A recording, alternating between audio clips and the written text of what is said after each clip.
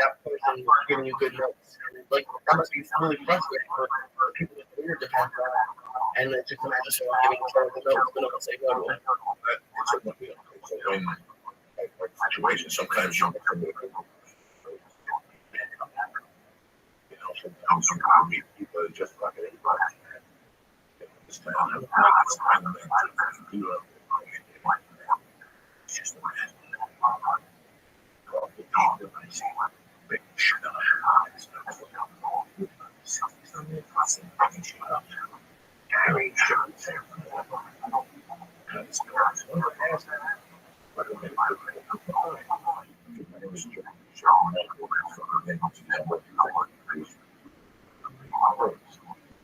I was maybe in fucking like somewhere from the 60s.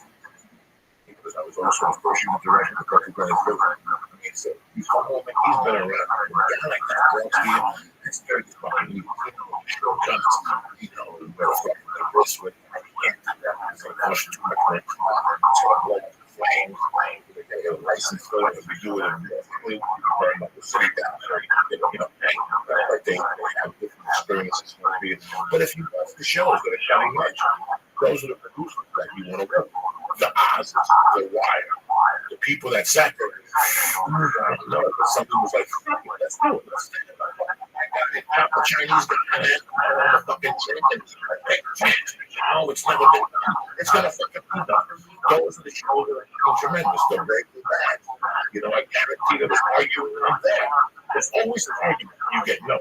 The Sopranos, I one time they were going to cancel the show. Episode 6 of the first season when he killed the kid up in college because they didn't want the boss of the family to shoot somebody. And David Jason argued it's 2000. Everybody's shooting. It's not like the old days when boss used to know and you go, that is 31. And they did it. They filled out pissed, but they fucking showed it. So it's the guys that put the that you a little bit more on the fucking money. Do you think it would have changed, like now, like what we did show now? Yeah. Well, look at the Johnson. 3MT, it's like, what do you think about just a show? People are 50. No. People are like they want to smoke a fucking reefer. You know, nobody has a reefer show now. Yeah, that's the shot. Reefer, somebody, QVC, no fucking break the computer, don't break the TV. And don't. I'm a fat fuck. I got nothing. And look at it. He's fucking just talking shit for 3 minutes in the morning. People come up to me on the street, tell me why this guy. When I was on my back, I love the fucking. I fucking like people. I curse them. Okay? You understand me? People, two guys at midnight. This is true. What's happening? The day's events. What even how much now? A couple thousand. Nice. Monday, Tuesday, maybe.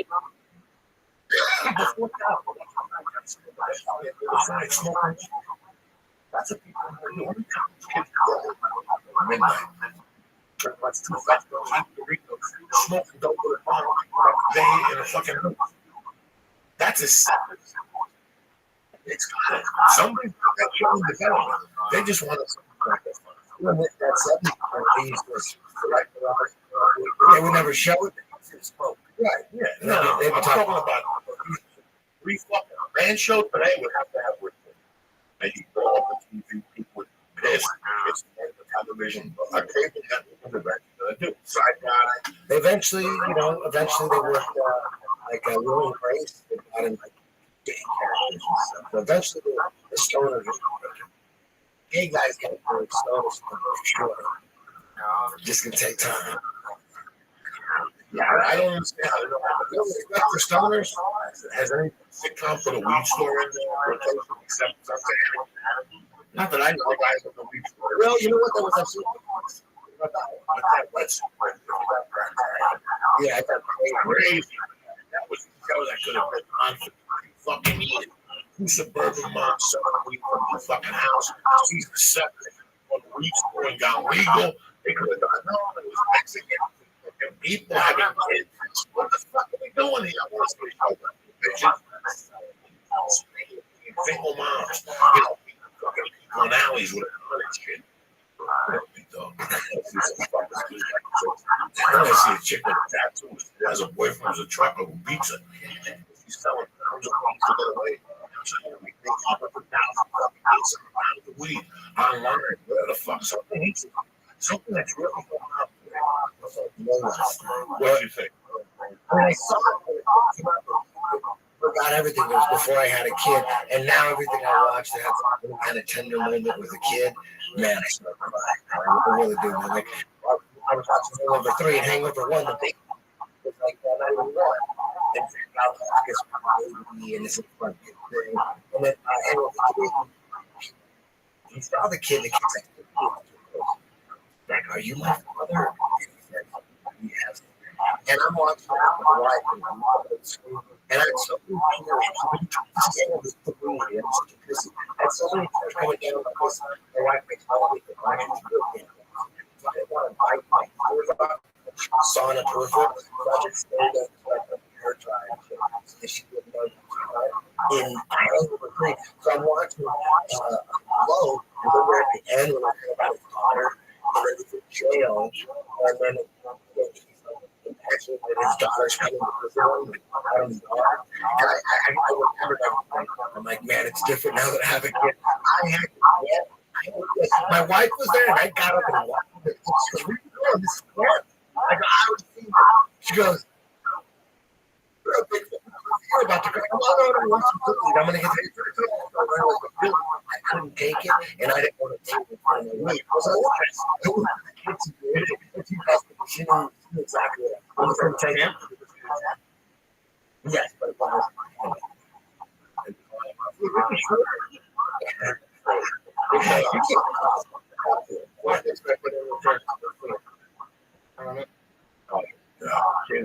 Boy, it's one of the best of all fucking time. That's great. I watched 25 minutes of it. It's gonna make me cry, man. You think of this one? Yeah. Final part of the movie? Saddest movie in the world right there. And we're all attacking. I got to go into the kitchen. I'm thinking, it's Johnny Depp. He's an actor. It's just a movie. I'm trying to think of the grips. There's cameramen. It's not real. That's not his real daughter. You know that Which one? that chick that The last kid or the kid. That video on that one. Oh, which? Yeah. Oh, really? Look at Ricky Shaw.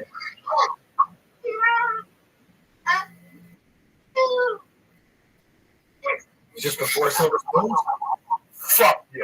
This is what put him on the map.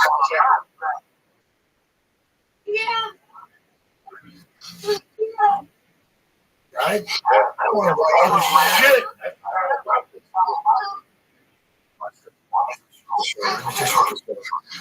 It's a movie.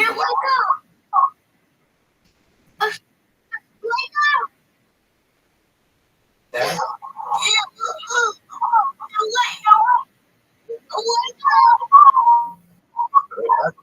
Oh.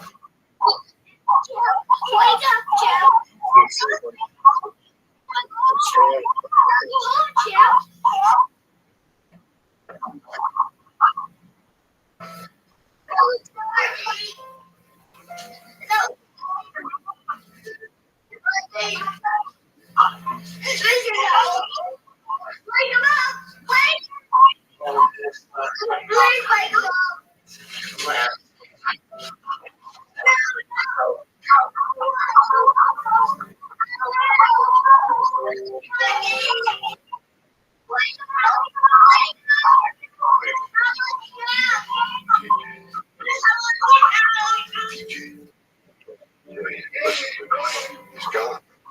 He's going. He's coming.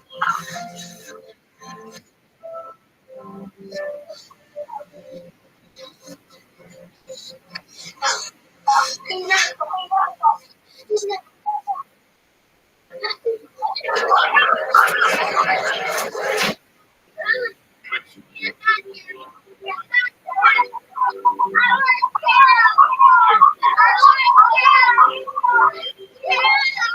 a class.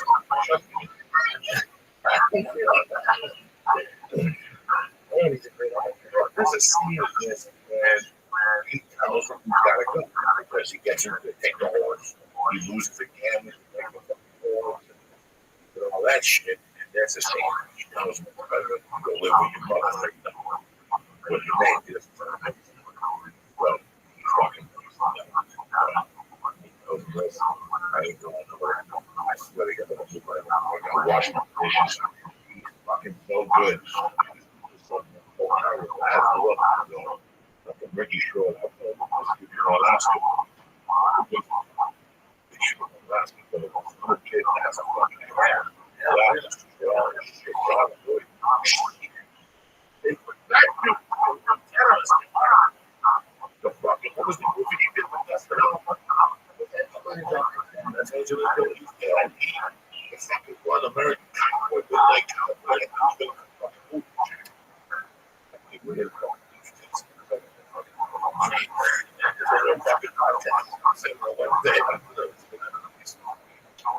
Yeah, I always wanted to ask you.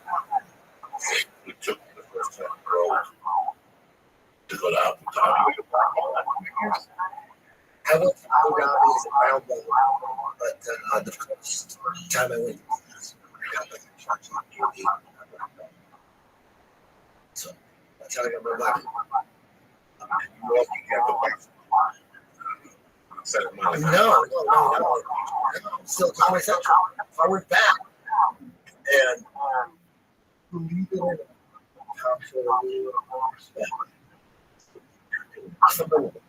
and actually, it came a loop in the background. I can barely see it. It's like a dressing in the background. I'm staying. So they're into it.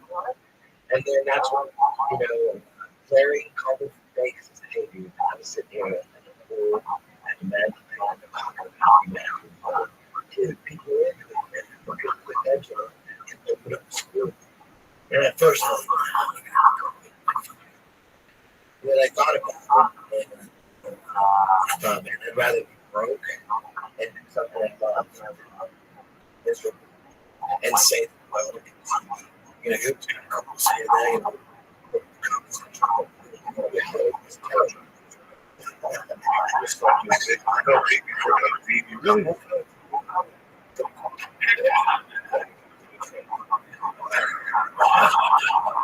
Tell me right for the man show, it's not a lie.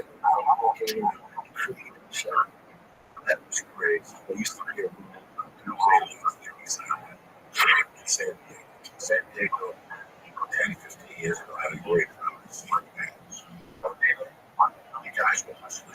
Comedians at the time were hustling. This PB, Pacific Beach, and then Wednesday, it was $2 down. We guys were kids. So basically, it was all just $3 down. That's what those carnivores are in San Diego. Denny's on the So I went in on a Tuesday. And listen, guys, the show starts at it's college. By the time you go up at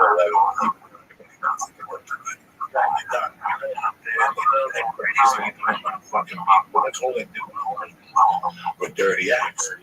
I said, girl came up on stage. That was fucking hot. And she took off her shirt. I said, come off your pants. Tell me what's going on. And it was just like that. It was the craziest thing. Her upstairs, I was talking crazy and shit. But she people, girl, that walked in. And she's crazy. And we started looking at her.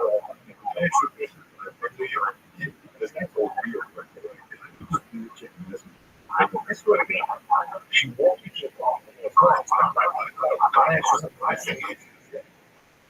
I think real fucking thing. This is right now. And she goes, come away from this time. I know you. Listen, I mean, she showed up at my grade with a case of beer. You understand me? That enough. And she goes, come away from this time. I know you. Listen, I mean, she showed up at my grade with a case of beer. A case of beer. You understand me? That enough. And she goes, come away from this time. I know you. Listen, I mean, she showed up at my grade with a case of beer. A case of beer. You understand me? That enough. I didn't have a doubt. I lived with that fucking different fields. I had a sneaker, just leans. It was fucking crazy. And they had the jet. Yeah. I said, I was trying to I would shake the bell and walk around and just see people big. No, that's crazy. The first night, I almost got Teddy upstairs. Teddy came out. You know, I can always like, yeah, Kelly, I should give up. I played some fucking baby. I should go up for a chick. This chick was good. She had some big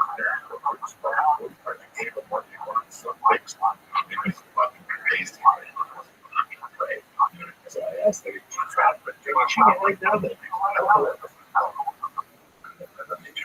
I couldn't be around. She was great. She was I dropped her off. I brought her to stuff. He's fucking.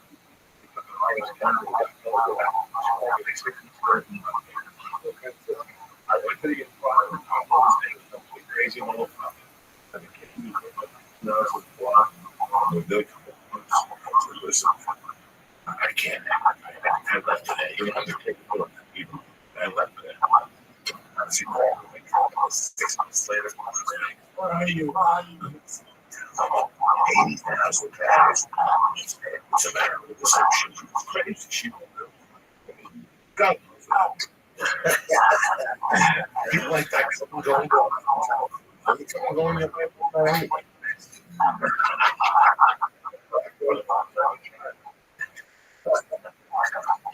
don't even know if you guys know girls. Hey, I'm really fun. Joey P's was making out of the day show. I can that could be up. The main man who won the box up to the side with the podcast. I was getting still in the world of Raymond Manson, Ray, Jack Calderon, John Petro, and 30 years ago. I love you, motherfuckers. The very best. Very this time. What? I just wanted to. You fly. What was that? When you fly. You fly. Yeah, I just before I thought of another show, I was trying to figure out a way to make jiu-jitsu exciting. What is it about the point system that we're and the submission was started there was a couple of sub-league, I think it's what's doing it, from the USA grappling. But what I really like to see what it's all about, I was not into the concept at all. It was too boring, and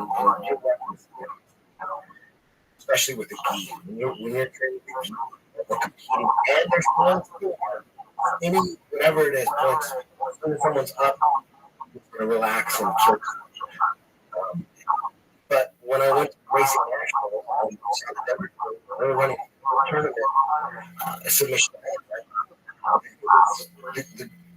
The most exciting tournament I've ever seen. There's no points going on. It's just people trying to submit each other. It seemed like a film. And Rose Gracie, they put together great girls. It was awesome. And then Metamoras came out with a submission only. They were not a tournament with everybody, but like an invitational. But still, there was problems with the end of the matches. Like World Racing Nationals, if there is no submission, and that's out of urgency more than where if there's no submission, you get disqualified. The practice, it's amazing when we show up with a giant score. time breaks for national since LA and Canada and Energy Boy and the World is coming up. And in Anaheim, we're taking a giant team as well. I love the professional. But for TV, what I wanted to do, what Mayor Morris is doing, make it more exciting. They were doing a match with Hoyland. It was a 20 match, and it was also it's really hard to run tournaments. It's so unpredictable. And the only real way to put just on TV is you got to be so much fun. You got to have a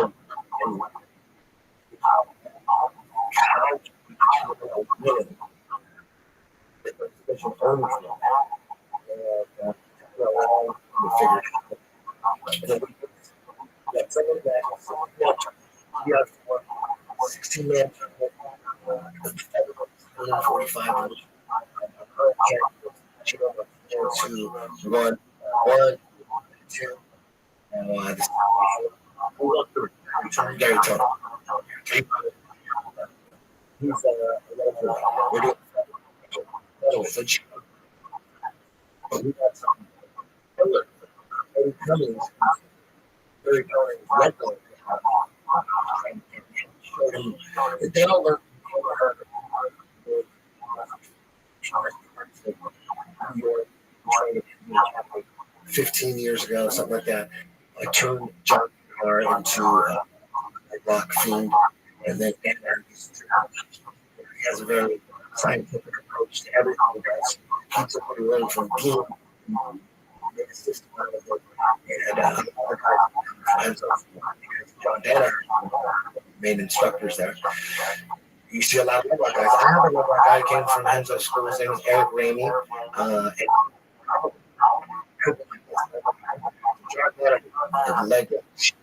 And he's got his little pro. And Eddie Cummings is one of his little killing everybody. Eddie Cummings is amazing. He was in EBI 3. Welterweight 140, 125.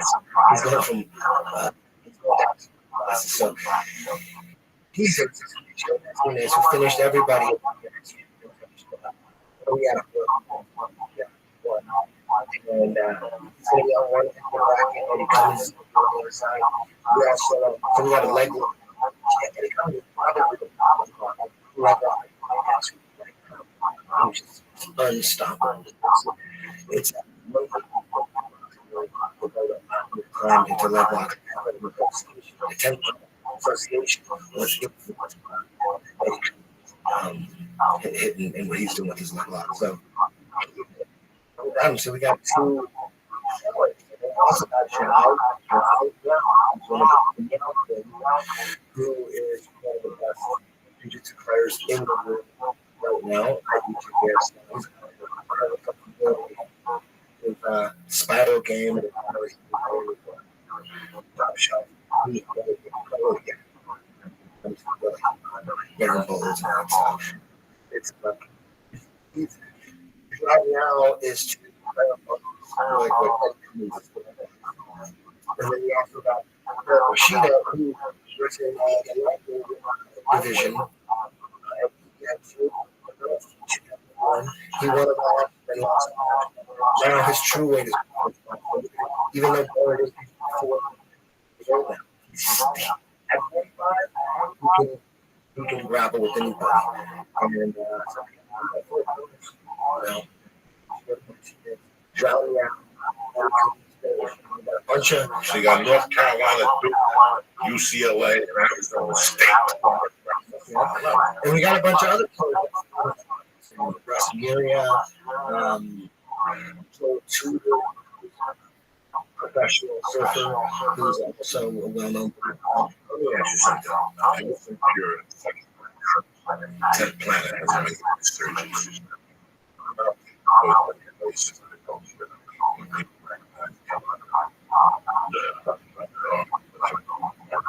Really not.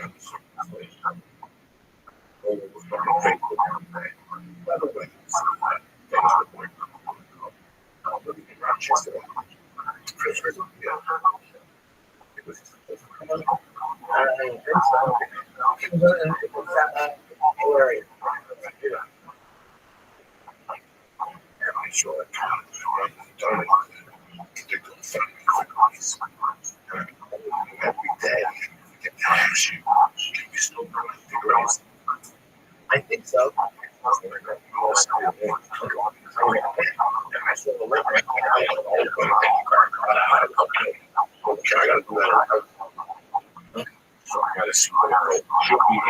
Yeah, so we also 16-man bracket. We're gonna in between every round, we're gonna first round and then team super fight, and then we'll do another round, another way, another super fight, another method, and then so we have three super fights, all women's, all girls. We have the winner. We have four of them, 12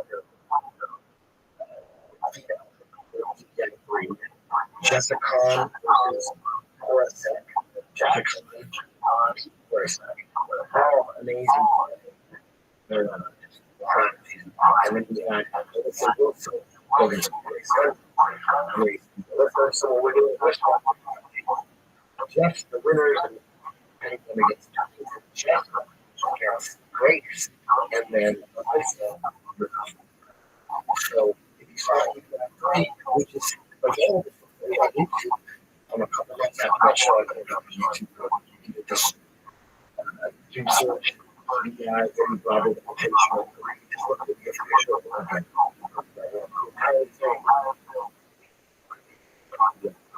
Yeah, available on Buddha videos. Christian University. I think it's something. You can stream it online and host the show. Saturday on the 15th. That's great. I didn't tape it. I'm watching more. Yeah, it's on TV. Well, you can on the big screen here. Yeah, you can't do more with it. You watch on your phone. I dropped the kid off at school. I talking. I go to the fucking park. With a 10 he was right. But he was 1-7. Eating things. I like it.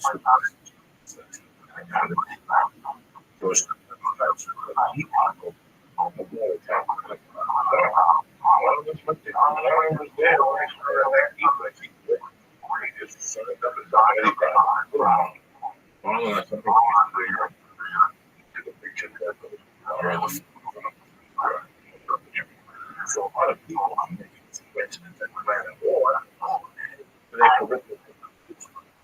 That's really fun. Now people go out and the schools have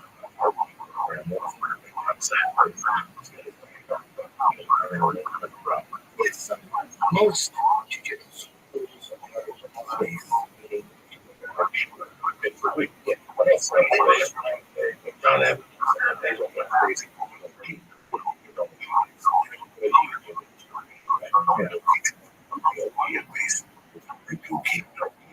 It's interesting. I just don't. I'll tell you the difference in SoundCloud is some of the affiliates have key programs, but it's more just get the guys in here and then they'll eventually look at fucking Josh. He got on first 3 years.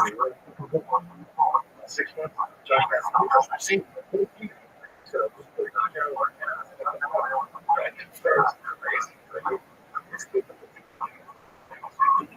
when you're there.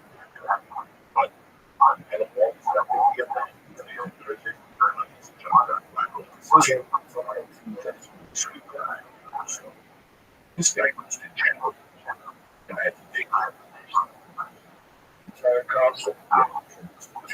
Yeah.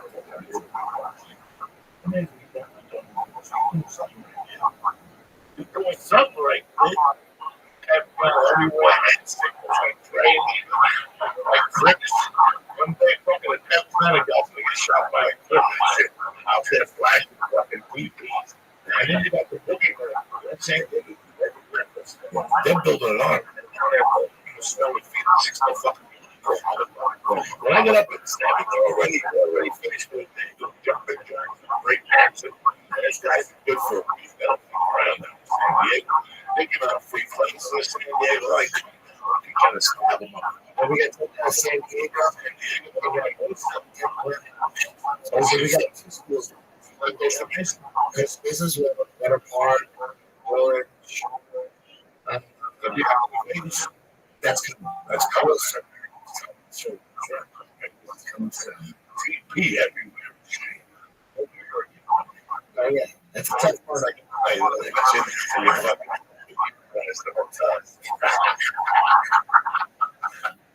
That's the reason why. This is what I heard that. 15 is hotels. He has a voice in the so he's not in it. So, something in New York, to make the whole change. Doesn't utilize his hotel. Listen, man, you get a big effort over there. That's it.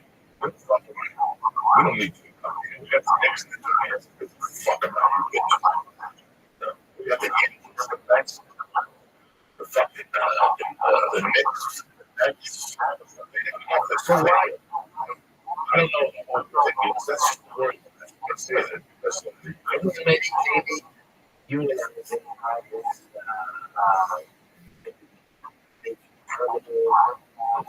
maybe the Catinas will deal with the we talked about the film with politics. So it's going to be in a Passed away. We saw a guy the problem with the UFC is the NFL. Let me tell you, some of the work for the company. They made a big thing. What? When you wake up in Boston, they'll tell you what they paid. Rez, I don't know if you can hear me. Fucking the UFC guys, you know they lie. Rez, I don't know if you can hear me, but I'm very happy you're here. That's one. It's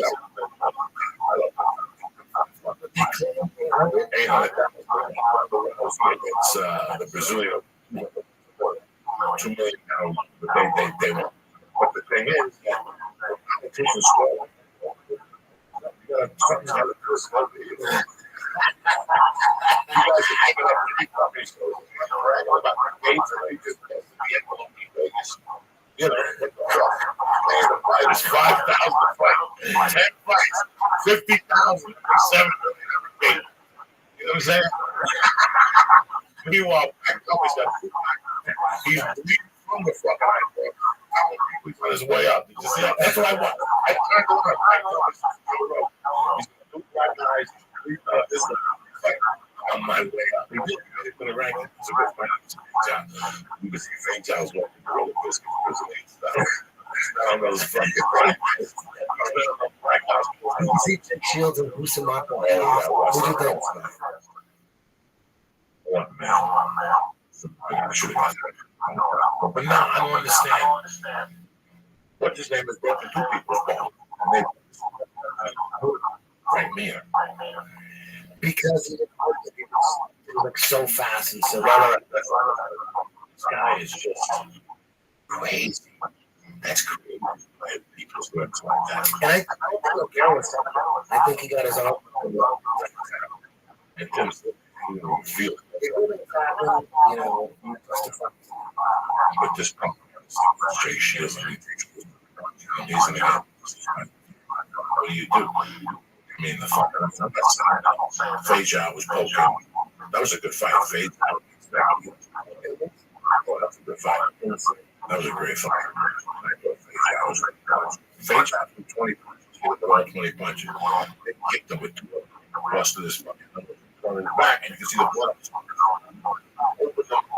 It was tremendous. Had 8 takedowns. Taking him down, baboom. But at the end, he just pulled 50,000 times. See, that's how I have it. All right. You're happy that you're doing all this shit.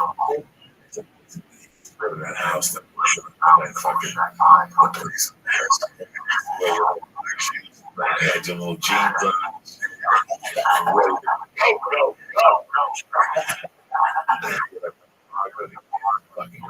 Yeah, listen, man, there's no greater joke. I don't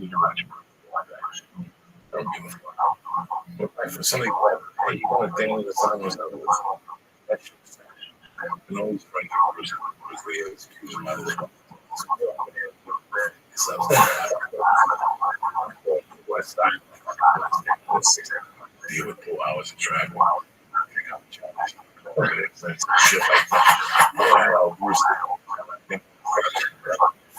Oh, that's it. Shit. Don't play. I would bitch.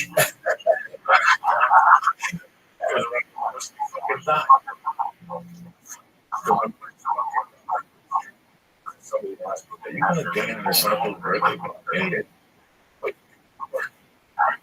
How many chances are Legend. Oh, he's supposed to do seminars. He was great. That's real fucking history. That's a good one.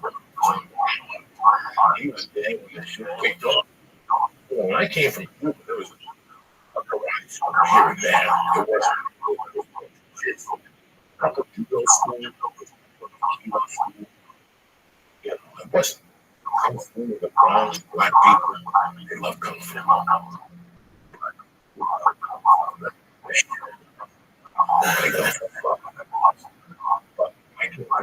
Once I saw the green one,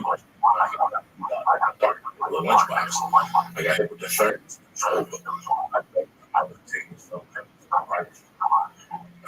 Renato's father was just a black school. He made it run on the streets. With an ID card. There was a black lady. Correct. An ID card. You check your gi had to be belt had to be holding the gi a certain way.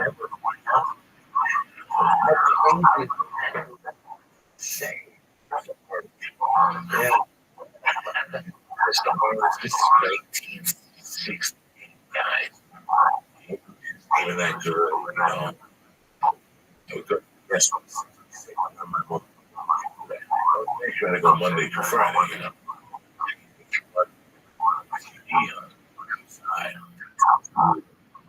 That's brutal. And then you see all the kids going to school, they ready to pick a fight.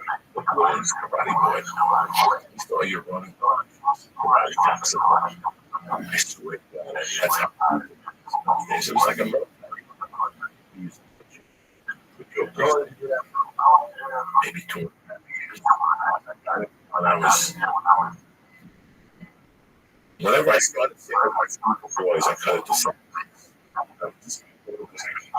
That was the one. So I was like,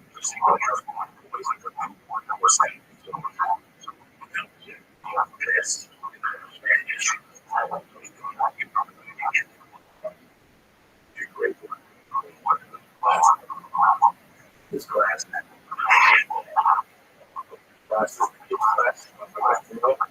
let's take it 6. What you think you're going to stay on your other life? And even though I have I can stay and ask the older guys to teach you again. Mom would come pick me up and say, shut the fuck up, come on, let's go home. And it was 3 months. So after I don't hold your knee a certain way. You gotta check different. Was always at the school.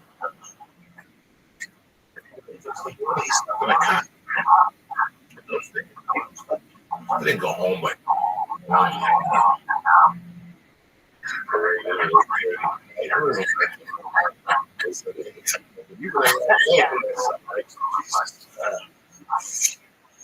What did the technical guy have? Push-ups, squeeze the gate. Like there's always a back kick. So look at them. Look at them. Keep crying. And those days, they don't the kids big kid. Why they put you in the corner? Go Jew karate. Remember it was a fifth? It's a go Jew. Then you had to have sleeves. Then you had a big fun. Sure. But the first was go Jew. You can still get the back. You can still get the back. People have the back. Yeah. I'm just Remember he had the membership. Buy a bag,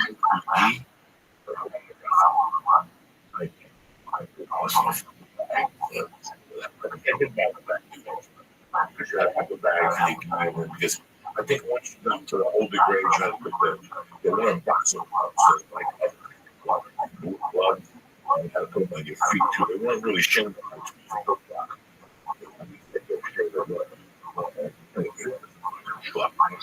It's a movement of your brain.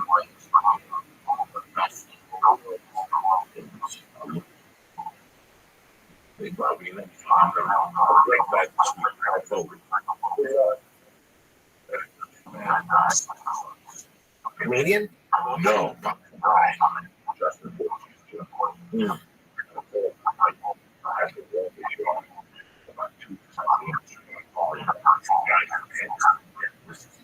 Such and such. I really like you.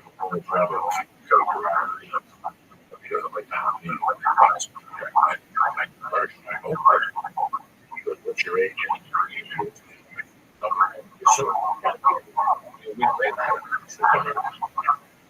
It's a boxing thing.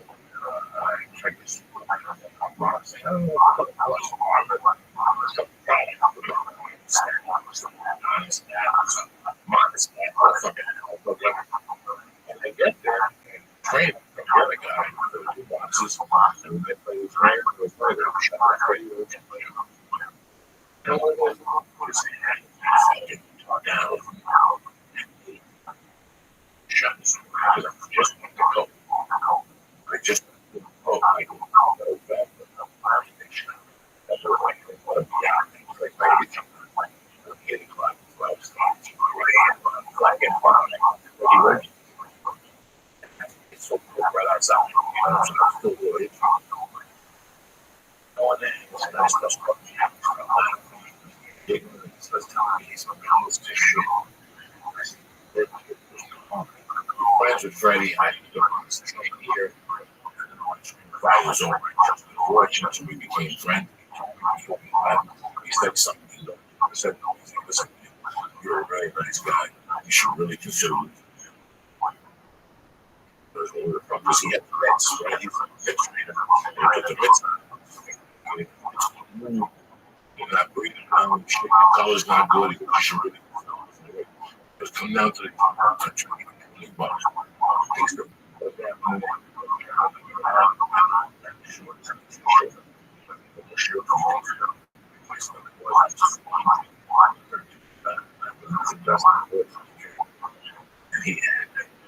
I was in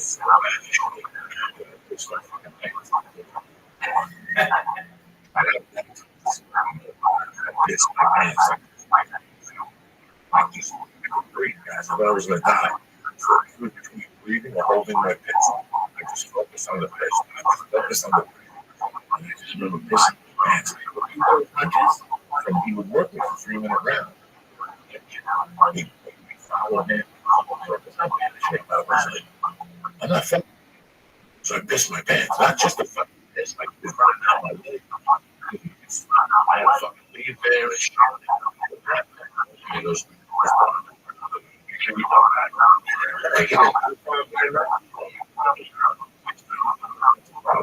I had a fight.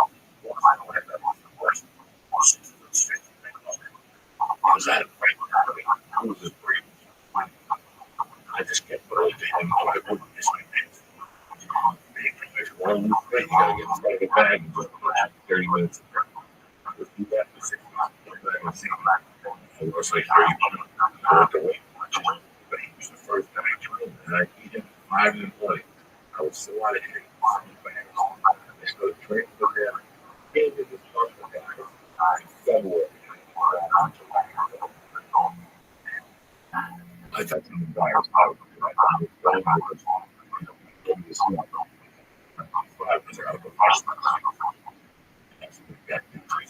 I guess very fucking sad. I don't know. I saw it on and then I called Australia just he was in great shape. He was barely every fucking day. So he was in Vietnam. He had something wrong with him. He had something stuck. He was trying to get money out of him. So the rest of the piece, my first I look forward to He wasn't doing more kids. no, that was just Oh, okay. he like I said, I just talked to him Friday. Now, you can talk to him on Sunday. On Friday, we talked.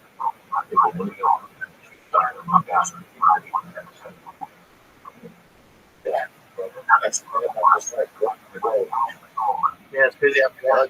3 days later. I feel like I don't want to rock, but a duck was right. Robbie got, he got, but I'm not even like remotely close. Because I'm it's like, it is kind of weird. I saw Robbie, they're gone. The weird thing about it.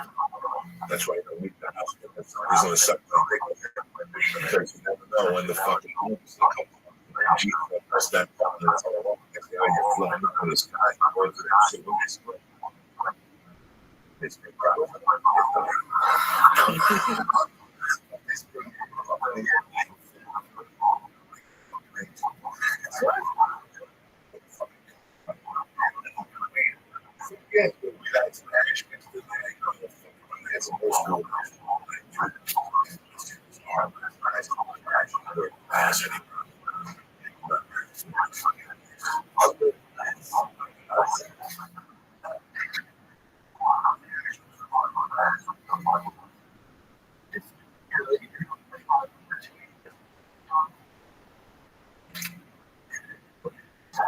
fucking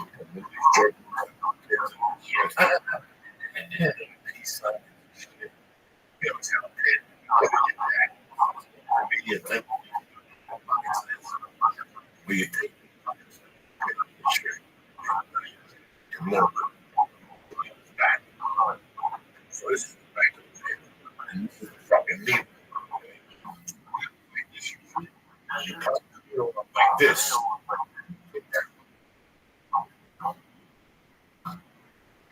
And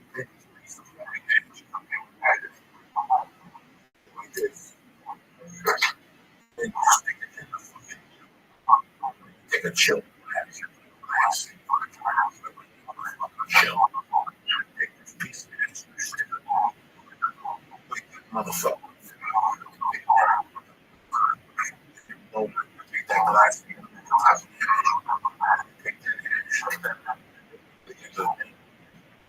Take the table.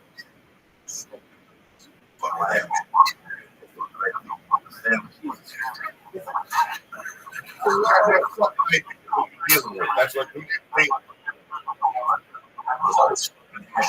Ask like that. Some buddies just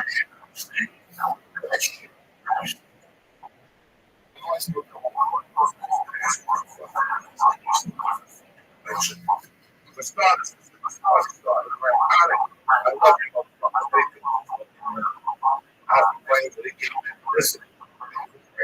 Shit, and you return the product 100,000 times. As far as all the other products, I'm telling you, the health protein, vanilla, chocolate, testosterone. coffee. They got breakfast. I can't help it. But I will pay. And listen, do you have any cars or anything? The Alpha Brain.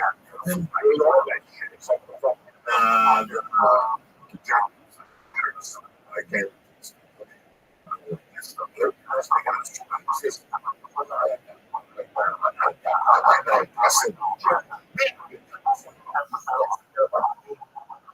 About to turn around if you fucking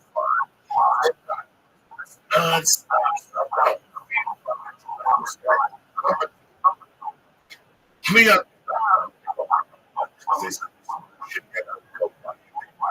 As far as I'm there, men,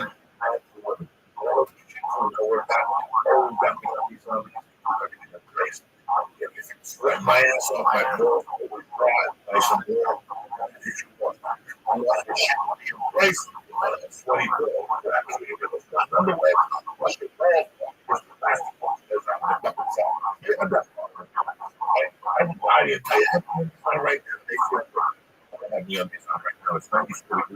it's you. We got on fucking powder, straight up fucking shorts. Anyway, what's the other deal? I'm trying to tell you. You got they got t-shirts, they got shorts. Go to me on this account with a great selection of them. That short. You shoot. All fresh. You go in there and just maybe suspect. Expect this to be something. That's what we have. Go to me on this account right now. I said, only % of the first orders we ship in the United States. You don't get no better than that. So go to me on these.com right now. All right. Your first box, nature box, tremendous. One big fucking box filled with 500 bags. The purple alignment, the world, the French coast, the Nola. I mean, every week they're changing stuff over there. Like I said, the first box is on that. Go to naturebox.com. Press it, put it in these boxes. Go to naturebox.com right now. That's Joey. Information. They got a box set for the house on naturebox. Let me into the summer. Fucking Christmas. Be able to put away your wife. You're a fast you gotta go. Nutrition is naturebox.com. The first box is on them. I don't know what the fucking shit is called. First box is naturebox.com right now. It's the best selection. My fucking nutrition. About the vendor. I'm fucking told. Naturebox.com. You know what the best one is? He gets shit. You see, that's scratching your balls. Fucking and all the stuff about Uncle Joey, naturebox.com. Before we forget, saying Joe Walsh, listen, every time you get home, here we go.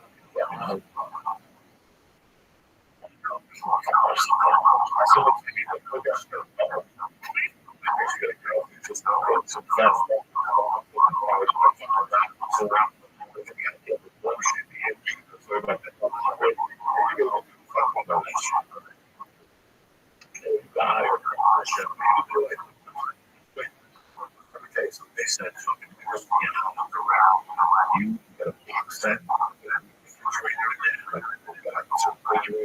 refresh the bush,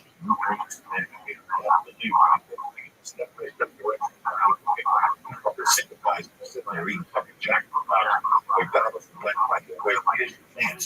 You get extra precious caution. This week, let me tell you what you got meatballs. We got straight fried ginger food.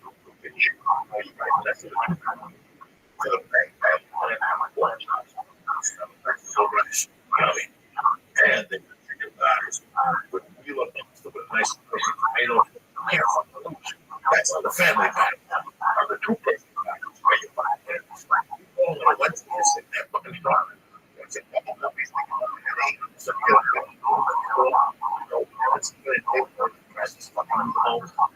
Do me a favor.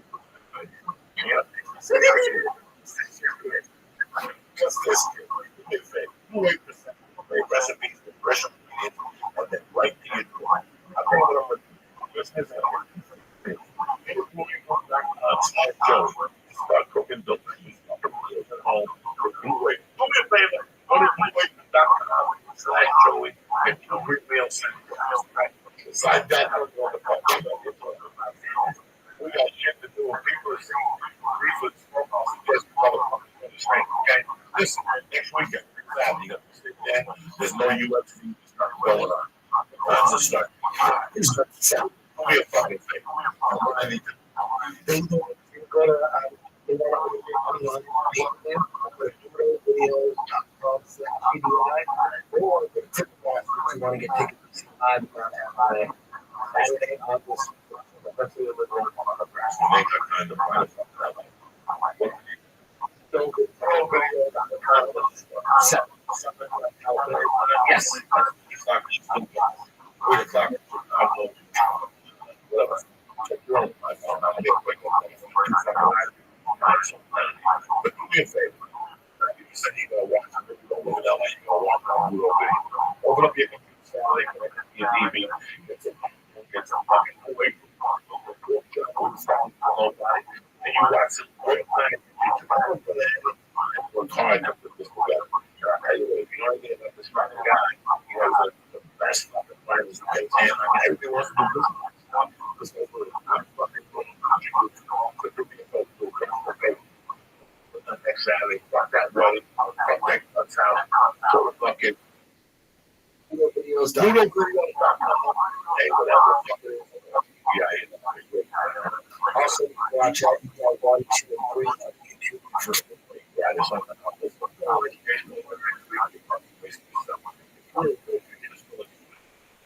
You should watch this. It's just for the fucking girls.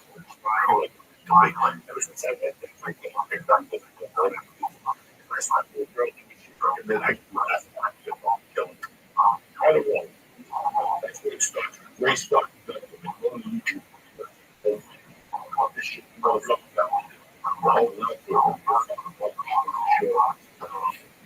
anyway, next week, DC. Taping the CB in DC next week. If you see Mrs. Obama, tell her Obama, he's going down and he's eating that little black fucking face for dry. Black race. Just like he just got over the wall. Oh, shit. Oh, nice. Love you, Cox. Have a great weekend. Thank you very much. Thank you very much. EPI next Saturday night. Beside that, Toronto for the podcast. Get down there.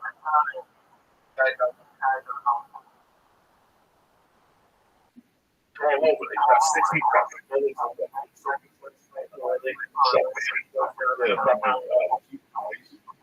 never come there.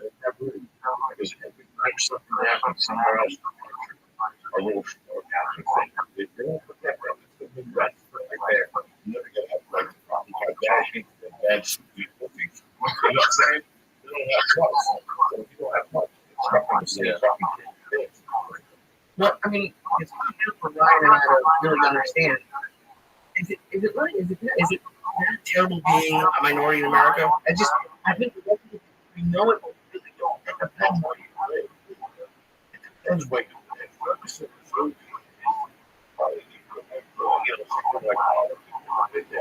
It's like every other thing USA. And then it's like African American community. We have 3 blocks of fucking town.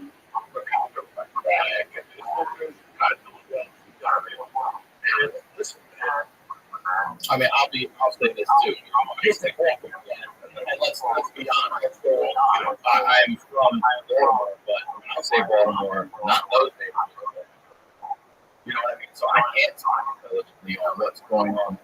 Just because you're from a city doesn't mean you can speak intelligently what's going on in those, pockets in those areas of that city. Yeah, people right now, when people hear Baltimore, they think they're riot. I mean, they're there. That's all real. But I'm saying I don't know. There's no reason for me to be in those things. right. I know what's going on.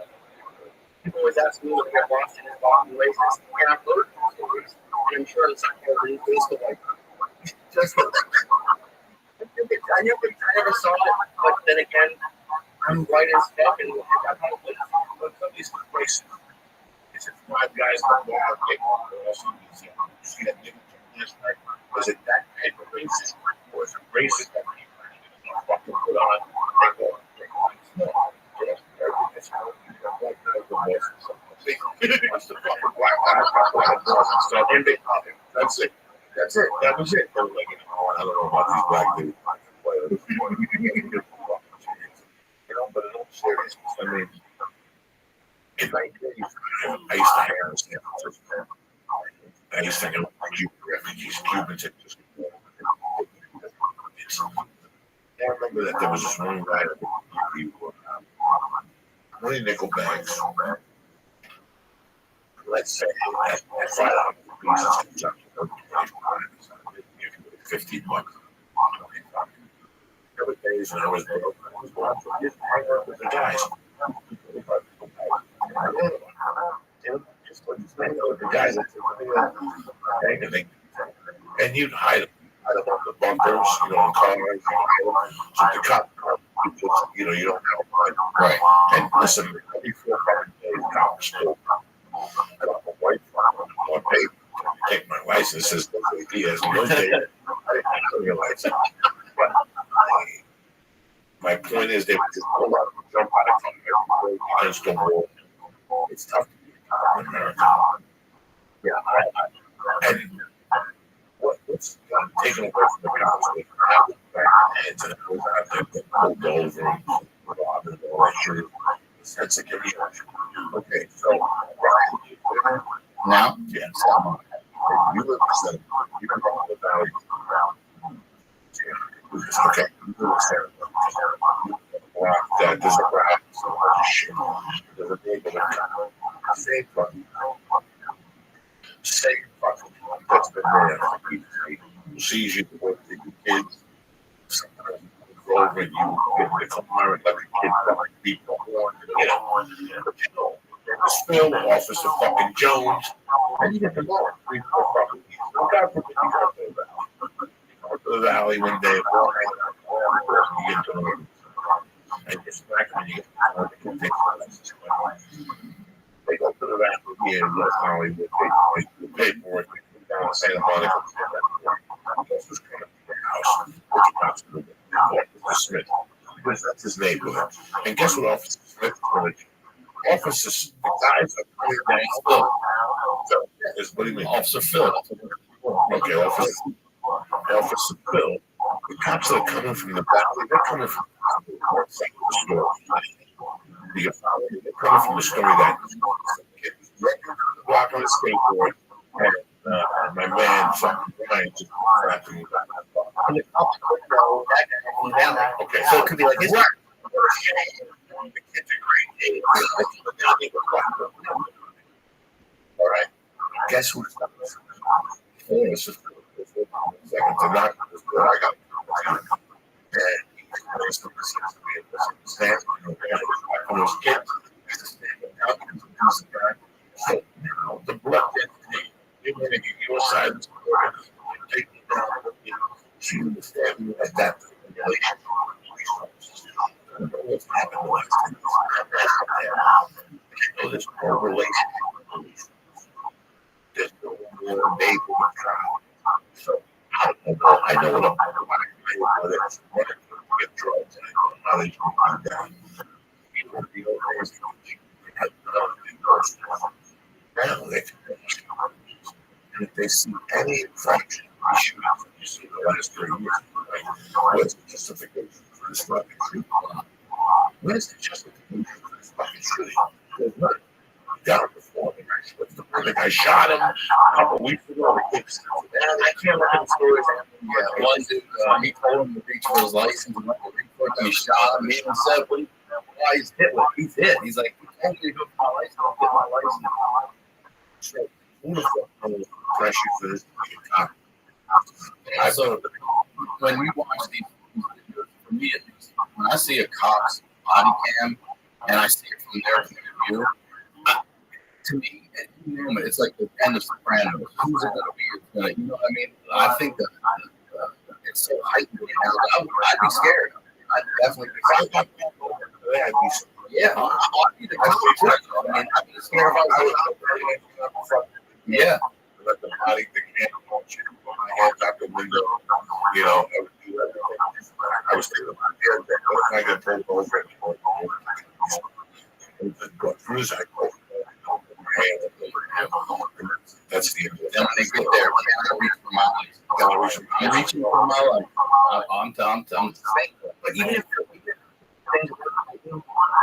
isn't there always going to be some sort of like tension between the cop and I want to just see, like, for this, right now, in this point, right now, where there's a big bunch of black people and cops. And if you don't think I'm fucking, you have to. Okay. You gotta drop this human beings bring a juice. He goes to the city, just smash it, runs out. He goes to the woke up. I should be for the other. I have to say, this man,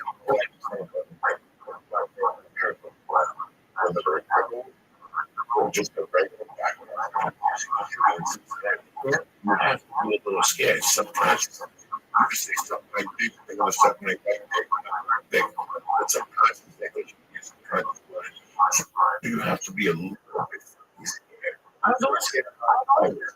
Yeah, me too. I've never been comfortable. My friend's mom, she's in there. She tells him, like, get your fucking registration on your car up to date. Never get them. Make sure your tail lights are. Never give them a reason. Never give them a reason. I see people and they tell you the stories and come back to you. You should fucking know. Remember the night we almost got pulled over? We pulled into the cop thing. The cops looked like that kid.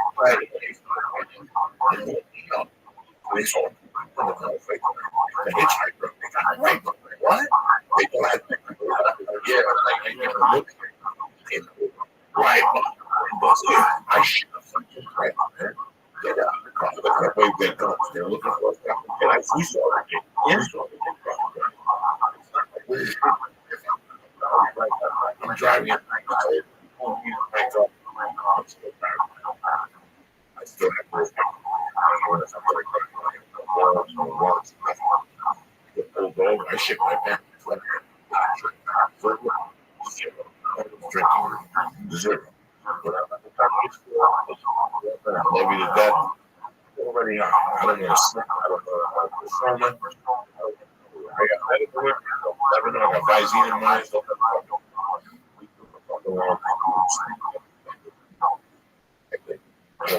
Pretty much. My dad was pretty for that comedy store. And he was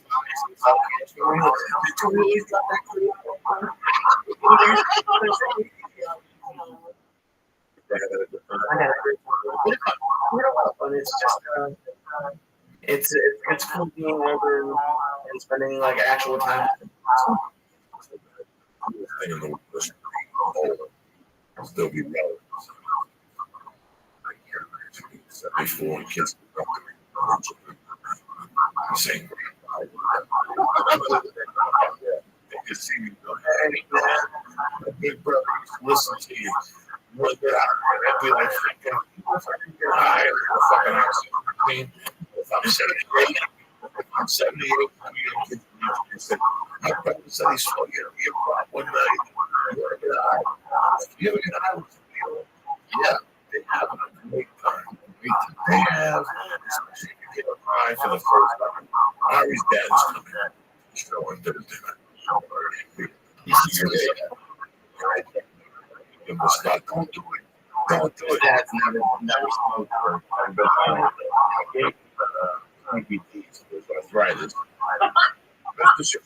When I played the messages, you can hear this guy's voice. He's got the Guinness out of everything. You know, it's just amazing. What a great message that brings about. Haven, you're in the DC area, please don't hesitate. That's what. Carry some info. Say, they make it easy. That's all. So I get more out of the way, make it crazy. I'm a Jew, what I be. What the fuck do you not look at me, or Joey? That is a Jew I said.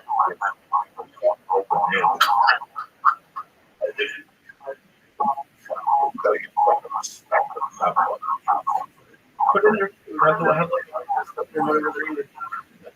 It's your feet. You let them Joey, Jeez. I don't get back as much as I want to these days. I used to go at least once a year. It's been since I've been back since a baby, so I have a twin brother, fraternal twin brother, left, but he actually just moved to Delaware, and my younger brother lives in Baltimore. I've got my cousins who was raised by basically grandma and everything. We have a product of the world, so extended family, so tight with third cousins, great aunts who help raise me, stuff like that. So all that. How bad is your life? Oh my God, I went to Delaware. I tell him every brother. He does? Okay. Like his wife, I have a sister marriage, and there ain't nothing to do. If you're at the border, two beaches, there was something. Yeah, it's not that. It's always good. But when was he said, you and my brother still call?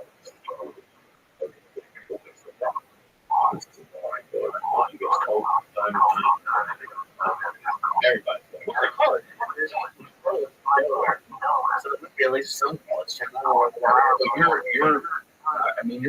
you might as well be on an island.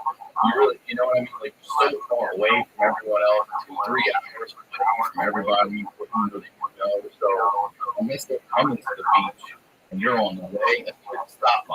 You know what I mean? That's so far.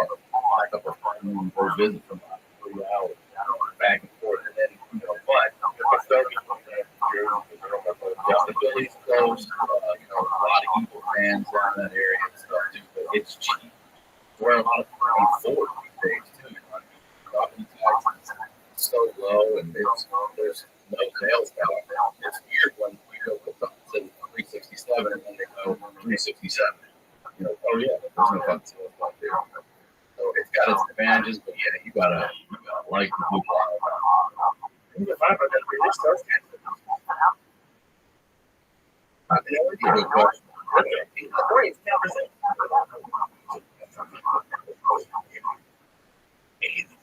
See, you look at the file, especially Is it crazy? Oh, it's you see these things. yeah. I could afford that. Not the bad part. I want to talk to you. You have camera, like that was giving us small cues on the back. That's just the shit on the side. That's all I need. I'll try that to the high. Wide enough to like Fred. I'll tell you, a friend of mine, so we grew up together, his name was Eric. Ended up developing this crazy stuff. So they were giving him all this shit to drink to try to figure it out. Like, nothing can't figure it out. He's at this time now, he's got a little girl, and he's just shooting himself with no, he's going to the hospital. Like, what the fuck's going on? I don't even know how he's paying. So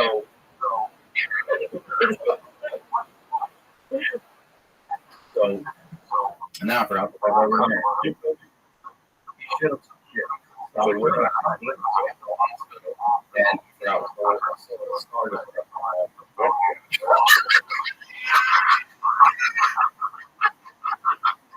My question to you was, Greg, I think was the one that was released. Oh, yeah. Communicate to your family that all the way saying to you. It's how there's no way people go on. That they're not there. So, a buddy of mine is a junkyard there at Baltimore. He was talking to, he's closer. So he was talking to people in the neighborhood. And the normal people, the people that live there, work there, and they're like, they just run down our CVS. So now they took out prescriptions. Somewhere else. Like, they don't realize how much we put the community out. We got all going to do this other one's going to be overflow. Not going to get our shit. They burned that one man's business down, you know, the business in their community. So, you know, and then you hear all the other sides of the story. You know, the rapists are out there, the oils are out there, you hear it from organizations. So it's been an ongoing thing that I think exists in a lot of cities, and I think, like you said, they're waiting for that spark. You know, I wouldn't be surprised if you started in Detroit or Chicago or somewhere else, especially the break. It's only going to get worse because like there's no movie theater shit. So the only way to stop that is by putting the police out there. Think about it, there had to be fucking cops in movie theaters. When I worked in a movie theater, there were cops there on the weekends. So what? In the theater or in the lobby. In the lobby, so they would need more. With guns, Sure, I get burning every So they're bigger stuff like that. You know, when it's a time, yeah, you should be. Yeah, and this is how much more vulnerable can you be with a dark woman actors and everything? And if you're watching Mission Impossible, there's people shooting. Yeah. So the first step, great. That's what everyone else thinks. This is not a good business. Right now, educated people. I gotta work in that. TV people. That's it. I just get it. You know, have a sponsor in your business. Like Chad, and the lady, you know, listen, I love her. But they have no players. Anybody's children. I would never forget something. I go in the house, you know, people can get up and there's no reason for nursing green versus green or pregnant. They took a baby to the hospital. God bless the baby. Throwing the mother. Listen, you fucked up. You know, the child is fucking yeah, right. You fucking you know what? Let me shut the fucking up. Yeah, just fucking you know, and this is what it is. It's the other thing. Right? So put it back. The fact that I say, these fucking you're over 12. I can't see all of those fucking movies. I'm not being cute. If you're over 13, I can't see it. Going to fucking movie. That's all I'm doing. Yeah. I would not go to a fucking superhero movie. Do you watch it at home? Yeah.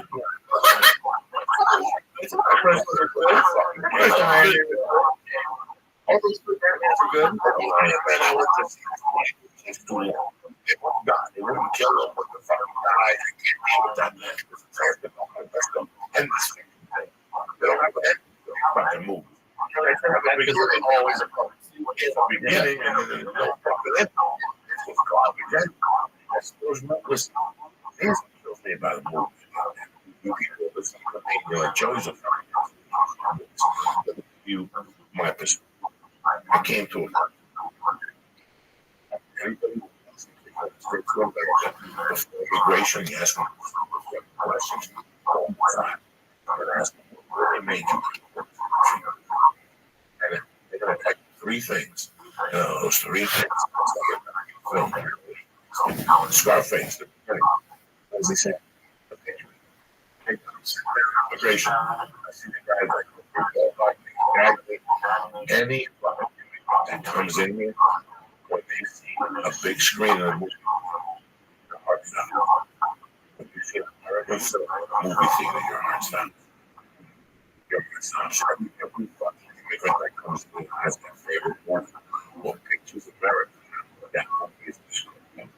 They will tell you, you know, every Russian watched the one with fucking Robert was like, he made saw that fucking movie. know, yeah, I saw fucking. Come on, I can't speak English. And no subtitles. Is that how you learn? I learned English once. I learned English by going and working at some Guinness thing because I will people have argument on TV. I shut my fucking mouth. If they ask me, I go, I worked on TV. For the first good. The Dick Van Dyke Show. You know, your brother-in-law's work. That's how I learned English. I would compare what they said and then we started two and together, 3 to 4 and 5. But I still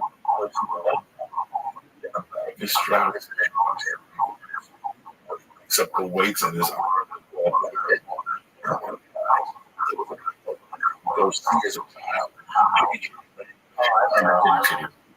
Dr. Doolittle with the fucking the fuck two of everything. Yeah, whatever the fuck. Every year on TV. You know, on a Saturday, she don't even she ain't even thinking right. She's like, hey, you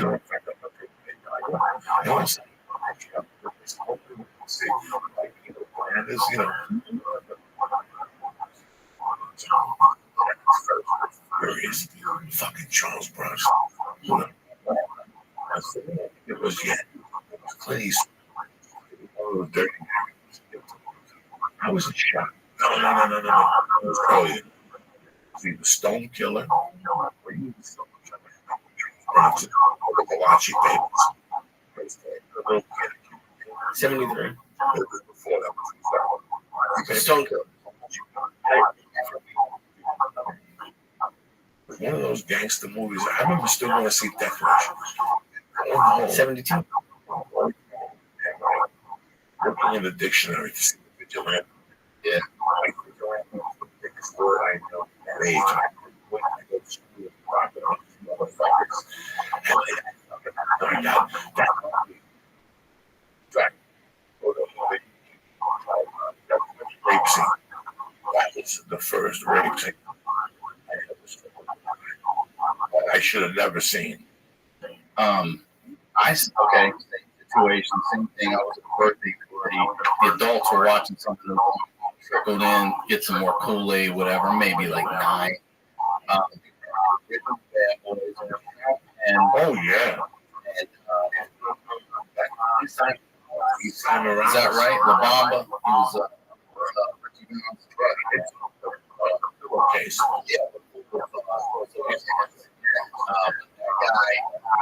I think it was a revenge thing. He raped 2 girls. outside, Killed they his raped brother. I went in my mouth, son. Wait 2. Disapproval.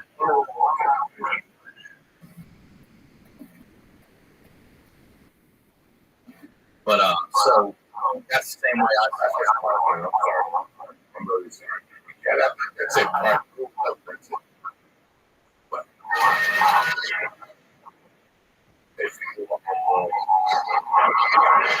look who it is. Look who the rapist is. Mary. You guys didn't see that? Look who it is.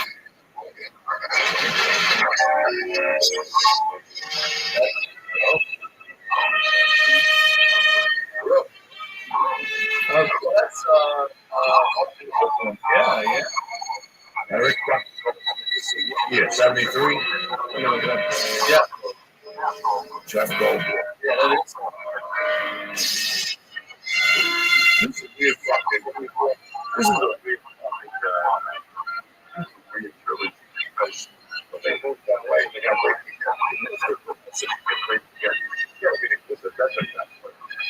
that's why we have to make those things like those But yeah, so it was at the party, and I remember seeing him raping her. He raped her.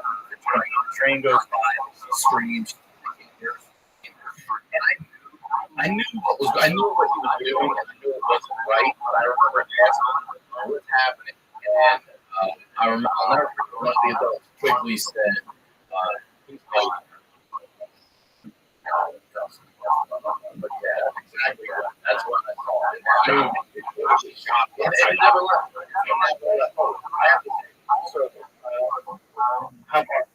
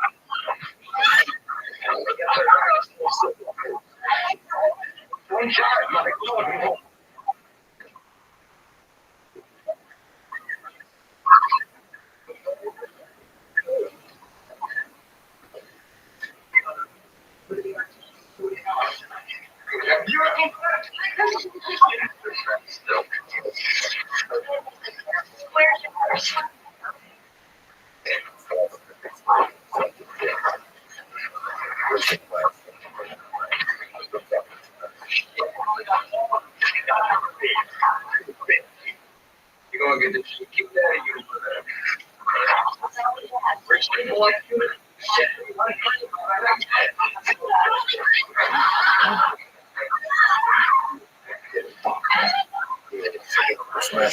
Yeah, I was gonna say, let's say Billy. Billy Corbin before the storm.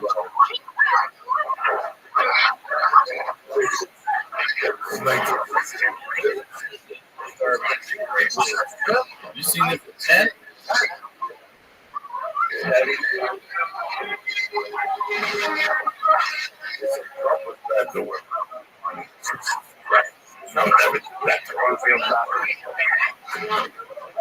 Oh man, let me beat your ass. Yeah, that's fucking my world up, man. And that's it. So I'm sure I want to know why. I always had to watch this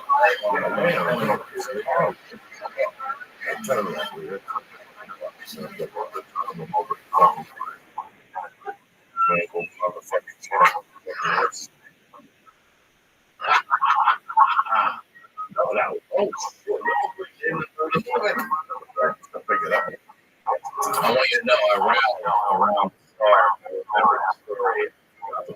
We were talking about This is the yeah. fucking We were talking about having a 2.5 bed. Okay. A friend of mine developed all crazy stuff about shit. He goes to his wife, company or in someone's town. Okay. And you walk in, like how you walk in, it's got stairs, but they sort of go down. Not terribly high. And there's always a fan right walking in the door, right there, right, just before the he's got shit problems. He's going upstairs to the main bathroom. He wants to call it a small town house with 100 people. And he's telling me my wife that in the living room is half full. He's married. Shit. And he just started anywhere. The whole thing said, he ruined everything.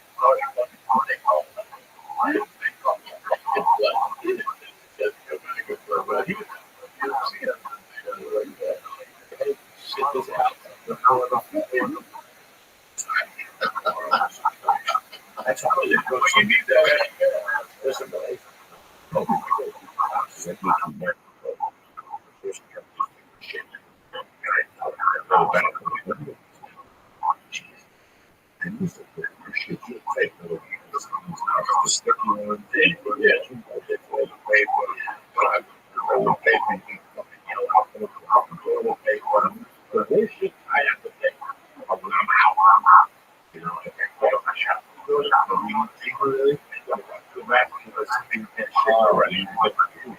Listen,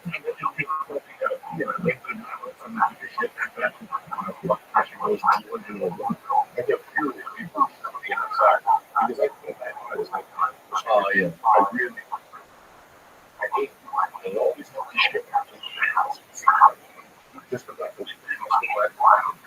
up to 6. I get myself a few hours. Fake it out a little bit. There's people who leave the house and start negotiating place of residence. He fucking put that. Right now, he was very sick. I don't want people. Hell no, not like that. You got it. That means you're done. You're done. You're done. I even had a house with a guy for one of my brothers this year. He has a family store that he wants to go to get my mom's house and sisters. And he like he was like 10. From the smell.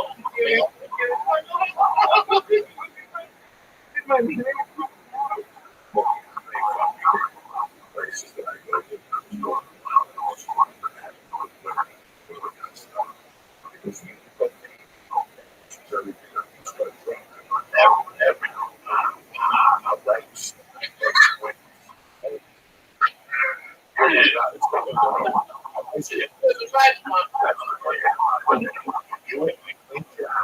When you're running out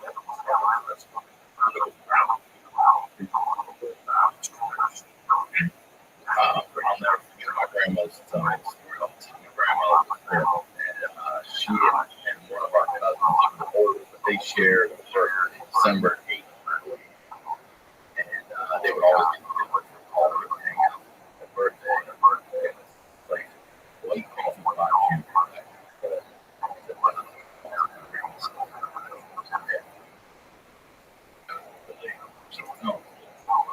she sits, she squats over the lot. She's got terrible right now. She said, I cleaned myself. I was not put it around the broken. She said, I'm nothing at all. It's spring. So she runs out, washes her hands and head. She's getting ready to come out. Here comes the female attendant. My grandmother was out there inside. Some stick stuff in the kitchen. That was nasty. I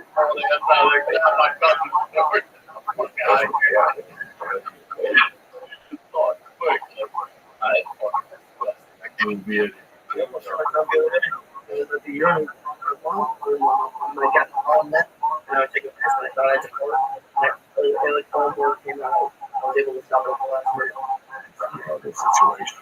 So I do it once a year. You know, Once a year? but I don't know. You go there for the first time. People are like, oh, it's great food. You go in there and they give you the fucking shrimp. That canned shrimp goes.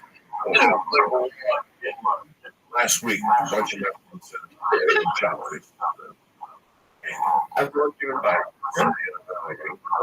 on Chinese, let's go to first. So I got to go the shrimp was hard. The wings were delicious.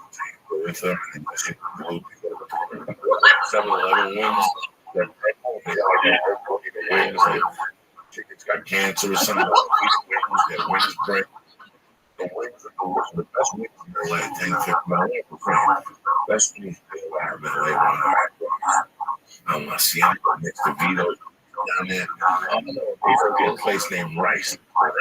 House they serve sushi for 15. That was 418. It had to be 418. Reorder wings. No cheese, no celery, just fucking garlic, Chinese nothing. Delicious. 6.90 piece. I didn't get the fuck. Me and my wife were going to get the lunch special and pre-order fucking wings. The tables, my wife's just delicious. And this place, it was right. I guess I don't get sick the next day. I'm not gonna lie to you. The pork fried rice, the shrimp and bucket it's just it is the shrimp.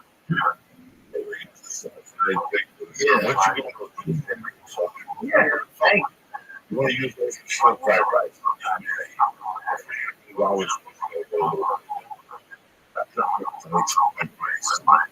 I love shrimp, but I don't get ready. I don't got. I'll have to go to a place for a while. People, shrimp cook 2 minutes. People,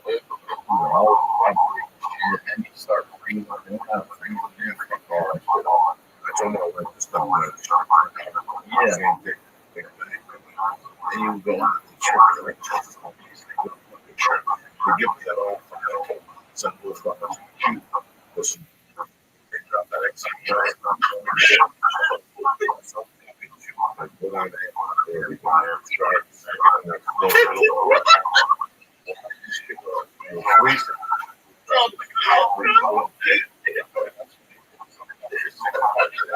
Probably right. They don't show you that shit. They gotta say, if they weren't so here, they were so.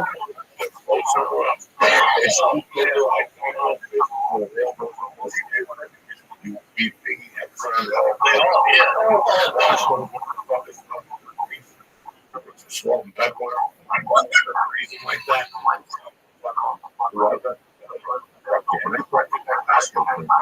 It's definitely related to the and second cousins that are all right, so you're going to school. Oh yeah, when the fuck do you go on this to get to there? Well, all right, so at 20 years old, a friend of mine was dating a girl. Dad was manager of a club called Water Street. And I'm telling him, and he was like, I think you should just try it. Go try it. So I tried it. And I did well, and I liked it. Well, the funny thing is, this was 94. No, 93, and they paid me $50. Fast forward to 2015, you get into the improv, $50. Still think that's so. I do it for a few months, and then a bunch of life shit happens, and I don't start again until I move out here. Down here, so let me backtrack. I've always wanted to come. I didn't know if it would stand up or what it would be, but I wanted to be here. So I used college as a way to get here. I making mass communication, got my AA, and the day I'm coming to Cal State Northridge, I'm in, I'm going to have a room with 3 other guys. I'm like, oh, get out to California where I want to be. Northridge isn't that far from Hollywood. I can do shows. And I'm sleeping in my friend's place. And his mom wakes me up. And she's like, telling me, I don't know. She's like, you don't have a college. What's going on? And it turns out the Northridge hit Northridge, the epicenter, destroyed. I'm not great there. Unfortunately, not a lot of people died. Offices and clothes, all that stuff. But that's exactly right. January of 94. I'm going to go to school. I'm going to start stand-up here.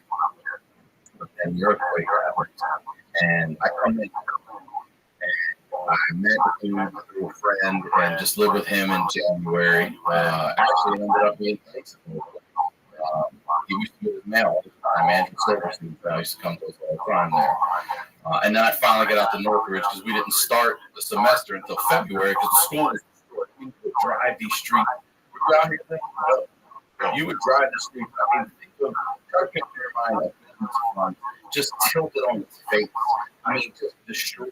Fires coming up from the gas pipe and families at the corner of Reseda and like Burbank. There's a big park, and people who have homes were in tents and actually brought water for them and protected them in there. Like it was fucked up. I mean, it was a big earthquake.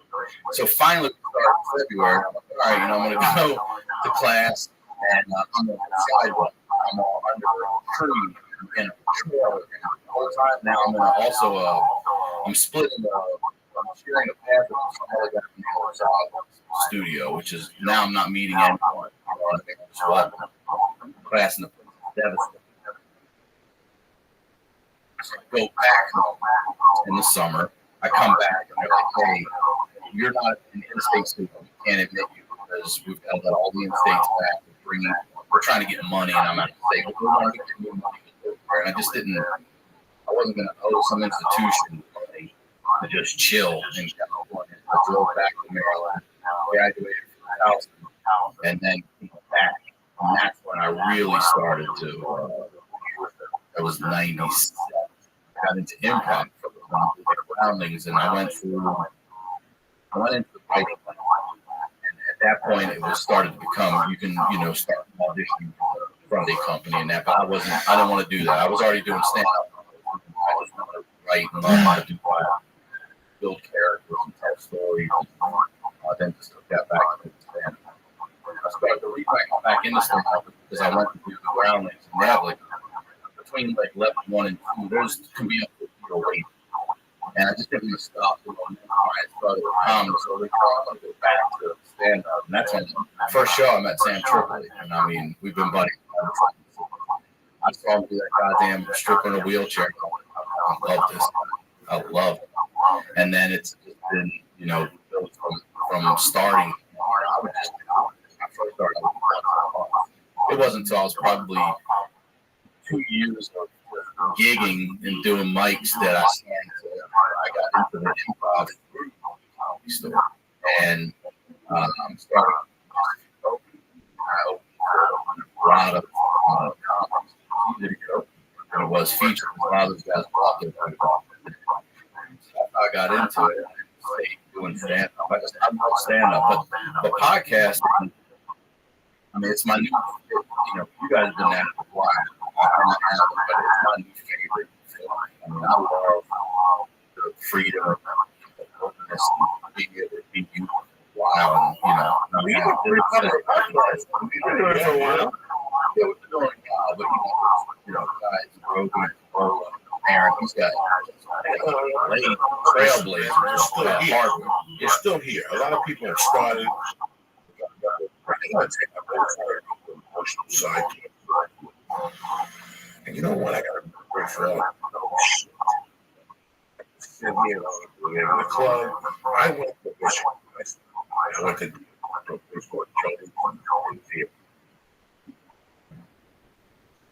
Joey's their chain, and they were very nice. The guy that was football. My first week, Memorial the summer it's slow, so I do a 2 week. So I'll put you in the hotel. And I said, okay. He goes, not really. Let me give you a agenda. Because I got a fucking call. They came back in, and he goes, this guy said, if you drive there this week, he leaves out of state. He said, baby, I drove to walk home.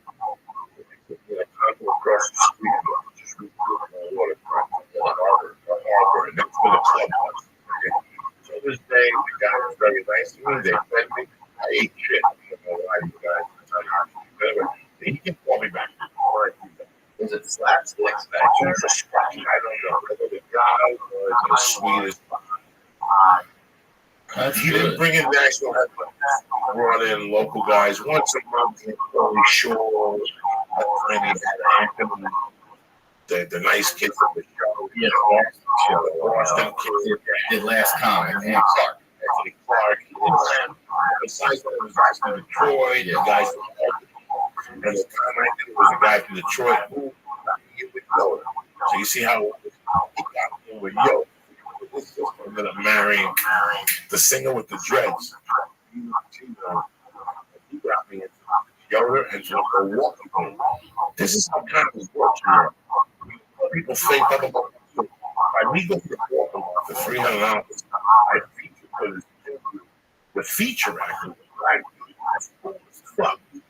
And he goes, I usually have that. But I took this. I came down here to get grab it from my sister. So we started talking. We go, where we go for the work? We called Yoda. There was no package. There was no Yoda gave me everything. And I didn't call Yoda for years. The Charlie Cafe with the gangs. It worked for them. JP used to own the motorcycle gang. He used to run the motorcycle gang. The whole static was fucking this gangsters. Oh, really? He plays like Simone, JD, they even know this. It's great. They get it down to this fucking place. Like the legal guy. Oh my God, this guy. Movie is not stupid. Every time you get there, everything that he takes you to this fucking dynamite place. Go walk. Saturday, Friday, he sang at the club, and Saturday, there was 2 feeders come on the grid. There was a guy outside grilling, he paid a guy like $3 to put like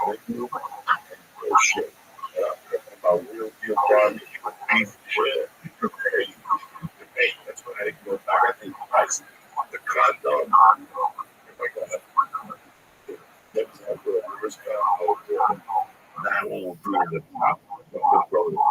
The couch was worse. It was like baby from all the span of the years. It was like a fucking grave.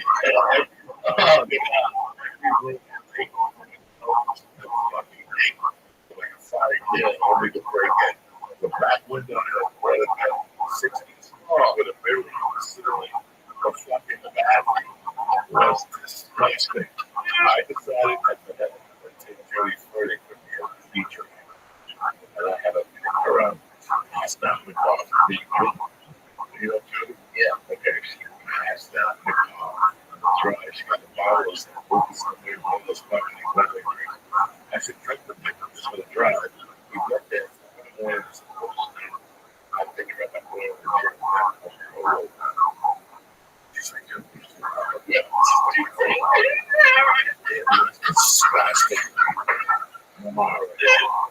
Even though I couldn't go to land. A hotel. Which I couldn't have believed to this day. It's remember. It just recently.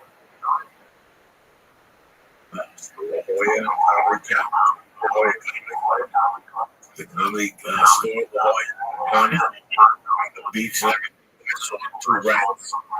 And motherfucker, that was rival New York City rats. Some people that listen to the Jersey, motherfuckers. Once I see a rat, I shake your hand, he's all over. If I see a mouse, same fucking thing. If I see a lizard, I'll make a comeback. A fucking bug, no reason to talk because they're in your captain. I was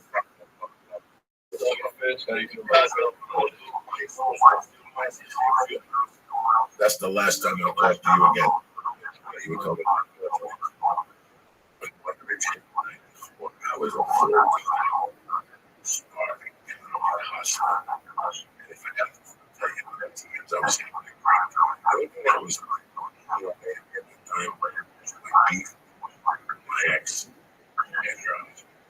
at that time we were going to kill each other. Besides that, guys, I didn't have it that way. I had a Joey Beers account. I had a job that paid me like $600 a month. That covered my coke bill. Everything else I lived by was whatever I stole. It was fucking ridiculous. But I had people on track back then. I can tell a story about the time when they came up to me. It was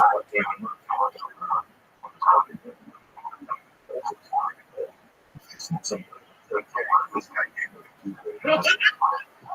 he comes to me every 6 months. We had 11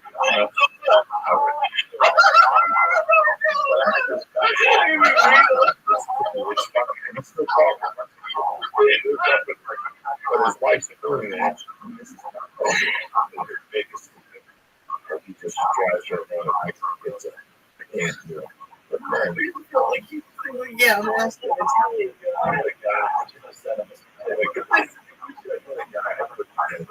I don't know.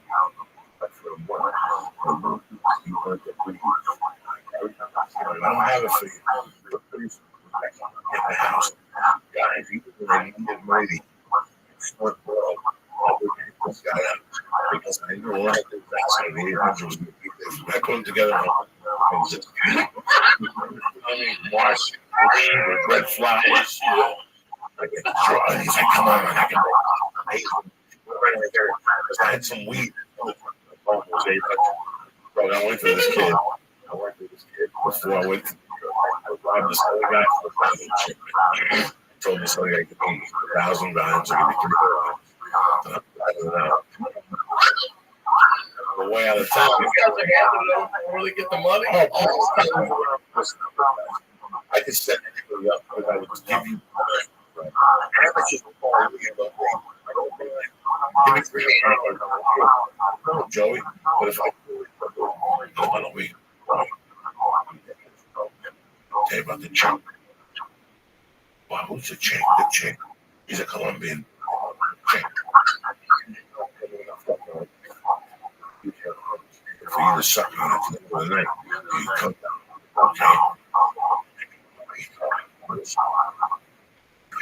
Okay. 3,000 an ounce. It was between the 200. I met them, little brother. It was the best coffee. I would just sit slowly. Now you sit. Not a problem. I'll fuck out of here. Like, over.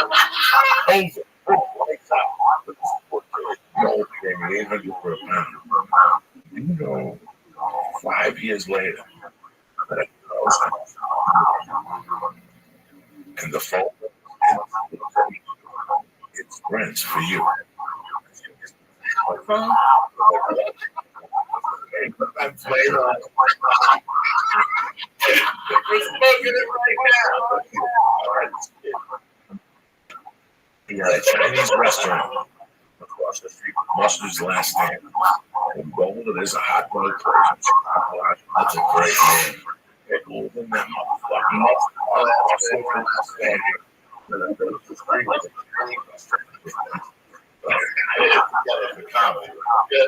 so I put them together for this kid's time.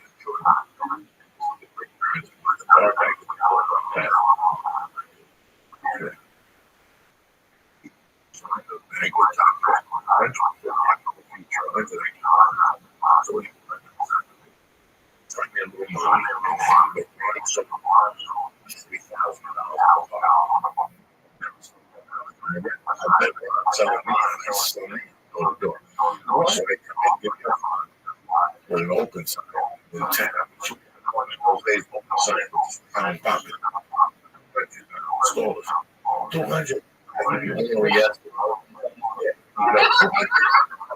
50 and 20.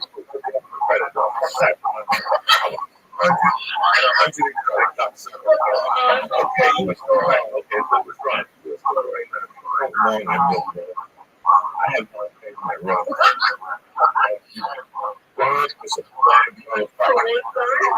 One side, in those days, it cost the 10. Put money in his pocket. And if you think about these people, that's they do. They want that money. So I had run like a year. I had run this.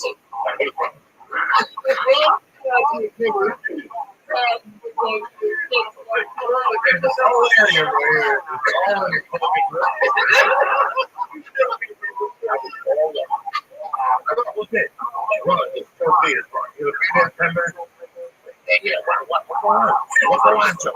Listen, I got a big deal going on. I'll be out in 10 minutes. I'm going to tell you all about it.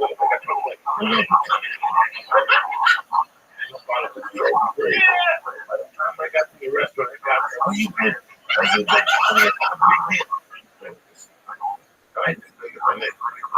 John Wayne.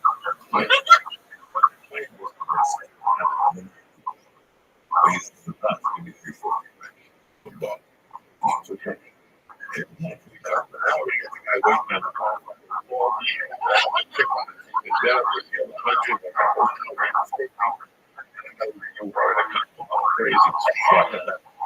know what you're going to say about it.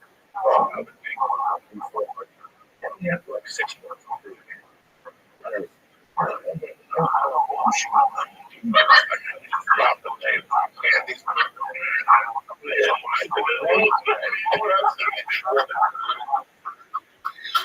I did and I looked at the Chinese guy. I was so broke to account to 3 meals a day. At 11:01, I was in the kitchen. Making that's how broke I had. I would take the shrimp in the fucking one time. And that I was a big train of soup. See, I always brought that day at the same chicken product, pretty thick. All they sprinkle it with fucking, into the really, it's a take crack, it's together and then they put it together with the news and whatever. All this stuff change. Yeah, I know that shit. I got to be so fucking around, but I took over and he changed.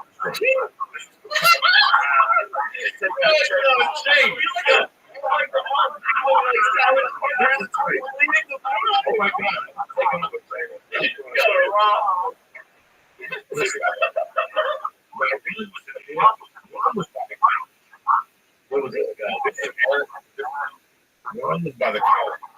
After 6 months, he questioned my leg. I get $3,000. You eat every day. John Wayne, John Candy, Oakland Eastwood. I had this poor guy sweat. I started bringing stones. Like 3 big bags. Where you get it? I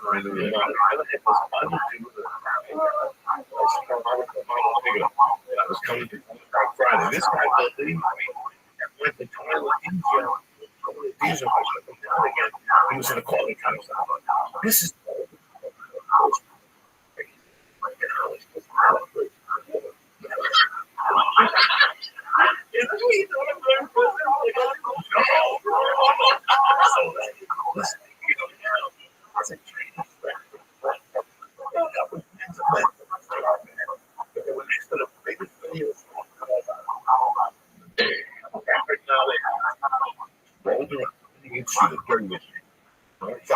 rapper. They used to have 3 floors.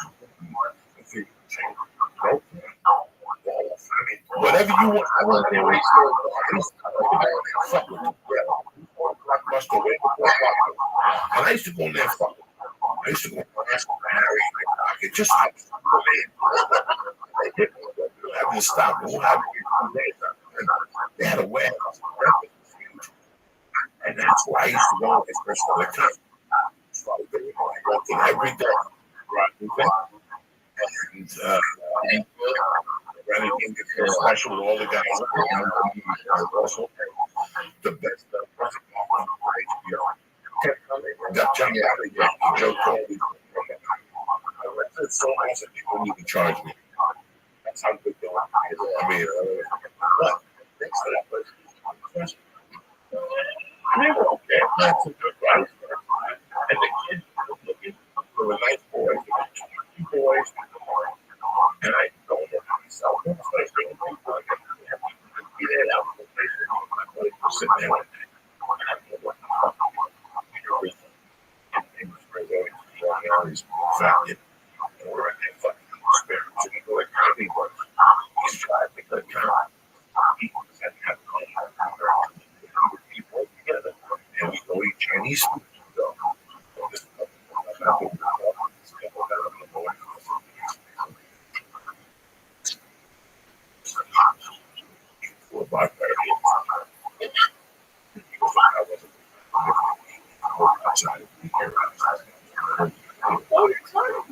So I still go to this restaurant. I don't know.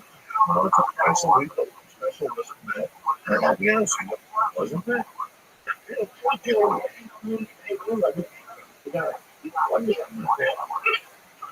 This is just with no call right now. I'm going to go to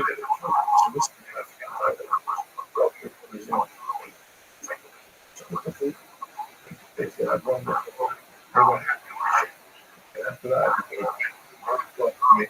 the brother talked to me. So the talk to me was good. I was going through a lot of I think Chinese food every fucking day. Hell yeah. Soup. The Rabbi basement.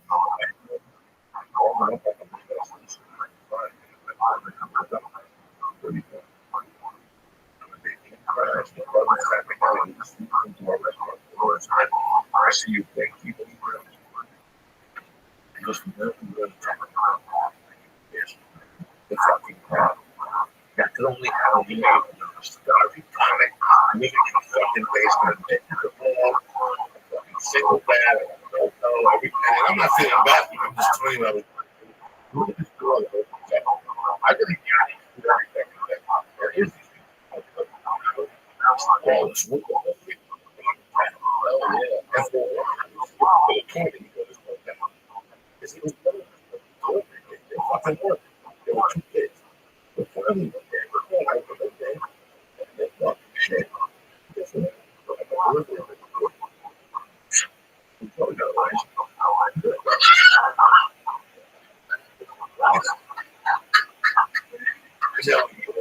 Chinese food, I'm like, fuck yeah.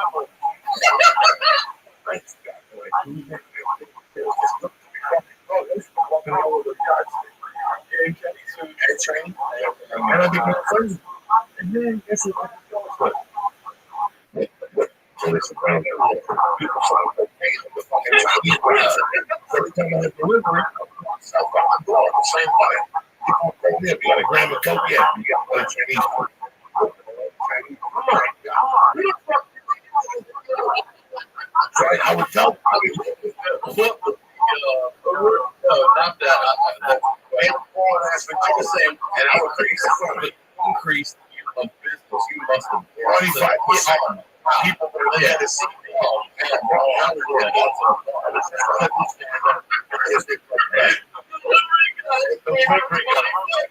Listen to me. I'm walking out there with a yardstick. I'm selling bread, and I'm doing everything. That was such a fucking overnight. I would hide it there, and they had like bathroom.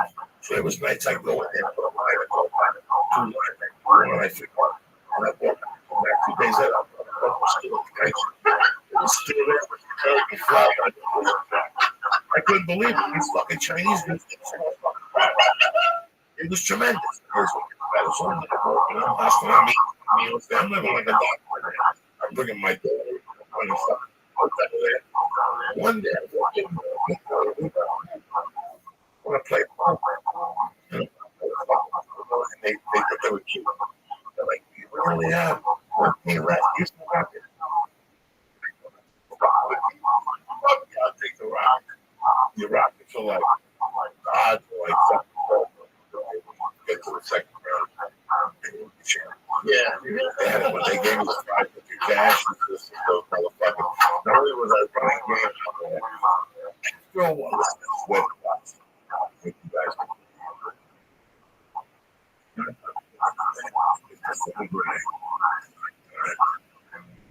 Those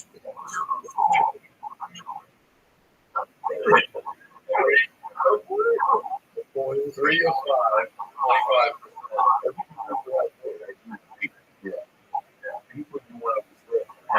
So it no longer became random people ordering from this Chinese. It became you knew everybody. game change. There was a fucking trailer park with Kaidu. Once I tell you his name was Alex. I'm not telling you that's like the core of the show earlier. Years later, Alex lived in that trailer park. And in the trailer park, it was like illegal Mexicans back there. Cocaine. We went to Listen to me. It was a trailer park with white people living in it. And then as you got to the back of the trailer park, it was one house, Mexican. As you got to the back, 1985. This is 1984. As you got to the back of the trailer park, they got dark really. They were the ones that wanted to shoot on the room. The fucking breaker, they were fucked out. The thing would be like it wouldn't even use the scale. They wouldn't even use the scale. So they became such great people in Spanish that I would go and I'd go to the lounges and I'd take the items to pay my $5 because they just break it. They just want to charge the other way. They take it. Mexican garment. Walked here. You don't need to. I never fucking asked how they got here. That lotion. I never asked you. I didn't ask these motherfuckers. They had some fucking coke that was tremendous. I was making money. I was working on this thing. And you know, that was one of those. I knew I had no future. On the road, they were all very nice. They were Vietnamese. They were Chinese, but they cooked Chinese. And they were so nice to me. I was like, I'm gonna forgive you. I'm gonna hold the grudge.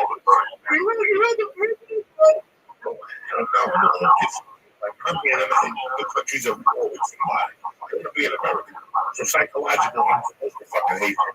If I want to be this gung ho fucking white kid, that's with the back of my mind. I'm thinking,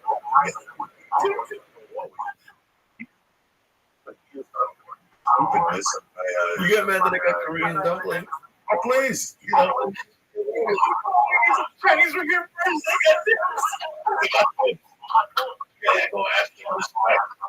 Them's a Chinese. It's a fucking railroad. The Koreans on sidekicks for 30 years. Taekwondo. Asian, Chinese,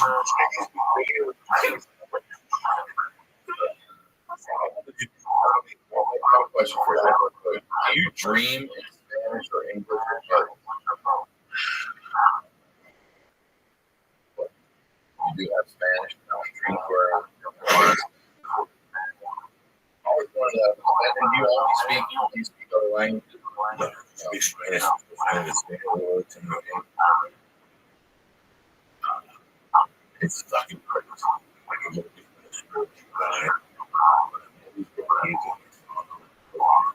Died out. People that were in said, listen, you know, just fucking years ago. Fucking years ago. I didn't watch it for like 2 years. I watched it. I thought it was for the first time last night. I realized it took me that time was right because it was me. Yeah. It was a dream that I came to. Sometimes I get sick in a dream. And I don't know how I feel.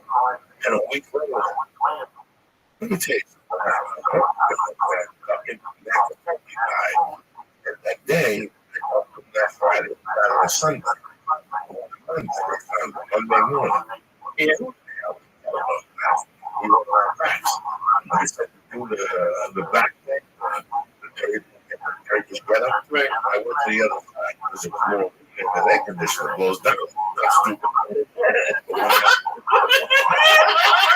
The air conditioner blowing a fucking and then you swim like a pig.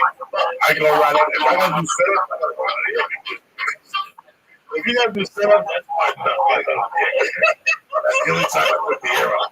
I was on my 8 foot. I was like 50 bucks. I got to do sit-ups with that 8-pound wall. Get the air conditioner. So, what are we talking about? Oh, yeah. When you put yourself up to get air, you turn around. I swear to God.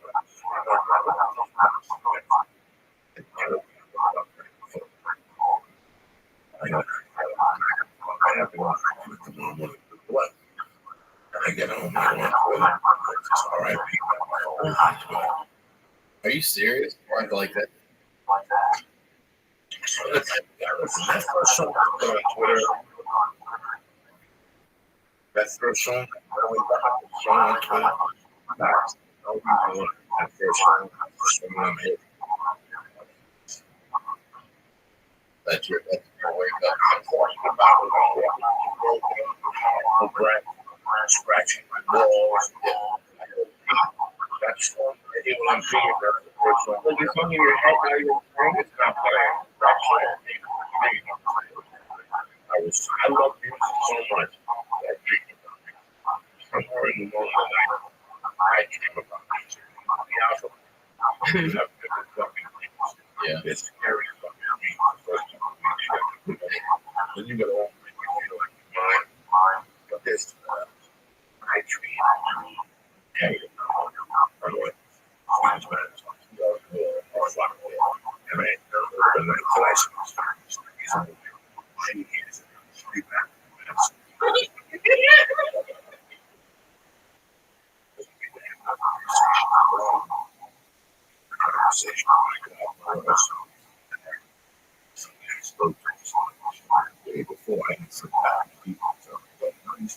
issues. I was probably talking when I was yeah, I dream. I don't dream much. I have one particular dream a couple years ago. So my father died when I was 16, and he was everything. He was everything. My mother decided to split. She cheated on my dad, and then they decided to split in sixth grade. And they were apart for a year. They got back together, and then they couple years later, she wanted out. So she left, and he took off. Where's your mom? She's back in there. I see her at my brother's parties with them kids and stuff. And I'll never make that about me, especially in front of those kids. So, minimal, I would say, because yeah, which is really what she's involved in mostly in the family. Her choice. That's what she wanted. My dad wanted all of it. They went to court for it. My mother said, "I don't want Ryan. Derek, I want Tom, young Tom." And my father, I want all my kids. But if you're going to just give custody to my wife because she's the mother, then I think they should all be together. I'll sacrifice. And the judge was a woman. She just was blown away to hear her brother say that, I don't want this one. I'll take this one. So she gave my father custody. My mother paid him child support in 89. You don't hear that often today. So we lived with him for a while, and then he died. He had a heart attack. We found him in his bed in the morning, and that was just when everything changed. He was 42. Made right now. Yeah, I mean, I think about it all the time. He's got two 16-year-olds and a 12-year-old. Today he's married. His youngest brother's 13th birthday. So we ended up having to be put back in with his mother, and we raised ourselves. We were two 16-year-olds and a 13-year-old. We went to school every day besides each other's mission stuff. We drove each other to school. We had all our friends come over during the week. Like, their parents really, we had our normal. None of us got arrested. We certainly had the police over. You know what I mean? We had our fair share of trouble with people, but nothing, that got too fucking big. So the parents knew we were good kids and liked us, and they let their kids. I even told all those guys now, look, you let your kids go on a Wednesday night, and no, and I'm like, yeah, but yours did. We got to remember to be that in the right situation with their parents. And I was thankful they did, because all we had was our friends. So, the dream I had was watching anything that, if I dreamed something like I was in this weird fucking place that kind of felt like the kitchen, but it wasn't the kitchen, that. But this was, I was in hell. And I'm flying it. I'm not flying it. It's all cloudy around. And it's bouncing around, and it's going up, and I'm looping the fucking thing. And I turn around, and my dad's I look back, and I'm like, oh shit, there's my dad here. And he's telling me how to fly this thing. Clearly, like he's done it before. He knows exactly what I'm supposed to do. I'm nervous because obviously this would be an emergency situation that I would ever do. So I start to get it, we're getting ready to go under an overpass, and I pull up, and then we get it level, and we come up, and then this other helicopter comes over alongside us. And my father, I look back and sits down now, and I don't know if he's dead or passed out or what. This helicopter comes up, opens their side door, our side door opens, and my dad just points over at it, and then I cover it. That is probably the answer to everything, and absolutely nothing. But to me, I don't I've never dropped my wow, that was so I'm certainly looking for that. Because you need to fucking take that jump, trust, and take that beat wherever it's going. That's what I've been doing for a while. That story.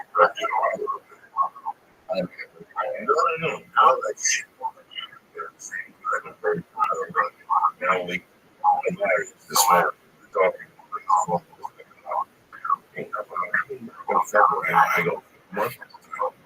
I get here legal just to break his car. I love my dad. And you were told that the entire time. I had Mexican girlfriends who doesn't speak in front of me, you could go, they make this head up. Let's get you guys together. Let's get together. Here's my afraid. Don't understand. I like this stuff. I mean, honestly, I've never gotten to that one. That was, I've gotten better about it. I've certainly dealt with it, but they're getting it. I mean, especially having a kid too. Can't help. I think of being that age. I'm 42, like that goes through my mind. I would say this: I want to be something. My father was everything. I was a man, but I want to be something that he never was. Old man.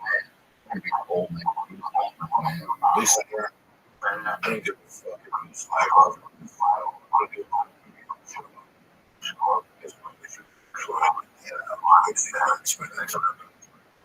That means one of me, especially like that. You know, I call you kind of that. If it's not like you run About nothing. You literally said one time.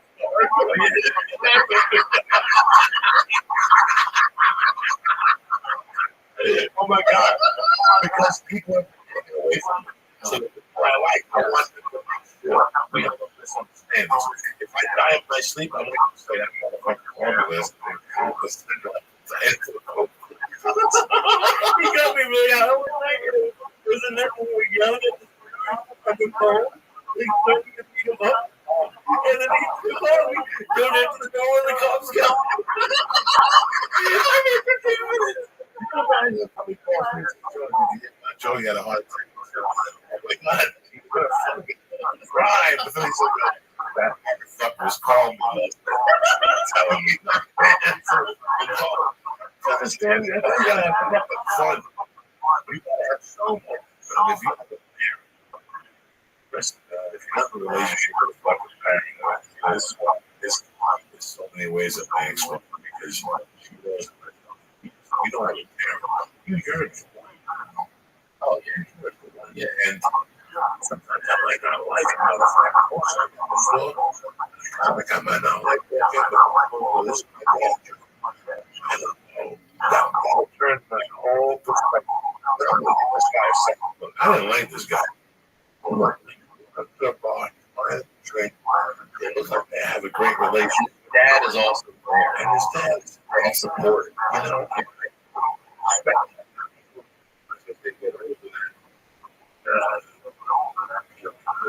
that's a big issue. When something comes to visit, I love you. I see it. But it's a big deal when you're old. You just say it because it's that people you fucking think. You know, I was telling when I was like 16, when I was a kid, I used to hang out with my mother's daughter. If I think of people, nobody made me laugh. Because he always said things to me.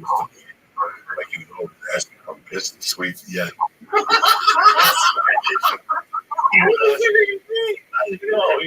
Like if I he would ask me if I leave the chick's assholes and all these. When I was like 10, he would ask me. I started thinking this motherfucker's crazy. Because my mom's daughter, and I learned to love him and his brother, his daughters were really dynamite. And after my father closed the bar, they went to a bar called Rothschild. And I got a job there. Nice to have make some money. Me so I get even though there was no bar back in the job. And this guy hired me as a bar and shop. And I don't not the one that sit there. It was a good number. So I wasn't dying. I was going with disability a whole year round. It was a rookie, and he got maybe 50%. He was probably taking up like have a drink. Give him a drink. Like, I don't know what drink. So I tell him I'm bartender. He would always tell me, fix me a hot chick. Fix me with a hot chick. Fix me with a hot chick. So one day I call him up, go home at 3, come back. I don't think I know this thing.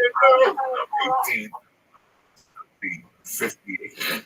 And he's a good looking dude. He's got a big guy in my office.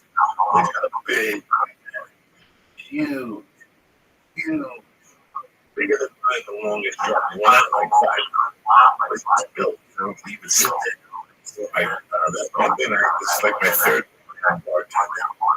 And I told him, I don't like to go for up at 8. So these chicks there with me. I had no chicks. I knew chicks would be there.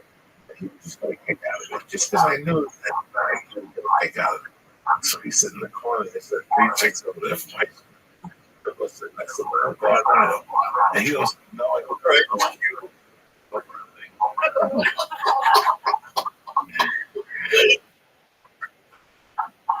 He's fucking sitting there like, the girl's like, you were so bad. He's like, 30 something. Yeah. I smoke pot.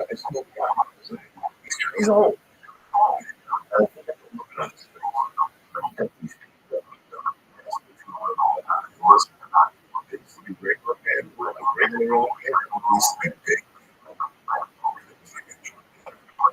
Those days,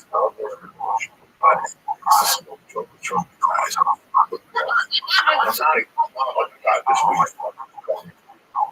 I got something from Jamaica, so I think a little Jamaican in those days. So we rolled the joint of this medical marijuana. Fuck. So we start this joint up, and it's like all the crazy with 3 chicks. Away, and they get the joint, and he's taking it. He's doing a reactor. I'm waving at him. He's talking to the girl. Girl joint goes around. He hits it. He gets to it. Around the girl that's around. But he's a fool. So everyone says no. I think he's looking at me like, wait, he's coming to the girl and nothing.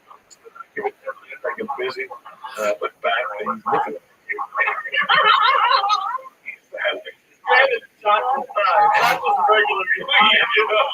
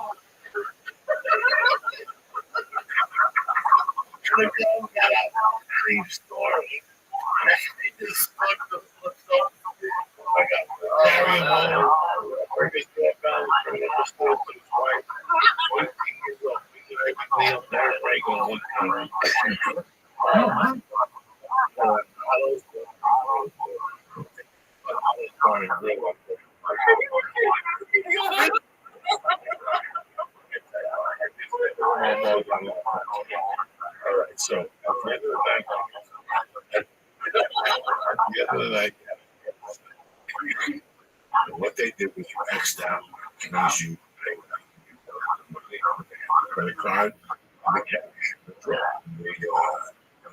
People come over to him. And when he would come in the morning, he was important. The guy who lived in Chicago Bulls. I forget what his name was. We can get a place. He was the white guy that played. If you look at the lineup, in 73 or 72, he was a white guy from Minnesota. In fact, he just died. I looked his name up a couple months ago. But anyway, I don't want to go short. This is what you got to do in those days. Wait. Dude, this only figure something for yourself. You can't. 1973. You got to look at the I don't know.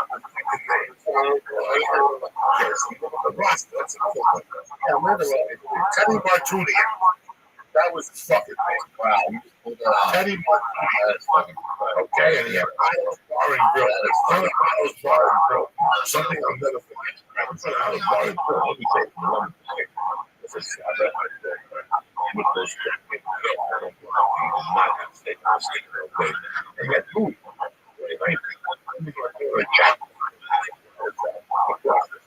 In fact, I used to run with a group there in Gunfield. The Spanish, the Mexican, Oscar,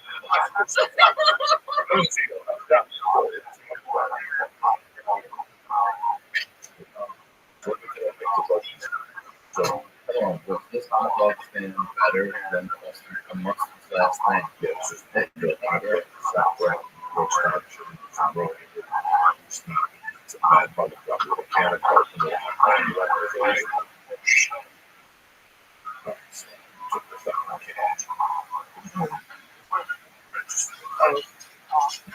Same dates, man. They wrote up maybe $2,000.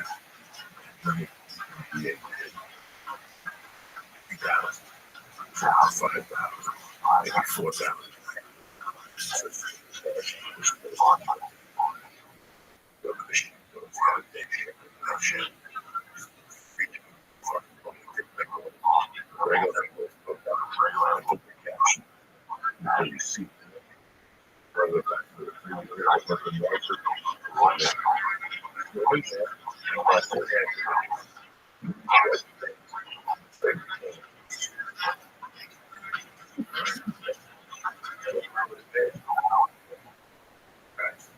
That's as easy as I'm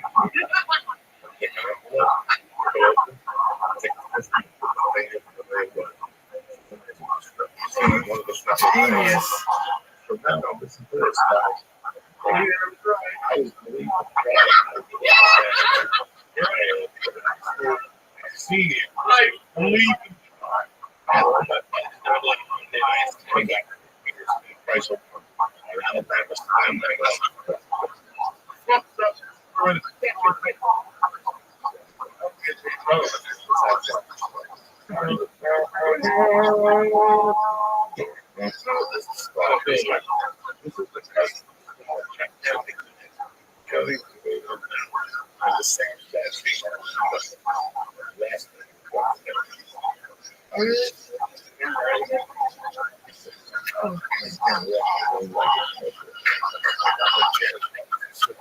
you got a week back from the proper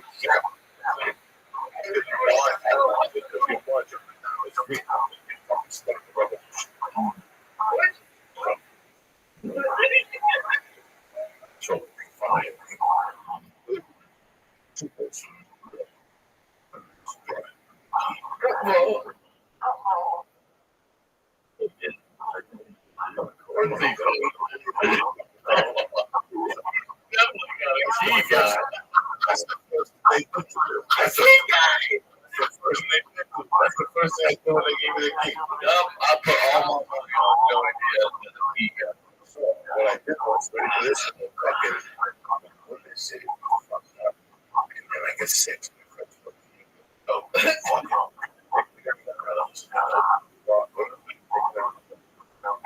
That wasn't working. It was working.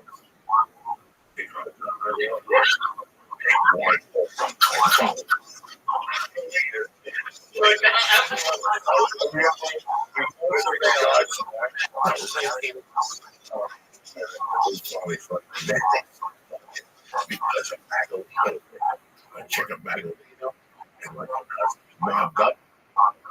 He was dating a friend of mine. And he shook me down. He came to me because they're playing fucking here.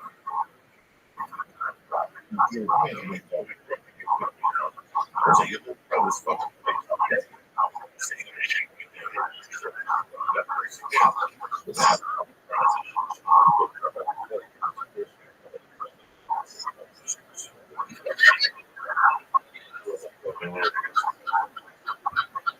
Bring on it.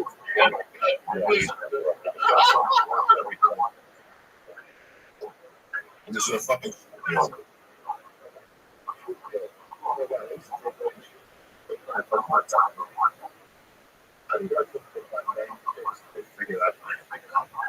I got fired probably in May.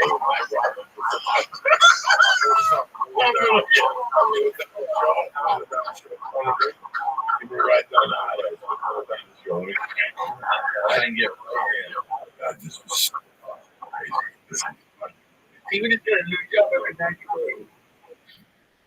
It's kind of wild. Those days, we got extra. We had to have it extra. And we go in there and rob chips. We rob that. Once we take over your fucking restaurant, I just realized when was like, look, these are local. He had the best Italian food in fucking Colorado. The best fucking thing. But as I ever tasted them, you couldn't taste the lamb.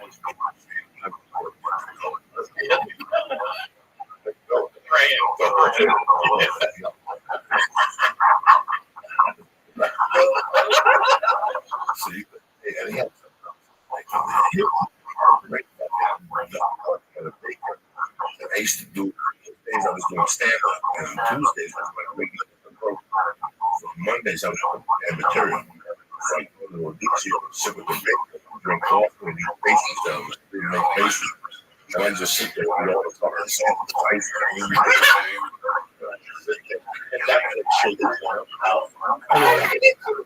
It's great.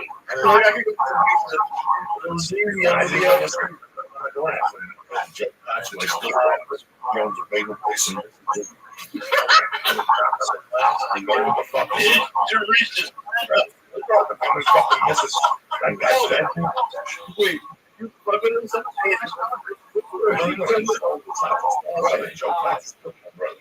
you had to do that.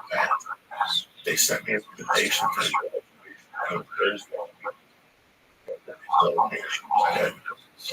I still got the card. I had the card they sent me. Okay. And you guys, where you met him at a dollar. His wife was in.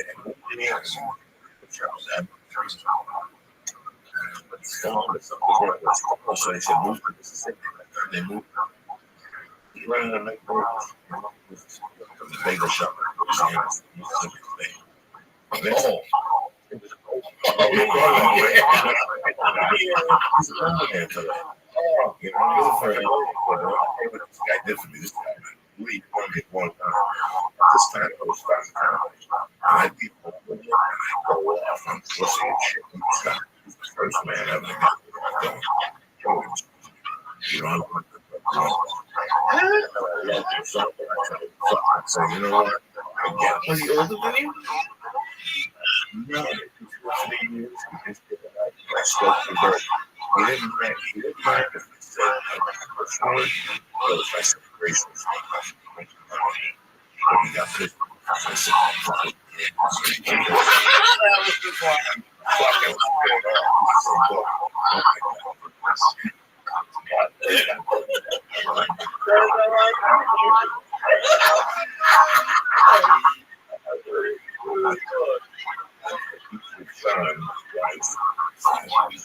Wasn't allowed. I forgot that. He was like a jersey.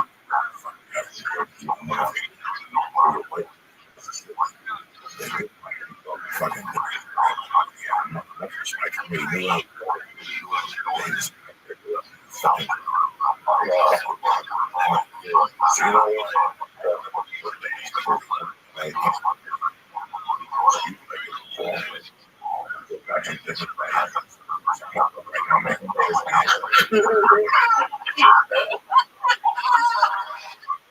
shout out to Gets Out of Here. Virus actions.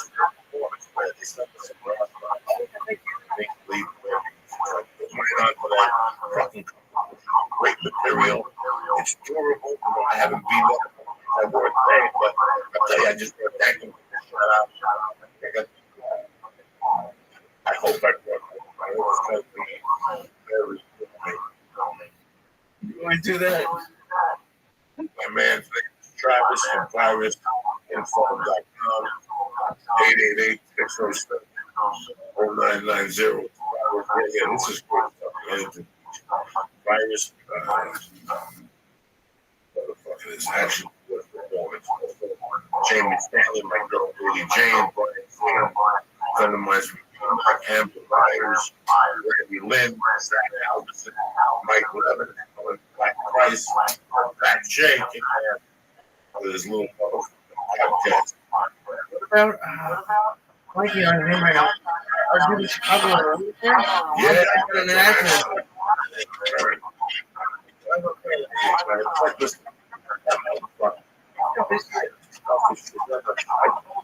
Listen, I ain't even worried about it.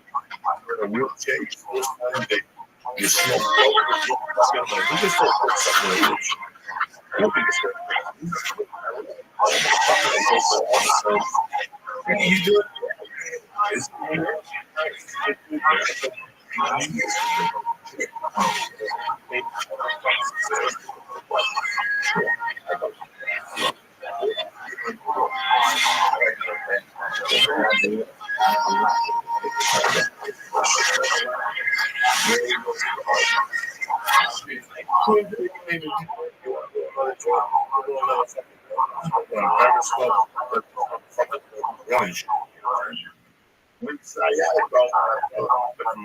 Hi, buddy.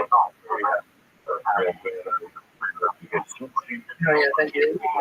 He loves it. I always get high. I don't want to. He's not even smoking. We just usually smoke in the camera. We just get high. So he loves it. I really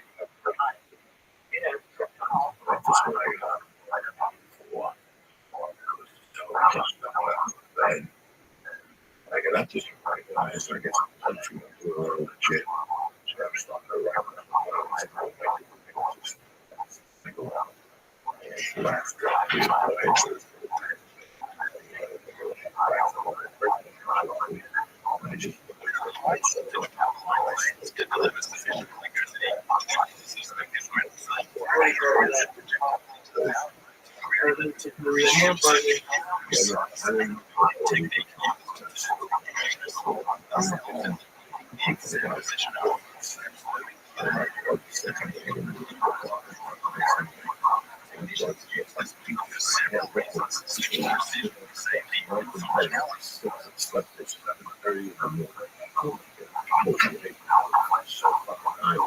You know what I wrote for school? And then I got up.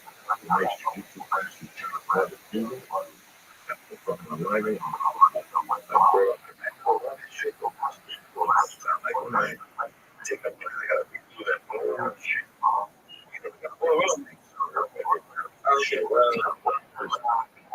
exactly.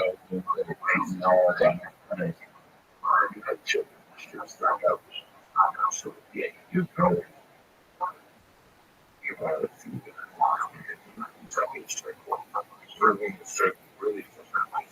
That's not true. Very easy going. You always say you're a real fan.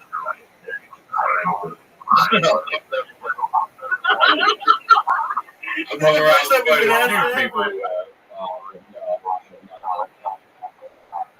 That's the first time I thought I should be I just made these so many fucking people back then. I was what was your best? What was your favorite? If it wasn't my favorite, I was always right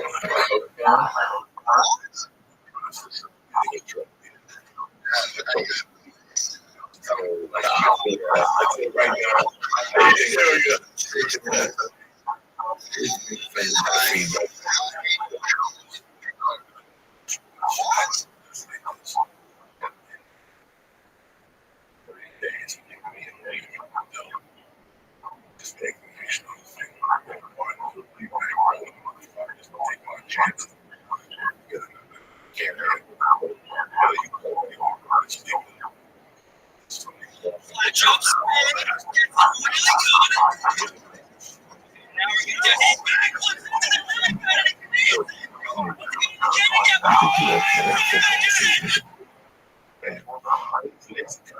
like 6 or 7 people, and they pay you fucking. You should do that. It's that fucking frankly, the way to do it. That's the problem is. But it's fucking good as I am with that shit. The computer has to make sure that right now. There's a whole more that I'm missing. I mean, they found neighbor and they're getting their cut. But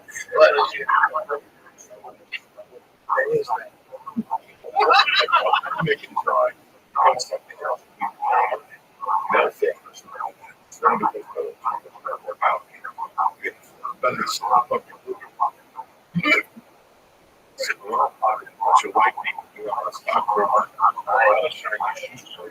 I used to work at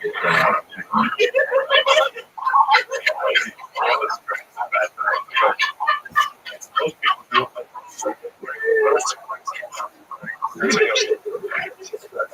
people do Glad that out. I used to work at Baltimore. I worked for 2 years and I worked my life. I just drive. I was working my grandmother. She was all and then all the time. Okay. No one ever no. So I worked at UPS. I put myself in college and I would work there for, and I started working right from college. Baltimore, those trucks coming up out of Mississippi. There's a blizzard somewhere on the way. You're waiting until 4 or 5 in the morning for that truck to get there.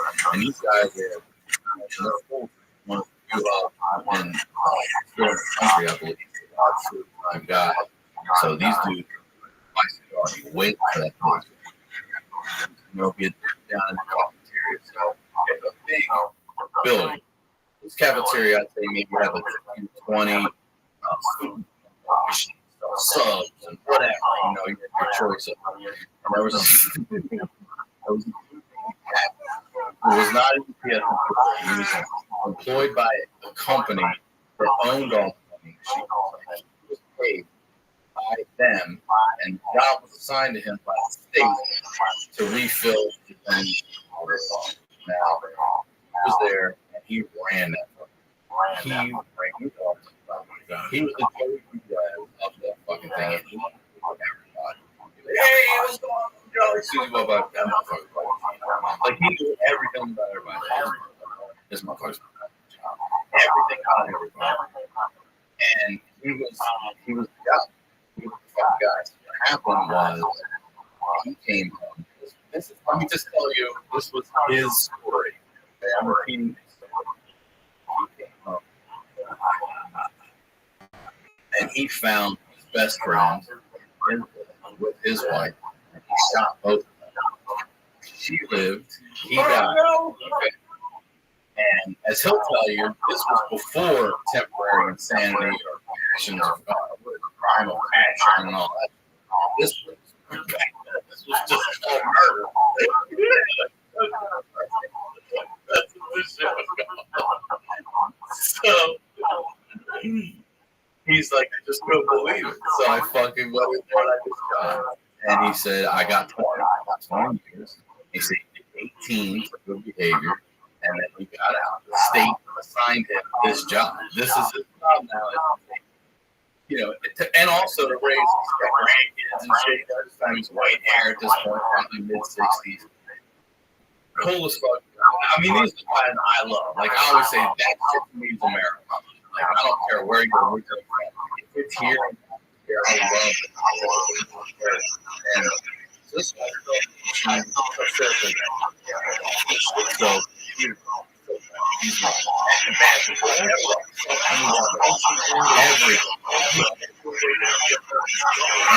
every day people understand this system, but you get it. I mean, when you run numbers, you use the existing line. You just don't get trouble with your money. Give somebody else some money, and you're going to get more money back quickly. So every night you will leave around 11 or 7.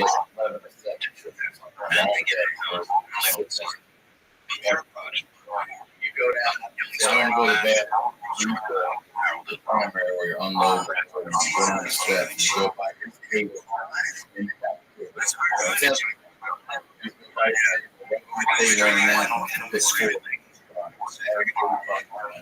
and you supervise all the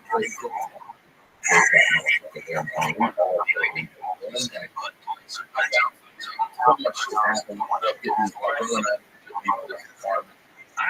Now it's like I'm just gonna play.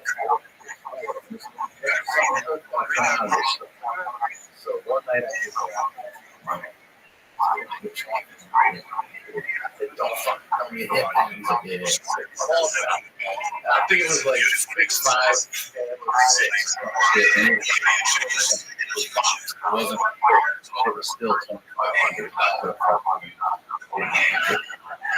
And it was like cell phone days back then. I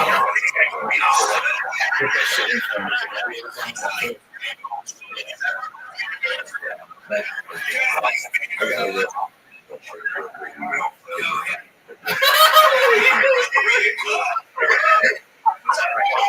November of 88. November of 88. My madness started. Real drug madness.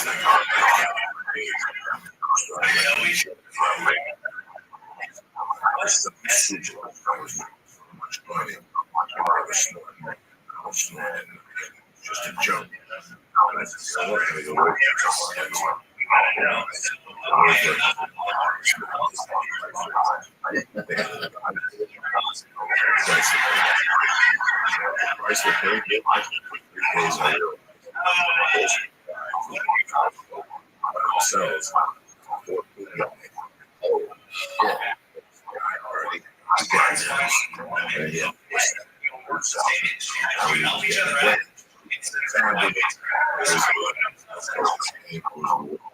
That's all I want to say.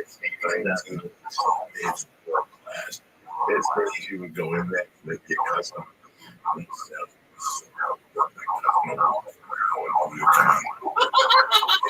Crazy.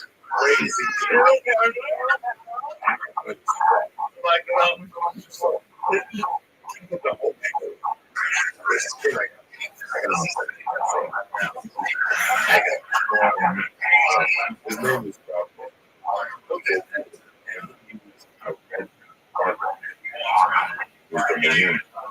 so what I could do, what I love is the sales wrecking people. If you really credit, you do something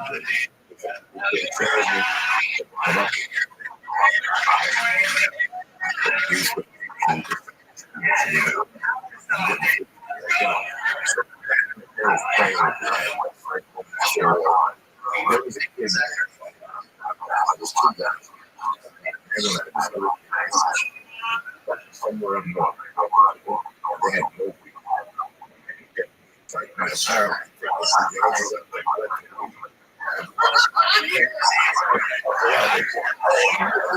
And then he's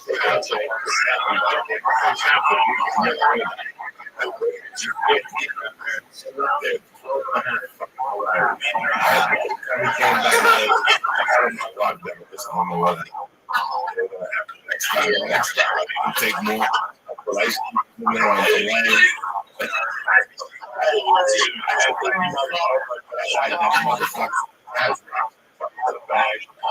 Chucky rocks and the rocks into the boats. I would be fucking this fucking driving me crazy. He was a very good friend, he was very aggressive. But I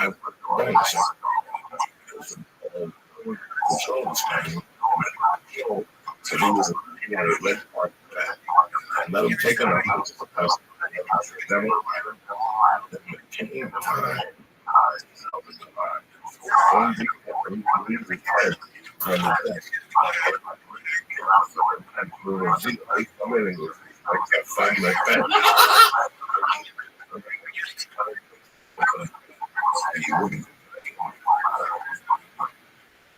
So, oh my God, it was high. He was every 3 days. I saw his red pen laying out there, and I fucking I do the crack. I was get better. He had 4 kids in his life. One, everybody. This guy would do all the car guys. But this guy I never saw. Listen, the first time I knew my weakness was, I also going to go through the late. So I would try to hold off at 6 o'clock or 7. This would run out below all fucking dead from 8 in the morning.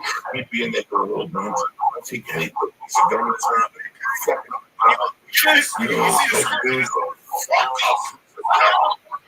Jesus fucking dumb when I fuck off. Right, so, not too dumb to that. Rob was like fucking. It's tiny. So go to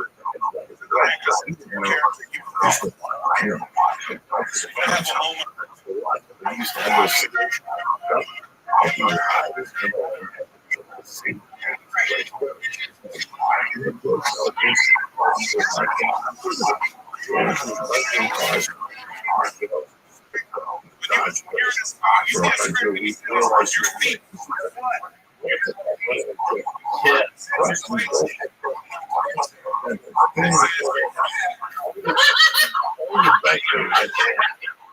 Take those companies and they we were out.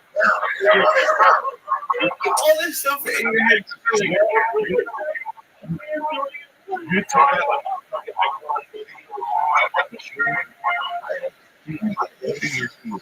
was going there the study machine after the thing I was going there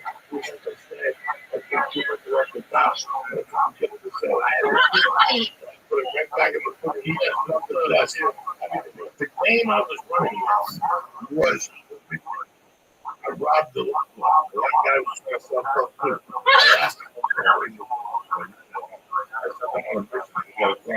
want to rob the house.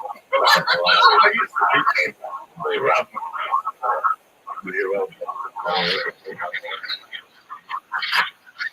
Fucking Irish go.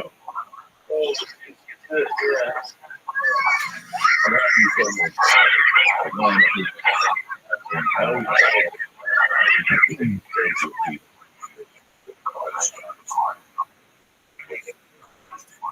you have a very successful. Yeah, we have. Let's say 3.5 years. Yeah. Just one episode every month.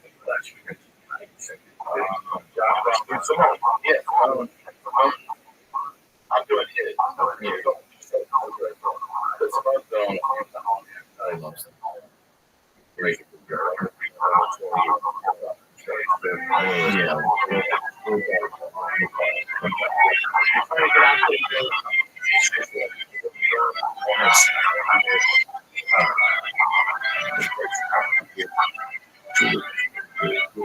Your podcast, I'm doing things a little bit.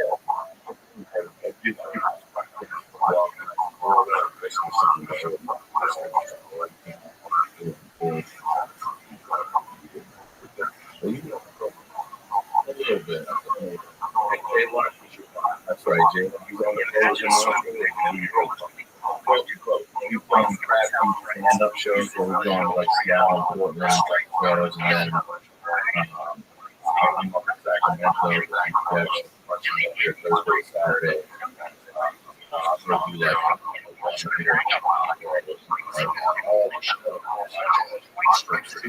and Tom Pagora, we both love.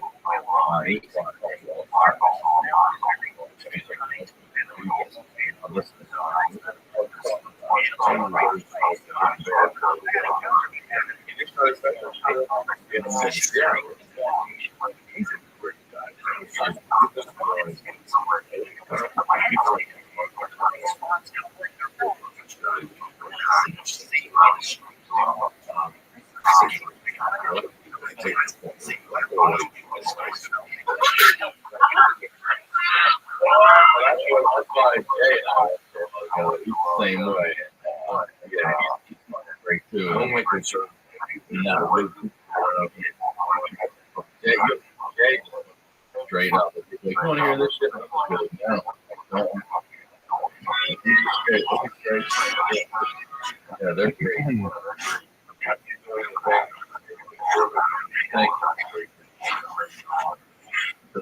We'll try to change, get on your podcast. Take care.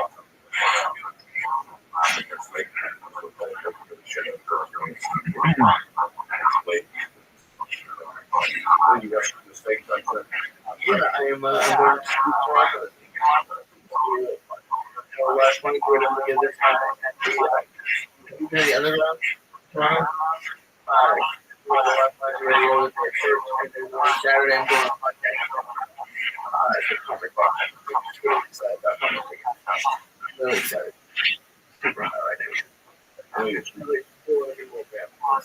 I'm really, I think it's really cool. And I got looking to give a I'm really excited.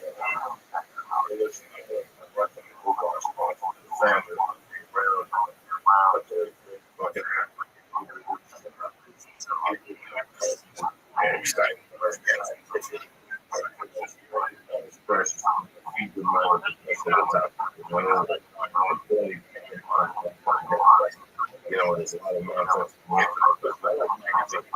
don't know about you guys. I just want this like I've been reading Rolling Stone when I was a kid. I was a fucking crazy. You know what I'm talking about? It's such a bad thing. 5, 6 grades, they show you really better than shit. And sometimes they can do stories.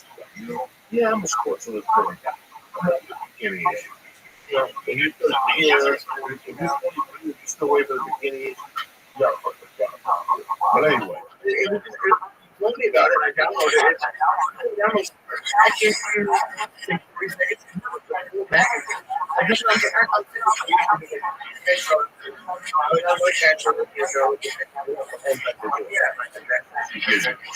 yeah, no, you, yeah, and they give you magazines for people, go, that's one let get fucking people into the story, but it's like the richer reading. Right now, you get a big some video and photos and stuff like that. Let me tell you what's on. For example, let's say you want to read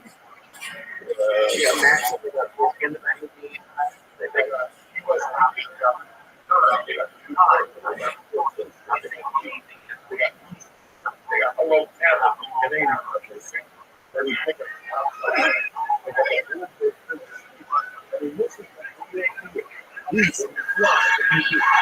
the more you fly, the more you like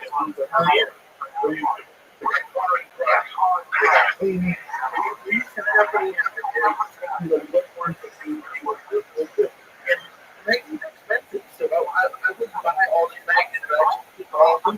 They can store them. They have they can recommend the urban to you, or you can go it's really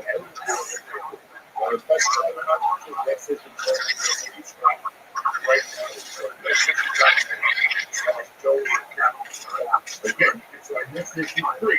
Right now, next issue .com/Joey's chapter. Give it a shot. I was fucking see this little big go to next issue.com/Joey's right? You know me, anything. Always bring you the best.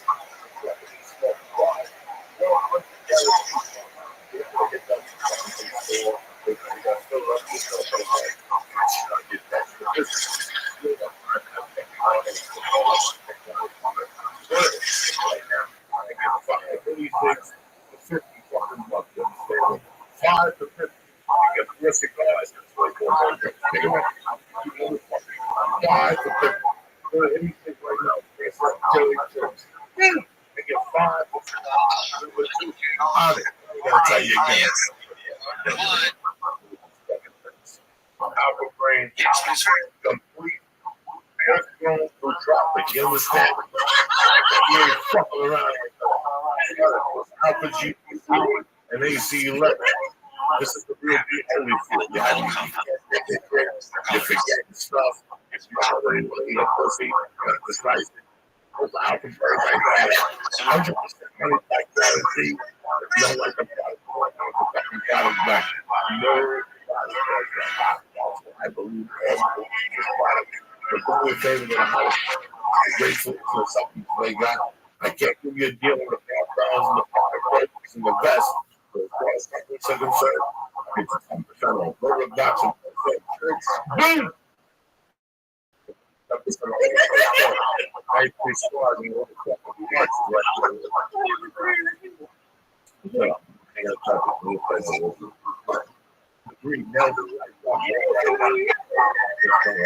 listen, neverlife.com right now. Say you went to Vegas, say you went to California, the bacon type, that was fucking crazy. We don't want to make this bacon. No perception guaranteed that you can this before God. You're working on 50 on that before the clock. No,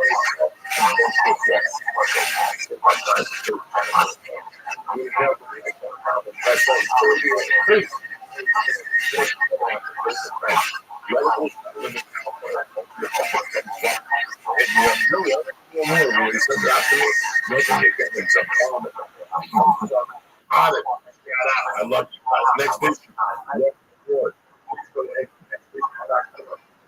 You can free subscription right now. It is $6 right? And neverlife.com.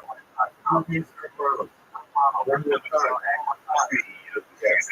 One time. Monday night, motherfucking 6.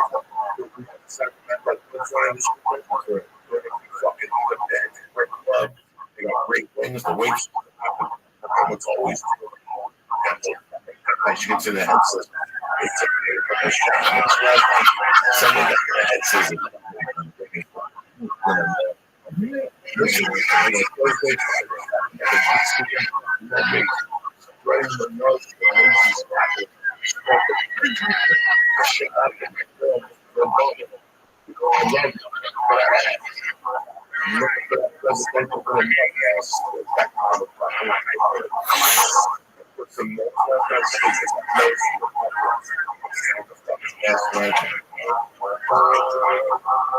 What's up? Man, they're definitely going to lose in the loop.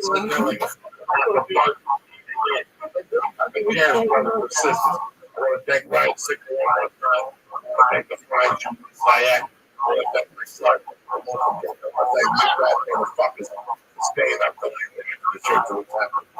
Stay black. Have a good week. See you in a few days.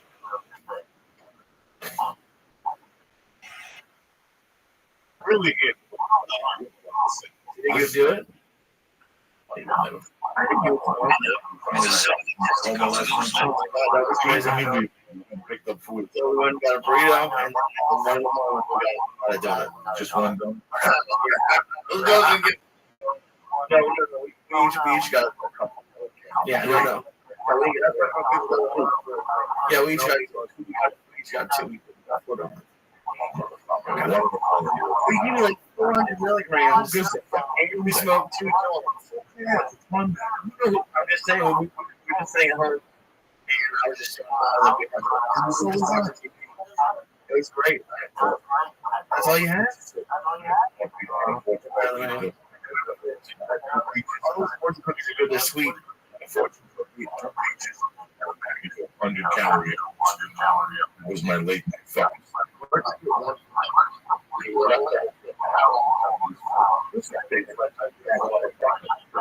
Movie star, entrepreneur, weightlifter, jiu-jitsu technician. I just can't stay above water. It's awesome. Yeah.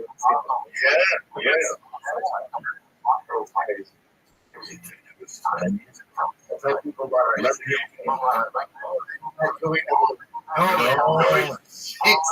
No, I perceive everything.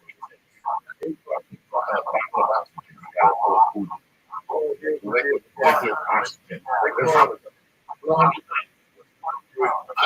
up there's like there's smoke or something there, and you're sitting on the bench and we're prison yard at 7,000 feet altitude.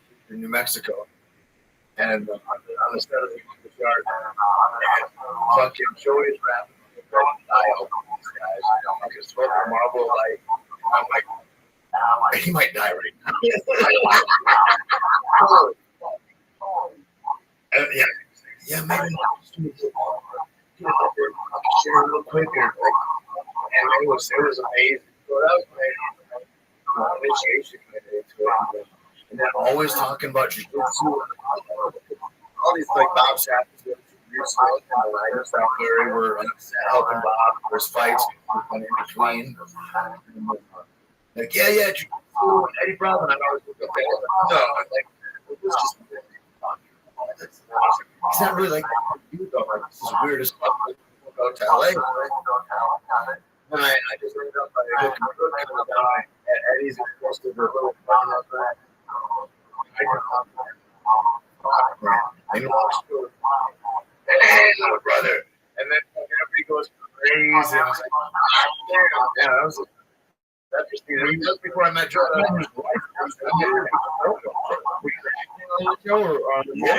I was like a snake.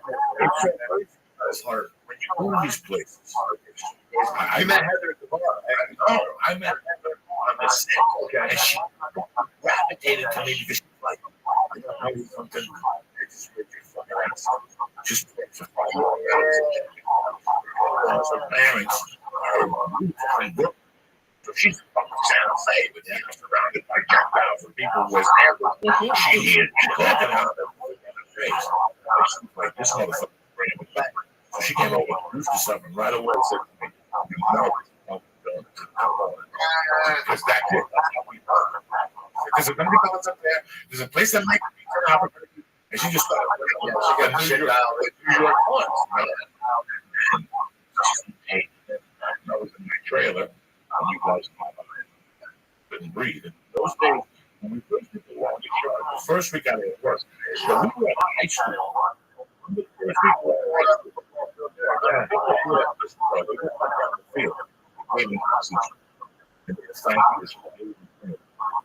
All the Asian trainers who would make you work with this.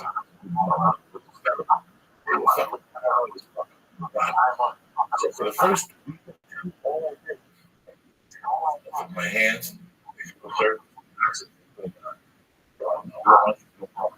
You feeling bad? Yeah.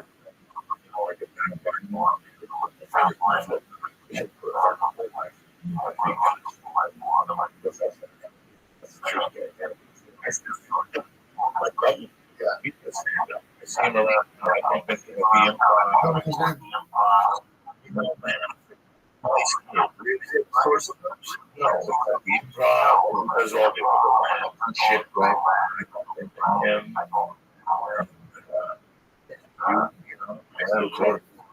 right? Years I never heard when the movie protein. That's it. That's force paper.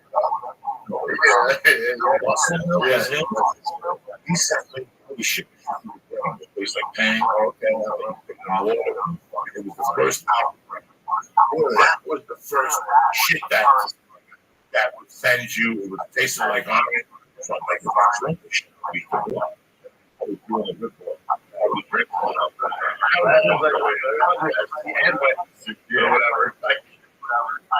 It was crazy.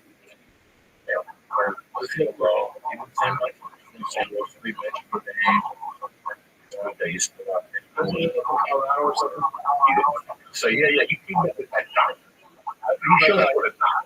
Really trying to get. You showed up with your own fucking doctor, Dr. Nelson. Dr. Nelson would touch you, work by feet and yell like that. First time Dr. Nelson came to put shoulder pads on me. Don't forget this guy. And I laid down my back. I was trying to feel last month. What?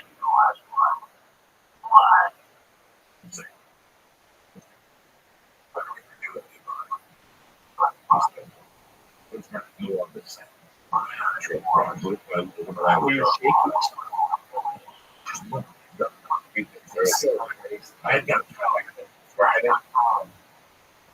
here in Paramount. But you didn't show up down there. So you know nothing. Same thing. Down south, the football field down there. But Little man country. Little hotel for like but the problem with those movies is really personal. There's a lot of that. That movie, personal. So many people hit the bands.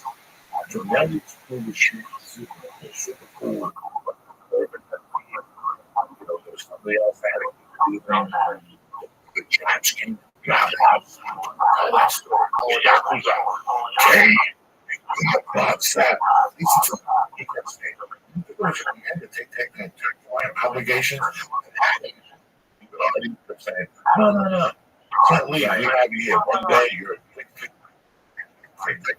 with two champions. With the fucking wooden shoes. With the wooden shoes, those cloud fucking things. They're not fucking around. They had a cigarette with the stamps. They had 2 cigarettes with those things. They were smoking 4. When they came out with the sickness, they were 61 pounds up, going to whatever the fuck he was doing. That's a shady business. That's a shady. That's what it was right. Yeah, that was shady. They couldn't fight you from that. He kept fucking around. They fucking around in his contract. Shit later, too. Like, this is Denmark, and the Japanese and the Russians got involved also. But they came up and he was going to fight somebody, Johnson or somebody that was kind of a killer, and kickboxing came one, and he was going to get $1 million or something for it. And I go, okay, like tonight, no pay your taxes because they haven't paid any taxes on anything. And he's like, fuck that, I'm not going to fight and not get paid for this. So yeah, that's what you're doing. Then it got more insistent. Yeah, no, you're doing that. He got in the car, he's in a high-speed chase all through the road, shaking, all the escape from these motherfuckers and get to the airport and get the fuck out of there. They came, they came and got people all behind out of the fuck they were. But that's where the wooden shoe.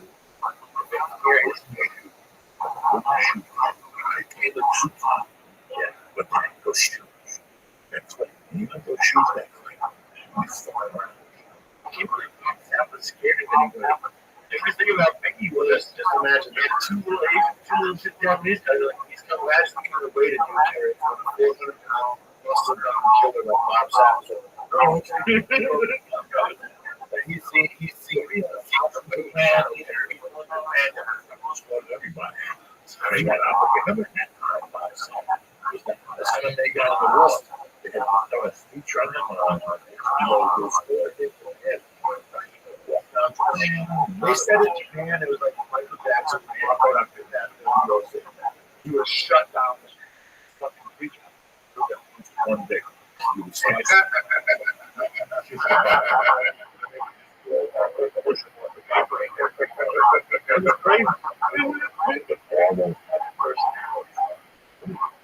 Then you had Goldberg, you know, then you had fucking the kids up the roof, right?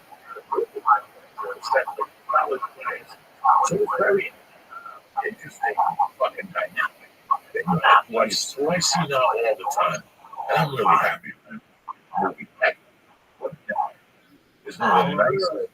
He's not trying to fucking look. He's a magic light.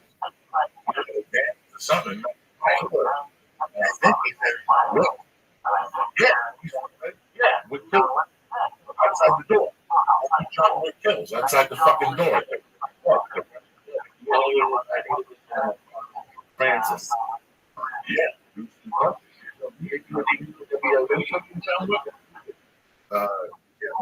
So fucking Egan's in Wigan. What's that? No, they're doing right. Yeah, playing one of the cab drivers. Cab driver. Other side. It's you know, it's always been something like they said, like in 2000. They did help out. He's like a guy named People Art. Yeah, you should. I'm like, man, there's no way you're not going to go. That's one job at the nightclub. I'm doing this stuff and I'm doing this. and then years later, after like the whole breakthrough unfolds and all that, like a whole other life happens. Go back into this thing. It's like it's sort of like possible to happen, you know. And I just kind of ran after like the way I did fighting. I'm like I trained for it. I look at it. I'm like just like you guys are comedy. It's like you know I was telling somebody about comedy. Like oh, they're and they're funny. Go the motherfuckers like they go working out like every day. They're on their gas tanks trying to get 4 different sets of 5 minutes of piece all over town. Like it's different than what anybody look. You know, and I think that's the beauty of it because like everything that people are excellent at is way different inside it than when you're a spectator. You know, and I guess I just don't like being a spectator. And it's dope. That's really great. There's no other question. I wanted to ask you, your friends that are affected by this. I just want to ask you, just we met. We were he really worked hard for way the situation that we got up in front, right? And he asked you for one of the funny said no, right? What it was. How happy are you about that? You know, it's weird. I said a while ago to somebody like, you know what appeared, what I thought of at the time was my biggest failures that turned into my biggest assets later. You know, and it's like with this life, it's like I don't see the big scope of it. I don't see the big picture. But kind of, I guess like whether all the people, every experience we were having, and all the foundations of the city, and then you let that guide you at that time. I said no, like I was really disadvantaged, but there's like 3 of us out the way. I go, listen, they're gonna call me in. I don't give a fuck about this. Like, okay, I want to fight this Shamrock because this is all bullshit. Like I said, I'm done. Like I'm next to something. And so you got lost. You want to really make a run for this? I both you guys are sitting. Yeah. And then I go, okay, take myself out of it. I go, okay. I did that, and I don't know what happened when they were in the room, but like that, I think neither fight either. That kind of,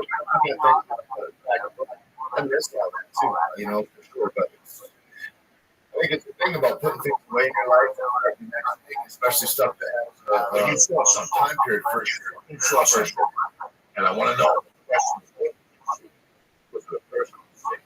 Were you really scared of the brain damage? Did you think there was more like that? You felt like this is where I got this thing. Because the tape, when it comes to tape, I always tell us there's 2 things. There's the one, sometimes for somebody, and sometimes it's why I'm up in Atlanta. I go inside the area.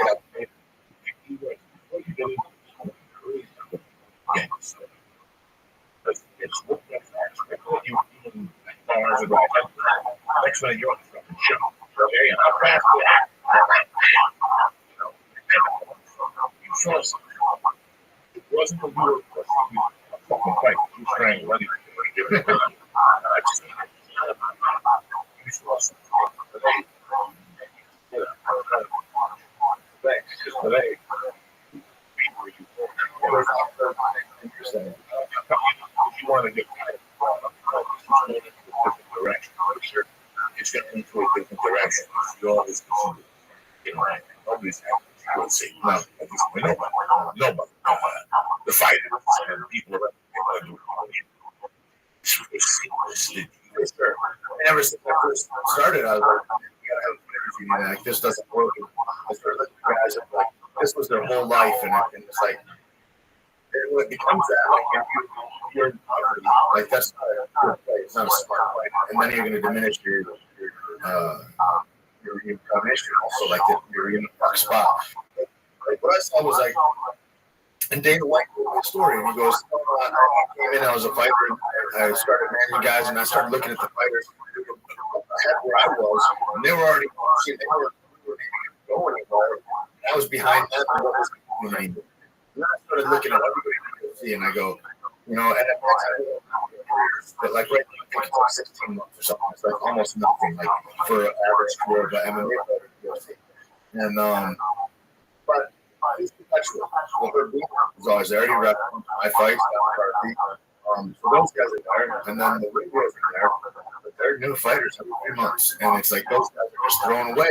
But you do put your whole life in. So I put my whole life into this thing. It's going to have an empty return later.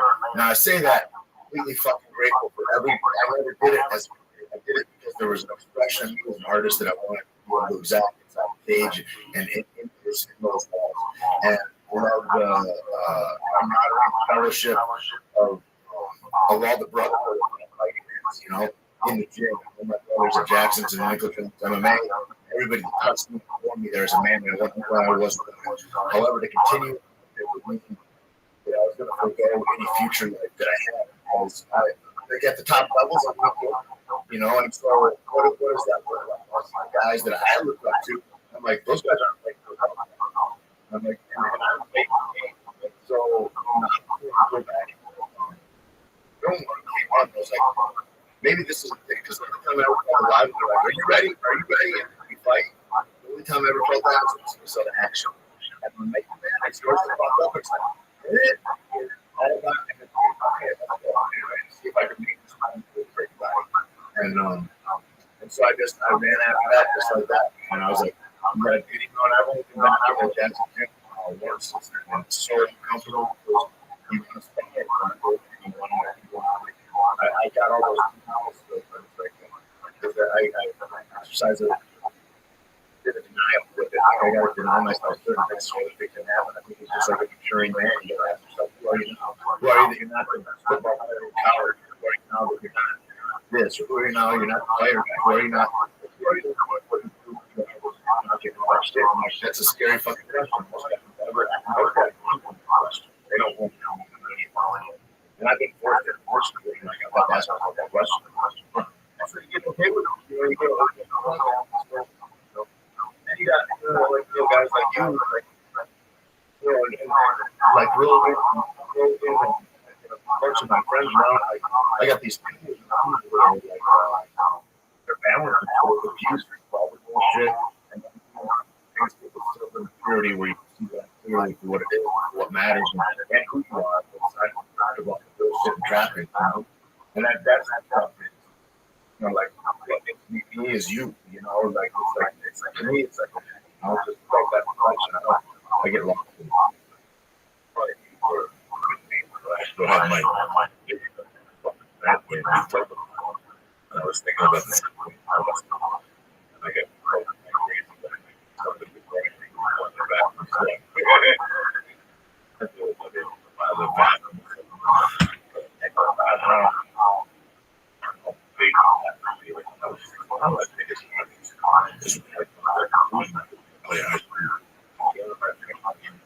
I knew what time it was. I knew from what I was. I knew what I could do. Around here was going to be a little hard. I really anticipate this. You know, I was watching the big okay, and I was about there. Entertainment. So now you're going to go right. You're never going to die. You're going to make it. I mean, just, you know, if they would like, be bigger. We want a bigger production. We want bigger lights. It's fucking I'm just going to take control of your life. You took control of your life. We're all clarified.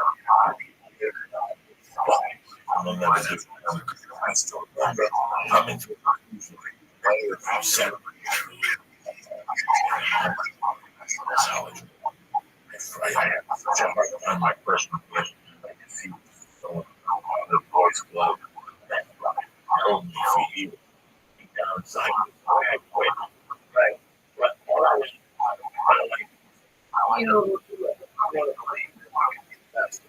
yeah, like any human anywhere can be best or whatever. I can see American Park and get in there and do it. We can do it. Make it happen. But that's just not true.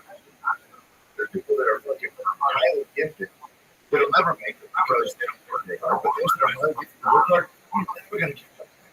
Like you're never going to work hard. And so I think that's one of the things that too I started looking at. I love this. I love this appeal to you. The thing that I love is hard. But that being the case, what's still here also is that there's not the time or talent within me at this point to be a champion. Like I see people talking and still with hands like that. I'm like, okay, like that's he moves different from me, or whatever. And so I go, so you get to be a journeyman fighter, and you get to be a prize fighter. That isn't right. So how good is that after like so everybody that's had fights like that, 1,000 viewers in the gym. Like and I've been going a couple times for that. I just can't. I can't myself here. Like, I was walking prison, broken down when I was a kid. And to be and I started thinking about family. I've got a responsibility for my mother. I'm like, I gotta find a new life. I don't know what that is, but I know that this isn't going to take me. Do you see what children you are? Good, bad, good, bad. You actually know how they get famous. Almost how what's next? It's crazy. That maybe so. Yeah. Why? And look at like you can see the brain damage when he's walking out to the fight. Right down before so check this out. So we don't have any. He's one of those guy, multiple champion, and like that's the things I'm looking at. Look at that. That motherfucker still has nothing. And so, and after he stops fighting and he stops earning, he will really have nothing. And the diminished capacity, what we can only putting on be like, hey, we have this guy before the candle of this fame extinguishes completely, because there's going to be another 30 guys in the next 2 years that are going to hit for that. And that's the sad accident. You know what I mean? Yeah, I think so. So we're calling that to make that violation. Holy shit. Antonio got five. Kevin Street got 10. Leonard got 10. Antonio Silva got 5. I don't even understand what you're saying. I'm not okay. That's, I mean, the lower was about 2,500. And it's just, what is it? Say what? 40 grand. It's got to be, it's got to be another one, right? Like, I don't know how those are the fucking numbers all three.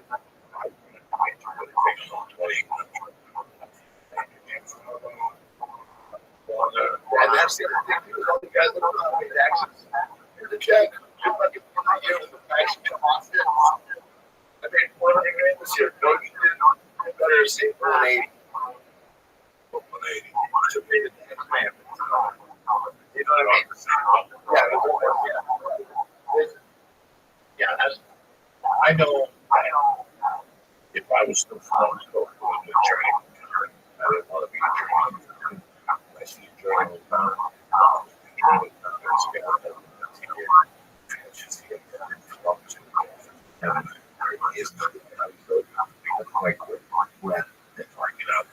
That's the thing about being proactive like that. Yeah, you know what I'm saying. Blow people up to different levels.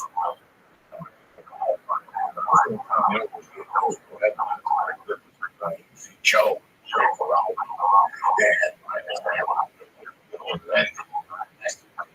They're taking it to different places. And then you go to little girls.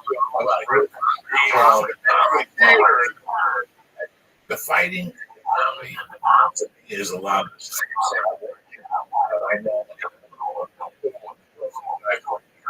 You go to a comic club, you're excited because it's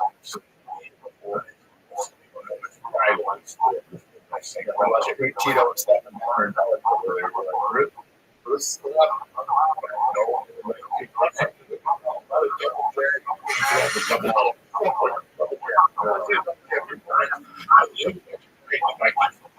it's not working. Sunday.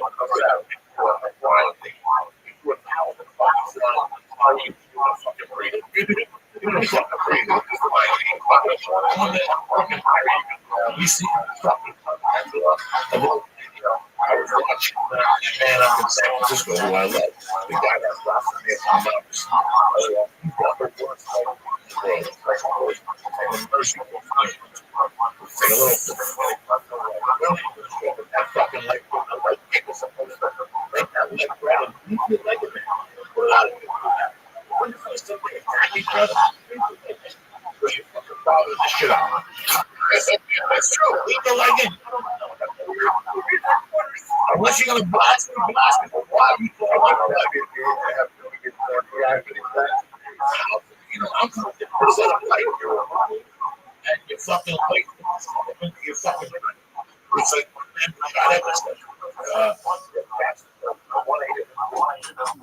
I want to hear them. God, you stick light is different. When I see a fucking preview and I hear this, you know, shit. That's Joe Loza. You're gonna put a punch, you might put them in the chair, you're gonna he's gonna keep going. He's gonna take you fucking power, break your fucking elbow. You're sitting there, you're sitting there, boy, you deserve to lose. You deserve to same thing with fighting, like working on your back. That's it.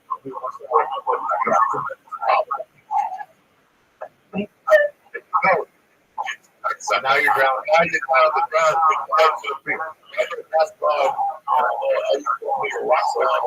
It's crazy. I wouldn't go and see rain unless I was exactly like I had to jiu-jitsu every day. That's crazy too. I was thinking about people put all this emphasis like guys are awesome. They're in the UFC or something like that. You think about you reel it back. A lot of those guys were not blue belts. Like we just started jiu-jitsu is not a like from the beginning of his career. George St. Pierre would walk over the blue belt. You know what I mean? Like he's like that's where he was at when he was a champion. And which is crazy. He got renewed for years because he was a champion. But there's a lot of game. It's a different game. And if you get lost on the ground, man, you can see the guys throw a lot of times playing. See my back man, fucking like you're trippers. He's going to swing. You know, and now there's other guys who go like they just take the rest of them. It's funny. Like, I went to a huge convention.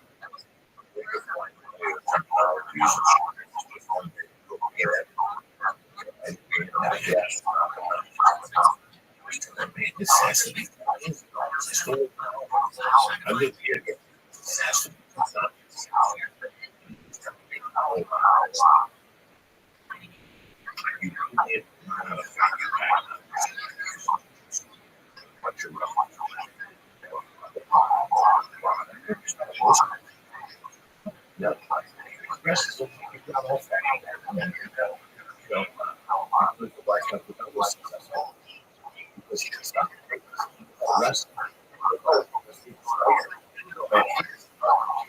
Wrestler, he's a fantastic wrestler. That's why he's still on the scene.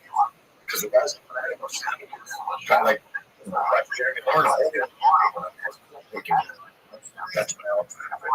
Yeah, Chuck. So this thing, he's a this guy. I look at him.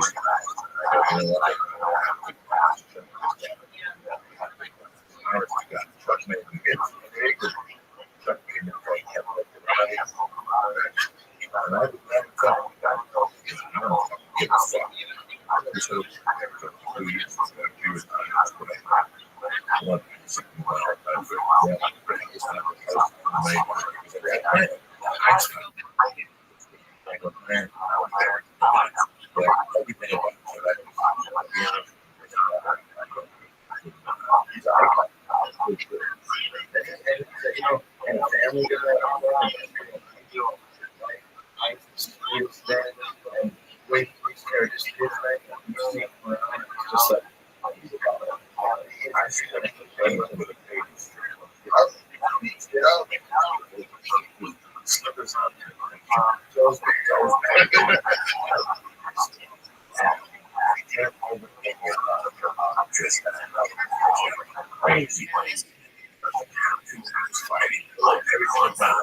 Every time I heard a short story and interview, everything I heard, I hate it. To be honest, I just hate it. But you come up with we're talking with this friends for a little restaurant. It's like there's before last Sunday I got and it's just and it's one of the very circled up the frog and you're looking at this like that works. I mean, like outside of Welcome back. Shut.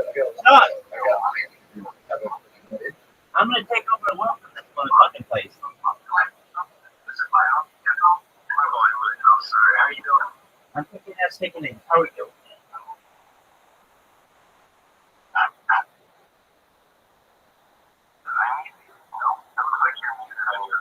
Can you hear me?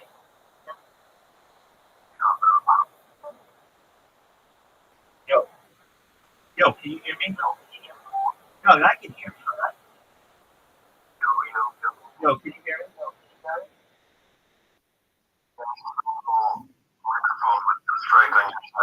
Hold on. How about now, baby? How are you? I'm doing all right. I'm gonna take over the world for the story. Doctors and court, and apparently I'm supposed to deep dive when the police are for the court date. Wait, hold on. But I have a court date there, and it's to make sure that I can go. That's right. Wait, what was this thing about you staring at a police officer? Basically, shy when a cop is looking at my cock telling me to go pee. I'll be home for like 5 hours. And just like looking at me. It just goes away. Yeah, dog. We used to call that back in the day stage fright.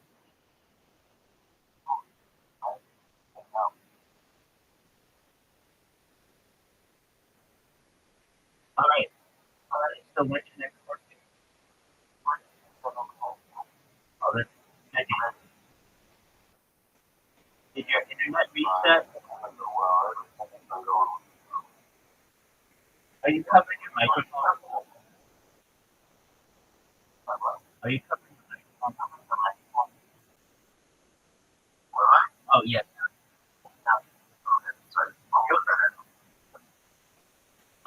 Okay, so are you live streaming? Are you like planning on live streaming?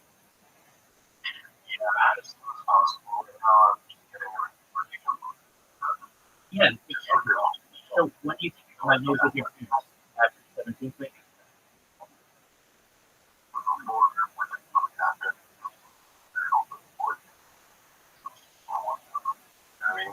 What's smaller? No, you didn't hear me. I said, when do you have to, when do you think you'll move in with your parents after the 17th?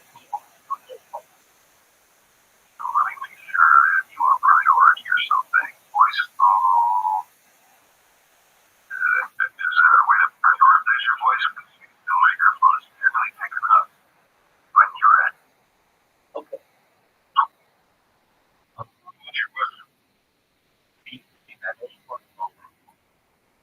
Yeah, but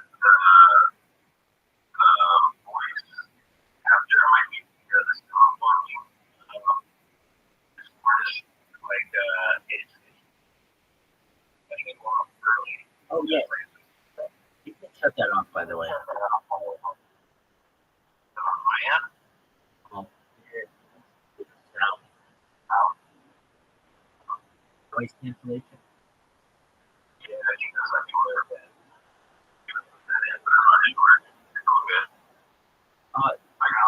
No, that's noise. That's on the list. Okay. This. Switch.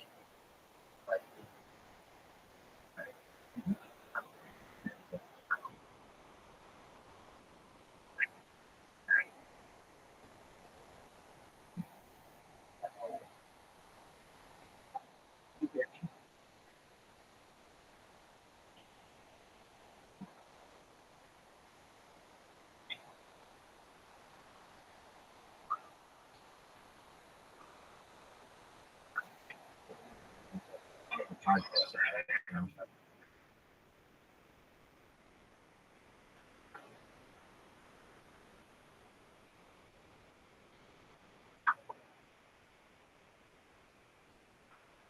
at this lettuce people. I haven't seen any market. They might have been raised by 90.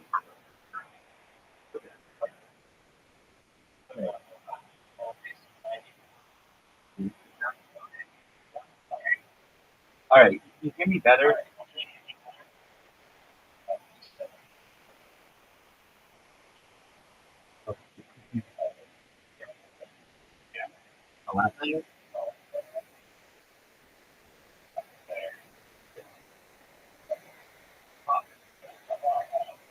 Oh, but uh,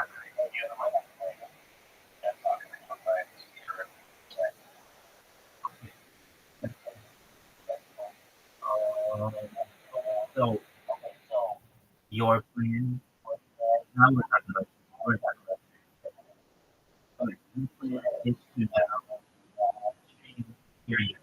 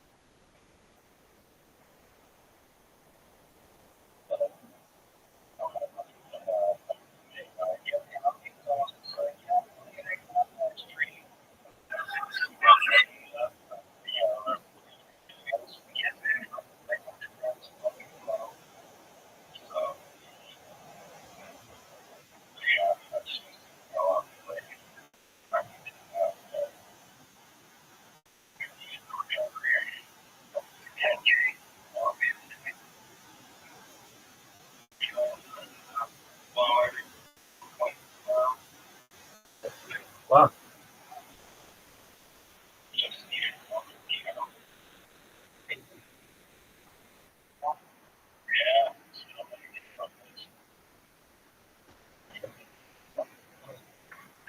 So what's the deal? This word is called. I already have far more people than I talk about. I figured it would be rabbis 15 all to count, and maybe that's too. As of right now, we have 6 here with our school. Uh, we had last night we had so very happy with that.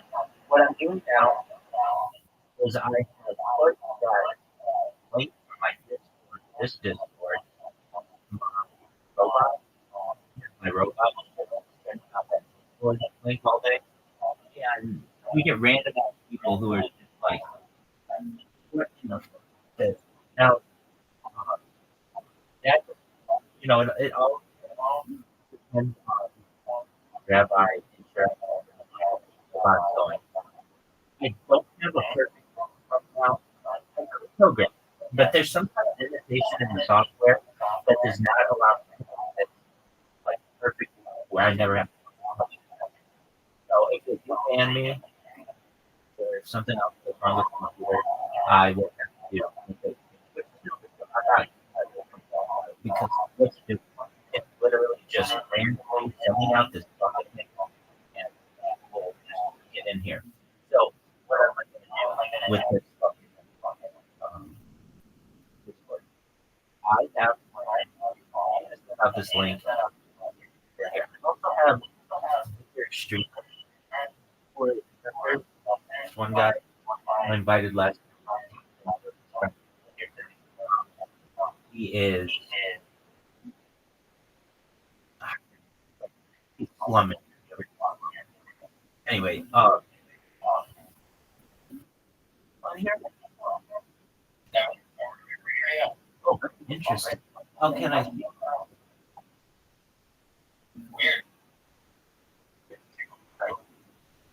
Okay. Um.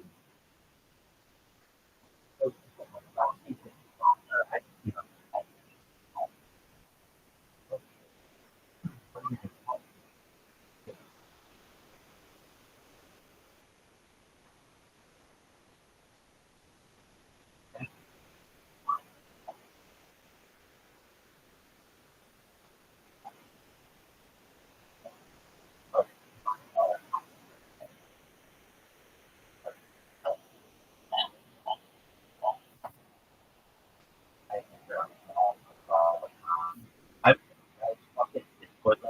and he got fired to talk with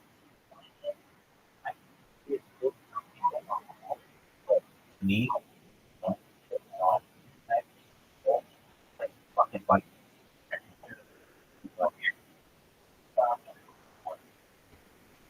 come on.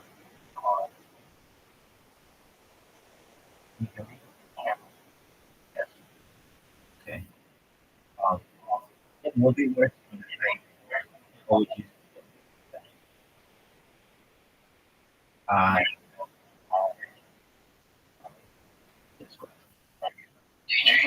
yeah. Oh, I might make the change. You know what? That's what I should do. I can stay in the team. My on it there.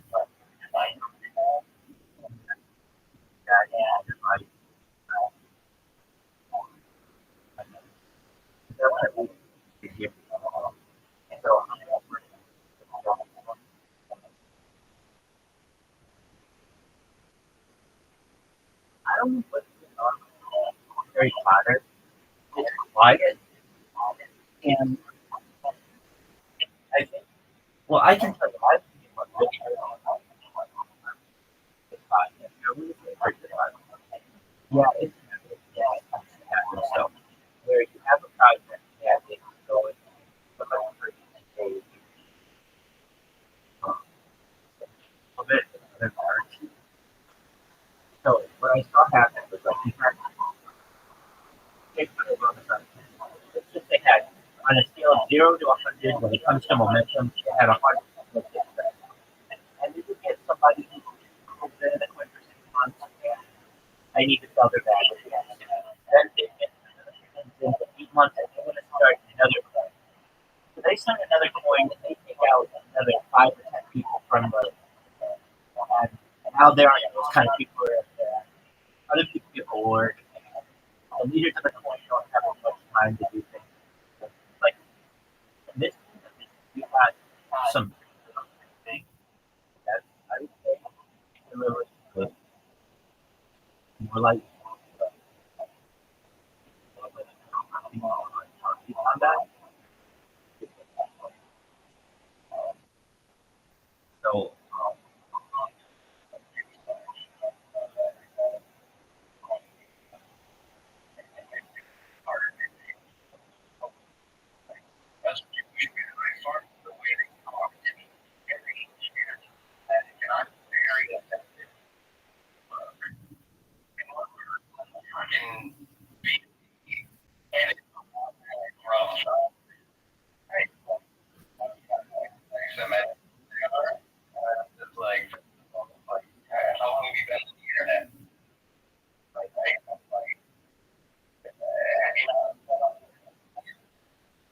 right.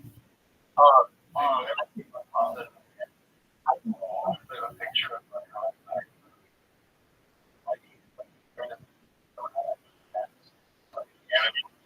with all of percentage. I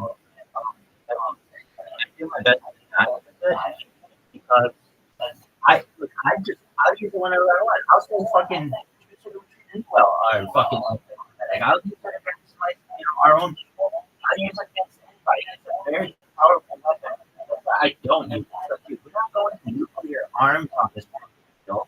We can fucking have conversations. When you pull that up, it's like I don't know what the fuck that means. No one knows what the fuck that means. If you come straight after me my religion, ain't like anyway. I know that it's on it. I just think that for someone to do it, I think that's why there's a way to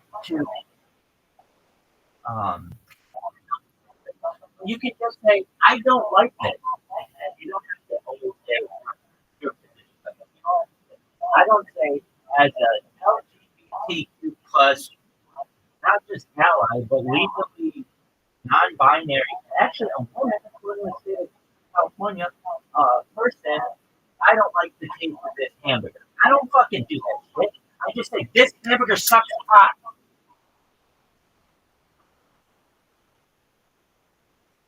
People do that though. I'm sure there are all psychological reasons for this, and I know I've read them. It's not coming to me. But basically, where you put yourself on a platform and make it seem as if you have a higher degree to be able to have this discussion. Like, we're all in the same fucking here as a whatever. I don't give a shit.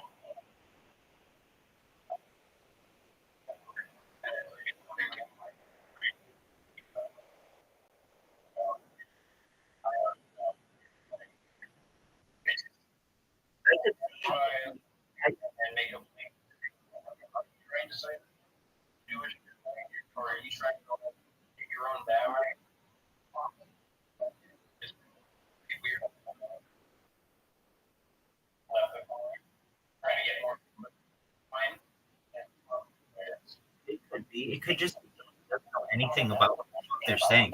If anything, they should say this. They're extremely racist, but not against Jews, against African Americans. That the reason why I see that is this point allegedly started like 2 or 3 years ago. I should say like a year before it was relaunched. And apparently it was really fun in the community to say the N word. And so I just see someone saying, I don't like this coin because it had its foundation. And in the foundation, they had pro-like behavior that spouted the N-word. And I just don't want to associate myself with that. That's totally fine. That's a legitimate argument. But anything else is essentially.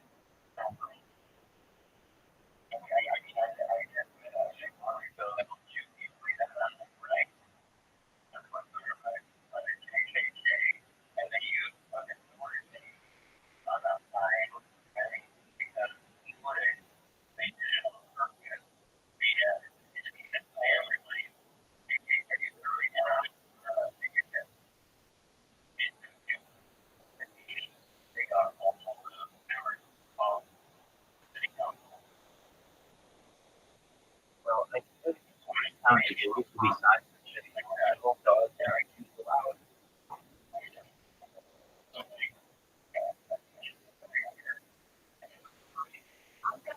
What the state of Anaheim having an wording?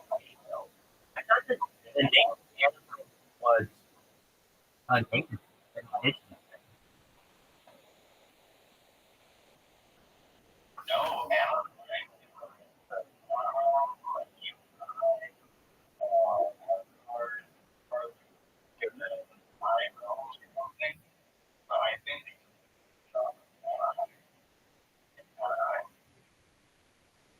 Oh, yeah.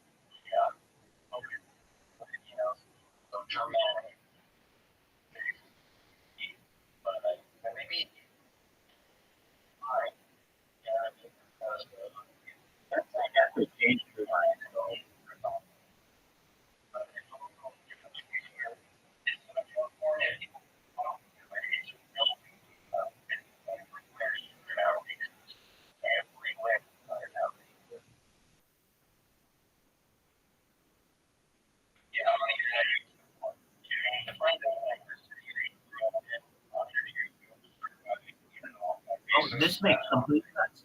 Anna, first is Anna.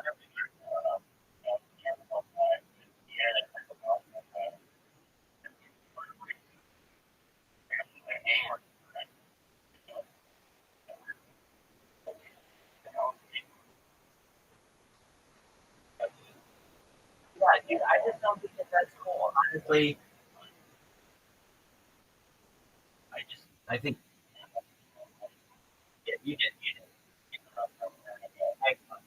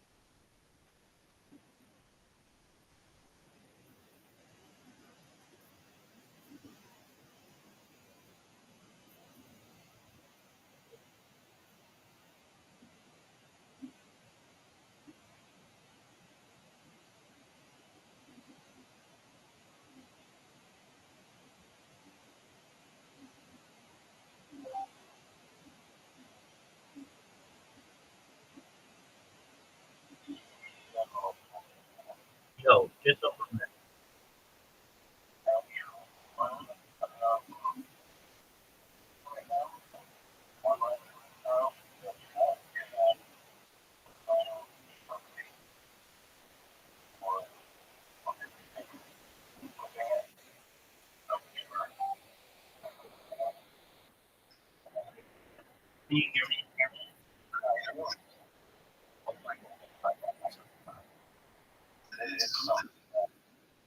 All right.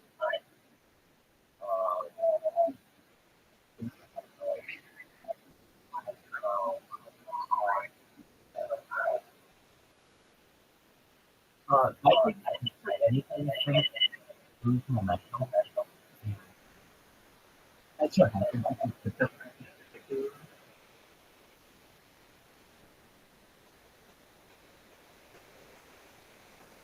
First, I think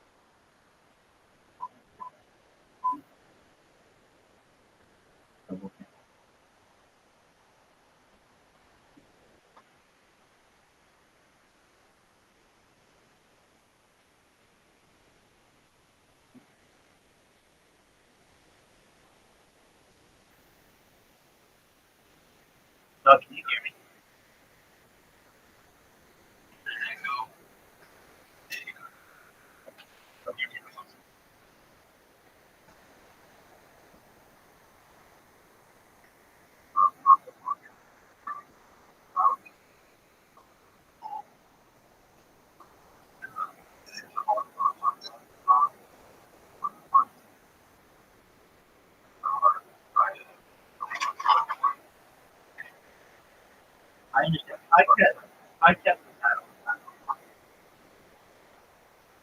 there's a radio on that, but usually that's just one moment.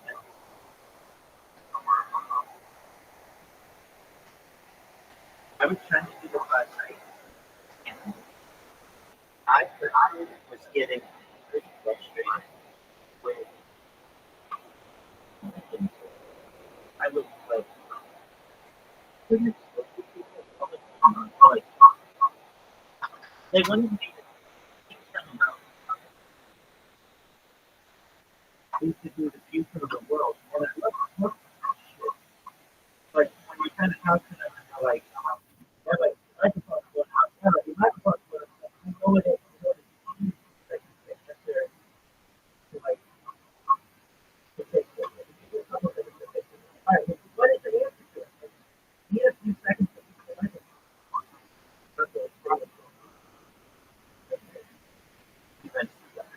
And into the wheel. All right. What in the fuck? Are you fucking serious with the horse shit? Okay, I got. Oh, dude.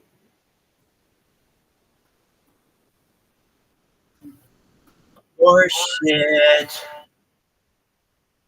Okay, so what are we doing now? Oh,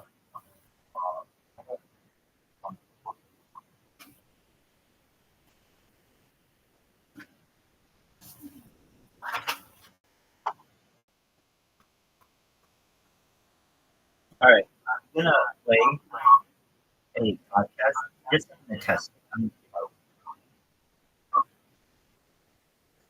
had years and years ago. They're still doing it. I don't know. I never changed it.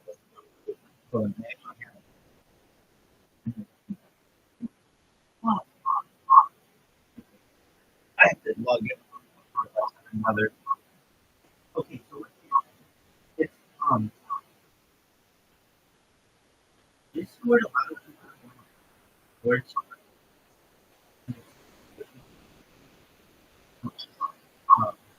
One of which is like you can't join multiple accounts in the same Discord. You can be on one account in 10 different Discords live on video on 10 different Discords, but you can't do that all in the same Discord. They all consolidate.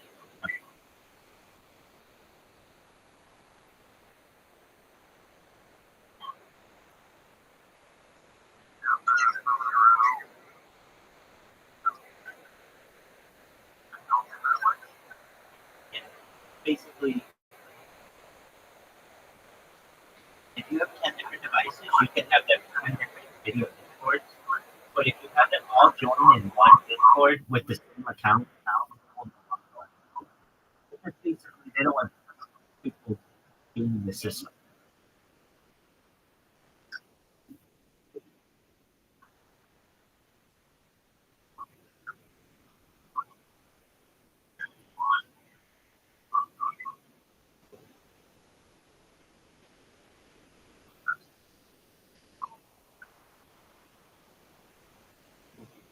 It's like I have some devices, where other devices, microphone talk,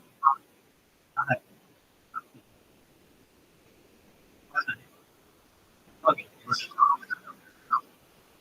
I have like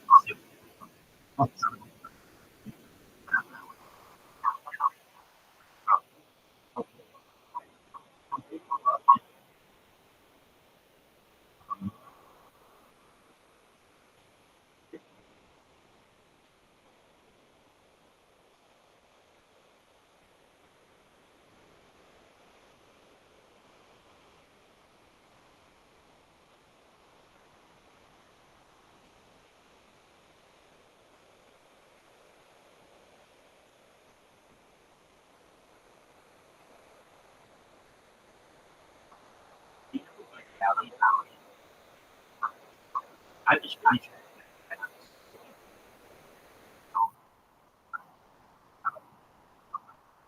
someone fucking like do a deep dive on me just to get some fucking content.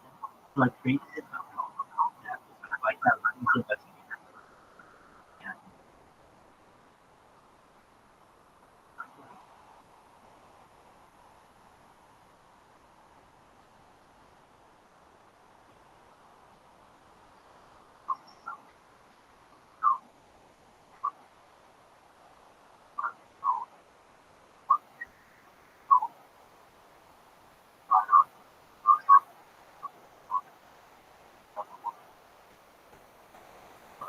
What did you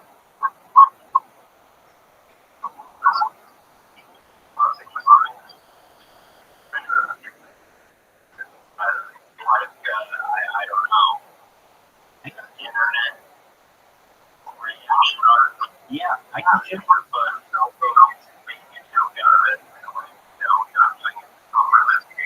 whatever he's doing would actually mess up the actual police investigation if there were one in somebody.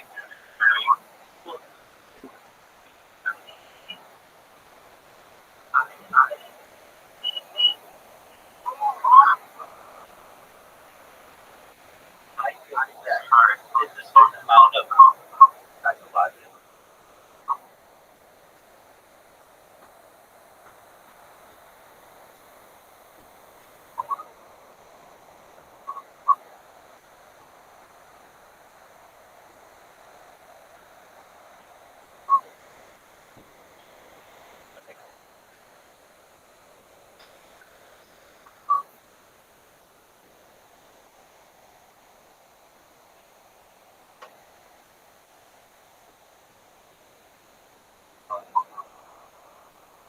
I do understand about basic self and his potential.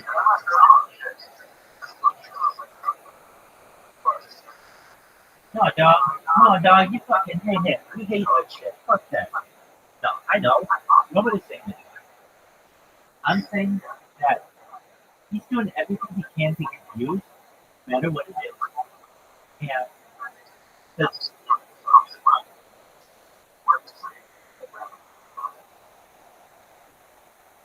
fine. And there's something presupposed to people who there's something like I don't know. If you do that kind of facing with people, there's a high chance that you're a pedophile yourself. Higher chance, not like a high chance. But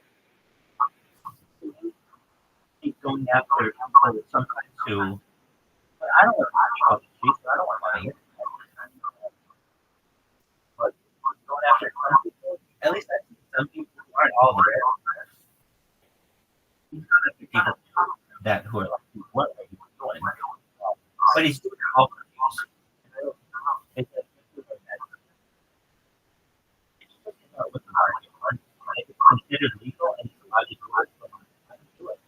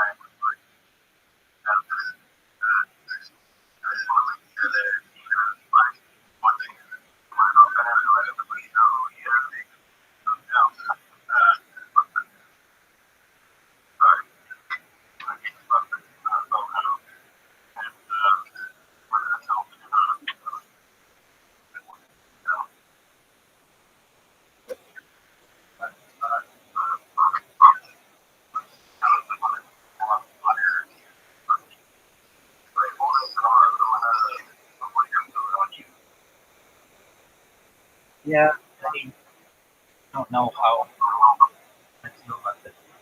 I know how you feel about it, which is like, get all these guys off the street, this is great, blah, blah, blah, blah.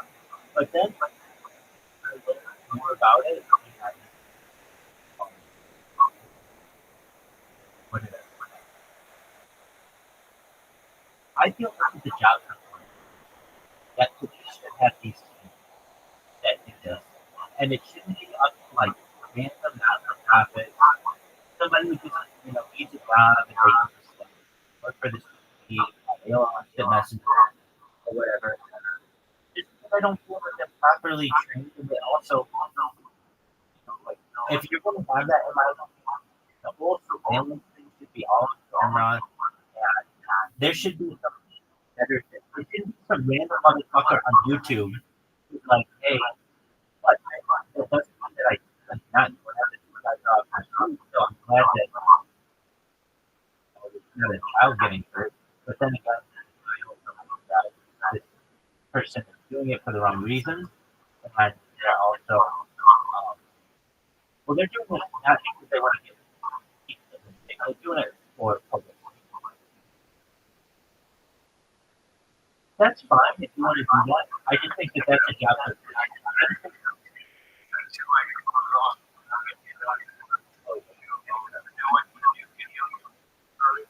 okay, a new video feed. That's good to know. Just one moment. Tell me how the new video feed is with um. I don't know. Like, the better you get, the better you get, man. Like, the more I'm open to that, the better it is. And it gets proven over again. The fucking savage. Yeah. Can you hear it?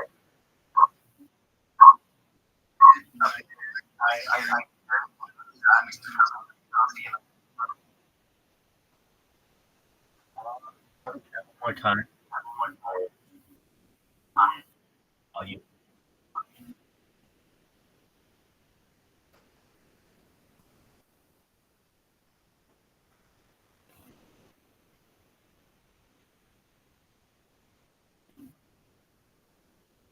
All right, can you hear me? Okay.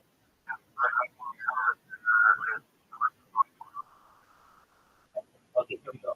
And we're going to talk about like, what they want to do. Don't hold them there. So you can hear it now. Okay, cool. So when I need to, I can just do that. All right.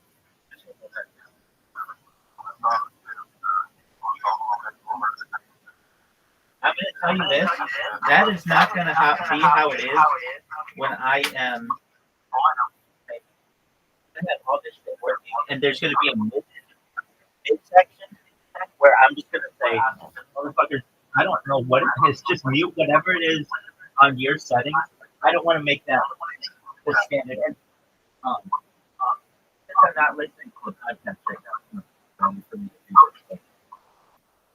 as you know, what happens is just like with anything, people come in and out. I'm just like, all right, well, if they're coming in and out, I keep letting myself entertained in here. Okay?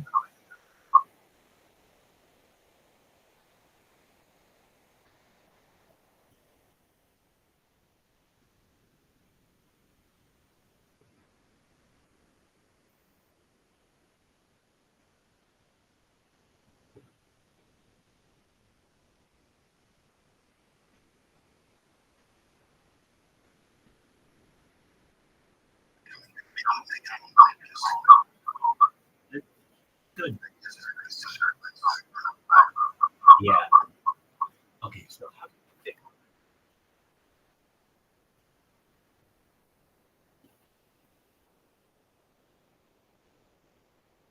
it's the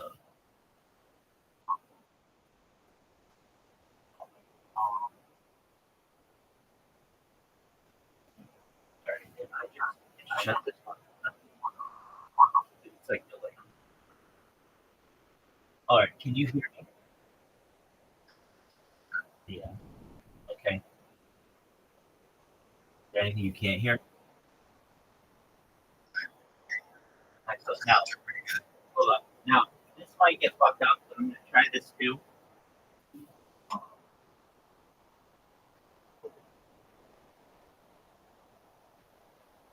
I might get. Can you hear me from this one?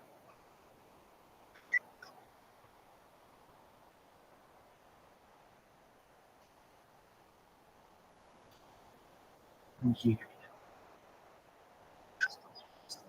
now? Okay, they're both on. I'm taking a podcast now. Yeah, man, that is either pussy or money, or don't leave a message. Hi, Joey. Hi. This is. All right. You want to listen to some JRE? All right. JRE had a podcast debate recently between, well, just me personally, I don't have a lot of respect for either of these guys because they don't make fucking sense to me. I shouldn't say that. I shouldn't say that. But,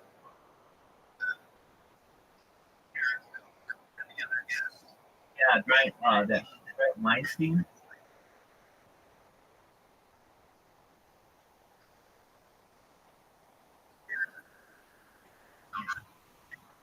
Dude, I know. That's why I want to hear somebody fix really good. Dog, I know exactly what he said. He didn't make any fucking sense.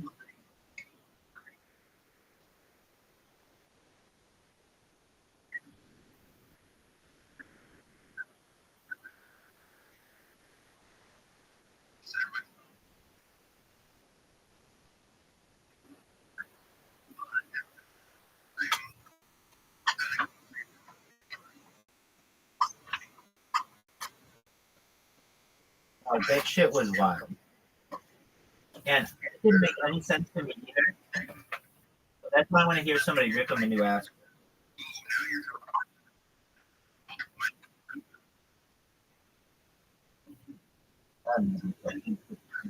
Phone holder.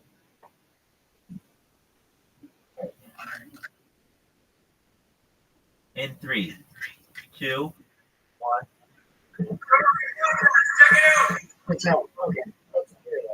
Strike my day, Joe Rogan podcast my day. All day. Here we go.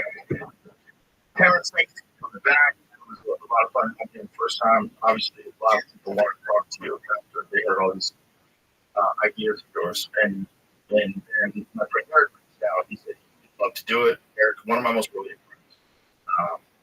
Tell everybody your background. Academically, as people understand what you do. Sure. So I'm an engineer in mathematics.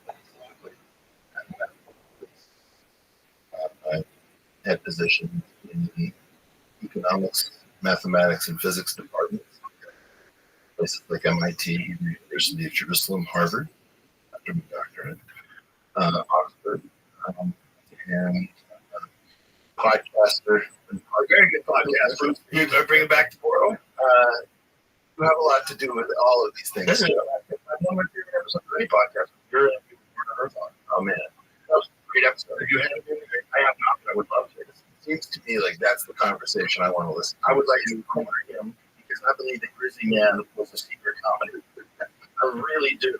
So the way he edited Grizzly Man, I'm like, this motherfucker is being funny on purpose. I know he is. I know he's like editing these like short clips. So it's so ridiculous. Yeah. So you start laughing. I didn't see it. But you haven't seen Grizzly Man? By the way, I need to also just say that I was not, Terrence, I think, at TMZ. I was not looking for a debate. I wanted to make sure that Terrence had his position so that anything that he didn't know how to do within mathematics that was legit gave a chance to put his best foot forward. He got reviewed.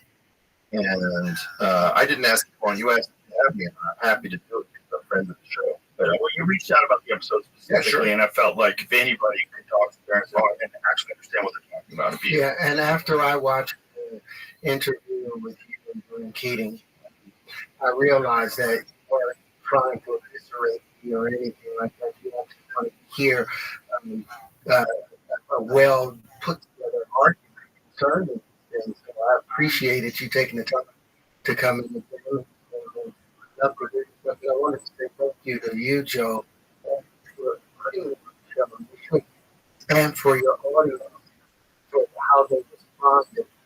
You know, to support all the people that were against it because they think the idea of critical thinking. That's what we're supposed to be doing at this critical thinking. So I thank all the haters and I thank all the supporters and I thank the people that's on the fence.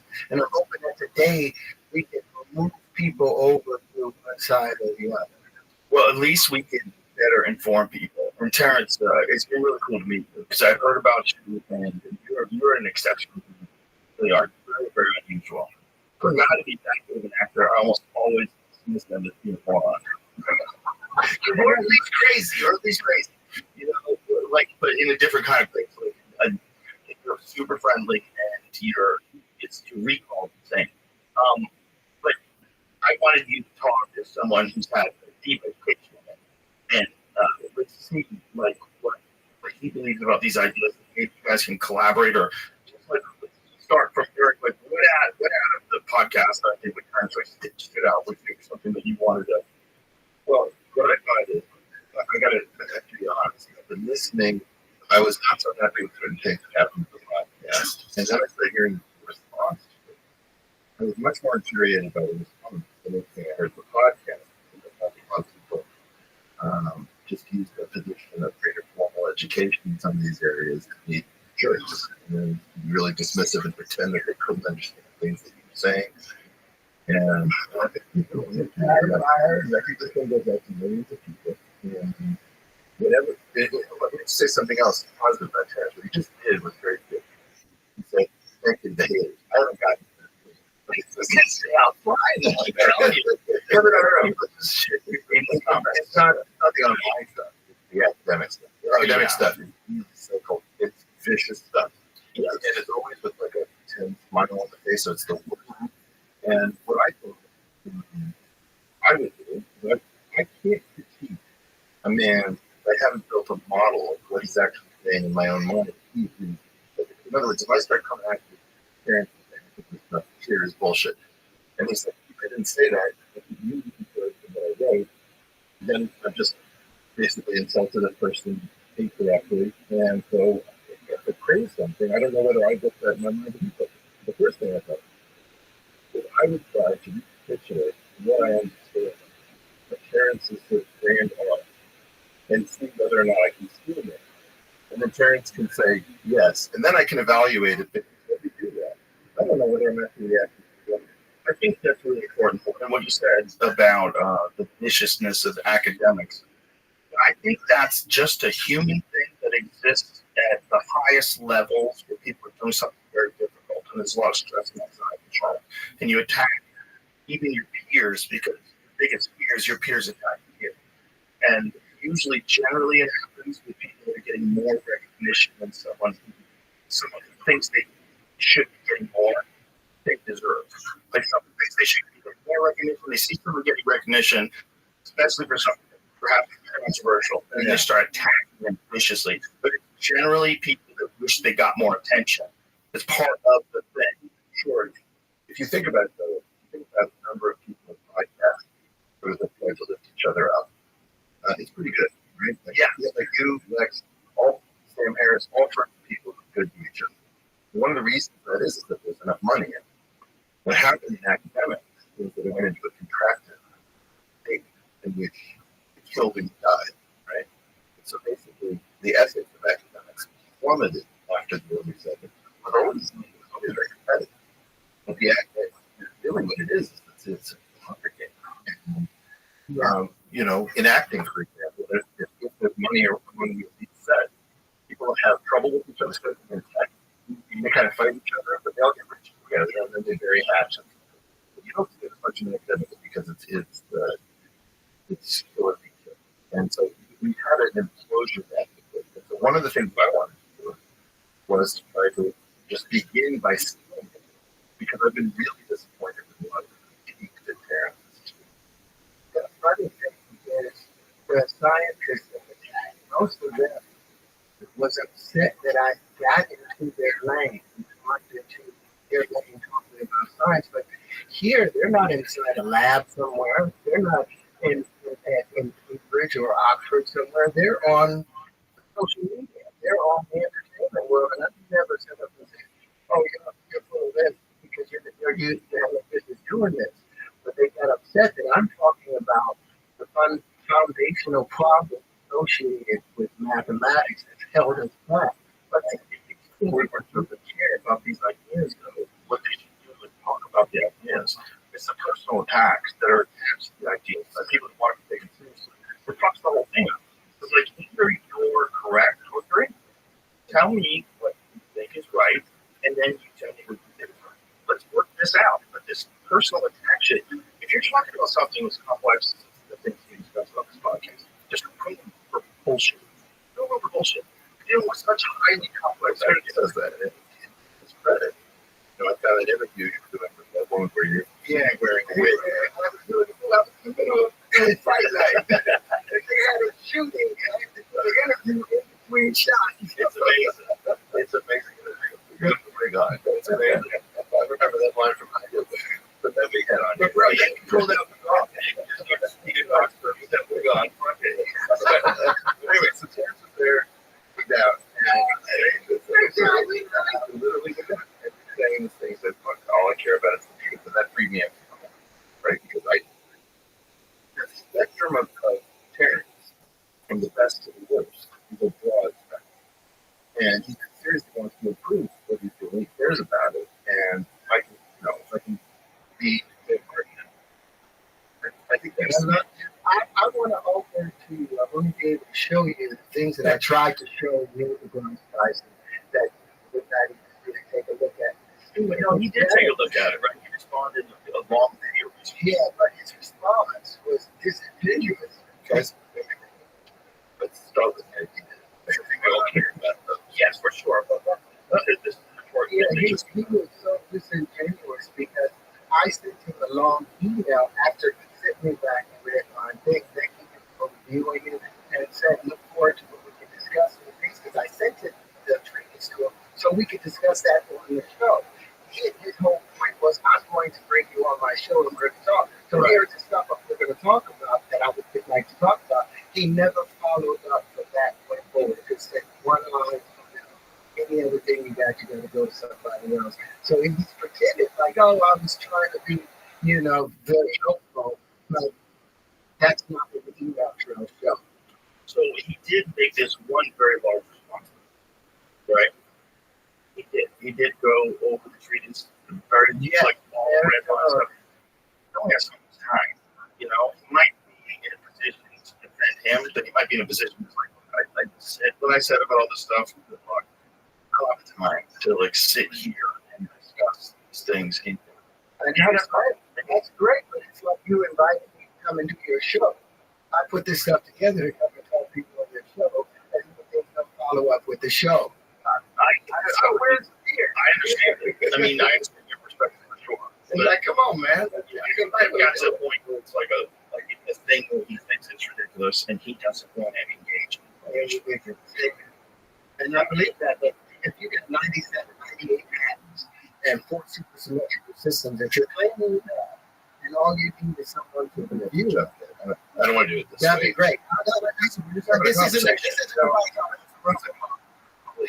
yeah, this is I love it. I watch it and I appreciate it.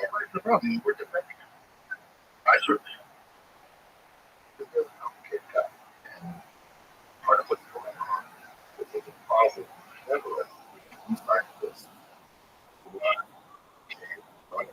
With respect to we'll make these claims that science is out, intelligent ideas, and all these things.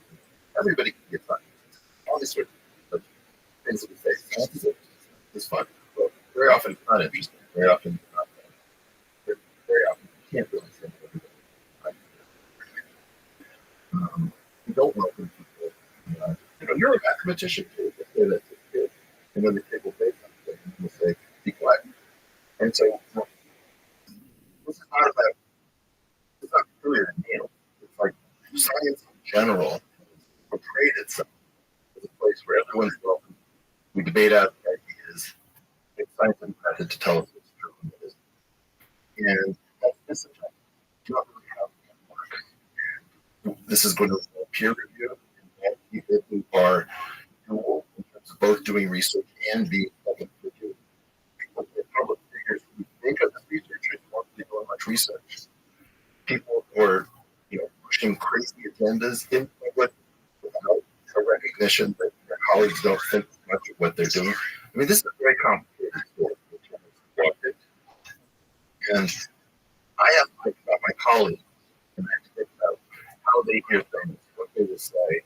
So I am in part speaking here. I'm also partially speaking to 1,000 people, or see different levels. But just for the record, like I said, I grew up watching Neil and having someone that was light skinned, that looked like me, up there making these grand steps towards helping people to understand. I admire and I still would like the opportunity to sit down and show him these things and have that deal. Because I think that he would be pleased once he sees the specificity associated and understand where all of the passion came from. And I hope that other side make a look at it, but that's the whole point of us doing that. It was about that beer. Recollect Autumn's Day. Mm-hmm. And, that was a very complicated thing we did. And it had many layers, whether or not you put it on the surface, with the hidden meaning, and put meaning below that. So plunging right into that beginning, in my opinion, did not serve by having the three of us here. Because the first thing is, what is the nature of things that you actually understood? And what he forgot, one time, quote, that's a metaphor for challenging this. Despite the fact that where we feel has all of its issues, Cupid or what I do, but despite the fact that Root 2 has a problem, prime number, that's what we call number 2 or prime number, then clearly a composite number. Any other prime number jump into this. Any prime number that you subtract from another prime number, you always get a composite number, except with the situation of number 2. And there's so many people that that's why the prime numbers are unpredictable because that problem is associated. So there's been a problem with 2 for so long. 2 is different. You will find that mathematicians often talk about proving something per character not equal to 2. So they'll single out just the very big. So look that up here. Yeah, but why they do because it's part of what you're saying. Prime 2, it does belong, but it is also special. And if I have the opportunity to draw that, if I want to, but it sounded great. And I also have the possibility to draw them on trade. Just trade characters that equal. They're like saying, yeah. Like just jumping in the middle of it. You don't have the benefit of putting your best foot forward because if you say one times 1 equals 2, everything that's great. But what you actually take in, the fact that you don't use certain terms, the fact that you use certain information, it's me. That's very positive, which is that you taught yourself. You learned the stuff reading about it. Hey, Chris, I'm glad you're here. You wouldn't pronounce certain words that you pronounce. So in part, you always have the ability to make fun of something, to pronounce every word the way it's read on the page. And then, also the opportunity to say, oh, that guy actually taught himself. That's more important. So in part, I want to do it by giving you your best foot forward. See if I understood what you said when you were making full flower relations. Between your larger theory. And the only way I know how to do this is to see whether or not I actually grasp it. I also had some time to spend time on it, but my time is valuable, your time is valuable. So let's Yeah, so I'll follow your lead. All right. What's going on with that? CIA. What's up with you? Tuesday. What do you think? Right.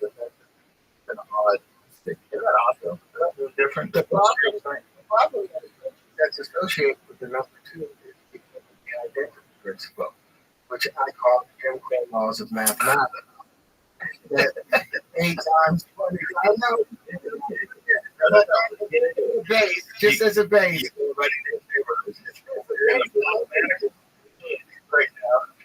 Right now, you have Marie front about the problems associated with the education principle.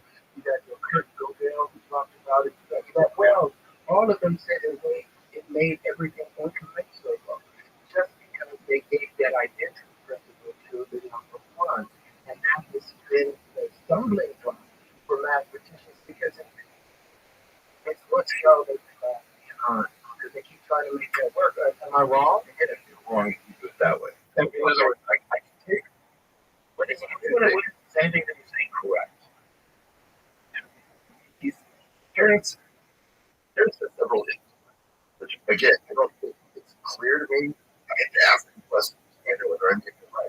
But the problem is, I may be wrong about my model of terraces. First of all, I didn't know what I guess. And I need to know whether I'm even building the right model of terrace, because otherwise it's just going to have me here. I'm going to critique what I built in my own mind for terrace's work. Right. What I would love, what I was hoping is that you would be able to explain unity model. That's a very different thing. Thank you. Okay, good. Then You guys that could be a whole other podcast. But what about what we're saying now? he's saying things that are often in the level That are allegorical, and you can make them like I sometimes mention something called category theory. Your way of category theory to take something that seems to be an analogy and make it precise and powerful. Right? You have two systems that don't look the same, and you spot an analogy between them, and then you say, "Holy cow, there's exact mapping of one system onto another, in which it was unexpected that those are the same structure." So for example, when you get into something called multiplication, pertains as an issue with multiplication. But to the best of my knowledge, you don't have an issue with addition. I don't have an issue with multiplication either. Then what times one is what? One times one should be two. And action drives to that. It could show me one thing to be It'll be just You show me one thing to be good. One natural, observable phenomenon. One times one is one word. Action times an action. Doesn't have a reason. so that you just went into. There's a concept called order. There's argument. What you want is not taught. I can beat you in a word, or you can beat me in a word. Beat me in the word game. I didn't You know can the beat me MIT. in the word. I heard you, but he did. But he was having trouble improvising his spot. And your mind rescued him with a partial. I really Yeah. appreciate it. You know my favorite. Yeah, he invited me to do it. That was I'm scared to play guitar though with him. I should have put on the guitar. I'm scared. I'm scared.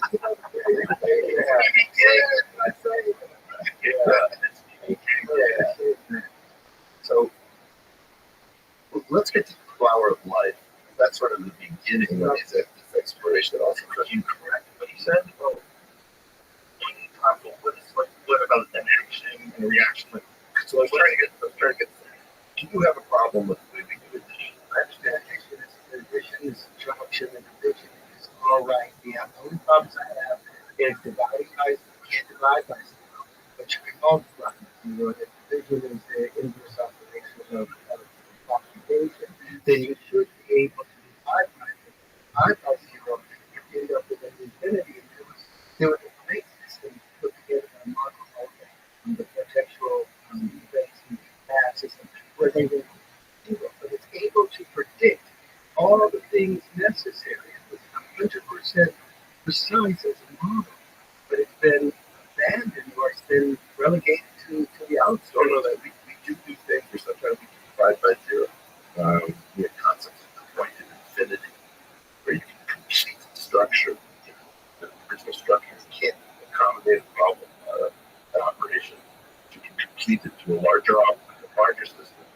That does become sensible. So, as an example of the 1 times 1, assume that tearing doesn't have a big problem with addition, because addition doesn't have a division by 0. It is the case that if you take any 2 numbers, A and B, 2 real numbers, and make them positive, and take the natural log of those 2 numbers, and add those together, then you take the exponent. Everything is times operation. Right? The exponentials are the L of A times plus L of B. That is equal to the A to A times. In other words, addition and multiplication are what we would say is isomorphic, or an ordinary person would say exactly the same thing. So in other words, if you don't allow me multiplication, but you would allow me to do like waves, with waves you need exponentials, and you need natural log. There's no way of changing the law of multiplication and accepting the law of addition because they're the same system. Multiplication should initially start as exaggerated addition. That was the whole point of it.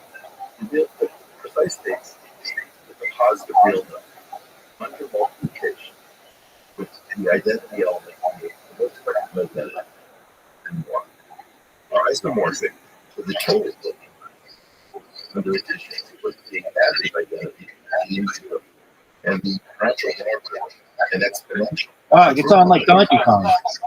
I'm taking you down, Braz. Braz, you're fucked. All you do is play this fucking game, and I'm gonna whoop your ass, dog. I don't know how to shoot. God damn it, I don't know how to shoot. If I knew how to shoot, I would fucking whoop your ass right now. Oh, shit. Shit. I don't know how to shoot. Am I shooting? God damn it. No fair. No fucking fair. Shiny passes, you fuck. How do you shoot? How do you shoot? Oh, it automatically shoots. Oh. Right.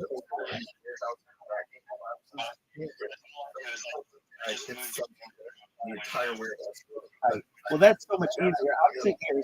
I got like a Bowie knife and some other shit. All right, I'm gonna be the best person in the world at this game. Just give me a little bit of time. Oh, dude, I got my first kill. Are we on the same team? It is because I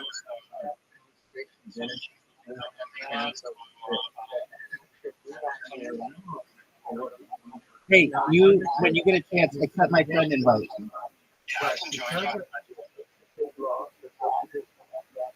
Okay, excellent. We'll get in here and accept my invite, baby.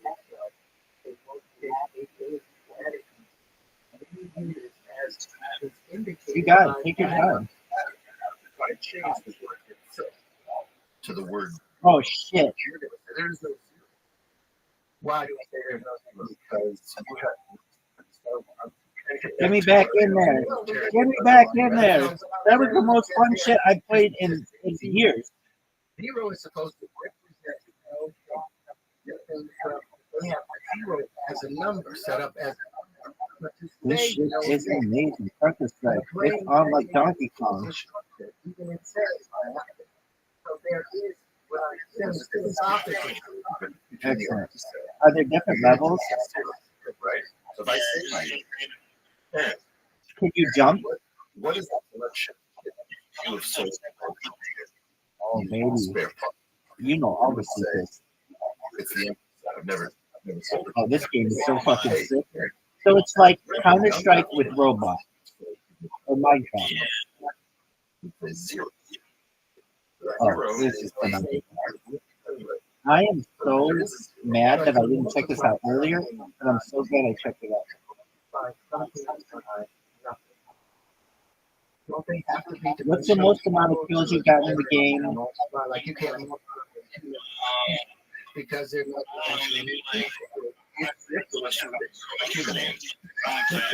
No, that was your point about dollars, right?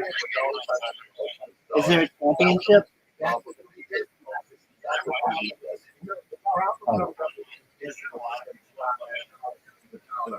you play other games? Insurance. That was the point of that. I was pointing out. Are you playing on a desktop computer or a phone? You say one What kind of phone? you say $1 sensible message. Weird. It's not an iPhone. Right. And now the movie, what is $1? Let's me see. Can you hear us? Dude, you got to get in on this shit. It's just an entity with a picture being it's a user account. So it's still 8 million, but multiply it under different states are not allowed to. All right, well, you guys go do that, but then come back. I want to play this game with you boys.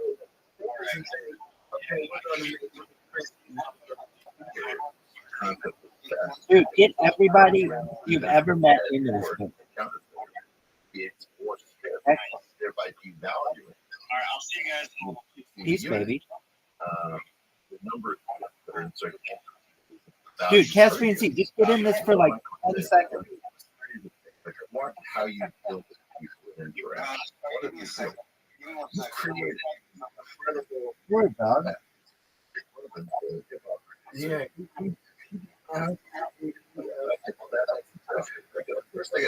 It said that we lost, but everybody knows that was practice. It doesn't count. I'm still undefeated in everything in life. I've never lost anything. Never been killed. I've actually never been killed by anyone in any game. Right, exactly. I mean, you know it. It's like perfect score. And if history has anything to do with this, I'll make sure by the end of it, I win every single game. Like, people can beat me right now, but I'll come back with a fucking time machine and fuck your ass up. I don't care if you beat me at Tiddlywinks in 1989. I'm going to fuck you up in the future time machine thing. Dude,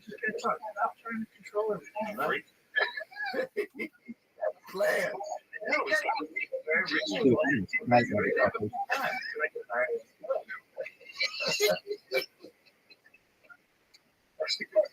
Bring the temperature. Yeah, we can lower the temperature. Yeah, well, you are wearing it. Well,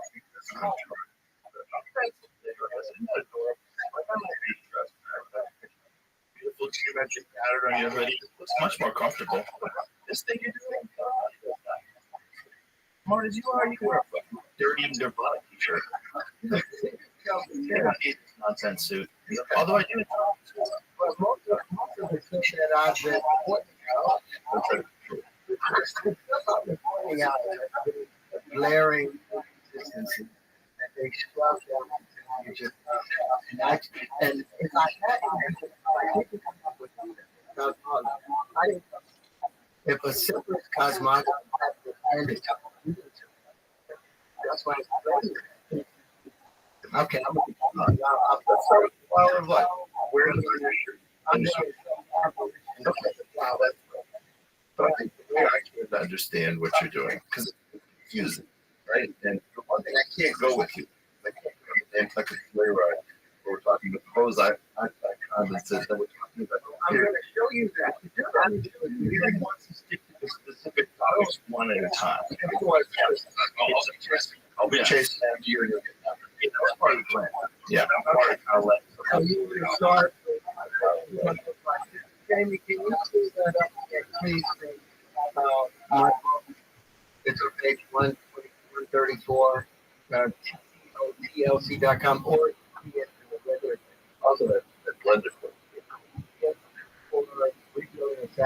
Or the one that you were talking to this other guy that's asking you questions about the fire storms. I found that on the internet. It was doable. In particular, when you do them with me, it's very hard to see. Sometimes when you let it become translucent, it's easier. Well, that's why I'm going to. Got it. I got one. No. On your website. I'll put that in the book.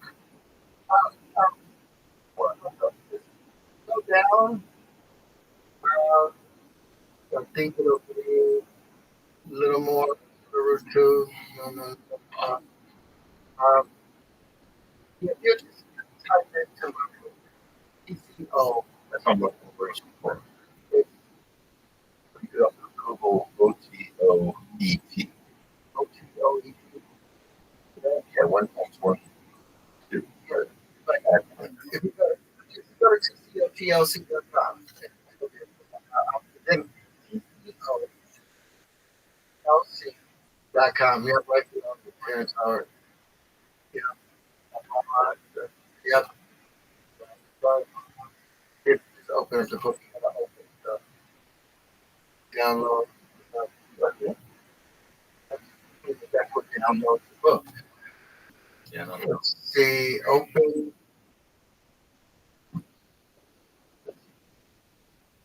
It's not doing it. let's try searching Google OTO.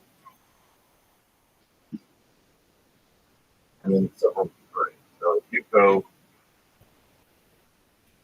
and then put in Howard.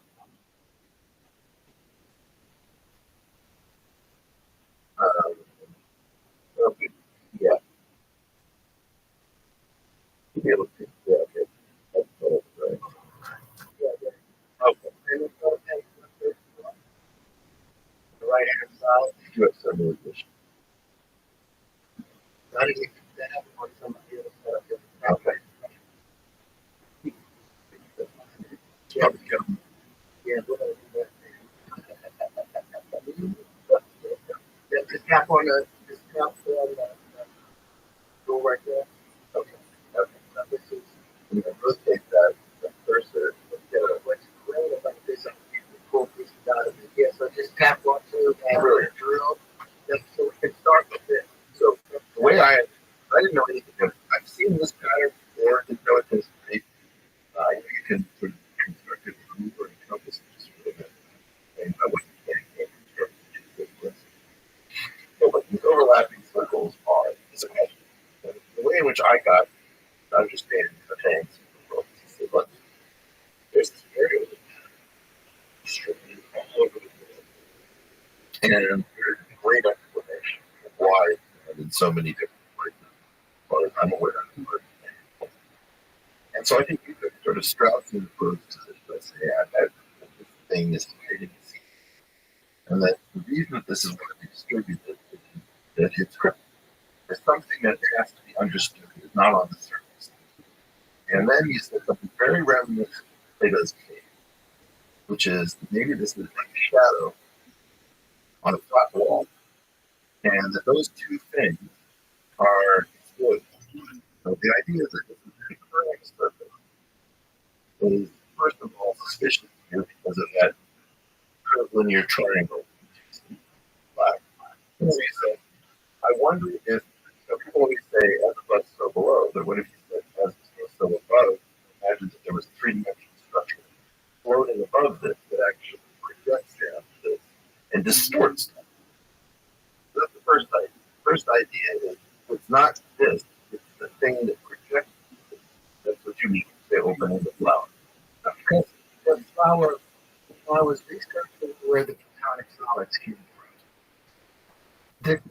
The oldest version I got, and all of them, it came down to this. There are no platonic solids in dimension 2, except for what you do, which is the thing of in black. But what they did is those 6,000 years ago was draw a straight line with a circle over half, and I thought, and what I was reasoning with regard to energy being expressed in motion, all motion being expressed in waves, all being observed, that there were no straight lines in the universe. So There's several errors in what you just said. If I stop there, we'll get you should correct those errors while we're there. Okay. Not true that all energy is expressed in motion. what energy is energy? Potential energy is not expressed in motion. It all have that weight of the string, which is sort of quintessential of notice. But most of the physics comes out of the system represented by weight on the spring.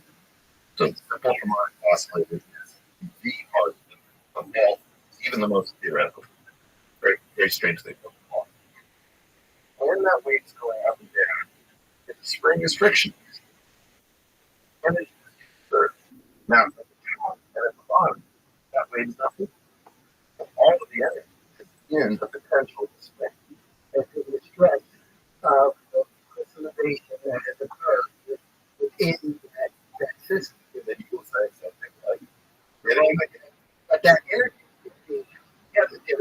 energy there, and it's still doing it at microscopic level, still spinning. We have to get into that. You will make a point, for example. But it's not true. The same that it's still in motion. It's just in motion. No, there's nothing moving. Let me get show you what's wrong in here. Okay, Aaron says, show me a picture in a single straight line. Let me think about it. That was from Alan Watts. All right. So, if I show this, Aaron, this process being for the seventh grade, last straight line. Terrence, Well, you agree with the straight line. Well, when you look at it under an electron microscope, you're going to see the crystalline structure. So again, this configuration is It's not, you're just saying it's not perfect. it's an optical illusion because this form is symmetrical. yes, very often, like a lot of straight lines. Straight line, Right, but every atom is filled with empty space. We can take this down to like there is no matter. That we could get crazy. So it's like the pyramid, you know what I'm saying about? Well, you've seen that Mexican cave. That's the best example I know. I've ever. The Mexican cave's amazing.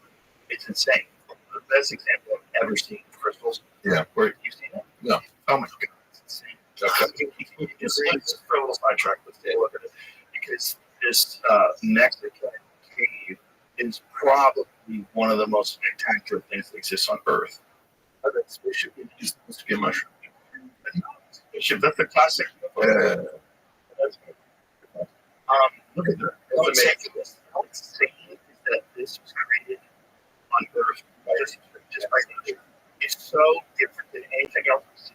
It makes our mind go, yeah. If those are crystals, how? What's happening? Why? So it is fun. I would say a lot of straight lines, but I've also studied currency. They are not gravity strength.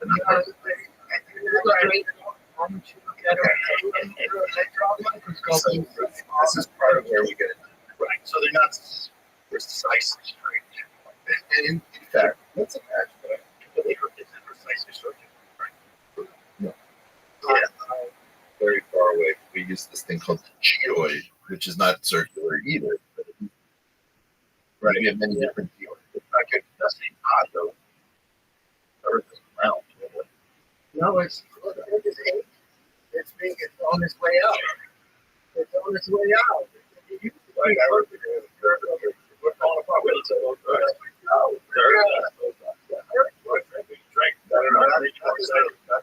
it's early. What is that? You're an American man. You should be able to do whatever the fuck you want. God damn it. You're in Texas. You're an American man in Texas. This is a free state, sir. What do you have? We got whiskey. No, that's what we need. We need get some whiskey and ice. Yeah, and we're gonna get you this very gracious. I want to show you something I wanted to ask your opinion before I forget. There was a recently found online of these two photons that were entangled, and it looks like the yin and the yang. Have you seen this? No, yes, no, that's not true. I have seen that in the corner of my eye. I did not study what caused it. I kind of like you because you're probably the only one that I know other than maybe parents who can understand what the fuck they're saying. I have a model of it. Okay, and I go. So what they say, how did they see this? Like this biphoton digital holography? Can someone explain that? Maybe, but I don't know what the word means. Okay. Do you know what it means, parents? Like how they can see this? A biphoton. Someone got to show on the phone. Did they actually together?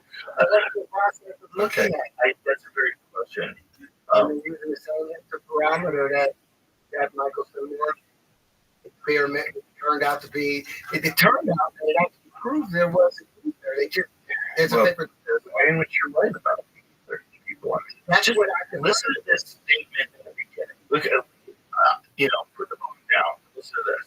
High-dimensional biphoton states are promising resources for quantum applications, ranging from high-dimensional quantum communications to quantum imaging. Just that phrase, what fucking percentage of human beings breathing on Earth right now have any idea what any of that? I imagine you have a state,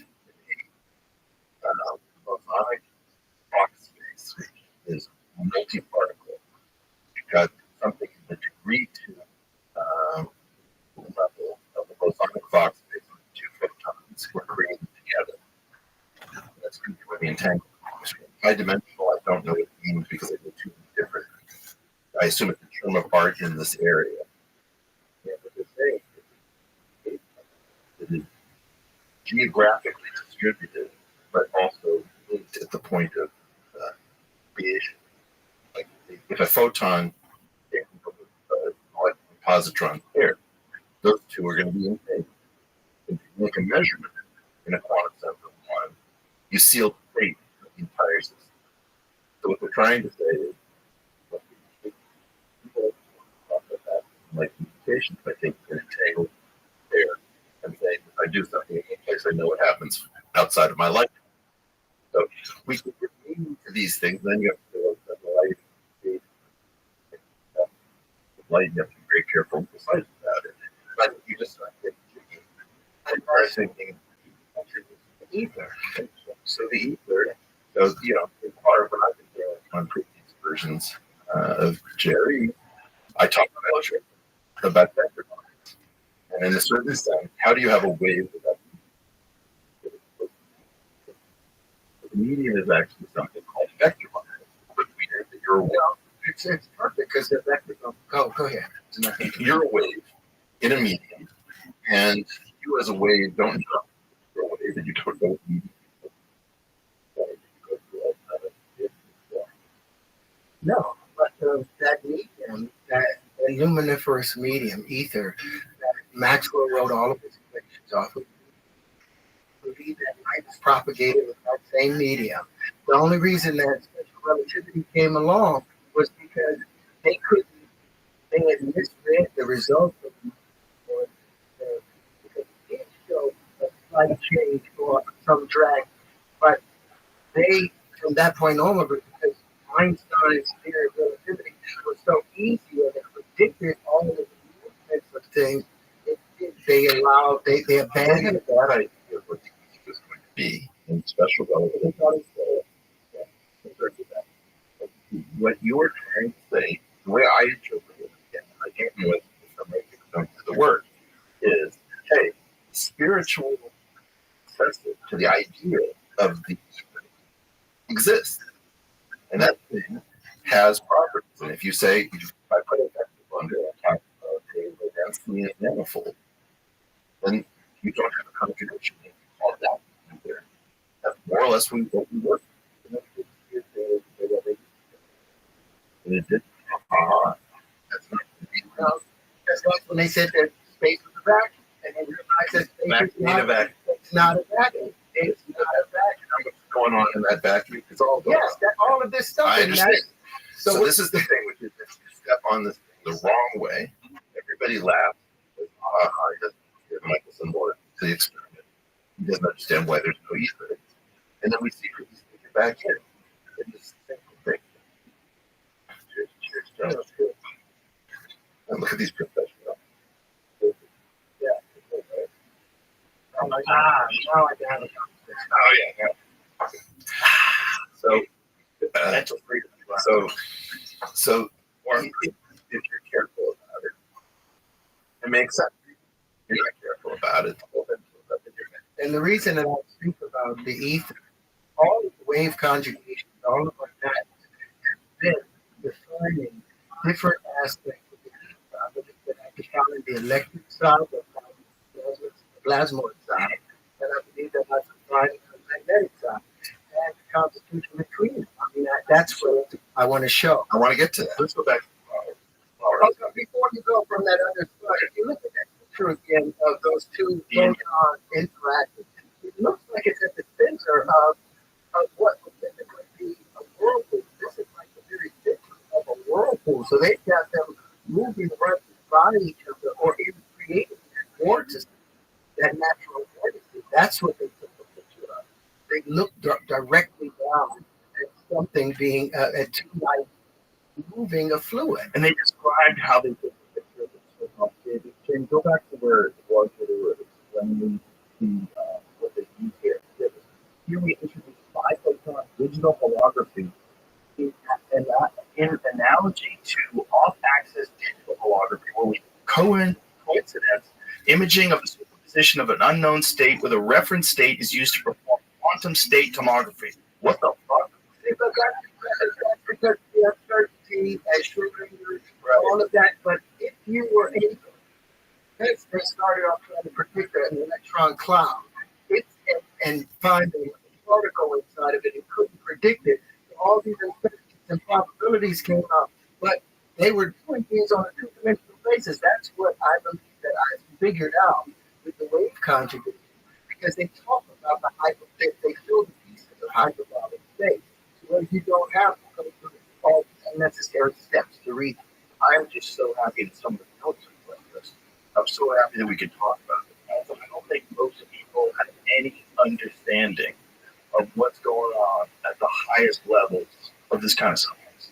It's so damn fascinating. These people are finding the very building blocks of the universe. It's fascinating. This is a bit up from that. The tomography is like how we assemble a picture of you when we do an NMR or a PET. What is it called? A read-on transplant, where we send waves through your body and we assemble a picture of what's inside the body, reconstruct it based on sending probes in and measuring response. We could get through this, but I can tell you that I can't read it instantly. That would take 15 minutes to sit up. And the thing that I want to, I was just going to say, it's just an unbelievably fascinating time that we can actually look at these quantum entanglement concepts out and see it. But we need to do a better job. Right now we're in a crisis where no one knows what's true. Nobody knows what's shit. Nobody knows where they can trust. Where they can trust, who they can trust. One of the things that actually drove me to read that show is that by default, I've addressed the National Academy of Sciences 4 times, I think, because they were lying and I caught them. And they wanted to know how much I knew about the law. It's weird to think that this little studio, in a weird way, is one of the universities where we know what's going on at Harvard. As you see, we don't kick out plagiarists. We don't check what's going on nationally. And so it's very strange. This table is one of the last things that is trusted by many people. And that's one of the reasons I'm here, is for I have a chance to keep a conversation about this. You screw up, but the conversation is recorded and we'll go on and have a chance to see what's coming out. Back to the flower of life, I can hear it right up. but like the problem, all of these things, I went up to Oxford 8 years ago and tried to present them there to be examined. They were going to take it seriously because of my times one. When I say the word times one, like I said, that was a metaphor to say that something's wrong, something's wrong, but they know something's wrong with the math. You're going to bring normalization theory. Normalization theory is a way of saying we know that we're working with math is wrong. And on the other hand, we have a way of working with math that's wrong, even though we know it's wrong. If you have an error in a particular time, you can find an expression of the same error that's different in the denominator. Sometimes you can cancel the parts of the wall because you could do it twice. So introducing two problems is better than having one problem because you have the opportunity of one problem to kill another. So is there a potential future for human beings through whatever means develop a superior method of mathematics that doesn't have a problem with number two, it doesn't have all these issues that we're talking about? That's what I think I've done. My way now. It solves all of these problems. That's what I can't wait to talk about. Okay. It solves all the problems. Let's So go. this is, like I say, we start with this, No. I've got it. Where did you have a story? Yes. And by doing the Nantucket Play Ride, you lose everybody like me. Because nobody's. And what parts of it are real, what parts of it are wrong, what parts need improved, what parts should be improved, how important it is. Never going to get a joke. You start off at the flower of life.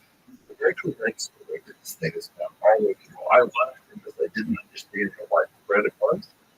I didn't know there was a mystery of it. I know something about sacred geometry is a kind of spiritual geometric thing. We'll talk about it later. Terrence has a couple of ideas, maybe three. One of which is maybe it's not about that flower of light because that's in a two-dimensional plane. Maybe that is a shadow. Yes, it's something in higher dimensions. And it's a cryptic message from an advanced consciousness that will open its secret when we finally understand it. There's something called the Antikythera mechanism, which is a bunch of gears found by this Greek island of Antikythera. And famously, it was just in the abdomen.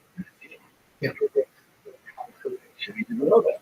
There were two cats that they focused on. One was named Derek, so they tried it. The other was Richard Pine. And they were obsessed.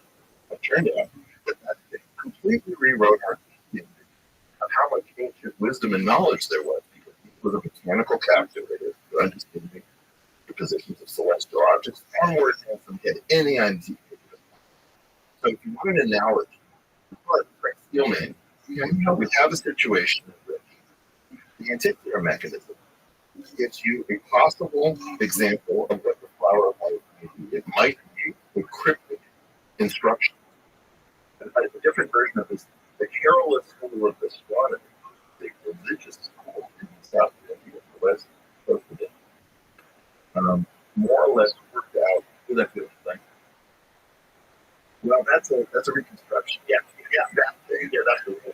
Yeah, I mean, once you look at the actual reconstruction, what they think of actually. Oh, can we get the video or the what year that they believe it was constructed? 2008. This is when they still believe in the Ptolemy example of the world, that this doesn't follow Ptolemy the 39 equations of the world. It's, Because so many factors, more natural disasters. There's been a lot of moments in history where shit got lost. Just the pyramids handle that way. Like, what the fuck did they do? We don't really know. Yeah, we don't really know how they did it. Well, it doesn't. Like Werner Herzog. Yes, Werner Herzog created an entire film. Good scroll, just a theory about how to move heavy objects over a mountain. Right, so he wrote an entertainment to test an engineering thing. And this idea about entertainers not being scientists or engineers is total bunk. Right? Werner Herzog is an engineer. And he's also an actor. He's wrong. It's in Reacher with Tom Cruise. It's fascinating. Yeah, because that guy in the opportunity cut off his finger. It's hilarious. He's good, though. Eddie Lamar. Oh, yeah. I essentially. One of the reasons I believe if you listen to people of ethnic states, if we go back to the flower of life. So Terrence has a couple of ideas, one of which is this is the shadow. Another of which is that once you go into higher dimensions, you should be thinking in so you should be thinking of these curved linear structures. And then instead of focusing on the sphere, you should focus on the areas in between the void. And in Christology, you might call this the interstitial void. So there's several ideas that this confused, by the way, Neil deGrasse Tyson. Because he said, I don't know where these shapes come from, but they are beautiful. That was the faint praise in his critique. So what Terrence is doing here is he's saying, look, the circles are sections of spheres. And the spheres have to be placed in very precise places to generate what Terrence is going to start talking about as wave conjugate. And he has different ways that spheres run into each other. And he says something very cryptic where he says, if you drop a in the center of a circularly symmetrically, the wave will radiate out until it hits the wall, the shore, and then it will radiate back.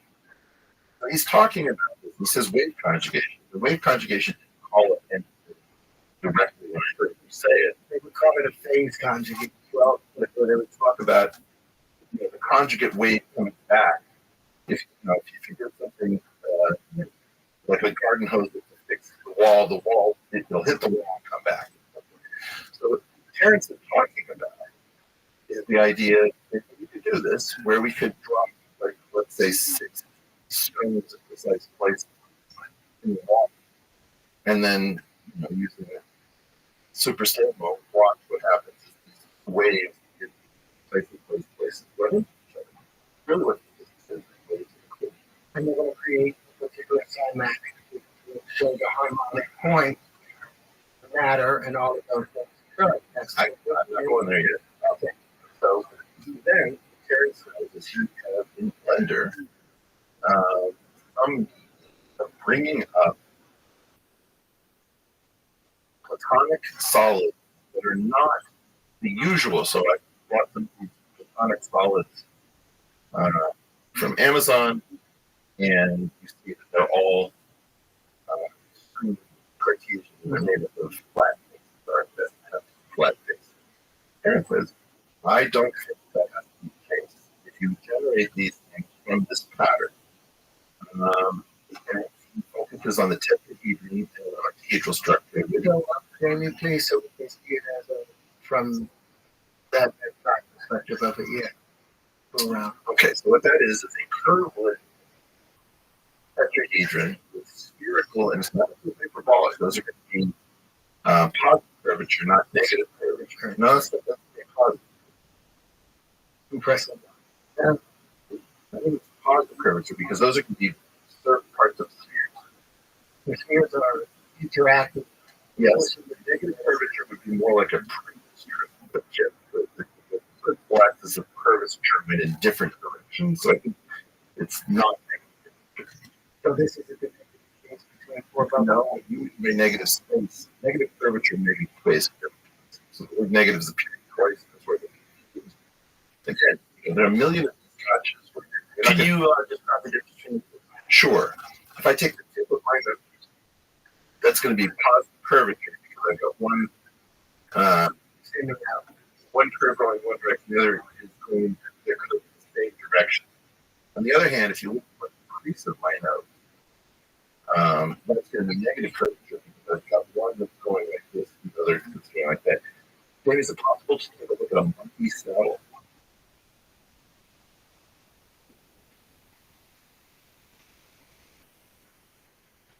That would be negative, like what things go in the opposite direction. Those are, yeah. Okay, so negative curvature is so negative curvature would be what we would be talking about with like hyperbolic space. And spherical curvature would be what we're talking about with inside of those curvilinear triangles. So he's making, again, I don't see this. This isn't where I think worth wrong. It's just the language. There's a formalization. Now, if you take the other structure that he keeps running across is an octahedral curvilinear. I don't know what it's not really a comic solid. It's not flat. It's So push. You have to push on the. You go on the side. If you go to the side of the perpendicular, and then go to the purple, to that blue on that right. That blue. And then where okay. So now what he's doing is saying, if I have 8 bubbles and these bubbles, each face of this object, this octahedral object, he's taking a sort of curvilinear triangle on a sphere. And he's imagining that these things are all sort of racing towards each other. And how would you better? No. If you put those two in, he's going to go into a different world.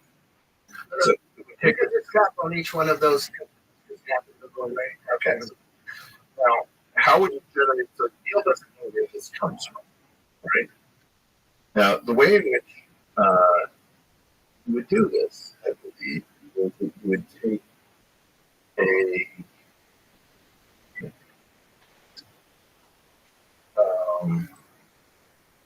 you take the 8 take the 8 vertices of a cube and you put a sphere in each one, small sphere. So imagine that you had the vertex at 1, 1, 1 in three-dimensional space, and then you had another vertex where all of the vertices that you have equal 1 and -1. So you have 8 possibilities.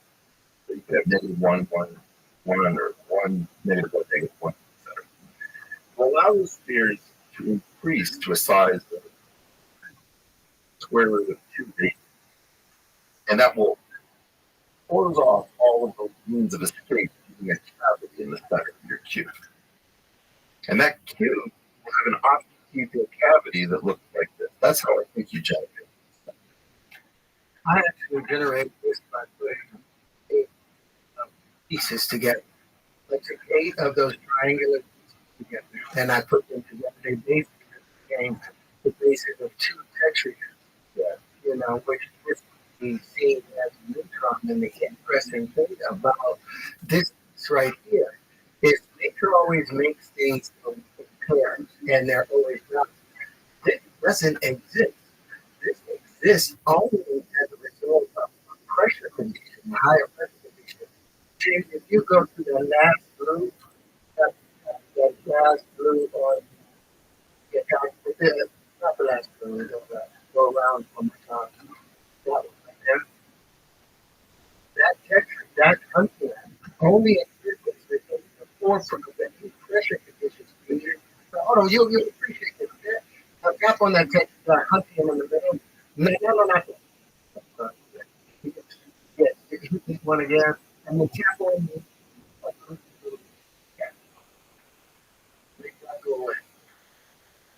That right there is the pressure condition created from 8 tetraeders interact, and they create that other greater pressure condition.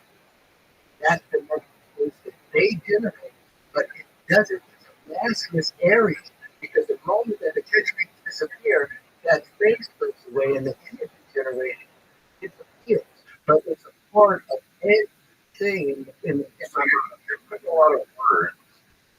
Like, first of all, if you admit, looks incredibly. Turn it around, Jamie. So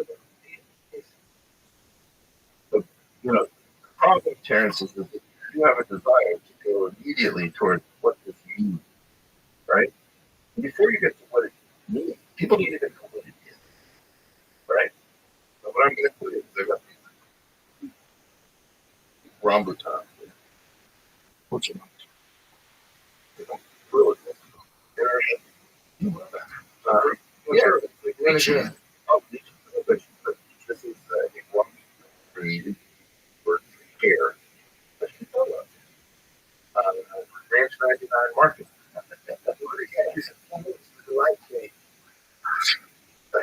If I take 8 of these, okay, and I arrange them in a whole formation, there's going to be one carrot thing in the center around 7. They're going to be 6 holes for the size of the tube where you can get in.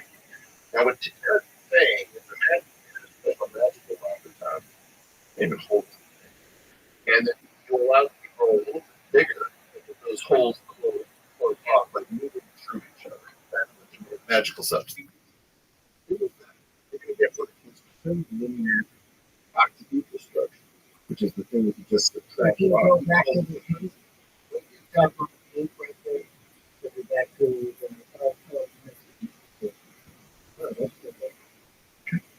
What's going on is that, for example, is that Neil can't figure out, well, where did this come from? So what it is the spheres of radius root 2 of the 8 vertices of cube passing through each other and closing on an octahedral cavity with positively curved triangles inside. that's what I am. Well, I needed to know. pretty glamorous. Can I ask you, James, before we go any further, what was the inspiration for diving into this? Like, what revelation did you have that caused you to start looking at this 3D structure in the space inside of it.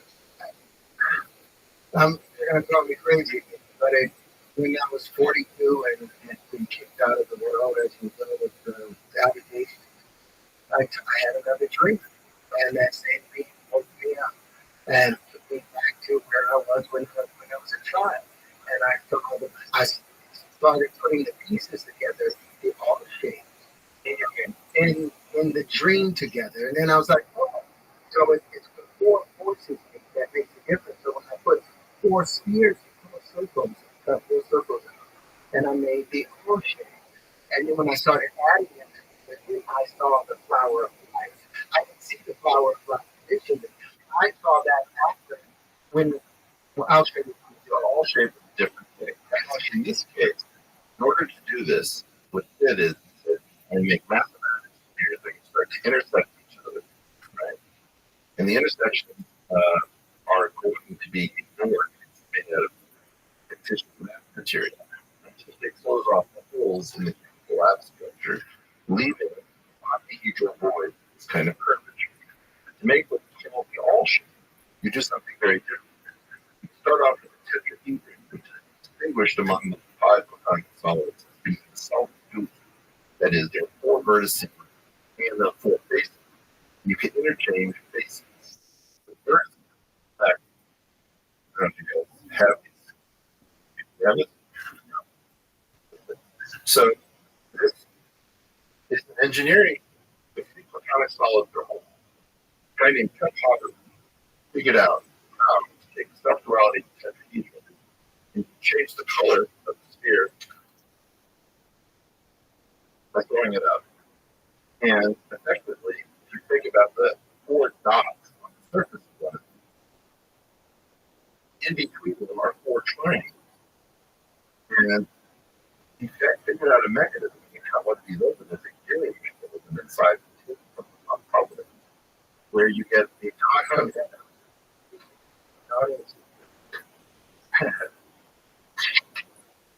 So as you pull this thing apart, change colors. Yeah. You spin it ever so slightly. Oh wow.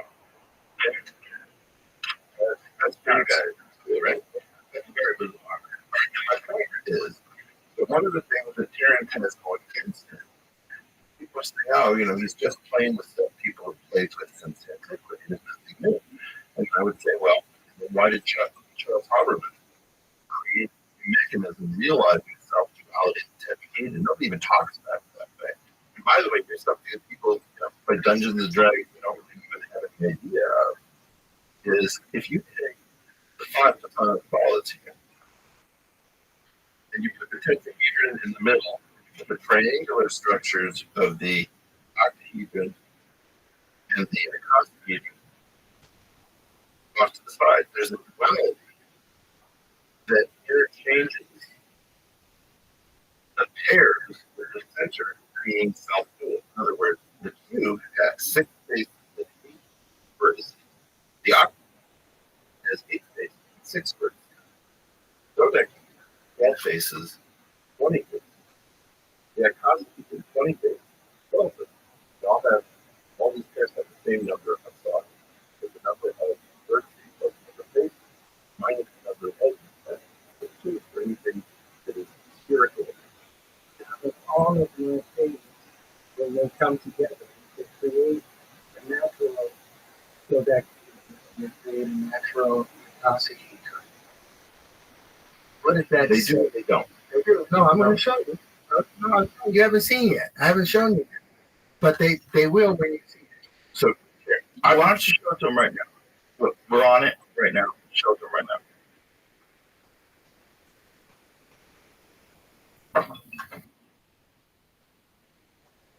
Shout out to the homies right now trying to figure out what the fuck going on. Like, what are these guys talking about? Oh, shit. People are this miserable.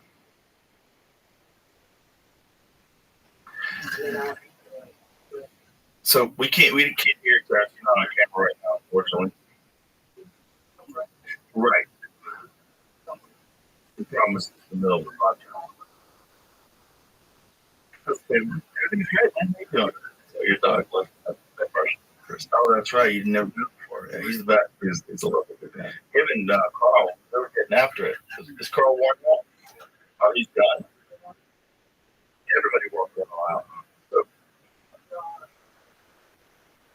Terrence, no one can hear you, bro. I know, but we have a podcast going on right now. Okay, here we go. The problem is we're talking about very distance. No, I can't hear you. I'm right here. So this is where if you go to where the 12 bubbles meet. Yeah. On the thing, so May I finish my riff on those before we get to the Sure.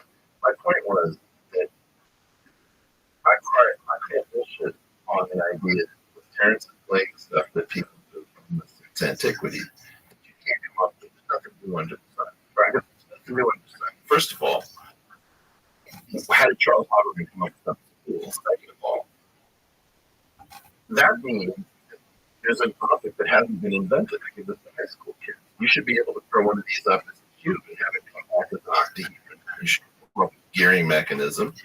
And you should be able to throw up a dodecahedron and have it come back in your hand and be different colors like octahedron. And I've never seen those two. Just the way the Rubik's Cube came out of nowhere. You were hungry. And that thing took over the world by storm. So the claim that a guy came to engineering on platonic solids to come up with something new, the Rubik's Cube, the Hawthorne switch pitch, these things prove that that's not true. I think it's a foolish thing almost always to pretend there's nothing new under the sun. You should always consider it. You might not be correct, but there's only one way to find out. The difference between has much greater odds of contributing to the world of engineering than he does to the world of mathematics. The odds of doing mathematics are very, very small. even though I have patents that shows that all of it, I don't want to go there. The patents do not need to be to that look. You can see it. I'm not trying to. no. But we were talking. I told you that it's a supersymmetrical structure, and you say supersymmetry. I don't know that you know what supersymmetry is. What does supersymmetry mean? Supersymmetry means that all things come together, fit together, relate to each other. They come as self-referential physical, and they are from the fractal. It comes back to the fractal space. That's supersymmetry. So what you mean is symmetry that is in up, but supersymmetry is a reserved term that means something hyper particular And that's what this, between bosons and fermions. that's what this is. This is the boson, for the layman out there, the boson cloud, that the whole boson thing is the force field of the energy field, the fermions, and the matter aspects of it. So if we can go into he's got 5 of these patterns, one of which he calls the, what is wrong with this? And then I want to see an algebra, which is a linear vector space, which has an object called a bracket. And I want to see that that bracket obeys the supersymmetry identity. And otherwise, there's no. So it's a specifically used scientific term to observe a term of art. Yeah, but geometry is its own proof. Supersymmetry in geometry allows you to visualize, like you look at the ocean, you see symmetry associated. I think what he's saying is you're talking about a thing and you use the term supersymmetry, and he's saying that supersymmetry only applies to a very specific thing. But in That's their been math, defined. no, in their math, the platonic solids, like I said before, have a discrete symmetry. You can only line up the blocks and all of those things. You can't put all of them together and tell full stories where they fit into each other. I don't think he's disagreeing with you with that. I think he's disagreeing that you use an observed term of art. And they're using it correctly. And they're going to pay a penalty. So I don't want to say no way. This is the thing where, like, if I'm watching an MMA fight and someone's doing commentary and they call it you, Right. why are you doing this? You don't even know what that is. But you incorrectly reference something that's very specific that we've been talking about for a long time. Yes. If you're getting intimate with your lady and you're into rough play, she's not wearing any clothes, is it a rear naked choke? She grabs you from behind? No. A Right. So here's the question: in the world of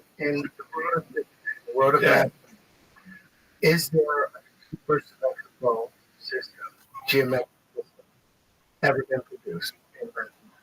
Yes. In mathematics, yes. What I've is never it? seen What Super Poincaré. Yeah, but that's not that's a plan. That's not that doesn't that's not volumetric. That doesn't scale up. You have an entire wave that's completely foreign to everyone that I tried to understand, but it is. Oh, I'm sorry. No, it's not. No, I don't think he's saying it's a No, negative. no. I didn't see it as a negative. What But I'm trying to say is, the reason that science works as well as it does is that up until very recently, there were clear rules of culture. We agreed to certain things that are at the door, like our religious belief. We agreed that certain people were decent to each other. And that's just aggressive collapse. Yeah. Well, Karen comes from an earlier way of thinking, much more wide open. You don't find many polygons anywhere in the respectable position anymore. Terrence comes from a polymathic perspective, all over the map in terms of quality. As far as I understand, some of the stuff is really not good. Some stuff is offensive, and everything in between. Now, no, I don't take that offensively. I take it, the fact that you're here. But let's get back to what I was saying about having if my pieces naturally come together and form those same structures. Well, here we have. how do they not? Here, well, I'm sure. Here's where 12 bubbles meet. If you go to the yellow one right there, Amy, please tap on that. This is where it makes a place where 12 bubbles meet. I call this now green. That's my older stuff. Okay. You take a look at it and how it behaves. And it's Yep. Have the larger one or something. By the way, I would be honored to I'll have give you some of these. anything that you make of this type of my own. I'm about Very, to- very cool. So when I put 10 of them together, they look like this. Yeah. I put 20 of them together. They make a natural icosahedron without breaking any rules. I'm saying that This I don't disbelieve. I don't like the math, but I don't. I'm not going to ask this same thing about one other thing. So here's the light. If you'll go back to the green, David, please. It's the light. Now we're going to get into some stuff. So much fun, but it is going to be. You are going to get what you want. No, you're going to love this. You're going to love it.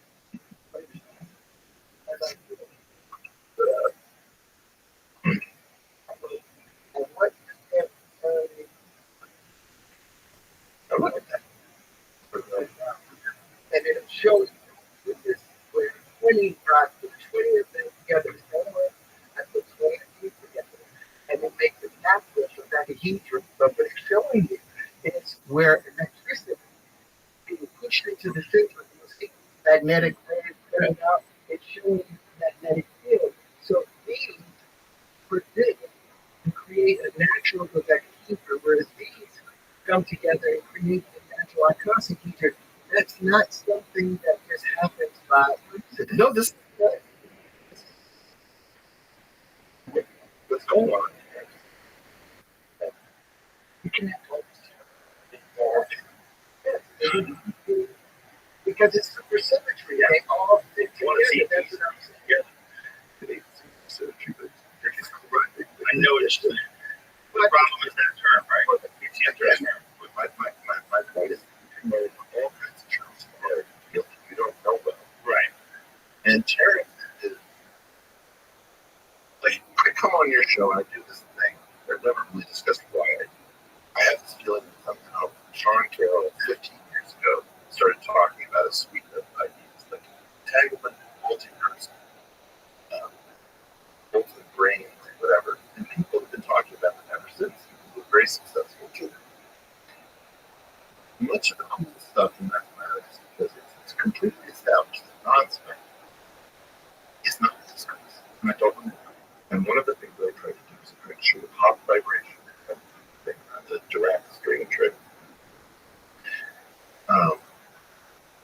Terry is bringing cool stuff from the world of geometry. It's a proof that people don't know where it's coming from. A lot of this is real as geometry. He look at the thing he calls the interference the Tetrian the Tetrian is the thing that's closest to us, right? And that's closest to us. So he then started making noises and says things that I don't love, which are that those spaces associates with the electric. And the vertices, sometimes he calls vortices, sometimes I'm not quite sure. He associates with the magnetic. Now, I don't have a clue why he says the next thing, which is, and because the number of magnetic and the number of electric things are bounded, they cancel out, and therefore it's the weak force. And to me, it's just like super cool stuff. And then suddenly turns into horseshit. Well, listen, why? Here we have those two tetrians of they both have poles, 4 electric poles, 4 magnetic poles, according to how we see it. That where magnetism is spinning off of the tip, the vortices, because it's no longer able to maintain the tip of space spinning. I don't know. What brought you to that conclusion? With what? The way you're describing the energy. Well, anytime you look at electricity, it was one of the things that Victor Schonberger was talking about. Electricity it's when water starts to spin through the body, it cools down. That's the natural nature of electricity. Electricity is cold. It flows better in the coldest environment. So those as it's cooling down, as it's spinning down to a higher point, trying to get to that higher point, that's the highest point. For the highest density. That's the north. North is always the highest density. South, no matter where you are, south is always away from the higher point. When we're talking about university, I'm talking about geographically on the earth. North is always seeking a higher position. South is always the lower position. That's based upon the stuff that Russell talked about, based upon the stuff that Victor Schonberger talked about. But it's the problem with the definition of the words, terms. Right, but your description of electromagnetic force and magnetism, like what is happening that is bringing you to this conclusion that you're so specifically saying is something that you literally can't even see with the human eye is happening very clearly. I'm saying 4 magnetic are pushing in that area. I don't see that. I see those spheres. Magnetism, what is magnetism? It expands But out. what brings you to No. that When electric? I say radiant, let me. You know what we think electricity You think that it's the same thing, part of the same thing. So, yeah. How do you think? Jamie, could I ask you to find a very name answer? Yeah, what I was trying to get to the conclusion was magnetism and electricity. What brings you to this definitive conclusion that you can so clearly state that this is what's happening there? Well, based upon any kind of electric force acting on something, it causes a cavity. Electricity is always pulling in from the inside, it's always trying to heighten the density. I assume this energy exists in the flower of life. Because that's where all those circles, the overlapping circles, they represent the magnetic field. They represent the radiative field that's coming out and coming back. Well, why does a bubble take the shape of a ball? Not a sphere or a triangle. What's the why does it expand? The sphere is an abstraction that's going to be a solution to many different problems. I ask you to do the maximum possible volume from a possible area. You're going to get a sphere. If I ask you, what's the best thing to launch out of an old trout?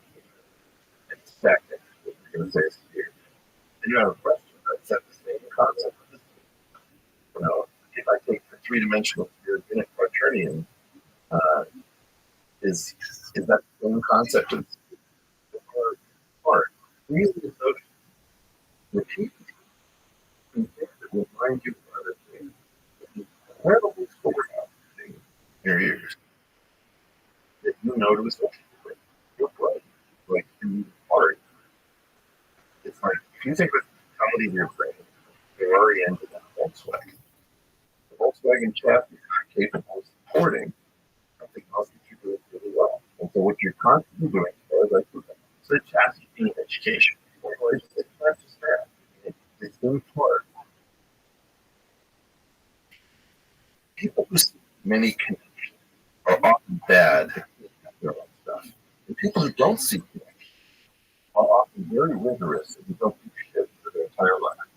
So that's why I love the geometry, because the geometry illustrates, even though I've been autodidactic and have learned these things on my own, the geometry is its own proof. Like even in showing that these become diverse, that these create how to do that. If you move those bits, for example, Harry, can you pull this up before we get further away from it? just like that. Electromagnetic. What you see that super you do is an anti-symmetric 4x4 matrix that is all 6 independent components. Because if you flip that matrix from the north to the northwest to the southeast as the line which is over the zeros, the things above the zeros determine the things below. So there's 6 independent entries at the top. Now, the top 3 are the electric components in a Cartesian coordinate system. Sensor. And the B doesn't make that. Parents could say something closer to what we understand in reality. You could, for example, hold up a cube and say, the 6 faces of the cube remind me of the 6 independent entries in the electromagnetic field strength. And then the idea is there's a duality. The duality relates the electric field to the magnetic. Then you might invent something called all the photon and electromagnetic duality, right? So in other words, if I took the top 3, if I hold the cube up like this, and I put the electric above it, the magnetic below, and then I did a transformation, top faces to bottom faces, you would be doing something that might bring in to recent research on electromagnetic duality. And instead, what's happening is that the sphere, reminding of waves, like wavefront, that are expanding spherically. And it's got super cool geometry. The reason that this is so cool, you never see much. I'm not saying that it doesn't exist. I'm not saying the inventor. No, I'm the inventor because I'm on the path. Okay, but you can find out in prior art. Everybody's I would love to see that. okay. Like I said, though, I think you're doing No desire to take this one. So far as I know, you're the first person. Go. Now, with that said, you're taking something where you're saying real stuff about geometrical understanding based on a spiritual undertaking. It used to be that spirituality and science were hand in hand. The most thing about the show was people that figured out got calculus. They got a religious verse, like stuff that it's crazy. Terrence, from an older perspective, drawing tons of inspiration from all these different sources. I can track it, but I love finding people who can track it out. The number of people who do it is very, very small. But that's the problem. Okay. I agree. Now, then, every time he steps on a landmine, my colleagues just start laughing at me. But they could help me figure out what it actually is trying to say. So if we go back to his electromagnetic tensor, how does this apply to these patterns in the board? That thing, we did not understand until the mid-1970s. Remember I played against Jim Simons on this broadcast that just died? Jim Simons and CNN figured out this was going to figure into what parents are saying. And everything, all forces are curvature. It's not just gravity, we've known as curvature since 1915, actually 1915. force and strong force are a different form of curvature. It might be called Aristotelian curvature or fiber-bundle curvature. It's not necessarily Riemannian or intrinsic curvature. This object encodes the curvature, encodes electromagnetic components of curvature. To your point about nothing straight line. But this is where I have issues. You're talking about this is in Cartesian space. And in Cartesian space, curvature is not allowed. Mm-mm. There's no curvature that's allowed in Cartesian space. That's wrong. Really? Yeah, because what you have, and by the way, this is a super subtle thing. We've only really known this for 50 years, thereabouts. There is a weird, mysterious circle that none of us can see at every point in space and time that we can't derive from space. Okay, you can have space-time, and something else put a circle at every point that is obscured from us, and that thing has a curvature, even if space and time is flat. So we call the idealization of flat space-time Minkowski space. You can slap a curvature tensor of a circle on top of it, generate this. And it wasn't until, and this is mind-blowing, can we get the Aronoff-Bohm effect up here? See, but that's where my biggest issue is why go through all of those steps to define curved space with flat plane matrix when you have the definition of it right in front of you? That's why when you get a chance, I'd love for you to lay these out so you can see it predicts every distribution, every waveform. There's nothing that this doesn't predict. I want you to think about, you ever play blackjack? I've never been good at blackjack. Okay, well that's I've never been because good. you're sitting there. Overbet. You're sitting Always overbet. You overbet 17, and you're sitting there on 19, and you say, "Hit me," and all I hear is "Hit me" on 19, and you keep going over. Okay. All right. Now, this thing here is a proof. This is a gift for you. This says we did not understand classical electromagnetism until the late 1950s, well after Mr. Maxwell. Now, what happened is we thought electromagnetism was that thing with the electromagnetic field components that we just saw. If you put a wire coming out of the plane of the screen and you insulate it where it says solenoid, can we just isolate that? We can see it. Yeah. Okay.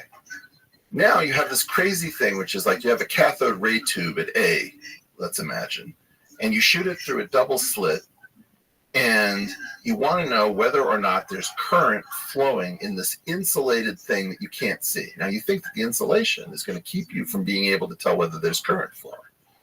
It turns out that the interference pattern changes whether there's current, even though there's no E and B fields outside of that insulated structure. And that proves that it cannot be the electromagnetic field strength that actually determines electromagnetic phenomena. What's really going on, can we call up the electromagnetic 4 potential? So one of the things is if you want to hang with the cool kids on any of this stuff, you don't try to map the electromagnetic fields because it's the electromagnetic 4 potential that's got it going on. Look at that thing. That was cool. I'm looking for something that looks like A equals and then 4 components. Well, let's hit that thing, what you just had. That's good. That A, where you see partial derivative of A, that thing is called the gauge potential. And the gauge potential, It's the force potential. the gauge potential is really where the electromagnetism is happening. This thing over here on the right, the Faraday tensor, is a consequence of the real star of the show. A is the thing that matters. And we thought that A was a convenience product that constructed the electromagnetic field strength until the late 1950s. I think one of these guys who developed this, his name is Yakir Aronoff, who's at Chapman University. I think he's still alive. So in other words, we fooled ourselves into thinking we understood electromagnetism until the late 1950s, which is one of the reasons that you listen to your heterodox colleagues as opposed to making fun of them mercilessly, because you're not nearly as smart as you think you are. Now, most of the time, what Neil says is, oh yes, 1 in 10,000 heterodox people have a point. And Neil bets on the 9,999 who don't. And so he doesn't listen. This thing here is a proof that you can find elementary omissions very late in the game that change everything. And everybody who pretends that peer review works and that we've known this since antiquity, all this stuff, they need to understand the exceptions we've already found. If Terence wants to do good, he would take that A with the new at the beginning, and he would say, okay, electromagnetism isn't about the electric and magnetic field. It's about 4 of these suckers rather than 6 of those. On a simple level, how would you describe electricity? No, I wouldn't know how to do it simply. Electricity is really, electromagnetism is really about rock, paper, scissors. In other words, is rock better than paper? No, it's worse. Then you do it around that thing. The failure of these things to knit together. If I had, Terence, give me your hands. I want to put my hand over yours, and now you Under, go your right hand under. It's like jujitsu. Go right hand under, on your hand, and I'll grab his wrist. There you go. that thing. Who's on top? All of it. Okay, the electromagnetic field strength. So now make your hand into like a plane. Measures the degree of the Escher staircase. The Escherness in that Penrose staircase is measured by that E and B stuff. Okay? That A basically is the collection of hands that we have, the planes. Right. Jamie, show the Penrose staircase just so people know what the fuck we're talking about. This is a very bizarre optical illusion. All right. So the key point is the Penrose staircase is not just an optical illusion. It's actually an effect called Holonomy. And those things are called horizontal subspaces. And the electromagnetic potential, which gives rise to the photon, actually is a series of stairs that appears to be in some kind of a contradiction. The curvature that he keeps talking about is the thing that actually resolves that contradiction. And in a weird way, the photon is a function, the photon is a derivative, and the electron is its function, and you use that derivative to differentiate the function. That's a crazy way of saying it, but at its deepest level, that's really what we are. We're in a geometry in which those flat planes say derivative equals 0, and you're trying to take the derivative of an electron based on this stuff, and geometrically this only got worked out in Stony Brook, Massachusetts, in the mid-1970s, except for a guy named Robert Herman, who nobody listened to in Boston, who was off self-published. Well, let's consider one of the things that this is talking about. Again, this is where I have issues because we're talking about 2-dimensional or 3-dimensional space that does not exist. We're still talking about imaginary things instead of talking about real things like math's departure from where numbers started representing actual things. Math departed from that to where now math doesn't represent actual things. The numbers don't represent any true things. And so anything can happen inside the mathematics that they build from. But when you have the actual stuff, like what I wanted you to do, if you could lay these out just for... I'm so worried I'm going to break No, these you're things. not. I made these over the last few days. Just lay them out. If you have to move those other things so you can see. And what I'm talking about, the interesting Bro, I want to thing, see a YouTube video of you in your lab putting these things together. if you shine a light on these, Yeah. they end up creating all of the cymatics. No, don't even stack them up. I don't even want you to stack them. All right. I just want you to align them, Here, put a light to it. like I'm saying. If you move this one out of the way, All right. and some of those, this will continually predict every harmonic node, every wave function. It will continue on. They overlap on each other to where any size, any crystalline configuration that somebody could hope for occurs. This is the supersymmetry that I'm talking about that defines the entire wave field. This is one part of this is the crystalline electric wave field. That's not even that's just one How of the cool crystal- is this? The problem that you're in right now is everything that you touch in this space made of spheres and platonic solids and whatever. You could spend your entire life, and I've seen people do it, staring into this and just finding cool thing after cool thing, thinking that you're seeing Jesus. I promise you, okay? I want you to hold this in your hand. This is made by a woman named Bathsheba Grossman. Pleasure to shout her out. She is a mathematical artist par excellence. Shout out to Beth. That is an 8-dimensional lattice called E8 projected into 3 dimensions, which is one of the craziest sort of sphere packing gadgets. This is ultimately maybe the weirdest object in the universe. It comes from a 248 dimensional group. Let me That's it. show you this in Okay. real life. No. Wait. No, So when you're gonna bob and riff and all this Hold on, stuff. let him keep going. And what I'm trying to get at is, look, I want you to think about this legitimately as a drug. Okay? And if you're not very careful with the mathematics that you're playing with, you are going to get so high. You are going to see everything connect to everything. And there's a reason that this stuff takes place in Islamic art. There's a reason. You know, if I bring up,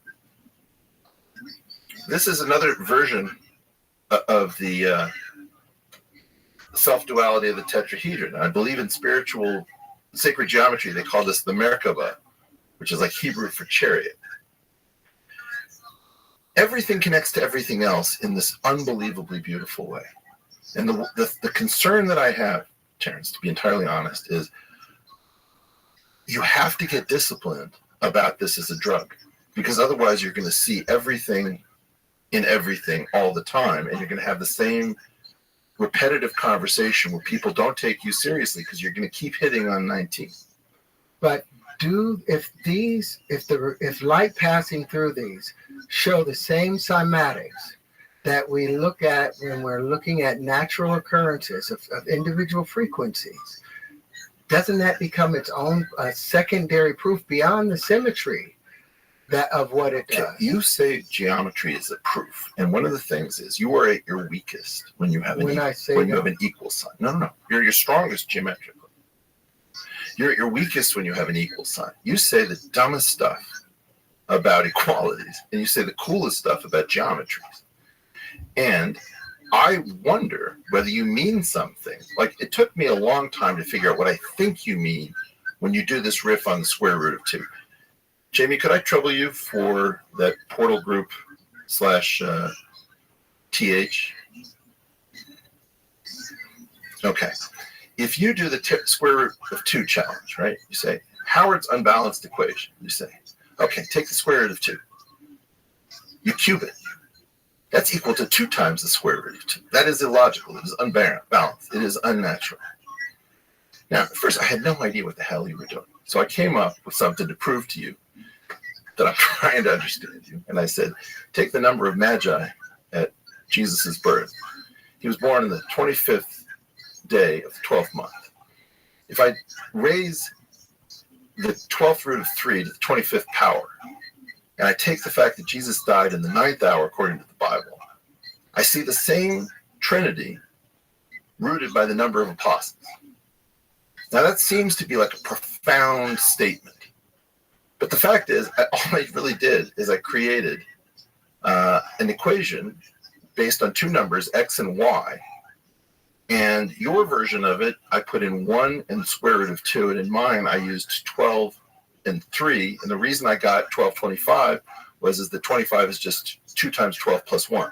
So in other words, the danger of this stuff, right, is that when you start to see patterns and you start to see stuff that looks crazy, you don't realize what you're actually doing. What you're really saying is you're coming from a perspective that is philosophical before it's scientific or mathematical. And you have a statement which says everything is in motion. And then you go into a riff about loops and you say, take out your calculator, turn it to the side, take the square root of 2, cube it, take that divided by 2. then you do this thing where you happen to know the large decimal expansion up to a point, which is increases people's confidence. You got to be worried because that's like the confidence in con man too. But you make a point. We have a name for the thing you call a loop. We call it a fixed point. A fixed A point. fixed point. Now, a fixed point, you have something called a transformation. The transformation. Let me see if Jamie, if we can bring that back. So I'm just trying to standardize your. Can we go below that? Let me see. Okay, Terence loop. You have a mapping T for Terence from the real numbers to the real numbers given by x cubed divided by 2. If you take the polynomial y cubed minus 2y equals 0, that factors as y minus square root of 2 times y plus square root of 2 times y minus 0. You claim that there's only one number that satisfies a fixed point relationship according to that mapping, which you call a loop. There are actually 3, 0, negative square root of 2, and 2. You make the correct point that if you iterate that for numbers above the square root of 2, it's going to go off to infinity. If you were to go below numbers of square root of 2, but above 0, it'll go towards 0. 0 will go to 0. Mm-hmm. And then you'll have the same thing below negative square root of 2. It'll go off to negative infinity. And above square root of 2, but below 0, I think it'll go off to 0. Okay? That thing is studied under fixed point theory. And you can look up the Lefschetz fixed point theorem, the Kakutani fixed point theorem, the Brouwer fixed point theorem. All of these are proofs that you have to have fixed points. And I thought, why does he keep doing this riff? And then I realized that he's got a thing about everything is in motion. So for him, it's unnatural and illogical, you use both words, that the square root of 2 would be fixed under this iterated experiment. Now, that is not unnatural. There's something, I hate to say it, it's called the hairy ball theorem. Can we bring up the hairy ball theorem? Before you put your hairy balls on my piece. That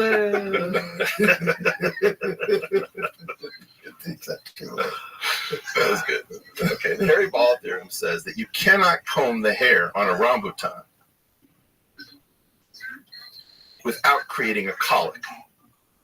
So let's see if we have any cool images of it. In other words, if you have a map of the wind that is going along the surface of a sphere, there has to be some point which is perfectly still. If you have a map of a sphere to a sphere, there has to be some point that doesn't move. In other words, what you're saying about things can't be still is not only incorrect, it is impossible to avoid stillness. And this is in part what John Nash got his Nobel Award in economics for, because he took work of von Neumann and Morgenstern on two-person games, turned them into multi-person games with a higher dimensional fixed point theorem, and said a multi-person game is more interesting because that's a market, therefore markets have equilibrium. So you're saying real stuff in a way that fundamentally just doesn't, we don't know how to talk your talk. Then but we teach know, me. Yeah, I know. Teach me. I'm learning. What are I'm we learning doing? right now. But Jamie, do me a favor. Pull up the calculator. I want you to pull up the calculator. We're going to look at this loop, and you tell me that this loop isn't a contradiction, and says that the math. Okay. Yep. I want a scientific calculator. There we go. Yep. Okay. Yep. Hit 2. Square root. It'll be over one more. I think that may be it. Yeah. Yep. Cube it. Hit x to the third. No. Go back. Yep. Hit 2. Square root. Cube it. Right up there. Yep. Now divide by 2. Hit equal. Cube it again. X to the third. Divide by 2. That is a loop. Cube it again. Hit x to the third. That's an unnatural Talk to me equation. about unnatural. It's a loop. It's a tuck inside of the matrix. It does not allow No. for math to make No. sense because of the identity principle. Okay, Eric. You're trying to say something. What you're saying is wrong. But what I'm seeing, No. What you're saying is fine. I agreed that you have a transformation that I call T. You could put those two steps together, which is cube and divide by 2. That thing is going to be dead still till the end of time. That's your point. And then you pass judgment on it. And you say that is not logical and it's irrational. And I don't know what you mean.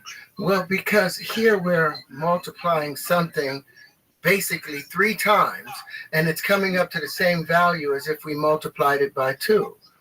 And you keep doing that. Yeah, well, I did that with That's the a 12th root of 3, and I have a transform just like you. But that 12th root of 3, that hypothetical Yeah. situation you put up there, does not affect the rest of mathematics. Sure it does. That loop right there. That if So is your point that there's something special about the square root of 2? I'm saying that the square root of 2 is a manufactured number because of the identity principle. If the identity principle was not involved, then they wouldn't have a problem with 1 times 1 equaling 2.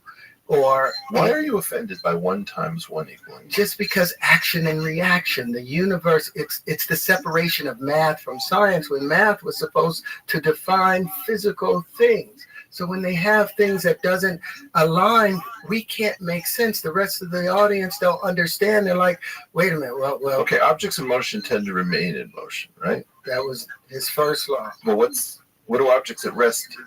There's no object at rest. So you have a There problem is with no- Mr. Newton. There are no objects at rest because everything is sitting on something that's in motion. Everything is in motion So within this is itself. like there's no straight lines in There- nature. So the idea is you're saying at some level that you don't believe. I mean, that like, look, anything's I still. can At a subatomic level. That nothing's still, because everything in the universe is connected. So if you Right. have one still thing, then everything connected to Okay. it also So, has Terrence, to be still. If I understand what you're doing, and I try to steel man it, you're trying to say, look, first of all, the vacuum isn't a vacuum. It's roiling with activity, right? The void isn't a void. Stuff is happening. Virtual particles are coming in and out of existence. There is no vacuum, right? You're very much in tune with modern physics on that. You really are. Okay. Then you have this idea of math is supposed to be about the physical world. It's not supposed to be unto itself. And if there is no vacuum, then there is nothing at rest, because the vacuum is going to be in constant quantum tumult. And then you get to the point which is something that is rest, therefore is unphysical, therefore it is unnatural. It took me a long time to figure out what the hell. I'm literally saying there is nothing in the universe that is at rest, because everything is moving and communicating through vibration, and vibration requires oscillation, and oscillation requires motion. So what you're trying to say is that if the universe at its deepest level is a quantum mechanical system in which there is no ability to create vacuum, in a naive sense, that the vacuum that we talk about is not the vacuum that people naively think. Therefore, any mathematics that references anything that is zero or still or whatever is invalid. Is it imaginary? It's talking about an imaginary space. Okay. I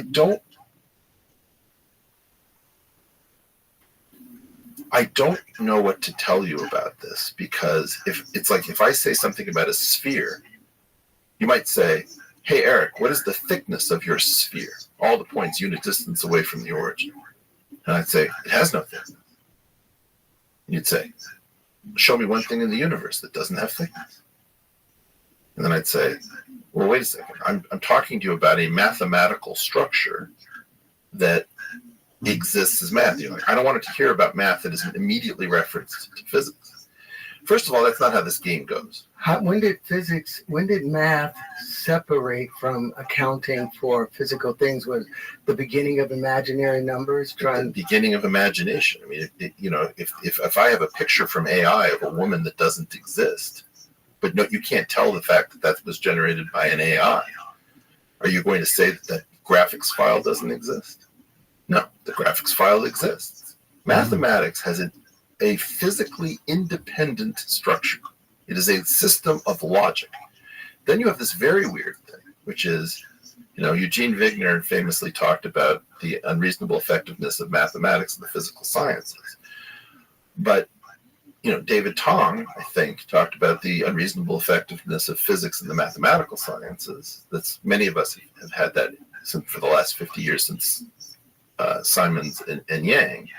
And then there's also this thing which people associate with Max Tegmark, which is older, which is the mathematical universe, that the math is the basis, that there is a point at which the math becomes the territory, to borrow from our friends in the psychedelic community. Now, I can hear you, I can understand you, I can track you, but what you were doing when you were lecturing is terrible.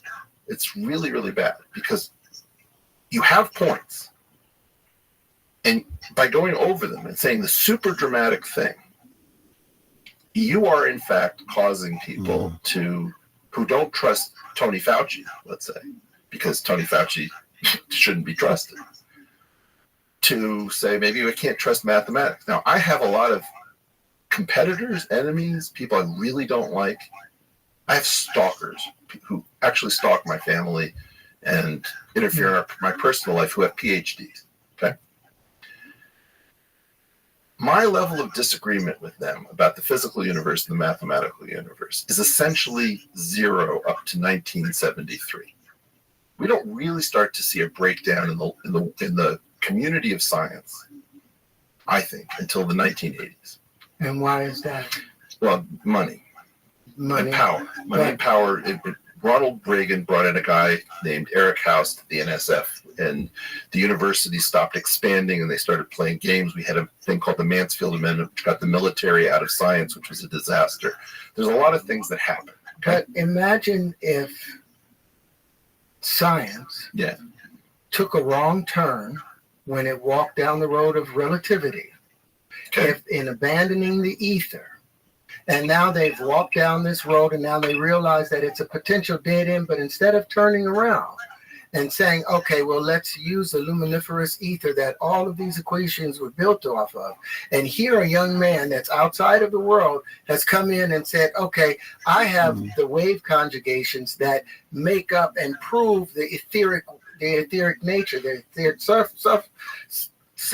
So that's what I wanted. Jamie, if we could bring back the Portal Group page, I can sort of show what Terrence is talking about, what his geometries, how he relates them to the physical world. So if we could go up to Howard's unifications claim. Okay.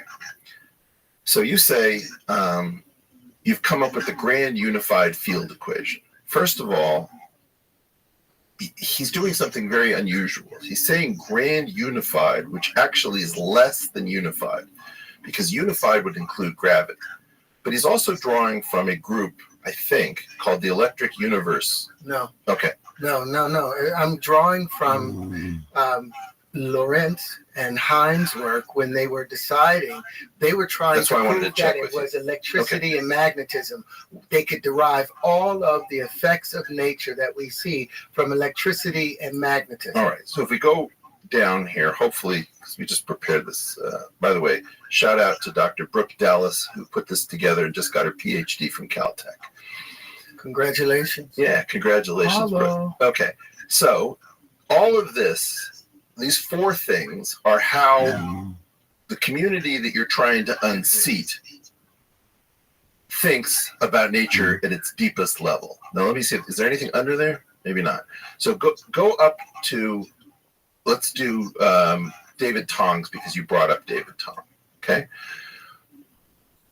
I think I understand this, and I'm able to talk to you about it. Is this something, so this is my community and how it thinks of everything in the world. All right? Right. Do you have a way of relating what you think about in terms of what my community has wrong? Does this mean anything to you?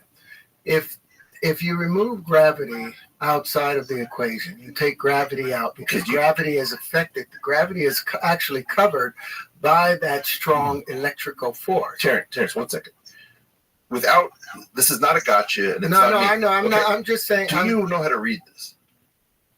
As best as we're talking about I as imaginary. Yeah. D to the 4. I don't know what the D represents. So that's the volume element saying that you're in 4-dimensional space and you're going to take an integral. And why to a negative G? Why to a negative gravity? It's the determinant of the space-time metric with which you might have an issue. Okay, so in other words, you're normalizing. You're saying that if the rulers look one way or the rulers look another way, according to Einstein, you have to put more weight or less weight on a region of space. Do you know what that R is? That's the foreplay, and then in the parentheses is where the stuff gets crazy. Explain it. That's what's called the scalar curvature. So after Einstein did his big general relativistic field equations, that was like Einstein scaling the shear face of Half Dome. Hilbert walked up the backside like a week later and said, you can derive your super complicated field equations from the simplest thing in the world, which is the scalar curvature. So when you say everything is curved, that R is the scalar curvature of Einstein's pseudo-Riemannian metric. And then, remember F mu nu? That's what we were just riffing on before. That's saying we don't know what to do with the electromagnetic stuff. So we're going to do the stupidest thing possible, and we're going to figure out how big it is and square that, and we're going to shove that into this thing to be minimized, which means make this as small as possible. So give me the configuration that gives me the least electromagnetic size. Then, because of 1954, a guy named C.N. Yang and his sidekick Mills, who didn't do nearly as much afterwards, said, you know what, the strong and the weak force are exactly the same structure as electromagnetism, and we didn't know that. So nature, in that first line, from the R to the W, takes curvature 4 times, and 3 of those are doubled, like F, F, G, G, W, W, but one of them is singly in there. And that is really sort of the soul of the incompatibility, not what Ed Witten says about you can't quantize gravity. That's not the discrepancy. We've been lied to for a long time, in my opinion. What it is that the curvature that enters as gravitational and the curvature that enters as the internal forces, the nuclear forces and electromagnetism, occurs differently. One is Riemannian, one is Ehresmannian. The line below that, Dirac, in that term psi bar d psi, is telling us the kinetics and the interaction through minimal coupling of the matter with the force that's in the line above. Right.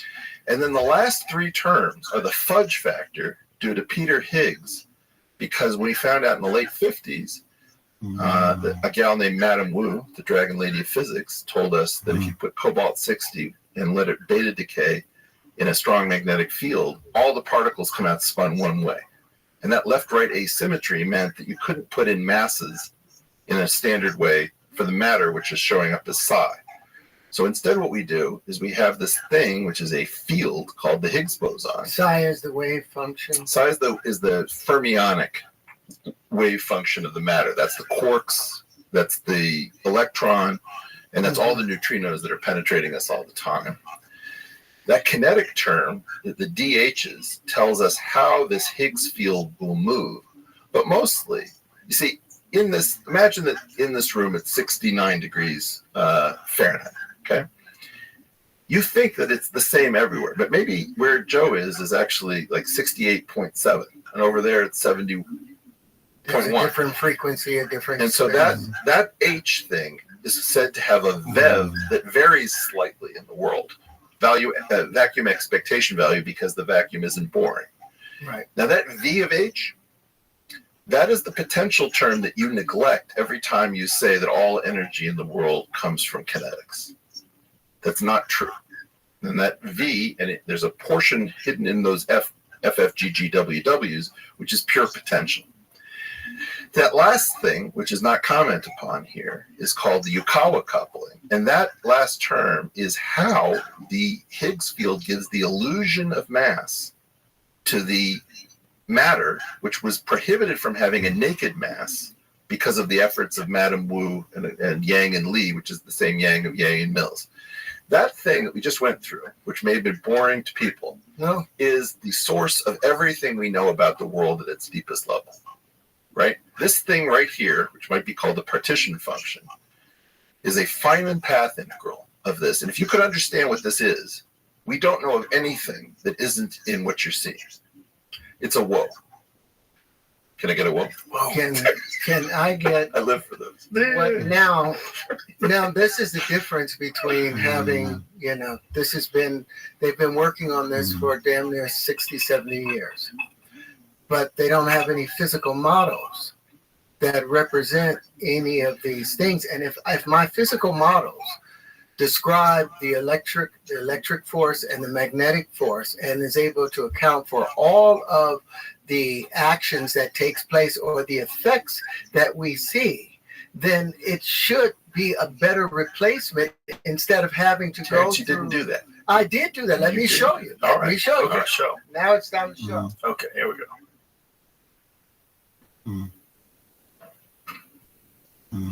I really want a YouTube video of him creating these things. I would love that. So Just you with an acetylene torch. I want them Whatever in you glass. I want them in glass, brother. Yeah, somebody needs to make these. yeah, well, I tried to do that before. Well, It seems like someone we could have a 3D community print of these. mathematical artists. I want to hook you up. I would love that. So this tetrium, as I say, begins the entire dance. It's I would call that would be Planck to me. That would be the proton. That would be the beginning Sorry, of everything. you map 4 different things to this. You say, 1, it's dark matter I say, because it's interstitial. Wait. okay, You say, 1, it's dark matter because it's interstitial. 2, you say it's hydrogen. it becomes, it takes, 3, you say, well, look, it's got 4 electric and 4 magnetic because you associate the faces with electric and you associate with the vertices with the magnetic. You say, you go back to Walter Russell, who has this whole thing about exhaling and inhaling, expanding and contraction. It's a lot like Ecclesiastes. There's a time and purpose to everything under heaven. And then you say, because it's balanced as 4 and 4, it must be the weak force because there's no net voodoo on it. Okay? Then when you get to if you can bring up what you call the Huntian. hold on, let's stay on this one. All right. Okay. I say that this right here, like nothing in the universe does nothing for a single motive. Everything has multiple purposes and accomplishes multiple things. This becoming the geometry of hydrogen, or the very first visible element, is as a result of all of those forces pushing on it. But the first, I can use another. Yeah. It's called explainer juice. Yes. All right. Yeah. So, thank you. Thank you. Thank both of you. So, if we start with this as electricity, then we want to go to the very first phase from it. The first thing that happens to it is it decays.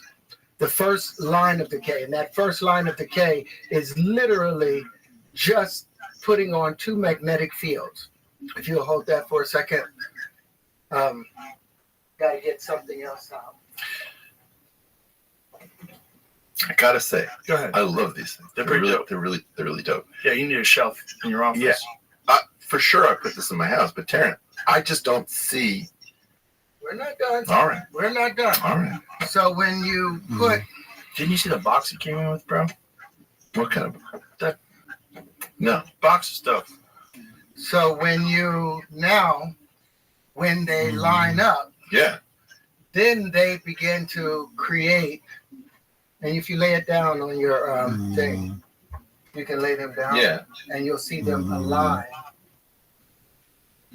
If you can. I want to design a skate park around. But Sharp surfaces. but- He's gonna get fucked up. anytime you're urinating, a man is urinating, he sees this pattern where it's expanding and contracting, Mhm. expanding, contracting, Right. that braiding behind the boat. This describes that motion from that. But then let's go to the next stage of decay. The next stage of decay will be four sides. Now what these are responsible for. Boom, boom. How you doing, Eric? All right, Joe. Yeah, here we go. And this is the hard part for me. That's the fun part. Okay. the part Why don't I've you been squirm? waiting for. This is the part I've been waiting for. Now let's put This this. is an elaborate hoax. Yes. My whole And life's I an elaborate should- hoax. Now I should be putting the patents up so that everybody isn't out there saying, you know, this isn't his shit. But so when you get to this level of decay, they start to come together and they create this natural How gorgeous purposes. is that? Look at that. But do me a favor, they also create these spaces, and if you lay them out one on top of, Well, I'm still riffing on this one. well, you're about to see that interact with the other side. Like we came to play today. Boy, nothing like these conversations make me understand how different people's brains work.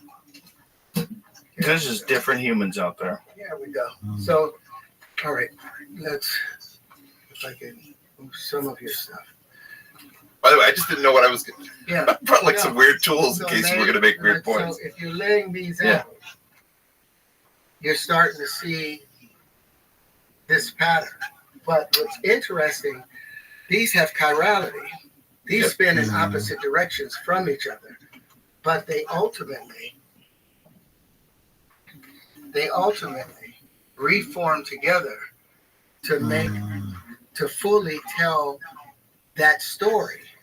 So this is why category theory is so powerful, because your analogizing brain. I mean, let's be honest. I want everybody to form without saying anything to each other.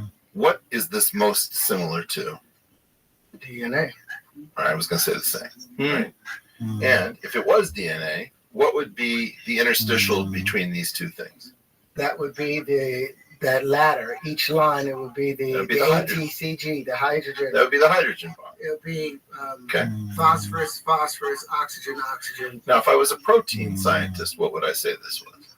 You would say it's a ribosome. I would say it's an alpha helix. Oh. Right. I would say this was secondary structure in protein. So my claim is that one of the reasons that Rosalind Franklin didn't actually get to the double helix is that she was a really good scientist, and Watson and Crick were not good scientists. She said, "Look, I can see right through you. You just found out that Linus Pauling figured out the alpha helix in protein, and you wannabes who don't know jack shit about biochemistry want an alpha helix, and you want to do nucleic acid as an alpha helix and look based on the X-ray crystallography of the Maltese cross. You're going to try to shove DNA into something so you get to be Linus Pauling all over again. I don't want any part of it." And the problem for her was, yeah, helices are ubiquitous at all different levels, right? So in other words, Watson and Crick didn't own the double helix. What happened is that a very common structure that's going to come up over and over again, it's going to come up in viruses, where you have helical viruses, you have it in protein, you have it in nucleic acid. That structure is because there's a platonic form, which you're finding here. You're going to find helices over and over and over again, because you can't really have nature stop finding the structure. It doesn't belong to any instantiation of the system. And so everything is going to rhyme. Now, your big problem is that everything rhymes to you because you know a lot of stuff and you know a lot of similarities. Your brain's very good at that. And what your brain is not very good at is pruning the amount of rhymes that it sees. Well, what I'm saying is this is defining all motion. We just defined the motion behind the boat. We just defined that other aspect. And remember, I was saying about the Huntian being a massless particle.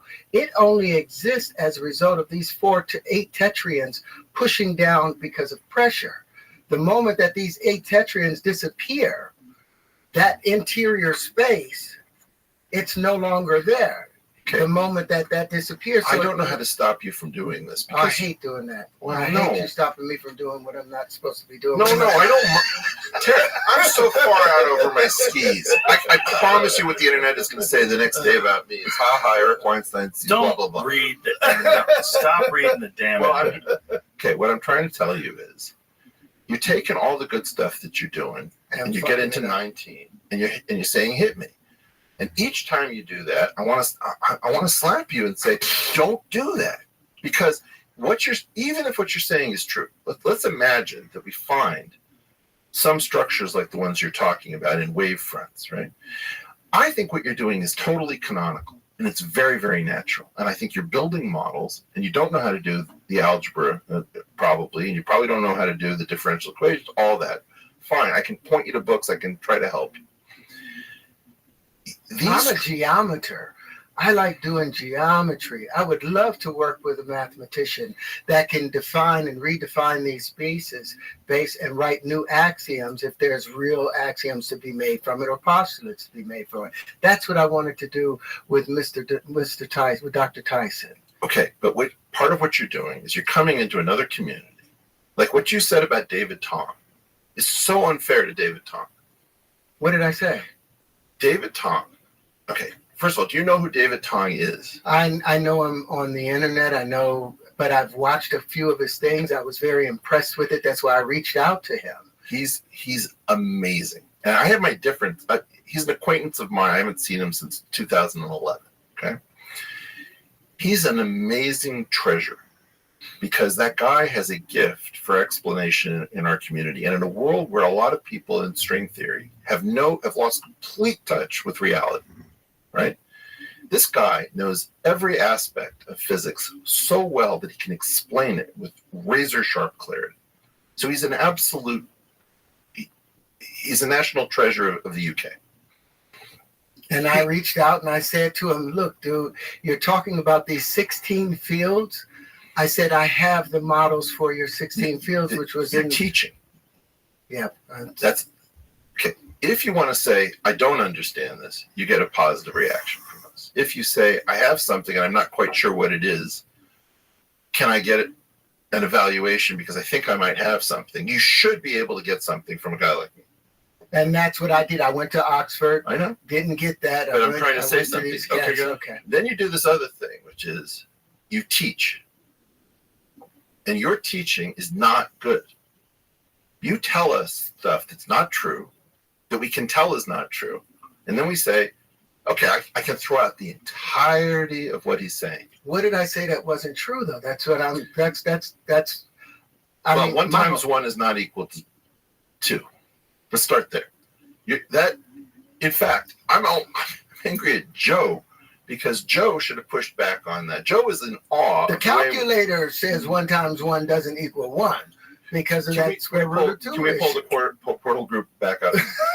There's a lot of wild shit I don't push back on if I'm not sure what the fuck that person's saying. I understand. That's why. But also because I know that people are going to eventually respond to it. Right now we've got a crisis where nobody knows what to believe in. Unfortunately for you, you were in a bad spot because you wanted to have fun. You had a show and it got really big. That's why you're Big Daddy. Okay, wait. I'm saying people have... Can we go to the Terrence product? Maybe below that?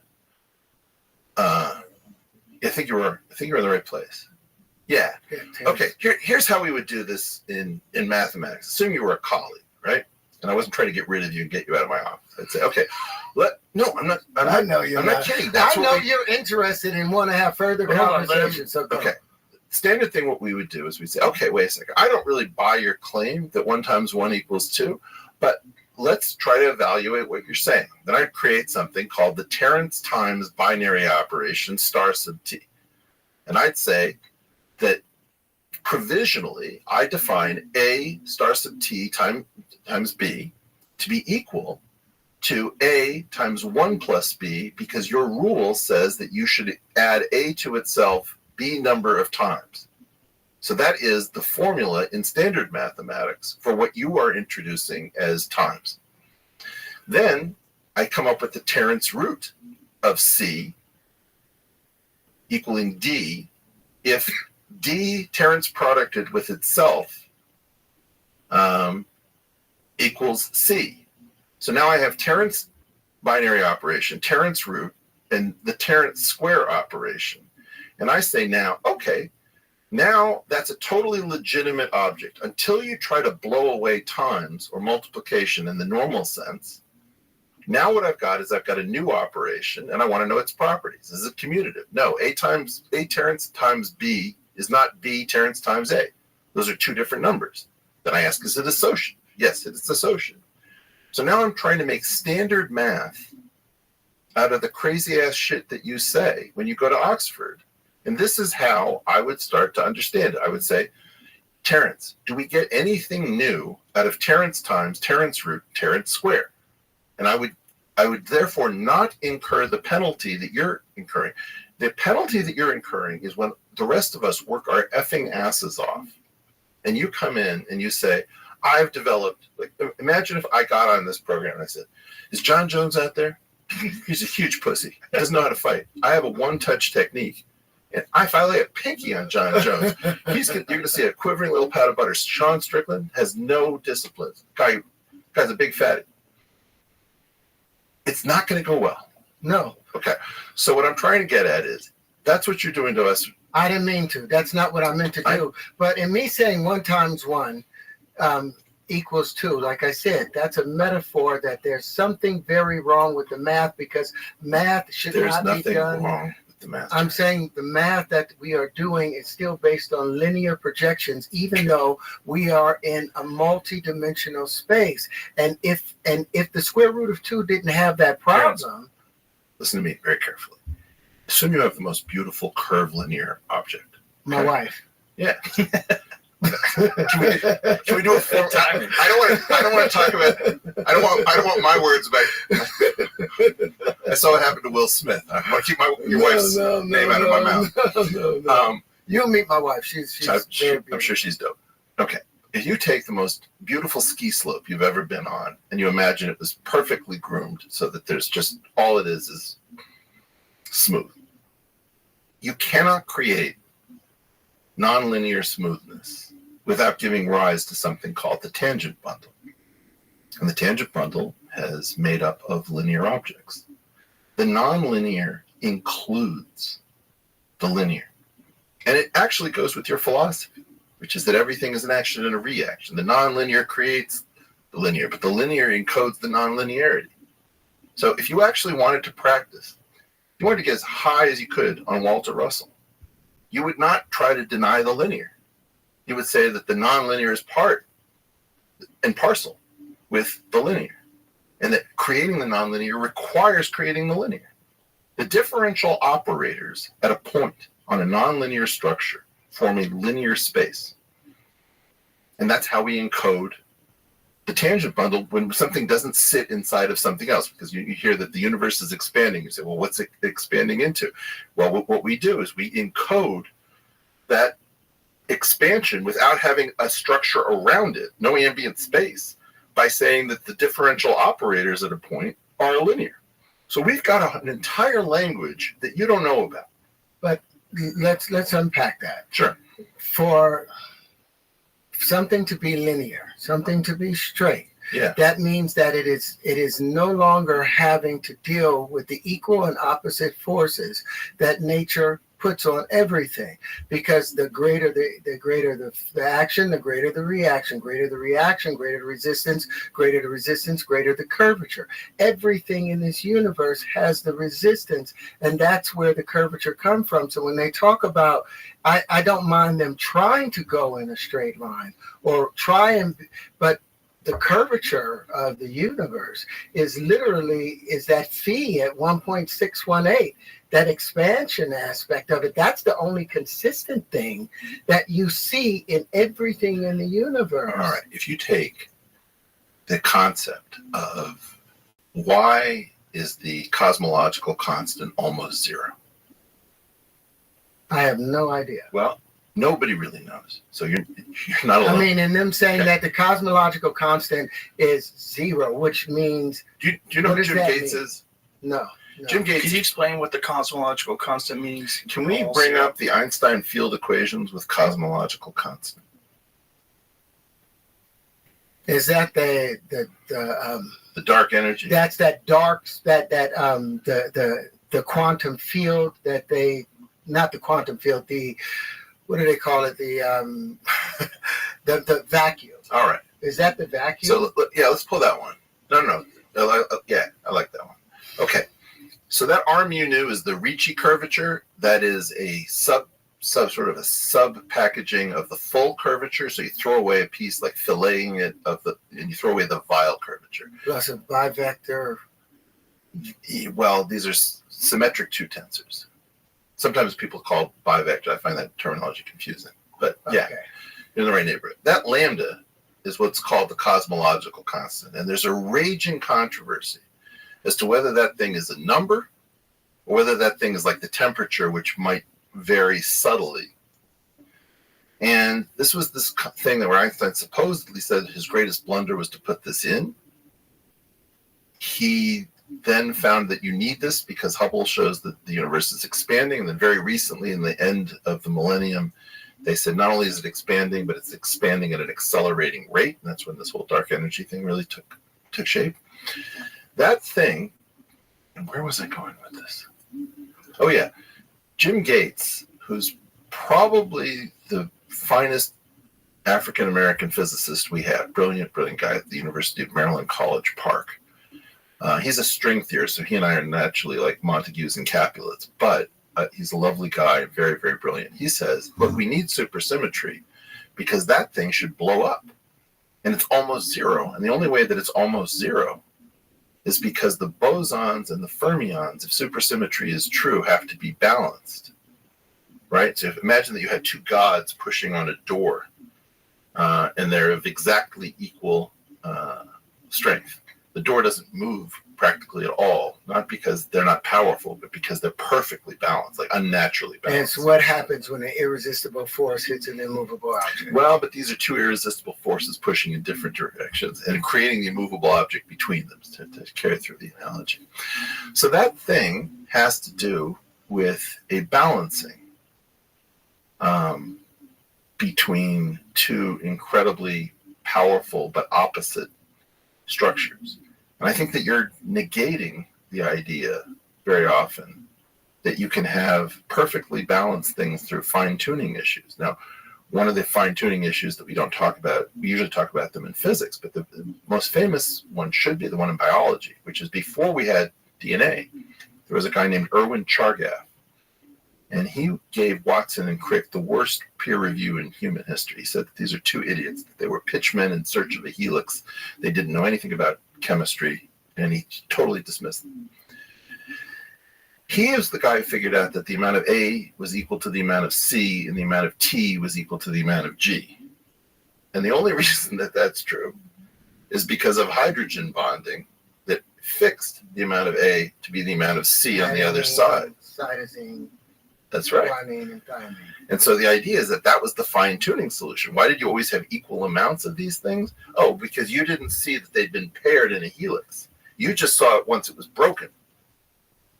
But the actual nucleotides had been paired, and so they're always the hydrogen bond enforced that. One was a double bond, one was a triple bond. This is like this. We're trying to figure out why lambda, we would understand better if it were zero, or we would understand better if it was enormous. The fact that it is almost zero in a world where the vacuum is filled with crazy stuff, to your point, this is one of the greatest reasons for, it's probably the greatest, I agree with Jim, this is the reason for supersymmetry. Without supersymmetry, we don't have an explanation for why that thing doesn't blow up. So if you saw a geometric structure that defined and worked together completely, would this qualify as a supersymmetrical system? Well, and we haven't even gotten to the magnetic field yet, but you see how these things fit together and what they might do in replacing. So you have a metaphor, and you have a metaphorical mind. So you have this thing that you call what's the tetrahedron one? The tetrahedron. Tetrahedron. You got one called the Huntian. The Huntian, that's my son. Okay. And then The Aubrian. You have a different one where the Huntian is flanked by two tetrahedron, which you call a transformer because it's call it a light unit. I call that then a you light say unit. it's a photon. Yes, it's a step up and step down. And then here's how your unification scheme goes. You say, look, I don't need gravity because I simulated Saturn without gravity. By the way, electromagnetism looks very similar to gravity, which causes all older electrical engineering. Electricity is the cause of gravity. Gravity is an effect. It's a draft, like the thermos. Will you is a stop draft teaching, man? You gotta stop teaching because you're saying interesting stuff and then you just always go over.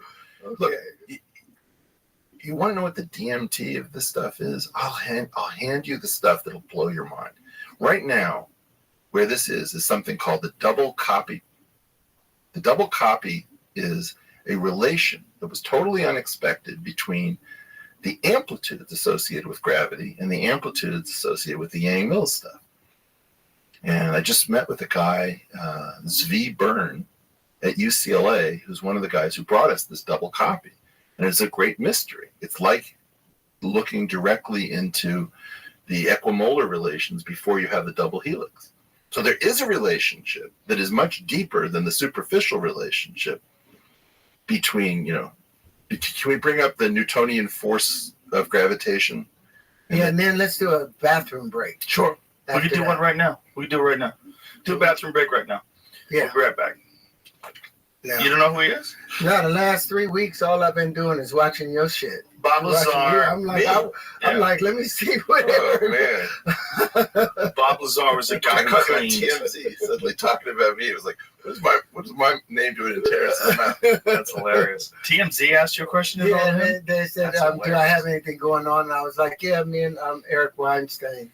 I said Weinstein. Stein. I said Weinstein because Brian Keaton said Weinstein. He said Weinstein. Weinstein on is the Weinstein, He was not being, Weinstein. Yeah. Yeah. So it's Weinstein. So It's I whatever said Harvey Eric is. Weinstein. Keating said Yes. Weinstein. Is that what you're saying? He Keating said it wrong. Weinstein. No, he said Weinstein. So I thought I said Weinstein, but I didn't know if that was just a joke or a play on They got things. super or, sensitive after Harvey. Yeah. Sure, So what we were talking about was Bob Lazar, who was a guy who claimed to be back engineering UFOs for the government back in the late 80s. That's what we were just talking about. I did see something about him. Yeah, he was on a podcast many years ago. It's a fascinating story that I hope is real. And that's what we're discussing, like whether or not Eric can make sense of it. So that's what we're talking about. We walked in here. What were we talking about right before we went for our bathroom break? He threw up an equation. Not threw up. The Newtonian, and then what was after that? We're about to. We're about to do the analogy between electromagnetism and gravitation, Right. Newtonian gravitation, Okay. force law. So we have these inverse square laws, and because of the similarity, can we do the electromagnetic force law with two charges separated by a distance of r?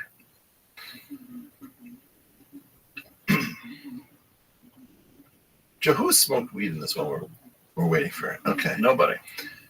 Okay, just Elon. He's the only one who. Okay.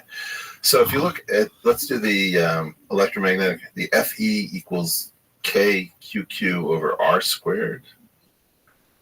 Yeah. Okay. So fix that in your mind and imagine that I turn the Q1 and the Q2 into masses and the R is the distance between them. And that K becomes a different constant. So now let's do Newtonian gravitational force. Okay. You go above? Yeah, let's do the one with the two big spheres right there. So you see that it's like very, very similar formally, right? There's a constant in front, there are two different objects, and there's a distance.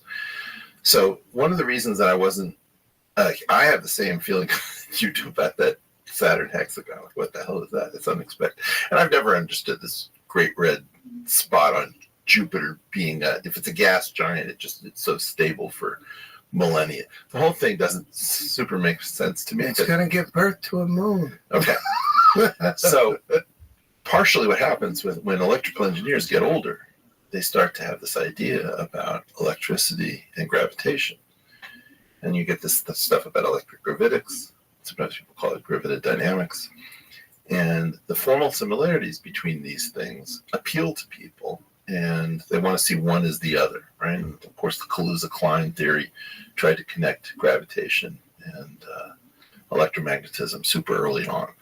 So part of what happens is that Terence tries to say, look, I keep coming up with these ideas of somehow wave fronts. The wave fronts create these shapes that are related to the Platonic solids, but curved linear versions of them. He associates the tetrahedron with the weak force. He associates the octahedron with the strong force. He associates an octahedron flanked by two tetrahedron, all curved linear on opposite faces with the photon, i.e. electromagnetism. He replaces gravitation. Then he says, weirdly, that he has a grand unified theory because he doesn't have gravity, so he doesn't need to put gravity in because of the similarity. And then he's got these shapes. And the disconnect is between the shapes and invoking forces, right? In other words, there's a moment in the story in which it's just this massive leap. From the shapes creating force? Well, it was the issue in which I tried to show you the Lagrangian inside of a partition function for encoding everything. And in order to unseat, let me just give an advertisement for the establishment. The Lagrangian, most of the time when people hear Lagrangian, I'm just saying this for the Lagrangian points are those points in space where the magnetic fields meet up into where there's a feel almost a balance. Same cat, different issue. Okay. Like when ZZ Top is singing about Lagrange. Well, no, that's what I'm saying. When most people hear Lagrangian, that's what they're thinking is Lagrangian, but I'm sure you're thinking about something else. No, I'm thinking about an objective function. I'm thinking about something to be minimized. In effect, normal human beings think about physics in equations, Einstein's equation, or the Schrodinger equation, or all this kind of stuff. Physicists don't think in that way. And if you permit me an analogy, imagine you have four forces. And the four forces are analogized to the four different configurations of the Beatles. When Ringo is singing Octopus's Garden, he's in front, everybody else is supporting, right? So when it's Well, My Guitar Gently Weeps, George is out front. Penny Lane is going to be Paul, and Strawberry Fields is going to be John. Those four different configurations of the Beatles are all the Beatles, but they're different configurations, right? Yes. And the equations are like the different configurations of one person in front and everybody else supporting that person. But the Beatles is like the Lagrangian, right? Okay. So the Lagrangian is a machine for creating those four configurations. Now, in the case of physics, right, you have these different equations for the different fields. The gravitational field equation has gravity and the metric out front. The Yang-Mills equation has the photon, the gluons, the WZ particles out front. The Dirac equation has the matter out front. And the Klein-Gordon equation with potential has the Higgs field out front. And those are the basic fields of reality, so far as we understand it. But the Higgs field is responsible for like 1% of the force applied upon them, right? It's so that I understand the Higgs field. The Higgs field has to do with the fact, like, none of us are zipping off at the speed of light, yet we're all made of matter that has an asymmetry due to the weak force. If the weak force was not around, we would not need the Higgs force and the Higgs field to generate an as-if mass. But because of the asymmetry built into the weak force, which is the only thing that has this left-right asymmetry, we can't have normal mass. There's a place to put a normal mass in the equation that's forbidden if the universe is left-right asymmetric. This has to do with this thing called the tau theta puzzle from the 1950s. We were freaked out. Can we get a picture of Cindy Crawford? That's a good transition. No, it's important. So, by the way, I'm dating myself because, okay. How old are you? What? How old are you? 58. Okay, you got me by 3 years. Well, you said you were a young man. I was flattered to hear. 55, Okay. so we're good. Now let's notice how beautiful this woman is and the fact that she's asymmetric, right? And the asymmetry has to do with a mole that she didn't remove from her face. So we can tell when you have an image of her, like if she wasn't holding a can of Pepsi and if she wasn't next to a Pepsi machine, you wouldn't be able to tell, but for the mole, whether you were looking at her or a reversed image of her down the center line. So Marilyn Monroe, Sidney Crawford have this left-right asymmetry to them. That thing is like the weak force. It's the only thing that can detect this difference between left and right.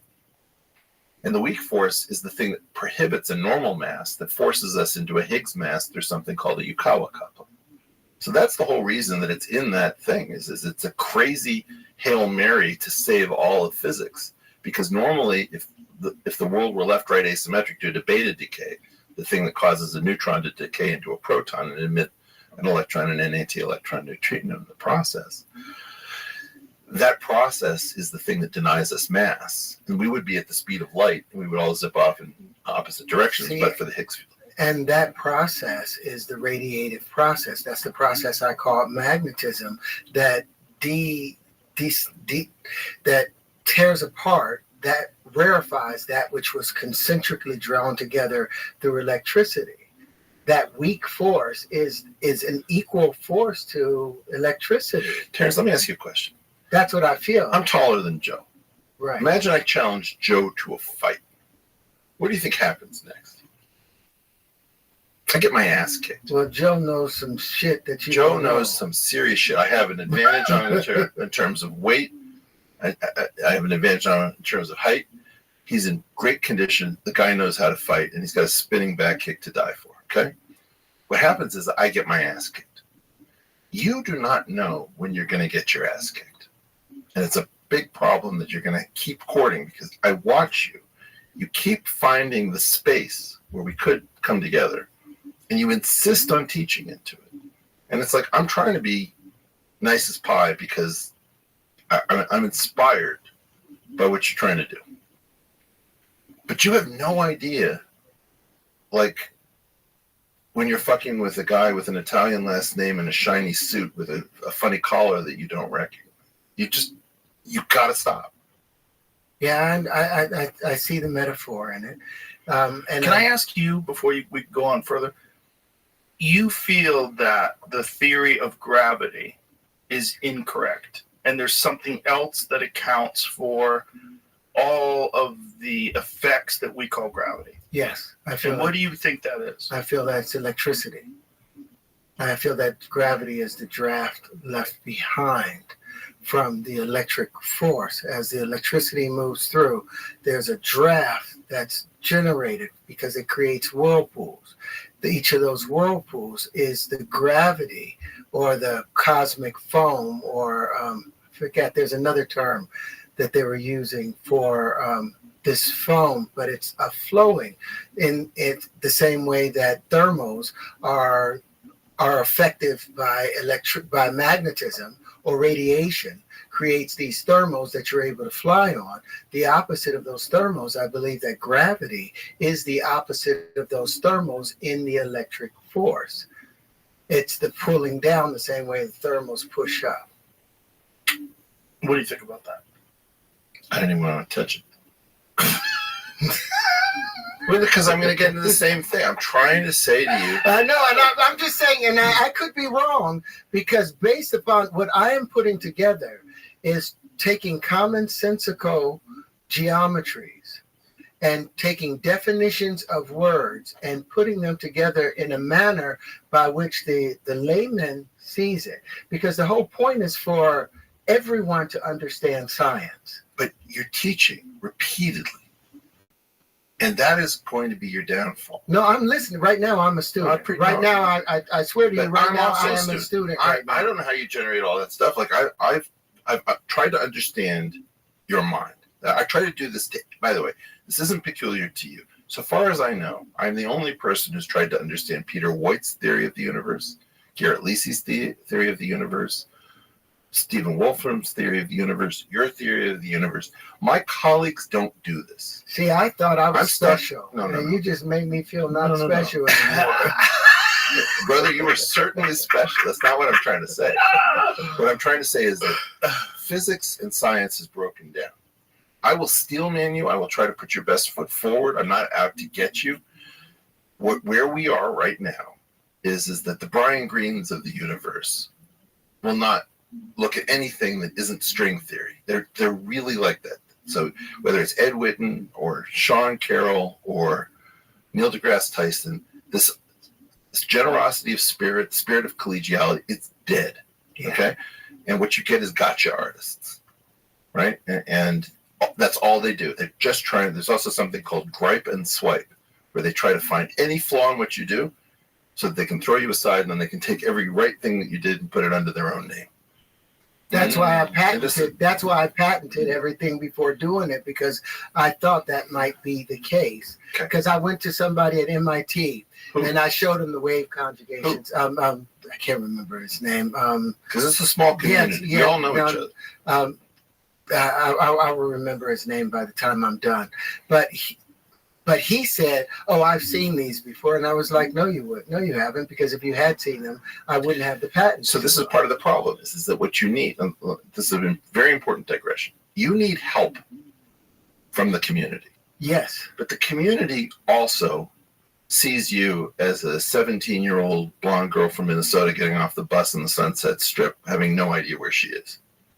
Even though I've got the 97 patents, Does and all not of matter, that stuff, because it doesn't first of all, matter. you cannot patent science. They took away our ability to earn a living from doing science, right? You can do technology and patent it, but you cannot patent fundamental mathematics and physics. Well, see, that's what I'm hoping. I'm hoping that You're they trying to- ultimately take but you're the also patents trying- from me, because they become basic Terrence, general. Let me tell you something. It is more important that you get a small number of us to say he did something than you fool some patent examiner who has no idea what the hell's going on and can't actually earn a living the way he dreamed of being an engineer. And so, at some level, the most important thing that you've done is weirdly based on an error, so far as I can tell. So, can you bring us a linchpin? Bing, bing, bing, bing, bing. Okay. And Jamie, could I trouble you for bringing up that same page over and over again? I'm sorry about that, brother.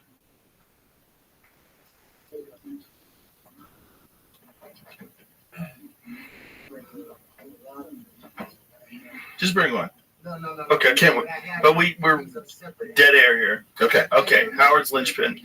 Howard's extraordinary claims for the linchpin appear to mirror Green's extraordinary claims for the string. So let's look at Terrence Howard filling up the dead air here, talking about the linchpin.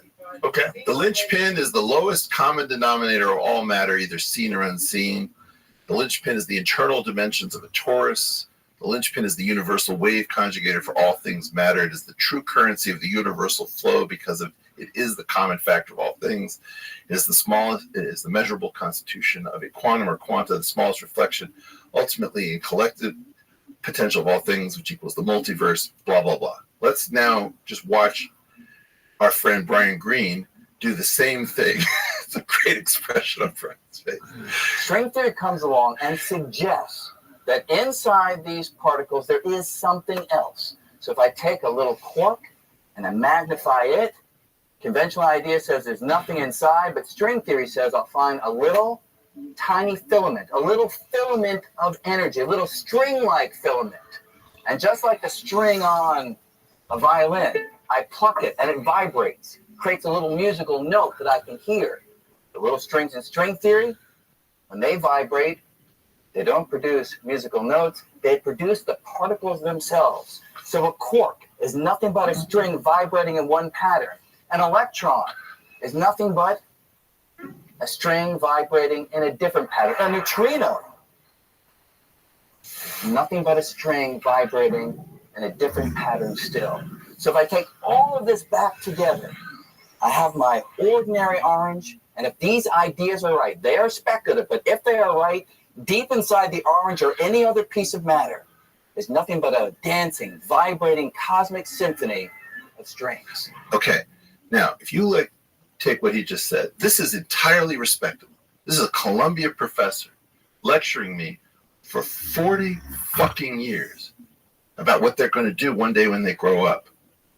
That everything is just a string.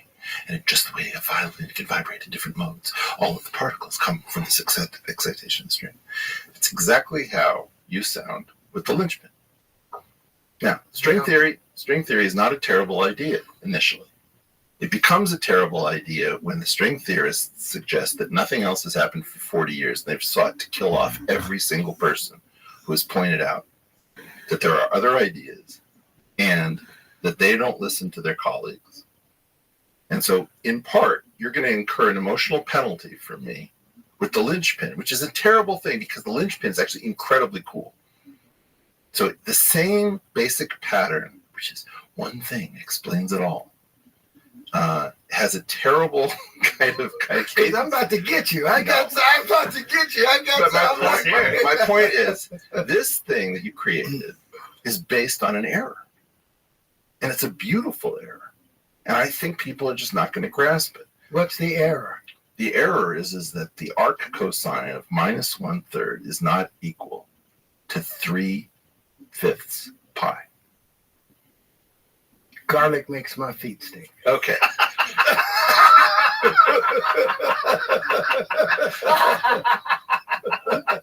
That was perfect. Okay. Terrence with the timing today.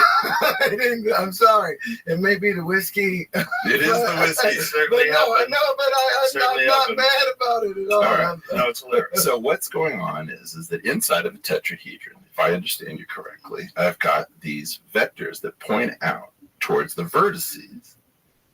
And between any two vertices, any of the four vertices, there's one of the 6 edges. Right. What's the angle between those two vertices as measured from the center of mass inside of a tetrahedron? Still be at 120 degrees. No, it's the arc cosine of minus 1/3. That's what you're talking about. That's what I'm talking about. Okay. Now, you say this is an undiscovered geometry. Now, why is that an undiscovered geometry? Well, because they gave me the patents. No. We got to stop that with the patents. No, don't give a I shit about did these the patents. patents because I have watched so many people come and No, take no, somebody's work. So it was a Okay, protection. we've covered the patents. Okay, my claim is that what you discovered is a little bit like even temperament. Now, even temperament is a lie. Do you know about even temperament? Yes. Okay. Yes. They're going up to 440 instead of 432. Well, no. Keep retucking it back together. It's an attempt to modulate or keep everything, start right back at the beginning and avoid the Pythagorean comma, avoid the necessary expansion. Now we're talking Pythagorean comma. The difference. All right, Jamie, can we get the 12th root of 2 raised to the 19th power? Good luck with that, Jamie. Come on, Jamie. No way. Well, Show it on a all calculator. right, I'm going to do this Terrence You want to see it on a calculator? I'm going to do this Terrence Howard style. There's a flaw in all of mathematics and all of music. So take out your calculators. They won't allow me to project it right on. So if we take the scientific calculator, turn it on its side, take the number 2. Okay. 2. Now, we have an x root y. Can we find, root, right below that. Yeah. Chart again. 2. Okay, 2 x root y, and then do 12. Just type in 12. Okay, and now raise that to the 19th power. That's this one, right? Yeah. Oh shit! It's almost The 3. speed of light. It's almost 3. It's 2.9966. That is, if we take the national anthem, can you sing? I think you can. Give me "Oh Say." Whoa, say. Okay, now take from "Say" and get me to "Land of the Free." To the land of the free. Okay, that is supposed to be the ratio of 3. But if we did it on a harmonica, and the harmonica was probably tuned, sorry.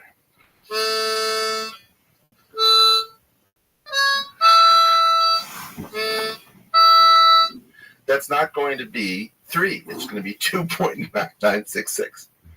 Because the reason we divided that octave into 12 parts is that we couldn't figure out how to get 3 to be perfect because what you said, Pythagorean comma, which most people don't have any idea of. By the way, you have to get Jacob Collier on the show. We call it the percustrian fifth because when I put these together, Yeah. you'll see that there's points where they will not connect because everything is expanding by C.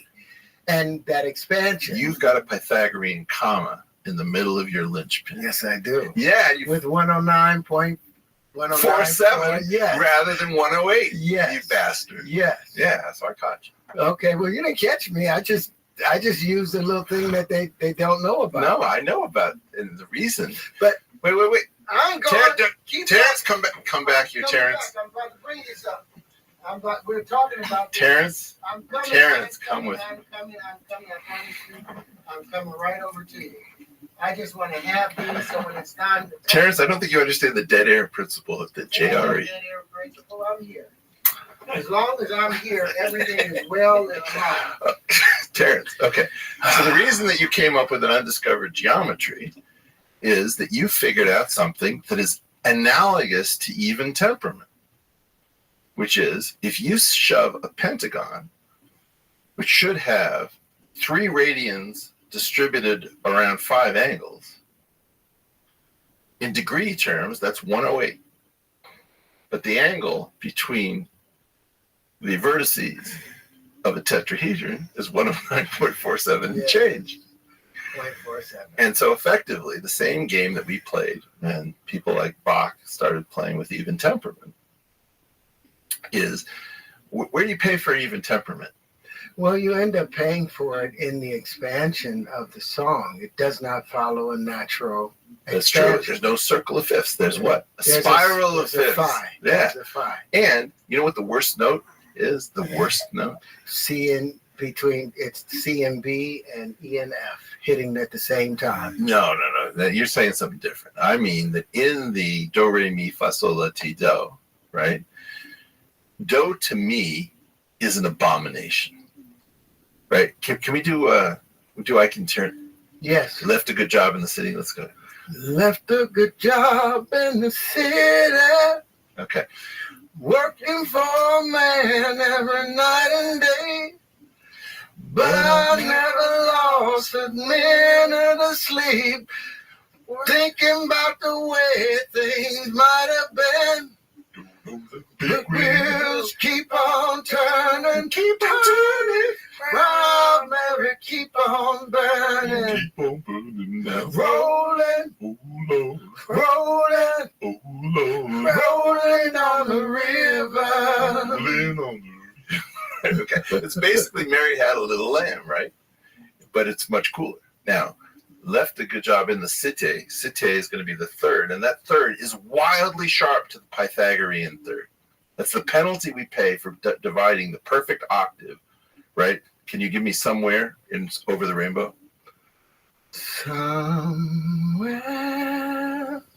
over the rainbow, birds fly. Way up high. Let me see, what would it be?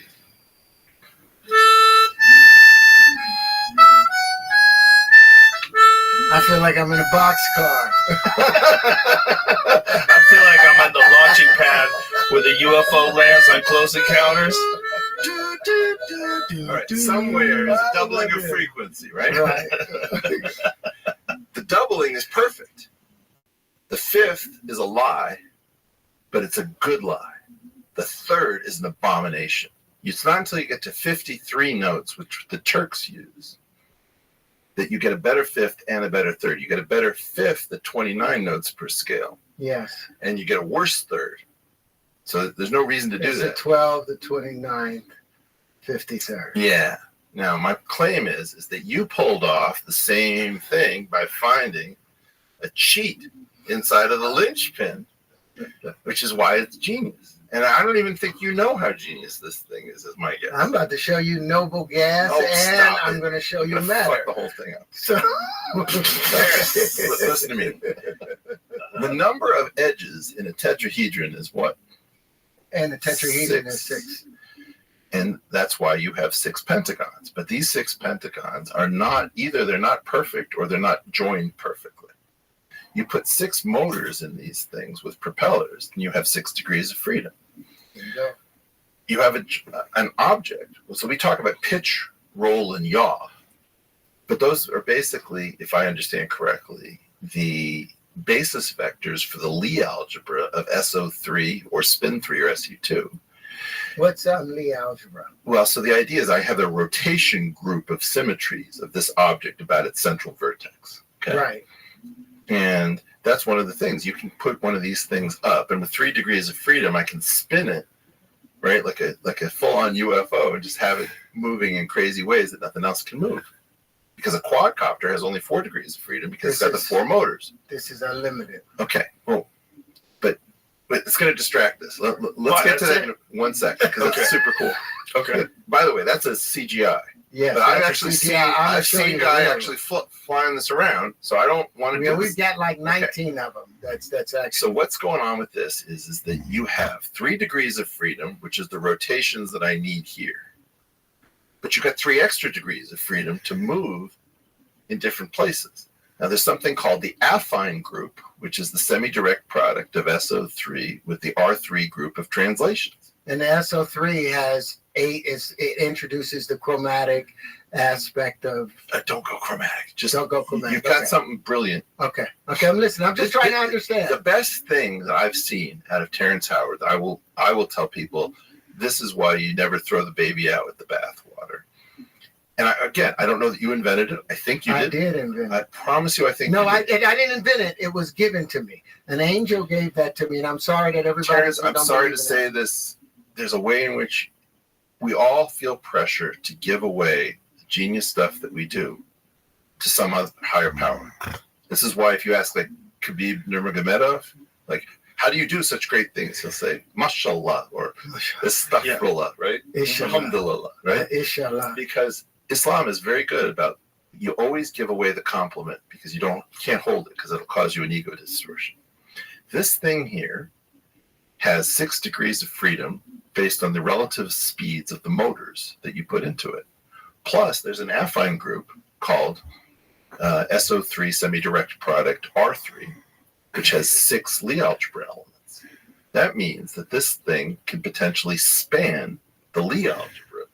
And if you have a trackball over here as a controller, and you put like 3 theremins so that you could control in 3-dimensional space, you could potentially have a drone that can rotate itself in 3 dimensions and get anywhere based on these 6 objects. Now, I could be wrong about that. No, you're right. We've actually done that. So, Okay.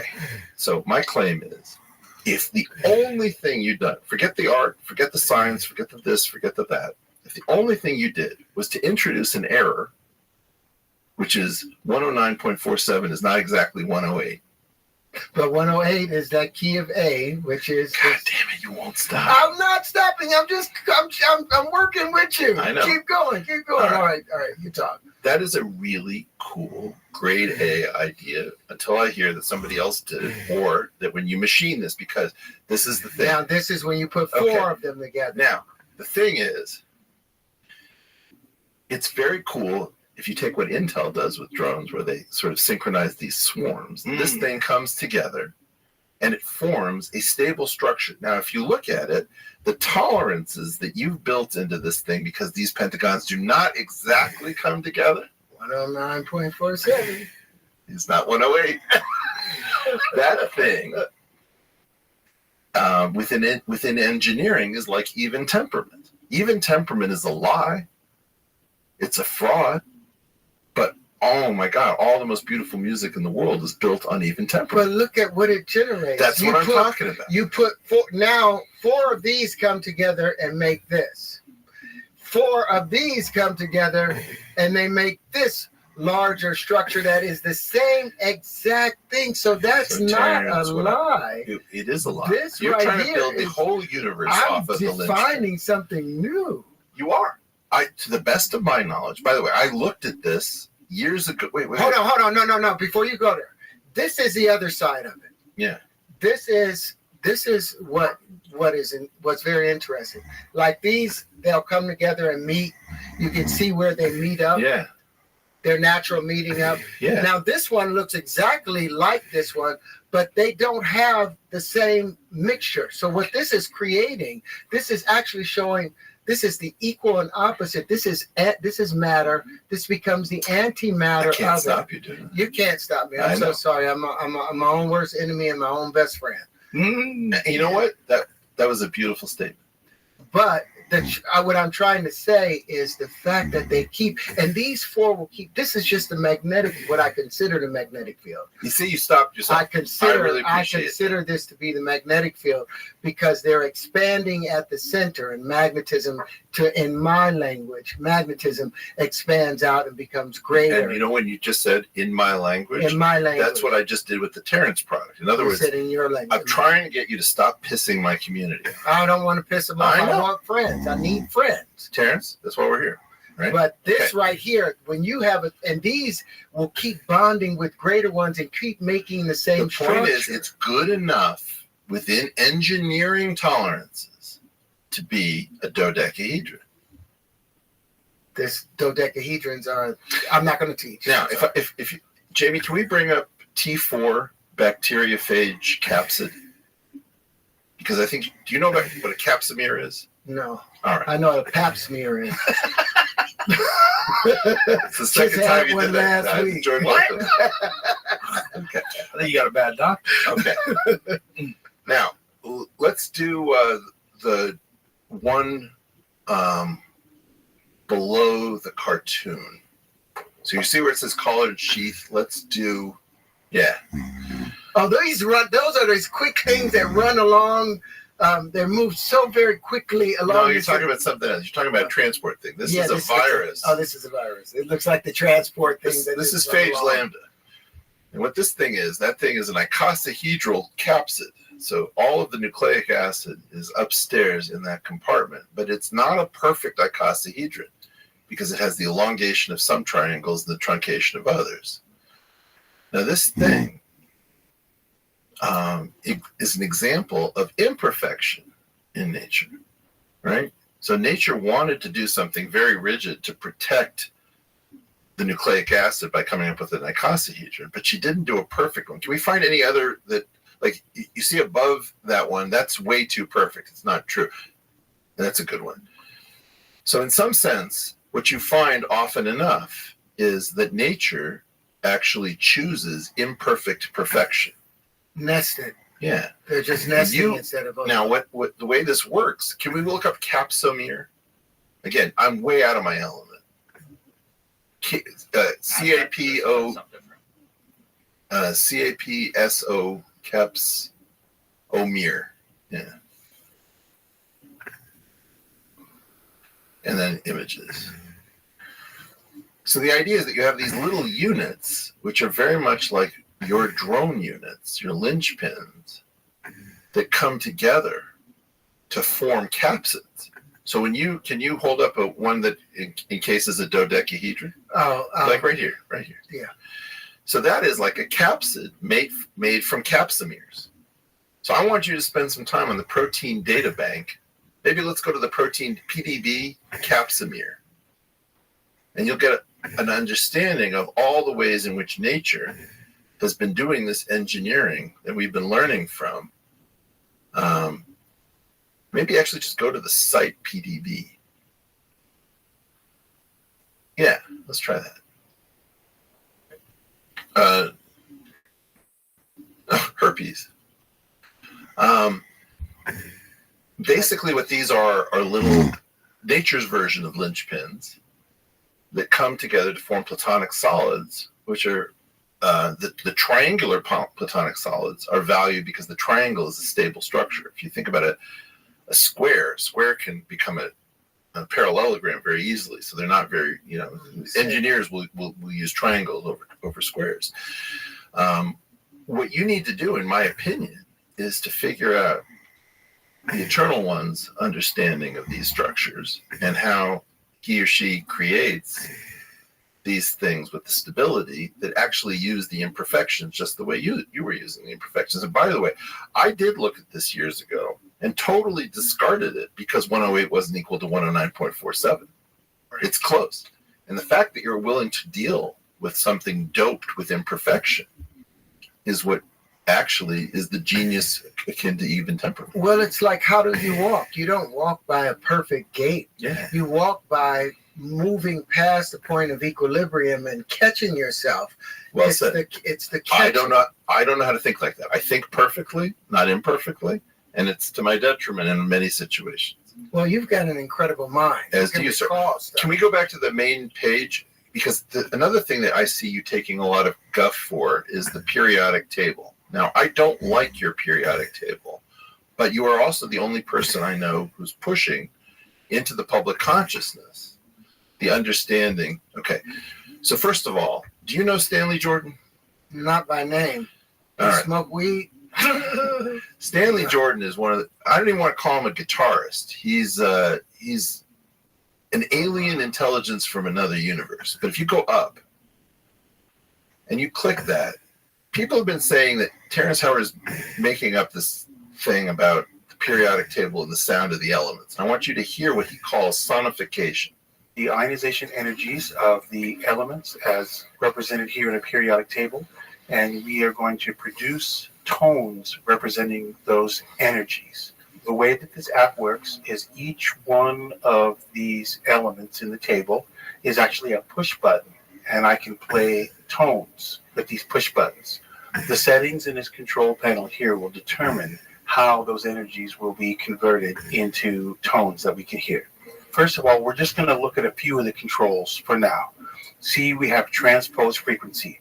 The frequencies corresponding to these ionization energies are extremely high, so we have to transpose them down to arrange them. As you said, So here we're going to transpose it down, in this case, 42 octaves, negative 42. So let's start with hydrogen. If I transpose it 43 octaves down, I get that tone. Or I can go 44 octaves down. I can also transpose it chromatically. As you can see here, I can go up and up again, and up again. But normally I set that at 0 and just leave it there, and I only change the octave. Let's go back to 42, and I'm going to show you some of the other controls that we have here. The duration is in seconds, so here we go, 1 second long. Or we could go longer, let's say 2 seconds. And the damping factor controls how quickly the tone decays. 3 is kind of like a nice... so what he's doing is he's preparing you for the fact that he's going to play the periodic table. And by the way, I just want to say this thing. Stanley Jordan is a friggin' mega genius. I see that now.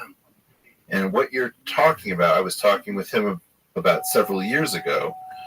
And what he was going to do is to mine the periodic table for the music of the elements and also go beyond that for molecules. See, I tried to do the same thing. And I called People treat you like you're nuts. UCLA asking for the prime resonant frequency of the elements, and they wouldn't give them to me. Nobody would give them to Well, me. because in part, wait, listen to this. Boron, carbon, nitrogen, oxygen, fluorine, neon. Now, what happens is, as you start listening to these, you start to notice That's how you patterns. sharp. Let me go and go through this second row again, but I won't say them. I'll just go ahead and play through them.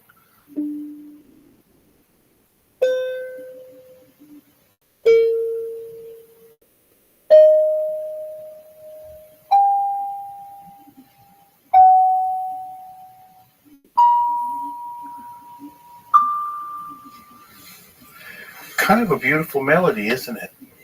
Now, these pitches that we're hearing are determined straight from a calculation based on the actual energy of the element. So we are getting tones that you couldn't necessarily play on a piano. A lot of them would fall in between the keys. So they don't fit our conventional They're Western sense sharp or musical sense flat. pitch system. But if you want it to fit, we can enable this. It says quantized pitch. So all these pitches are slid to the nearest note. So when you in the say key of chromatic E. scale. Chromatic scale just means all of the notes that we could play on a And piano. I'm talking That's about the way to 432 explain it. when I'm talking What I about might the do is key I'm of gonna go through E these again a little on more it. quickly. Well, you make an error Shorten again. the duration. So you say this thing about hydrogen 40.5. Well, no, I wasn't saying. Wait a second. No, Wait a second. but I wasn't saying that hydrogen is 40.5. I was saying that the key of E is 40.5 hertz and doubles to 162. Those things. Yeah, but you if said I it do in a move- very authoritative way. And the but one you- and the if- 40.5 is not 40.5 hertz. It's 40.5 megahertz associated not with hydrogen but with mercury. But you have to keep once you keep doubling that, But wait a you'll second, get to Terrence. the. You activated a bunch of chemists who said, I don't know this frequency. Because they're looking at 440. They're looking at their. No, 440 is an they've changed their irrelevance. 440 to it. 440 is concert A in a time when we've decided that that is concert A. If you were to use the Hindustani system, let's say, instead of do, re, mi, fa, sol, la, ti, do, It was ut, re, mi, fa, sol, la. no, they do sa, re, ga, ma, pa, sa, re, ga, pa, pa, da, pa, ga, sa, re, ga, ga, re, sa, re. They use a different. I did the Cephalgians. I know. skill. That's what But I'm saying this is that for North India, right? It's an irrelevancy because everybody's allowed to tune their sa to a different tone. They don't have to tune their sa around A440 because there's only 3 instruments. There's a tabla which doesn't have that tone as an important part. There's a tanpura which is tuned to the soloist, and the soloist determines what their sa should be. So can we do sa re ga? So in that system, the absolute value doesn't matter because you can tune it to whatever you want to tune it. You're not trying to come up with an orchestra. It's only the orchestral aspect of Western music and the need for even temperament that forces us all to listen to the concert master as to what A440 is, right? Okay. Joseph Goebbels pushed that around the world. Okay, not too Joseph. Just keep drinking whiskey. What you have is a situation in which nobody understood what you said about the periodic table, except for a tiny number of people. Now, if we go to that page, Jamie, that we put up, go back below that. The sound of hydrogen from WSU. So this is an academic page dedicated to the idea that you're trying to figure out how to play these things, and this is the sonification. Now, you attribute more meaning to this, I think, but you need to know about a guy named Luca Turin, who's a buddy of mine in the UK at Buckingham University, which is trying to do some wild radical stuff. They are working on the idea that smell is not based on shape, but is based on frequency of the valence electrons, and that particles that vibrate the same way smell the same, even if their shapes are different. And if their shapes are very similar, but their vibrations are very different, they don't smell the same. So there's an entire book called The Emperor of Scent about the academic, like all the people who try to push you down. They're trying to push Luca Turin down as if he doesn't know what's going on. He's written the Bible of perfume. I don't know if you like scent. I do. He understands the vibratory quality of scent. And so trying to sort of synesthese these things by saying that everything that has frequency and vibration can be understood in each other's terms is a small freak community of very smart people trying to do what it is you're doing. The only problem is you gave us, people ask me for an analogy. What do you think of Terrence Howard? That's all I got for like a week. Can we pull up the Terrence Howard, Joe Rogan experience. Yeah, no. We're having that right now. The Janet, it'll come up as Janet left step periodic table. What you did to the periodic table was, by the way, what a gift. That I hate the periodic table. Can't stand it. The problem is, I had to analogize when people ask me what I thought of it. Let's click on that thing. That periodic table is one of the alternate periodic tables that's much more in favor with people who are mathematically minded like you are, rather than the Walter Russell periodic table. Because what this does is it uses the quantum mechanics to stop with those exceptions. Isn't it weird that there's like a footnote in the middle of the standard periodic table in which you just say, well, these things are exceptions to the rule? This is an attempt to use the electron orbitals in terms of the spherical harmonics where you're looking at complex valued functions on the two-dimensional sphere. And this sort of Aufbau principle, imagine that there was only a Coulomb potential centered at the origin in the hydrogen situation. You would go along and say hydrogen first, helium, then lithium, then beryllium, then boron, carbon, nitrogen, etc. And this is the way in which you would build up the outer shells of the electrons, in which the you have this principal quantum number, which is basically the energy level, but then the L quantum number is what we would call a highest weight for a highest weight representation of SU2 or spin 3, which is the double cover of SO3. That first one is one-dimensional, but it's spin up and spin down, so you get 2 elements. The next one is going to be 3-dimensional, but you're going to get 6 elements. And then you're going to get 5-dimensional because spin, it's SO3 that determines the representation theory. This thing is what I wish you had given us rather than the Walter Russell thing, which is sort of a historical artifact. Now, no offense, but the big problem is that if you are trying to talk about like hydrogen, and then you imagine carbon is an octave above, I think is what you said, doubling the frequency. What is that thing below hydrogen? And you say, no, it's too dense to be perceived. Like, bullshit. But there is ultra low frequencies, even though we cannot hear it. Yes, but there's ultra low frequencies, and that's what I'm saying. That's problem where your analogy broke down. No, because hydrogen sits in the same exact position as carbon does when you're looking at it. No, it doesn't. It doesn't come off at the same coloration. It doesn't have the same tone. Terrence, you're talking about a periodic table from 1926, something like that. And Walter Russell had some decent intuitions that he instantiated terribly. Now look at all this shit that you're doing. And look at the fact that he's locked in 1926. Dirac is not going to come up with the Dirac equation to supersede the Schrödinger equation for another 2 years. Quantum electrodynamics isn't going to be born. The neutron isn't going to be discovered until the early 30s. And you're taking the wrong fight. You're saying when David Tong, here's what I really didn't appreciate about what you did. David Tong said, this is all a lie. And you took the wrong meaning from that. What David Tong was saying was different. David Tong was saying, we teach hard little ball theory. Right? There's an up quark and 2 down quarks in every neutron, and 2 up quarks and 1 down quark. And they're all little hard little balls stuck together by rubber bands. And then we've got 1 electron going crazy around it. He's like, that's not what's true. And what did he say? It wasn't a lie in the sense he said that's the best knowledge that we have. He said, I don't know how to say the word field to a 7-year-old. They're fields. They're not hard little balls. But that was my problem with David Tong, because here I showed him. You don't have a problem with that. No. The problem that I had was with his response to me. Was here I was showing him these are the wave fields that your particles sit every time within. You teach, you incur a penalty. But see, that's the problem. How do you not teach when you have something new? I'll tell you how to do it.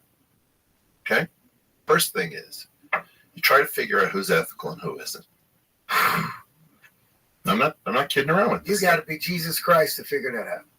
Because most people, they have a good face. Terrence, let me ask you a question. Have I been fair to you this time? You've been amazingly fair.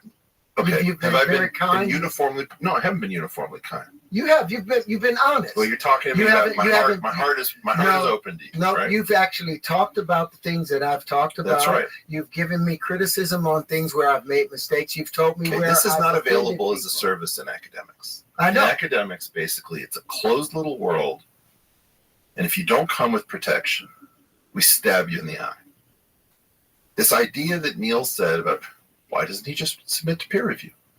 It's the biggest bunch of shit I've ever heard. We've got 2 papers, the geometry of the proton. Did you get to see that? Can we pull up the Neil stuff on that I prepared on that page? Because I cannot believe how disingenuous this is. He calls you the worst insult in academics, which is there was a study called Dunning-Kruger effect. Is both an effect that is studied and the ultimate insult. It's basically your mama, right? Mm-hmm. Let's just click on that and see what happens. So I spent a lot of time on it, and I thought, out of respect for him, what I should do is give him my most informed critical analysis that I can. In my field, we call that a peer review. You come up with an idea, you present it either at a conference or you first write it up, and you send it to your colleagues. It is their duty to alert you of things about your ideas that are either misguided or wrong, or there's a miscalculation that doesn't work out, or the logic doesn't comport. That's their job. Not all ideas will turn out to be correct. Most won't be. But to get to that point, you need to know things like, what has everyone else said about this same subject? Am I repeating someone else's work? Is this a new insight that no one else has had, but has foundations that are authentic or legitimate or objectively true? Am I making a false assumption? Am I making an assumption that someone else has already shown to be false? All of this goes on the frontier of science. Let me make it clear that I'm delighted when I see people with active minds trying to tackle the great unknowns in the universe. It's a beautiful thing that people want to participate on this frontier. What can happen is, if you're a fan of a subject, let's say, a hobbyist, let's call it, it's possible to know enough about that subject to think you're right, but not enough about that subject to know that you're wrong. And so there's this sort of valley in there, a valley of false confidence. This has been studied by others, and it's called the Dunning-Kruger effect. It's the phenomenon where a little bit of knowledge, you over-assess how much of that subject you actually know. And then when you learn even more, you realize, no, I didn't know as much as I thought I did. So then there's a sort of a lull there. And then when you learn even more, you come back up. Ultimately, learning whether you were right or wrong. To become an expert means you spend all this time. It doesn't happen overnight. You can't just sit in an armchair and say, I'm now an expert. It requires years and years of study, especially looking through journals where new ideas are published and contested. That's what we have learned is the most effective means of establishing that which is objectively true, or determining that which is objectively false. Both of those work hand in hand to move the needle on our understanding of the universe. I'm going to read you just my opening line here. It's titled 1 × 1 = 2. Okay. So I lead off. So that was now if we go below that, what do we have? Is that let's try that. I, Sir Arthur Eddington, an astrophysicist, provided the first experimental evidence for Einstein's general theory of relativity, which, by the way, was published in a peer-reviewed journal. Crazy idea. The platform to be accepted for the ideas is not social media. It is not Joe Rogan. It is not my podcast.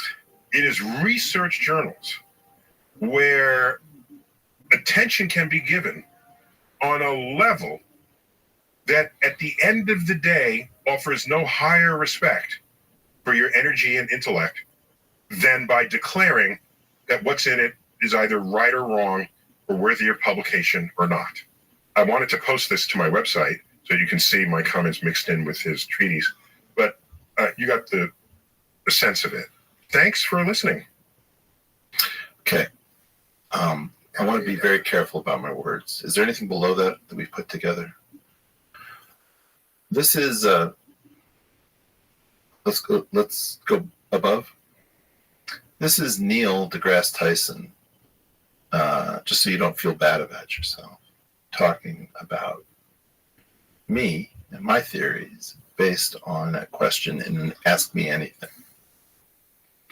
Will you be able to talk to Eric Weinstein about the new theory of geometric unity? This is from 2013. We are all wondering about that. Cosmos is not your normal talking head documentary. In fact, it's the feature of the original that enabled the series to live for an entire generation beyond the shelf life of hundreds of other science documentaries that came afterwards. So the answer is no. Let me explain where you are. Neil is not unaware that you are never going to get your hearing in a peer-reviewed journal. Your ideas are going to come through. You're a self-taught, autodidact polymath. You haven't been cleaned up. You haven't been taught how to speak properly. You don't know the fact that when you say loop, we know fixed point. I know how to do all this stuff, right? You're not getting a peer review from me. I know a lot more than you do about a lot of this stuff. You're getting an elite review. And my elite review says that a lot of this is bathwater, but a small amount of this is baby.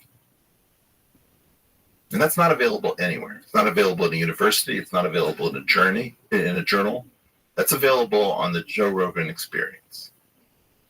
And you know, Neil's right.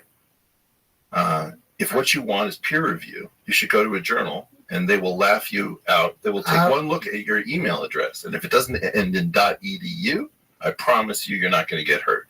Do me a favor, Jamie. Can you put? Let him finish. Hold on, not that because Let him finish because this is a sustained. Let's go below where we just were, Jamie. I don't think Neil deGrasse Tyson actually knows the history of peer review. This is Google Ngrams, and it tracks how often a phrase is found in the corpus of English language books published in the world. Peer review basically begins in the mid-1960s. Now, there were various forms of review. Editors, in particular, were very distinguished individuals who were chosen to not peer review things, to simply take a look at things and see who should be published and who should be not. Can we bring that back up? More or less, from what I can piece together, Ghislaine Maxwell's father, who started Pergamon Press, destroyed Jeffrey Epstein's Ghislaine Maxwell. Yeah, correct. He figured out how to destroy science and make a fortune by blowing out the number of journals and forcing every university to subscribe to every journal that he could figure out how to publish, because to not subscribe to all of the journals required an admission that you had an incomplete library. So he diluted the quality of the editorship of the leading journals. This was a very informal, high-quality enterprise. Now, most of the destruction of science, in terms of how high quality it used to be, has taken place relatively recently, post-Robert Maxwell. Because now we have an enormous number of journals staffed by people who can't spot publication cartels, where we agree to cite each other's work, and we agree to publish stuff, pay for play. All of the nonsense that you see with irreproducible research comes after this peer review thing. The peer review thing got woven in so that people think that the scientific method and peer review are effectively the same thing, where one is an unwanted infection from the biomedical universe, which had peer review much longer than everything else. Neil is giving you a very cursory back of the hand brush off. Okay? I felt it. All right. I'm accepted here it. because I love this man, and this is a higher quality environment. We have to sort out what happened with Tony Fauci and the origin of COVID. I was very distressed when Joe was sort of credulously accepting everything that you were saying at a level where he did say, look, I can't evaluate this. He was letting you have your piece. Joe has established an extraordinary thing where he can call on a Roger Penrose. He can call on all sorts of amazing people. He called on you. Well, he has lapses in judgment, but he has his good quality. My point being that this is actually what science was supposed to be. We were supposed to listen to each other, not go after each other with an ice pick to the eye. We were supposed to try to figure out the best version. Remember at the beginning of this where I was trying to say, look, I want to do the best version of your idea and build it up. So what you're saying, though, can I just summarize this? What you're saying is that Neil deGrasse's understanding of peer review is flawed. Sure. And that it is not really available to someone like Terrence. It really isn't. He knows that. You see, peer review is not one thing. One thing peer review is the ability to get rid of the axe murderer who's just wandered into your office with a manuscript in red crayon. Well, while you guys are talking this, I've got to run to the bathroom. Go ahead. Just this alone. It's an important point. Yeah. Okay. So what Joe and I were just talking about Yeah, we're back from the bathroom break. is what is peer review actually and why is it controversial? So imagine that you have 4 types of people, right? You've got 2 establishment figures, one of whom is screwing up the field, who's in a very powerful position and should be removed from the impediment, being the impediment to progress that they are. Another person is an establishment figure who's killing it. They're the establishment because they're supposed to be the establishment. The establishment has recognized how valuable that person is. Now you got 2 other figures. You got an axe murderer who desperately feels that they've got the secret of the universe and anybody who doesn't understand them is a horrible person. Or you have a heterodox person who actually knows what they're talking about and can overturn the established order, which is where you get a revolution. Peer review just sees establishment versus non-establishment. It will lock in a terrible idea for 40 years. And it will stop somebody coming from outside. It will reapportion credit.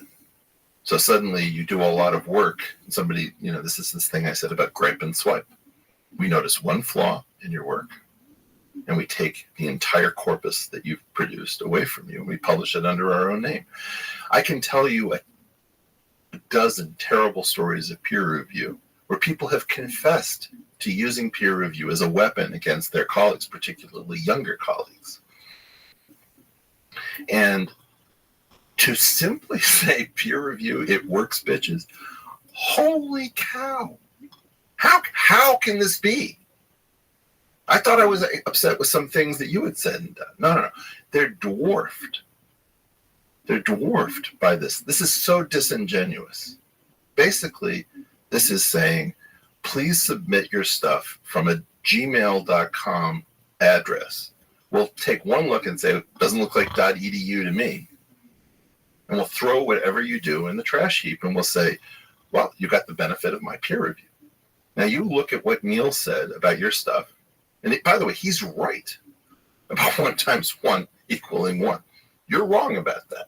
That was your opener. You picked a terrible move. On the other hand, you heard what I said about the linchpin. It was a combination of bath water and baby. I do not have any economic or authoritative interest in taking anything that you've done, putting it under my own name. I am simply here to help you. And when we talked about the angle and all this stuff, I can tell you that that's a great idea. It may have been had by somebody else because I don't know, but I assume it comes from you. It may not work in practice. I think it's pretty promising. And I think if you don't do anything else and you create one drone that just does that really cool thing, it'll all have been worth it. No, we've got No. I know. tons of those. It's now. You already created this. You're obviously doing cool stuff. What I'm trying to say is we in science have lost the ability to talk to people who do flawed stuff from outside. All we want to do is get rid of you. And it's because we have this fake openness. We have a fake scientific method. Peer review has nothing to do with the scientific method. We got along fine without it. Peer review isn't even peer review. It's something called peer injunction, where your peers can stop you without shorting you. I'm happy to bet against you in all sorts of things that you're doing. And if you win and I lose, I'm on an unbounded negative experience. But if I block you and I won't short you, that's saying that I think you're dangerous because it's too dangerous to go short. And the idea that we're handing old people and established people and very politically savvy people the ability to block you without shorting you is unforgivable. So what I'm trying to do is I'm trying to offer, I'm not pretending to be your peer. I know a lot more than you do. I'm giving you an elite review, and you're welcome. And the elite review doesn't find you as baseless as the peer review that supposedly got handed to you does. So that's, in part what I'm trying to get at is, in my field that I care about, for 40 years we've heard this unbelievable trope that only the string theory people are doing real work and everybody else isn't. And it's total hogwash. And there's no way we can get out from under these people. In the case of Anthony Fauci, And Jay Bhattacharya, I was just with Jay Bhattacharya in Italy. You have this guy who has a PhD in economics, and he's a doctor, and he's a professor, and he becomes a fringe epidemiologist overnight because some bureaucrat who's probably in control of the bioweapons portfolio, because we signed these two treaties during the 1970s, the Geneva Convention and the Bioweapons Convention. He and Francis Collins suddenly convert a respected colleague into a fringe epidemiologist. It's like, no, we're going to have a mutiny. And the mutiny is going to be based here because this is a place that you'd invite Tony Fauci and Jay Bhattacharya. Oh, for sure. Yeah. We could do any of that. I bring garlic. We could have Michio Kaku in Some here. crosses on the wall. Let's have Michio Kaku and Brian Greene. Let's have a discussion about string theory. Let's fundamentally discuss neoclassical economics. Shall we discuss whether or not random mutation is the true engine of neo-Darwinism? Is that reasonable? Or do some of these crazy people who say, I don't know what it is, but random mutation isn't powerful enough to build proteins because stability is too difficult? The sad fact, Joe, is that you built something that has some credibility. And even though you think of it as, I just like having conversations with people and a lot of them are fighters and I'm just a meatball, we don't have any other place. We can't go to the National Academy of Sciences. It's too politicized. We can't go to Harvard. You saw what just happened with Claudine Gay, who's still a professor. We've lost everything. And podcasts, as dippy and shitty and as variable in quality as they are, Jerry very much included, this is all that's left. And my claim is that I'll challenge Neil. I actually think that this is a better place to do review because I'm on the hook. And by the way, some of the shit that I've said is probably wrong. The thing that pisses everybody off is the fact that I have the models behind what I'm talking about. When I talk about when we describe the electric field or the plasmic field, I've got models that define every aspect of that motion, and I'm waiting for it to be reviewed. I will short you. I would love that. I would love that. I'll take some of your money. I would love that. I would love that. But I'll also try to help make it better. But it's having the proof. And then, mind you, like Jamie, if you pull up the but Terrence, you know what he's saying about not being an expert and teaching, and then coming from the outside, and that it's insulting. It's insulting. It's insulting. It's a bad way to approach a concept, because the people that have been studying these concepts for so long instantaneously are told that they don't know, but you know, and that's offensive to people that are actual experts in a thing. I think the same ideas could be portrayed in a way that does not do that. I have to learn that nomenclature. It's just you're so much smarter than most of the people you're talking to. Well, that's what the problem is. And this is one of the failures of Joe's bullshit detector. In other words, you believe what you're saying, and you're obviously very, very smart, and you obviously have a huge amount of things that you've been introduced to. Like, how many other people bring up Hermann Grossman? Yeah. And geometric algebra and Clifford. I think I'm probably the only other one in the history of this program to do that, right? When I saw you mention Clifford algebra, I was like, okay, there's a commonality. Right. Now, Sean Carroll for sure knows what a Clifford algebra. I'm not sure whether Neil deGrasse Tyson does. Brian Greene certainly does. But in general, this stuff doesn't get introduced in places like this. And then, and you'll watch this in yourself, I'll try to put a circuit in your mind so you'll know exactly the point where you start pissing my community off. Can we bring up the cruel tutelage of Pai Mei? What's that? I love chick flicks, and I think the ultimate chick flick, Joe. It sounds like my ex-wife. I'm seeing you there watching Legally Blonde. No. I'm seeing you right now with your socks on. Sitting in front of Let's go earlier than this. Is that from Kill Bill? Yeah. Oh, okay. I can't show this. That's why we can't. Yeah. You gotta be more specific. I can't show this stuff on YouTube. Well, the bride goes up to the top of these stairs. Okay. And Pai Mei asks her, "What do you know?" And she says something like, "I am acquainted with such and such so-and-so, and I am more than proficient in the fine art of Japanese whatever." And Pai Mei completely kicks her ass because she doesn't understand where she is. And my claim is that you need your ass kicked. And you need to apprentice to some of us who know more than you. And believe me, let me just tell you this. I've had my ass kicked, and I will get my ass kicked more because you need some kind of humility. You're coming across wrong. By the way, never pick a fight with Jamie Foxx. Holy shit, is that guy good at everything? I learned that the hard way. Jamie, if you're out there, I totally love you, and what you did in Ray is just unbelievable. That He guy, does every movie. he's so damn good. Yeah, he's an insanely talented. He's an insanely talented person. He's one of the most intelligent people I've met. I was sitting on the set of Ali with him, and I'm playing chess with him, and I'm playing a serious game of chess. He's having a conversation with two other people while he's playing chess with me. As if it's nothing. Yeah. And I play chess well. So I've never been more impressed with somebody who can compartmentalize, and he's an organizational genius. He's whatever he is. But you know what? I had my guy. My guy was named Noam Elkies. I don't know if Noam Elkies. You never heard of Noam Elkies. Noam Elkies. I entered Harvard at 19 with a master's degree. Noam was 18. He didn't have a master's degree, so we were sort of in a weird way neck and neck. And everything that I thought I was good at, Noam was better. Noam, I played a little piano. Noam could compose anything. I mean, this guy's just like super genius beyond genius, right? And he wasn't a bad guy at all, but he was so powerful in his mind that like he composed, I think, an 11 by 11 crossword with no black squares. I don't know, stuff that just can't be done. And I thought, well, geez, there's just no point in competing with Noam Elkies. And one Christmas party, the professor named Raoul Bott heard me trying to play boogie woogie piano. And Noam sat down and like Raoul said, well, why don't you play us some boogie woogie? And Noam started playing what he thought was boogie woogie, but it was like Rachmaninoff.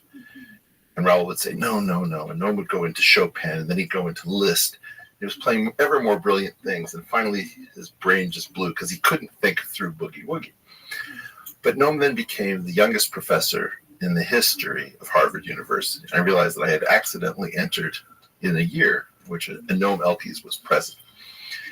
And by having my ass kicked repeatedly by this guy, I had to ask myself the question, well, what am I doing on this planet? What do I have to contribute? And all the things that I see Jamie Foxx doing, he's not trying to do anything like this, right? There's a creative spark and a spirit in you that I really see and appreciate. And it comes from an older era, and we don't have people like you in the academy anywhere. We used to have lots of these polymaths who would connect fields. And right now what we've got is a specialization epidemic. And as far as I can tell, what you need is some discipline. And you need discipline from coming into contact with people who know a lot more than you, who can educate you as to what we already understand, how to communicate those things, and not just shut them down. That's what happened. And the epidemic we have is assassins. We have an assassin epidemic because the midwits in the system, all they do is see things in terms of like Dunning-Kruger. The funny part about it is that that's the midwits endpoint, is that they see heterodox thinkers and they can't figure out how to place them. And so they just say, if I can find one error, I can reject everything. And you keep triggering that. And that's why you are one times one, but that's why I keep saying the 1 times 1 is more of a metaphor. It's not a metaphor to us. It is life and death. You try to sneak 1 times 1 through airport security. Mm-hmm. It's like, it's just a Glock 19. I understand that, but it was really to gain the attention. They never do it. To gain the attention. Listen, you didn't know, and now you know. Well, okay, there's one more that's going to keep us from ever getting you through this thing. Can we pull up my page again? And we're going to wrap it up with this one. Yeah, I want to do this. It'll be a little bit. Well, we didn't even do the linchpin. Terrence, we're so far down the road. This is 4.5 hours? Okay. Yeah. I want you to take a look at the chemical engineering PhD, because if we don't do that, I can't actually help you. Oh, that right there. Let me talk to me. Let me explain that. Yeah. Here I took over to what was the name of the university? South- South Carolina University. Yeah. I was working with Apollo diamonds. We were growing diamonds, and I had developed a way in which to grow diamonds larger than the 2-carat diamonds. I went over to South Carolina University and I talked to them about introducing the diamond process, into their university. They were going to give me an honorary degree. Okay. Now I'm thinking they're giving me an honorary degree in chemical engineering because of what I'm doing. And it's just an honorary degree in humanities that they gave me. And so I went on the show and I was like, yeah, well, I got an honorary degree from them. But that ended up coming across as if I got an honorary degree in chemical engineering, which I don't have an honorary degree in chemical engineering. Assume you did. An honorary degree. It's worthless. It's like, would you take, if your child needed brain surgery, would you go to Dr. Dre? No. Okay. Here, I want you to hold this. As a guy who was 19 with a master's degree, Harvard University and I got into a fight. And it took me 7 years to get that away from them. And they would have been happy to bury me without it. Okay? That is blood, sweat, and tears. And the work that I actually started doing ended up in somebody else's name because Harvard University in part credited with them. That's the PM person. When you screw around with a PhD, like this Claudine Gay, this woman needs to be fired. Okay? Harvard University needs to go back to the business of kicking ass and taking names and being the place that is the shining city on the hill. Enough with the anti-Semitism, enough with the woke, enough with the DEI. Don't ever let me catch you talking about Jim Crow mathematics. You're getting absolutely treated seriously for the serious stuff that you've done. You're getting treated properly for the wrong stuff. That thing about the PhD, it's basically fraud. What I'm saying to you is, I don't give a shit. Merit is merit. If I can catch you in a fraud, if I can catch you in a lie, I can catch you in an error, I don't care. My question is, what did you do? What was the cool stuff you did do? I'm not an assassin. I don't care if you, in part, exaggerated your achievements. I know what it feels like to be shat on. I know that you have no ability to fight what's being said to you from on high. Okay? What I'm saying is, the only thing that matters is what you contribute in the end. And imagine that there was fraud, imagine that there were lies, imagine that there were errors. And imagine that the linchpin turns out to be the next level drone that defines everything, because accidentally there are 6 degrees of freedom and there's 6 dimensions in the semi-direct product of SO3 with R3, whatever. It doesn't matter. It's that cool. Gregor Mendel probably faked his Peapod experiments. And there's a guy named David E. Kaplan at Johns Hopkins University who said to me something, it's so beautiful I can't reproduce it. He said, physics is based on everything. It's the backstabbing, it's the frauds, it's the geniuses, it's the craftsmen and the workmen who get the job done, the experimentalists who toil on papers with 1,000 people. And this community of all of these people have come together to produce something which is something close to the source code of the universe. And if you're interested in that pursuit and you want to get rid of some of the baby fat and some of the bullshit, I'm happy to help. There's a lot of work to do it. It happens that I had done a lot of the work over my life, so I didn't have to put an infinite amount of energy into this. But what happened is that you created a mass delusion. And it was a mass delusion in part because we're not aware of what mass delusions actually are. They start with a nub of truth. They start with creative sparks of genius. So we're on the lookout for people who are just frauds, who have nothing that they actually can contribute.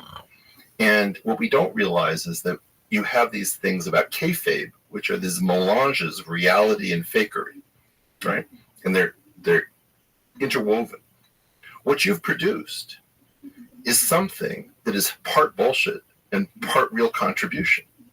And we don't have a system to pull it apart, and we don't have any experience for how to set sense when that's what's going But on. they consider the bullshit to be the 1 times 1 equaling 2, and the 97 patents, the It's not supersymmetry. the 97 patents. It's not the supersymmetry. It's simply the residue, the reduction of when we get rid of all the stuff that wasn't supposed to be here because you're a self-taught polymath. You're obviously incredibly intelligent. You're obviously not taught by the system. And you can't do that work all on your own. No. So you got to come in and you got to find somebody who's not looking to kill you. And that's been the entire dance. What I've tried to do is introduce a new set of tools to the scientific and mathematical community so that they can advance past the platonic solids. It's the platonic solids I still see in a 2 or 3 dimensional position.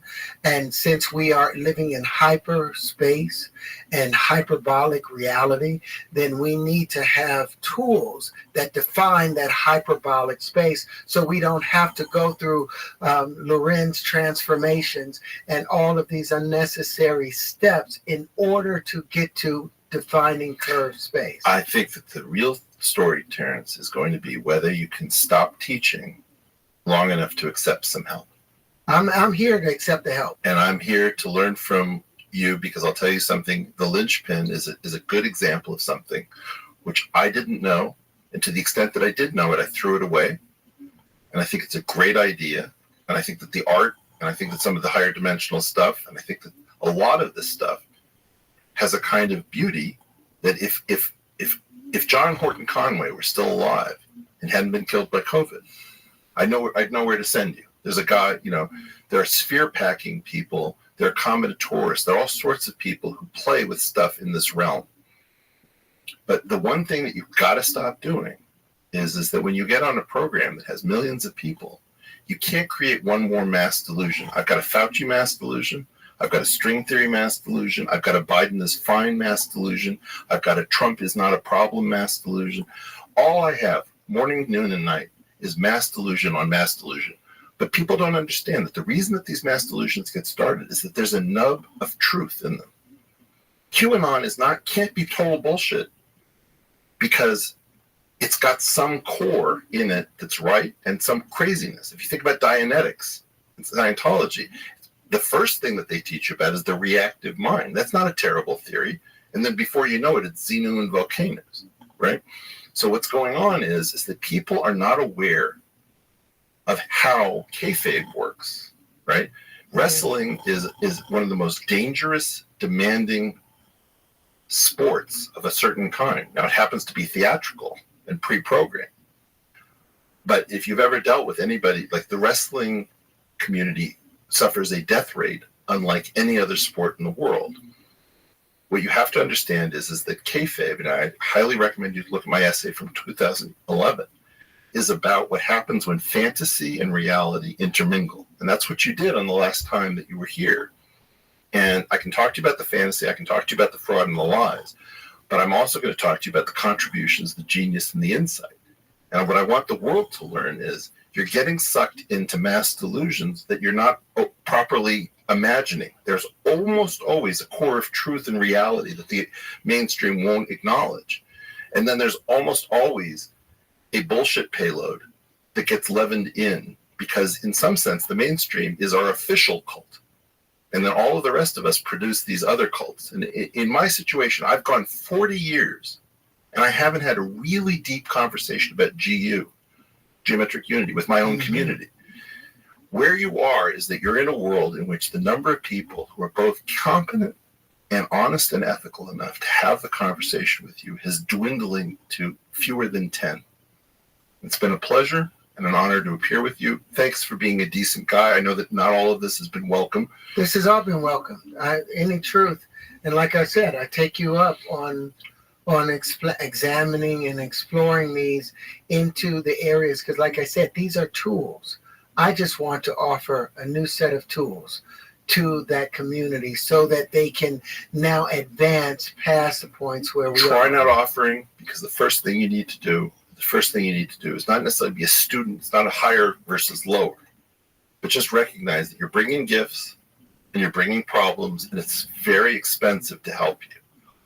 But it doesn't mean it's impossible. And one of the great things about this program is that if there is anybody out there, they can hear it. Now, I'll be honest with you. I've been on this program maybe 6 times before. I am often astounded that I can reach all of planet Earth, and there isn't a single soul who can hear me. And I think that one of the things you're going to have to reckon with is you're saying certain things, and you may get hundreds and hundreds or thousands of responses, and there won't be a single meaningful response among them. And I don't know what to do about that. But Stay off Twitter. I did Yeah. I did my best to give you whatever response I could. All I really want is if you saw some benefit in the things that I've displayed and shared with you. I want them in my house. Then let's have a conversation. Okay. I've got a set right. for you. We got as it. a gift. We're all connected now. Thank you very much, gentlemen. It was a lot of fun. Thank you, It was guys. very interesting, very informative. Thank you, Jamie. Thank you, Jamie, very, very much. All right. Bye, everybody. Thank you.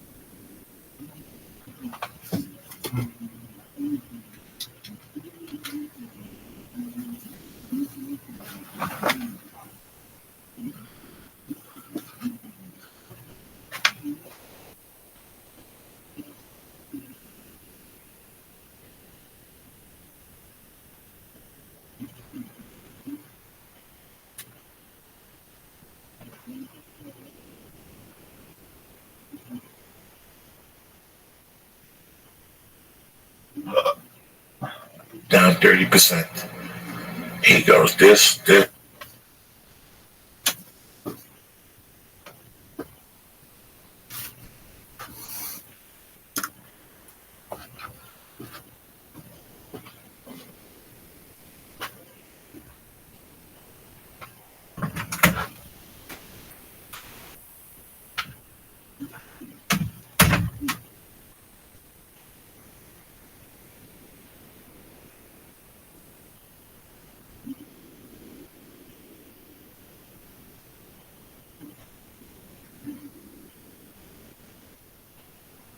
This is down, this is down. He goes, you know what's going on? We're depending too much on faxes and too much on emails. There's no more belly-to-belly sales. And that's what this company was made on. And he started giving out plane tickets, and people were cracked. You got to go back out there. If you text me for work, if $1,000 bill don't come up over that text, I don't get back to you. I think it's unprofessional. You want to suck my dick? You want to text me? You text me. If you want to suck my dick, text me. So that'll work. I might bump into it. If I open up a text, there's a picture of your pussy and your lips like this, I will text you back. You understand me? But if I see, hey, are you available October 4th on a text? 10 out of 10 times I erase it. I don't even accept the job because I don't want to do business with you. Okay? You want to suck There's my a dick? big thing, man, about like this, about coffee and shit, about the K-Man deal is that like, you know, with people, we get wholesale accounts that people call us to like, we want to, and so we'll put like one of our guys and go, hey, do that. And then they won't check up sometimes. And I'm like, It's like weird, like people that are of the digital age that are kids. You got to reteach them and go, no, dude, go shake that man's hand, have a coffee with him, sit down with him, and I want you in there twice a month. You need to check on these guys, make sure everything's fucking amazing. It's a trip, just polite manners. You know, I that am goes so embarrassed. long. I am embarrassed. Sometimes I walk into places with a pocket full of fucking 20s, ready to drop a dime, and the treatment I get is unparalleled. The salesmanship. That listen, I don't want you selling me tape, but I'll tell you what I want you to do. I want you to come up to me and say, "Hi, my name is Tate Fletcher. If you need any help at all, come get me and leave me the fuck alone, because now I'm gonna hunt you." That's like that girl with the hot pussy. She don't chase you, you chase her. Yeah. Same fucking mentality. I remember going up to the Fat Man store in Thousand Oaks, the XXX XL, 3 fucking years ago, and I was 418. I had $1,000 cash. Nobody would talk to me. Yeah. And I said, you know what, Terry, let's get the fuck out. She said, we came all the way up here. I go, these people have forgotten. I'm old school. I know what it is to sell. I know what it is to sit down. I've done all and those sell. jobs. Yeah. So, listen, I get an email from you. It's interesting. I email you back. I know how to follow up. I sold cars. This is cars. You ready? Hi, Tate, Joe Diaz, blah, blah, blah. My philosophy was different on cars. I push one time. Listen, I could get you this today. No, I'm not ready. My wife, no problem. Come inside. Let me give you a brochure card. Let me get your number real quick. Da, da, da, da, da. Boom, over. The card had your address. So the first thing when you went out that door is I handwrite a letter. This is 1987, before I went to prison, guys. This is street. You're in Colorado Springs? I'm in Boulder. This is street. This is what I learned from street. This is street. Okay, this isn't, I didn't take a course. I was 23 fucking years old. I didn't take a course. I sold blow. I knew how to do blow. I know how to put a package together. Yeah. I don't know how to change a flat. I don't know how to do this podcast, Lee. I love you like a brother. I don't know what I'm doing. But I tell you what I do know. I know how to leave the house at 8 and come back at 6 with $1,000. I borrowed it, but the point is, I came home with $1,000. What did you come home with? Nothing. And you know what? Tomorrow I'll go out and make 800 because I'll rob that chick across the street at the fucking thing. I've done it 1,000 fucking times. I don't know how to do a lot of things, but I know how to rock and roll. And you know how it taught me how to rock and roll? I did by watching my mom. I bought a book on sales way before I got into sales, telephone sales in 1980s, and I read this thing front and back. And when I used to sell cars, so you leave, you get a letter the next fucking day. And 24 hours after you come in, you get a call. Listen, Tate Fletcher, Joey Diaz, I don't want to bother you. All I want to say is maybe you have a question for me that I didn't answer while you were there. Right. No, but thank you for calling. And when they come back, you know what they say to me? We don't even like the Subaru. We came back because you sent us a letter. You called us. We went to 6 different places. Nobody fucking called us or sent us a letter. And I'm very always thinking, I want to do what the other guy ain't doing. Well, and the thing is what I found when I came to LA is that it's so fucking easy to be better than the next guy because they're worried about different things. And I'm like, I want to be the best guy so I can make this guy's business the best. And like when you come with that attitude, fuck, and you show up on time, that's a wrap. You're the guy. You know, you got to be consistent and be polite, smile, look at people, shake hands. You're ahead of everybody in the world. Everybody. Because it's a trip. New Mexico's like that too. Live with a bunch of entitled motherfuckers. And like, if you're the one guy that's not entitled, you're going to rise to the top, man. Like, that's for sure. I'm going to tell you guys a story that I haven't told anybody. I think I told my wife the other day.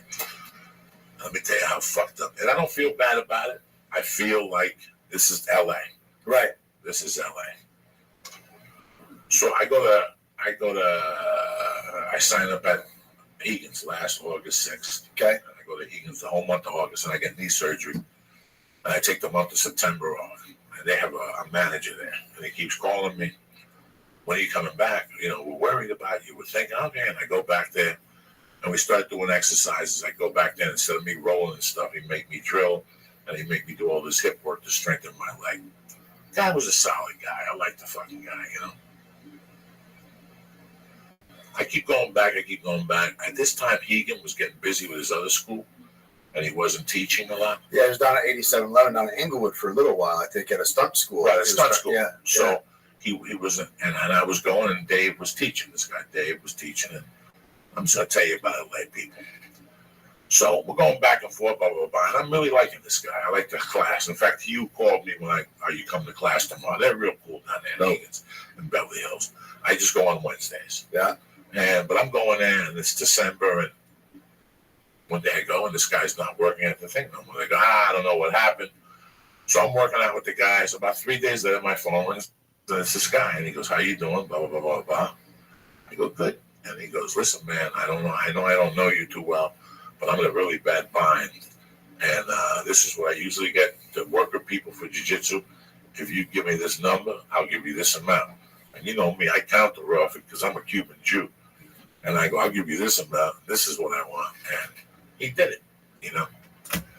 And I completed the 10 sessions. Fucking great. We got along great. He taught me a lot of jiu-jitsu stuff.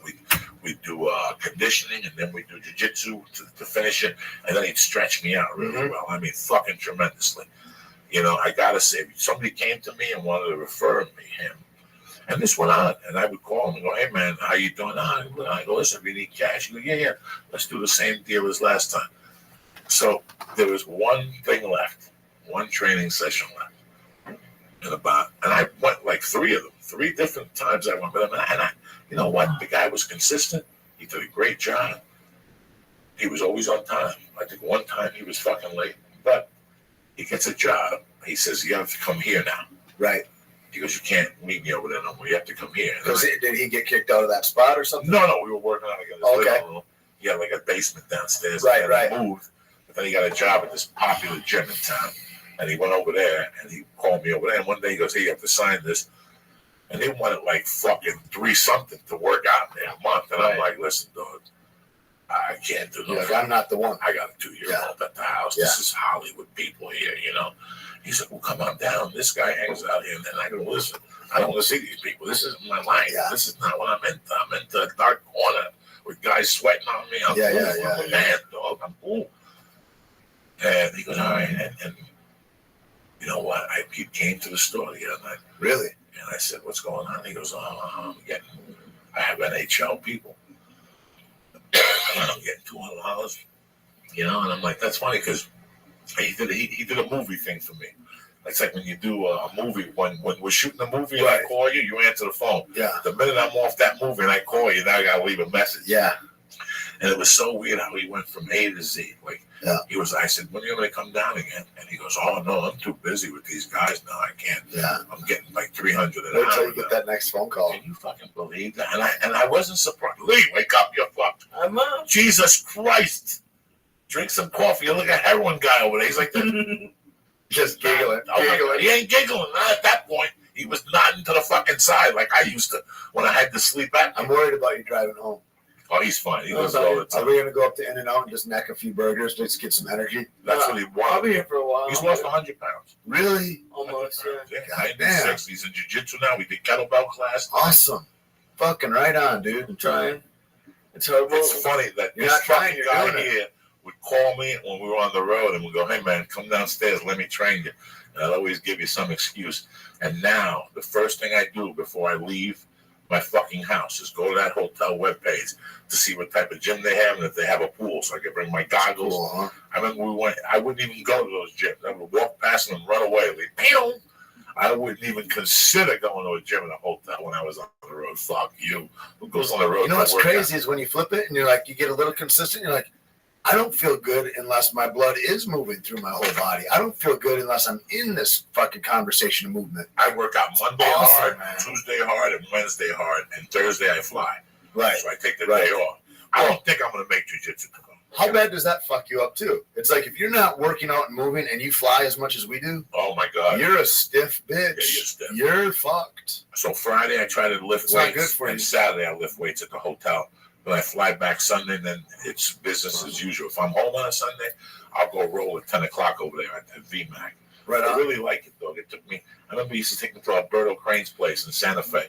Yeah. Well, with me, you, back Ivan in Salazar. Yeah. Me, you, Ivan, Maurice Smith, and Bob Sapp went over there one day. Remember you were in the van with me one day when I called him Godzilla or King Kong? Dude, and that's exactly when we were talking about like what he is in Japan. He is like King Kong incarnate. He is that to Japanese. It's like there is a big black fucking like that is, and that's who Bob Sapp is. Fucking huge. Like he is like a behemoth of a dude. They look at him and they're like, they think the city is getting attacked, and they love him. He was like, I got bobblehead dolls, keychains. He got everything. He's like, they got dildos. I'm like, they got Bob Sapp dildos. He's like, dude, everything. Watches, Swatch watches with his name in it. They marketed the fuck out of him. They did It's crazy. It was crazy. He maybe is the most marketed fighter there was. And then he had these cats. They were like feral, or like they were like onyxes or something. They're like right outside of the jungle. Like they were bigger and they're piss and shred everything. I was like, why do you have that in your house? That's a wild animal. He's like, oh, I love these things. They're great. All right. I know ocelots. That's what they were, I think. Ocelots. It was great to have you on. Man, it's good to be here, dude. Pleasure to see you doing well. Every fucking movie I see you jumping through the air and getting shot. You know, it's fucking tremendous. There's a big one coming out, The Accountant. You're going to love. It's Ben Affleck. And right when he got done doing Batman, Superman, he went into that. And that'll be coming out shortly. And then a movie called Bloodfather with Mel Gibson. I got a little role in that too. It'll be out in a little bit. How was Mel Gibson with you? He was fucking cool. Cool as shit. Dude, you know, everybody says all that shit, and I always go, No. God help me if somebody takes a snapshot of me at the worst part of my life and passes that off as the total of my life. Because that to watch him work, that is a genius. Like, when I'm watching him, dude, I'm like, I would love to spend a week with this guy just talking to him. He's badass. He's badass. He knows his shit.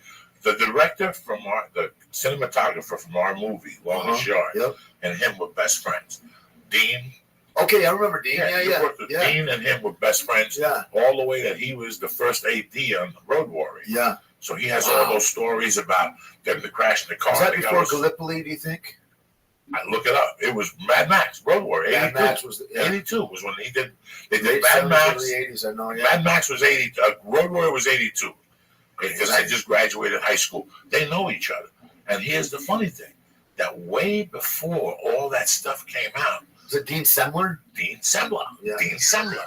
Dean Semler. There he is. Round of applause. What up, baby? I won an Academy. No, 82 film. What'd you say? How you doing, dog?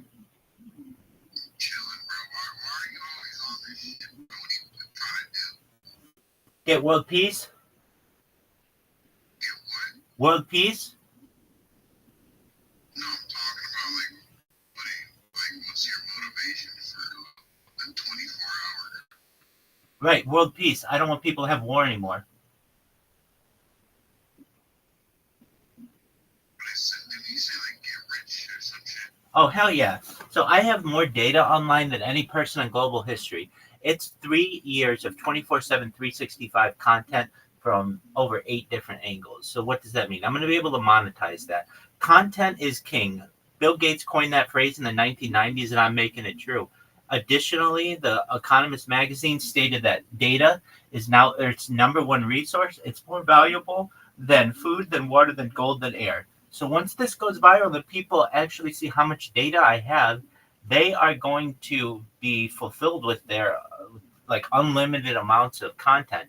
And I'm going to be very rich, and I'm going to make you rich. I'm going to make everybody in here rich. I'm going to make everyone who has helped me along the way rich. I have all of it archived. It's all on video, so everybody's taken care of.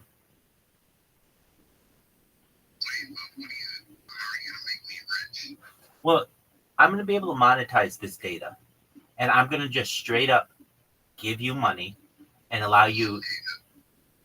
Pardon me? Human data. It's the most valuable kind of data that we have. So this is essentially a study of humanity, of a human for 3 years, their sleeping patterns, their eating patterns, their behavioral patterns, their emotional states, their circadian rhythm, everything about the human body that can be studied will be studied on this because it has so much data associated with it. It's essentially a time capsule for the world. Going back to the pandemic, we've seen the death of a queen, the birth of AI, the coronation of a king, and everything in between.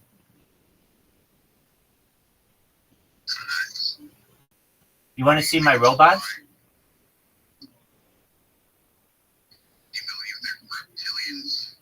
Dog, that's a great question, and I study that shit all the time. I don't know. I'm doing my best to figure out that question. How about you? What do you know about reptilians? I mean, like, how the fuck are they that famous? Like, What? you think naturally they just became that famous? Reptilians? No, I'm talking about the king and the queen. Oh yeah. I mean, it's an interesting argument. I've heard a couple arguments for it. Especially, I heard this one really interesting story one time. It was on all kinds of forums. I would say like 10 years ago. It was just a random day in Westminster Abbey or wherever the fuck she is,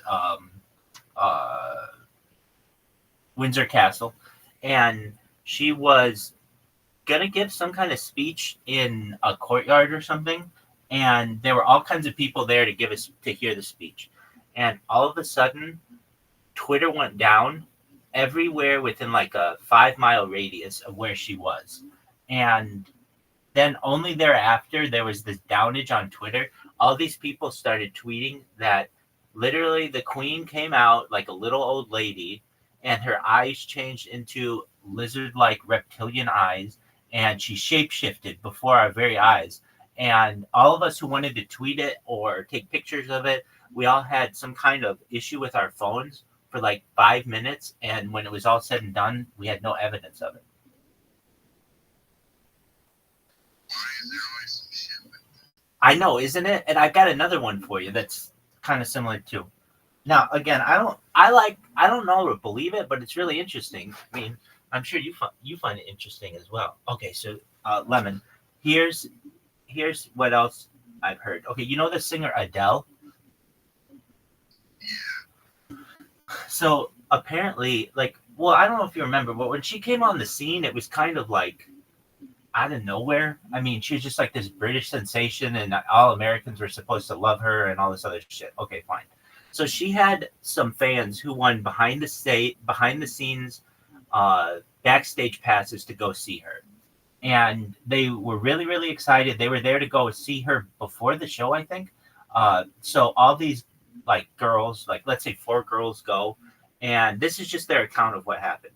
They go to the Adele show, and they go, and Adele's handlers let them into her dressing room, and so it's like these 4 girls and Adele, and Adele's like, all right, well, I really appreciate you guys being here. I love my fans, but you should know there's something that I would really, really want to tell my fans. And they're like, oh, what is it, Adele? Like, we're here for you. Even though we just met, we love you. We'll do anything for you. And Adele's like, all right, well, you promised to keep this a secret? And they're like, yeah, I mean, whatever it is. And she shapeshifted in front of them. And that freaked them out, and they ran out of the door of their favorite artist. Now, I can tell you a flip side story of this.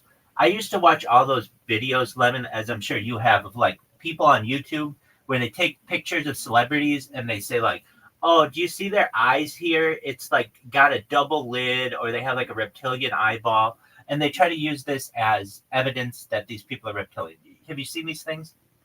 like Mark Zuckerberg? Exactly, all that.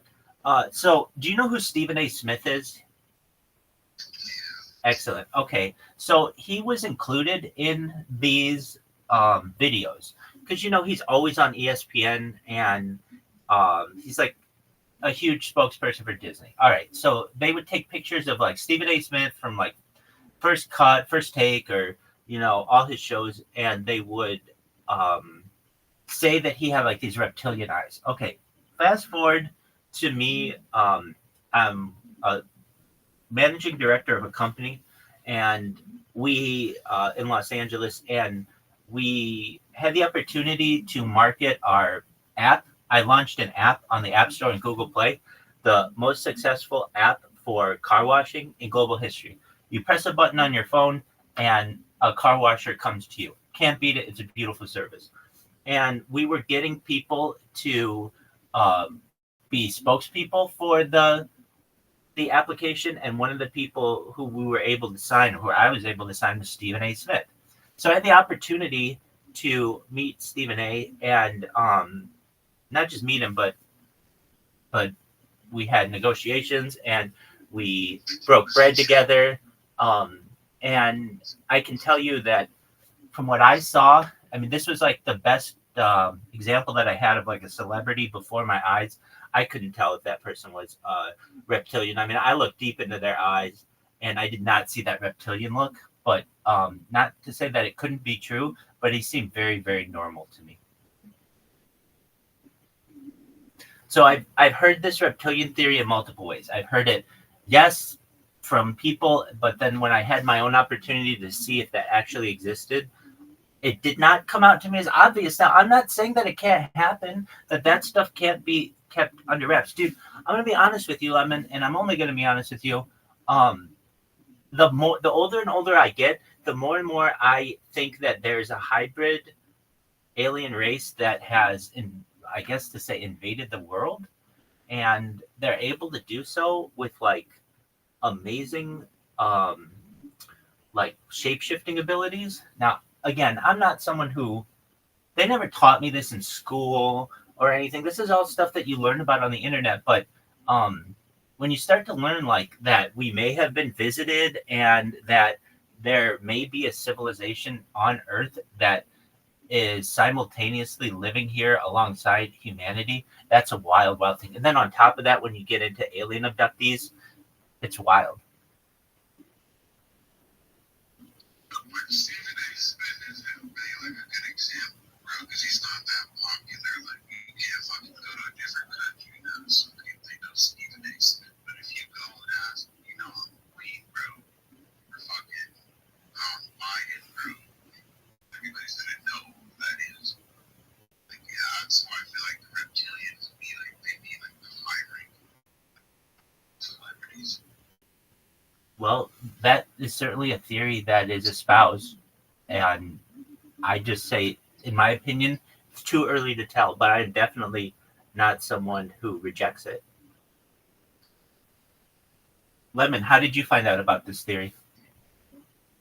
Me,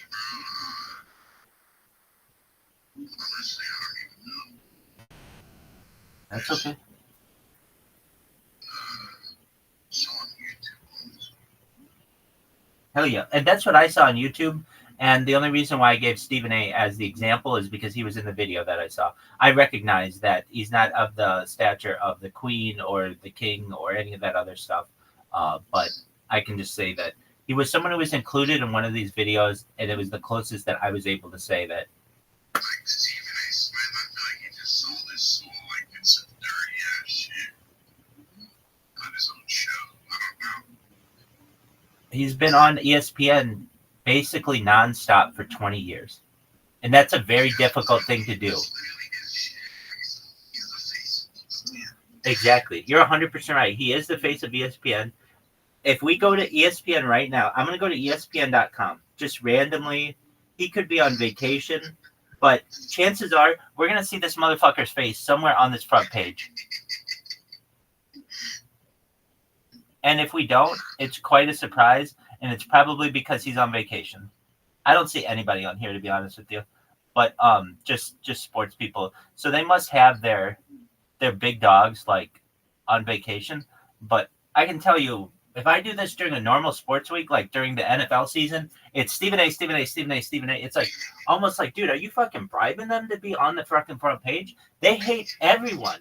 They literally, the heads at ESPN hate everybody, especially their own talent. Whenever their talent gets at all successful, the talent wants more money. ESPN says no, and the talent then goes to Fox Sports.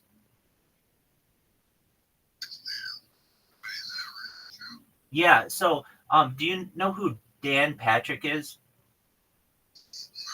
Okay, so Dan Patrick was the first one to really have this issue with the House of Mouse and Disney, and so Dan Patrick and Stuart Scott were like the big 1-2 punch for SportsCenter in like the 1990s. You also had like Rich Eisen, Linda Cohn, but the big ones were like Dan Patrick, Stuart Scott.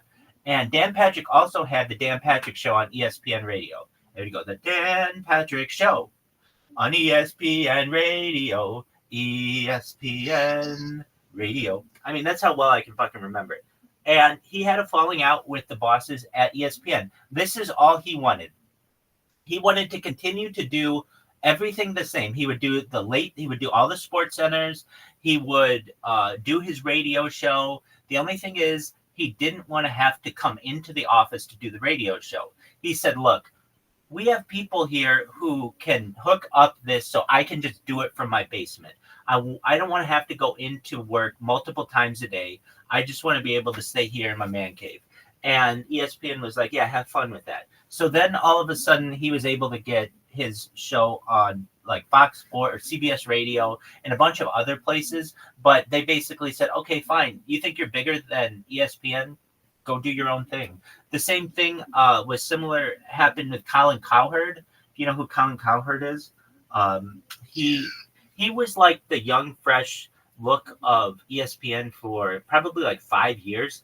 And then all of a sudden, he got to be pretty big and he wanted more money. And they said no. And then he took his show, The Herd, to like CBS Radio. And now he has his own show. So when it comes to those guys and ESPN just realizes that those people don't put people in the seats. The sports do.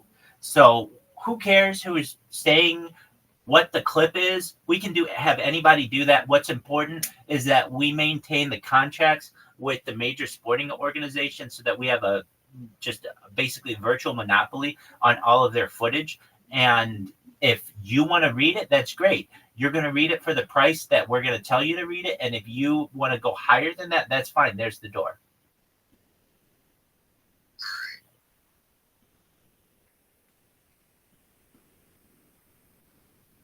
How'd you find out about me, Lemon, if I may ask?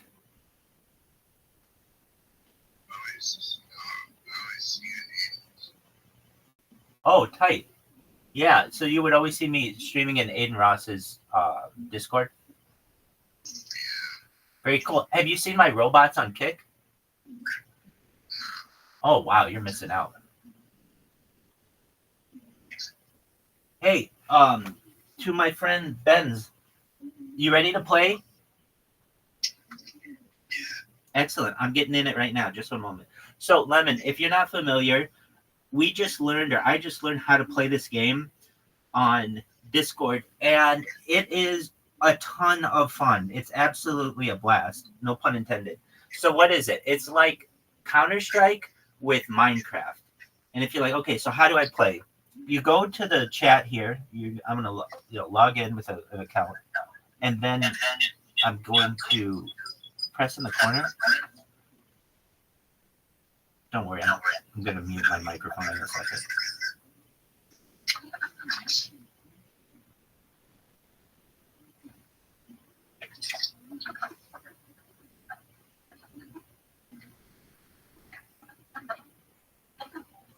Okay.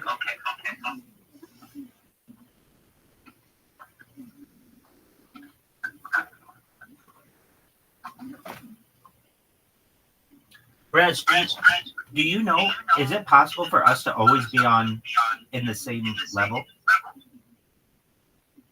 you can click on the name on the right side, and you can click join. It's like clicking on their icon. Perfect. The game next up. Is there a way to crawl? I don't think so on phones, but there used to be. Oh, okay. Yeah, you know all about this shit. Oh, I see you. Yeah, we're on the same team. Oh, tight. You're green? Yeah. Fuck up this little bitch. Is there friendly fire? No, there's no friendly fire. Dude, we're doing well. Going in like a SWAT team. Oh, that guy has a pretty good strategy, just jumping all the time.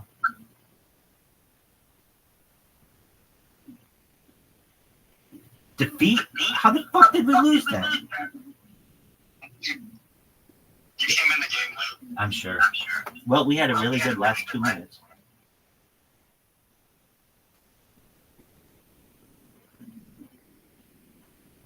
And you got more kills than them. Hell yeah.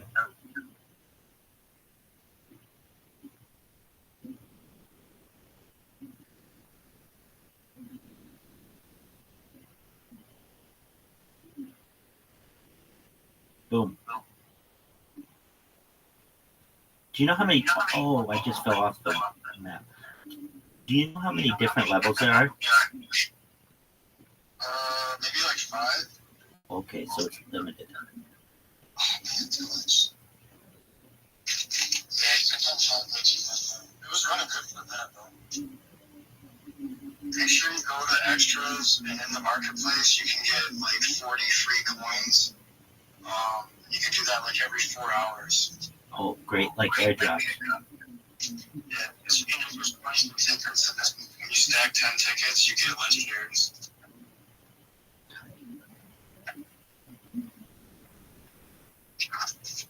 Do you ever use the Zoom? Sometimes. Do you ever snipe? I don't have a snipe. I just have the assault rifle. Gotcha.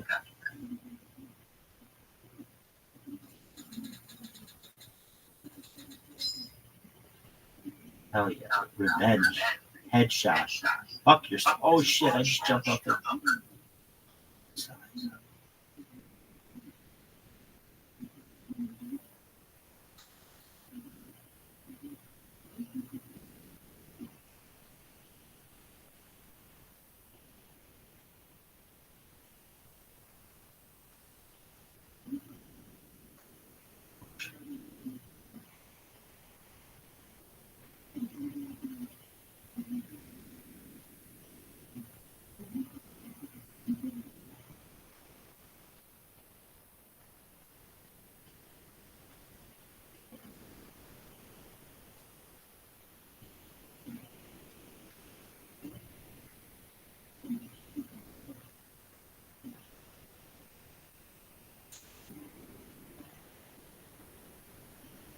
I got an assist. Hell yeah.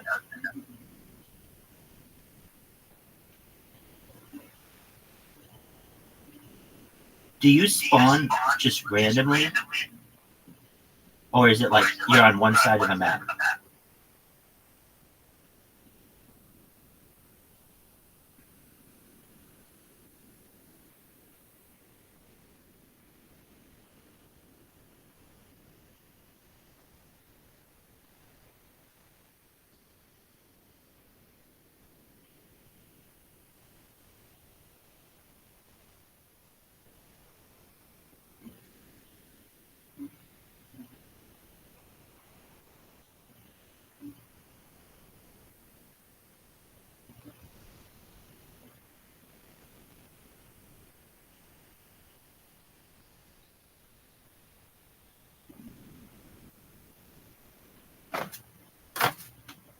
To not be pissed off, except for when deadly needed. You know what I mean? It's nice. It's hard. Nice. Joey's one of the worst people to get those truth bombs because you in the back of your head, you know he's right. Oh, and that's the fucking worst. And he's not right about it. Like I'm not saying you're right about everything because no one's right about everything. But when you we've had a couple of those talks, and during it you hate him. And it's just brutal. You hate. I think it's just anybody who you hate. It's so. Like the most. 9 out of 10 men are mad at their dads because they confront us. They are mirror. But they're not doing that. You hate the people. Growing up, I hated my stepdad because he would break my shit. He would break whatever move I made. He was 2 steps ahead of me. You always don't like the people. I grew up around people, and in all those years I was fucking Levin, if you can hear me, I'm so glad you're here. Welcome to the community. We're live all the time. So we never end. Somebody came and talked to me. You got a new house. This guy, you robbed his house. I don't mean to bring this up. I didn't want to ruin your night last night. Sleep on the couch. Get up in the morning, and we got to handle this. And they're not telling me what to do. They're not asking me what to do. They're kind of hinting to me what the right thing to do. And I get pissed. More than 3 years ago. Conversations I ever had was with Matt Wood. And he came up to me at the time. No, just on Ralph 895. Yeah. I'm ready to kill my ex-wife. Oh, just I'm living yesterday. in a basement. Well, no, I shouldn't say No that. food in the No, because I did refrigerator. in Rothschild for like the last 3 months or Pay my something. rent and pay child So support. on and I'm lifting on and off weights and like doing the right the thing. last I'm 3 on a months. fucking roll every night. And I cancel all the time the open mic. And this guy came up to me and he was like, But I've done 24 hours in the past on Discord for long periods of time. Like, he goes, let me be it's as just honest Discord's a lot of times as pretty heavy just being you. on my I computers. find that all these So- open micers, God forbid you wrote a joke, and God forbid Sometimes you I showed avoid up. it. Look at your t-shirt. You got a white t-shirt on. You got a white t-shirt But on. not now. I'm going to eat in here. I'm going to sleep in here. With fucking Everything. So clenching feel free to punches sleep in here. Feel free to awake in here. Have lunch in here. Whatever you want to do. I'm always here. And you're throwing it away. This is going to be the biggest community in the the world in about, I walked to I the would bus say, and bend around a month. And here's and why. walked back to beat him up. I have, And when I went back, God let him know to get the fuck out of there. He got out of there. You know where I seen the guy again? I've got to leave the game, which is okay. Bumped into the guy again in '98 at the Brave Bull in Wow. Hamburg. And I Yeah. followed the guy that used to come up with the hat and go, hi. If you, I want like my wife and I like my tits with brown Morning. coffee. The guy that was like a detective. Yeah. your White camera and something income and in the video 80s. feed is Yeah, on. Dwight Slade. No. No, White Slade, Slade. the guy's from Portland. Yeah. This is a different guy. Dwight something. And I followed him and ripped the room. If you see apart. here, I And he have was back a to Brian pointer. Dunkelman. Oh, If They you can had just see, moved to there's LA, a device here. and he came two. up to me. Those And pesos got it to will pulled him aside, automatically, and he goes, "Matt," it's and he hugged me programmed to and goes, automatically "God, spam he goes, I'm really my proud of you. You know why? Discord link. Because that talk you had And- with me. And he took me outside. He goes, I was And- never more scared in my life. So what it can do, But you had to hear it. He goes, me, Todd, and a bunch of comics you talking come over about it. here, And I'm Todd gonna didn't play have it, the balls to say and you'll something. see He it's was gonna at the take bigger this point in the finger, face. I move would it change over. my life. here, It changed who I And am. then, I'm in LA because of the fucking words you said. Yeah. As Open much a as new I hated window. him that night, you know, in a moment. you are. Now in my hands are eyes, when I here, talk about headliners of this decade. and you can see this is You're the working on top its guys I own. learned from.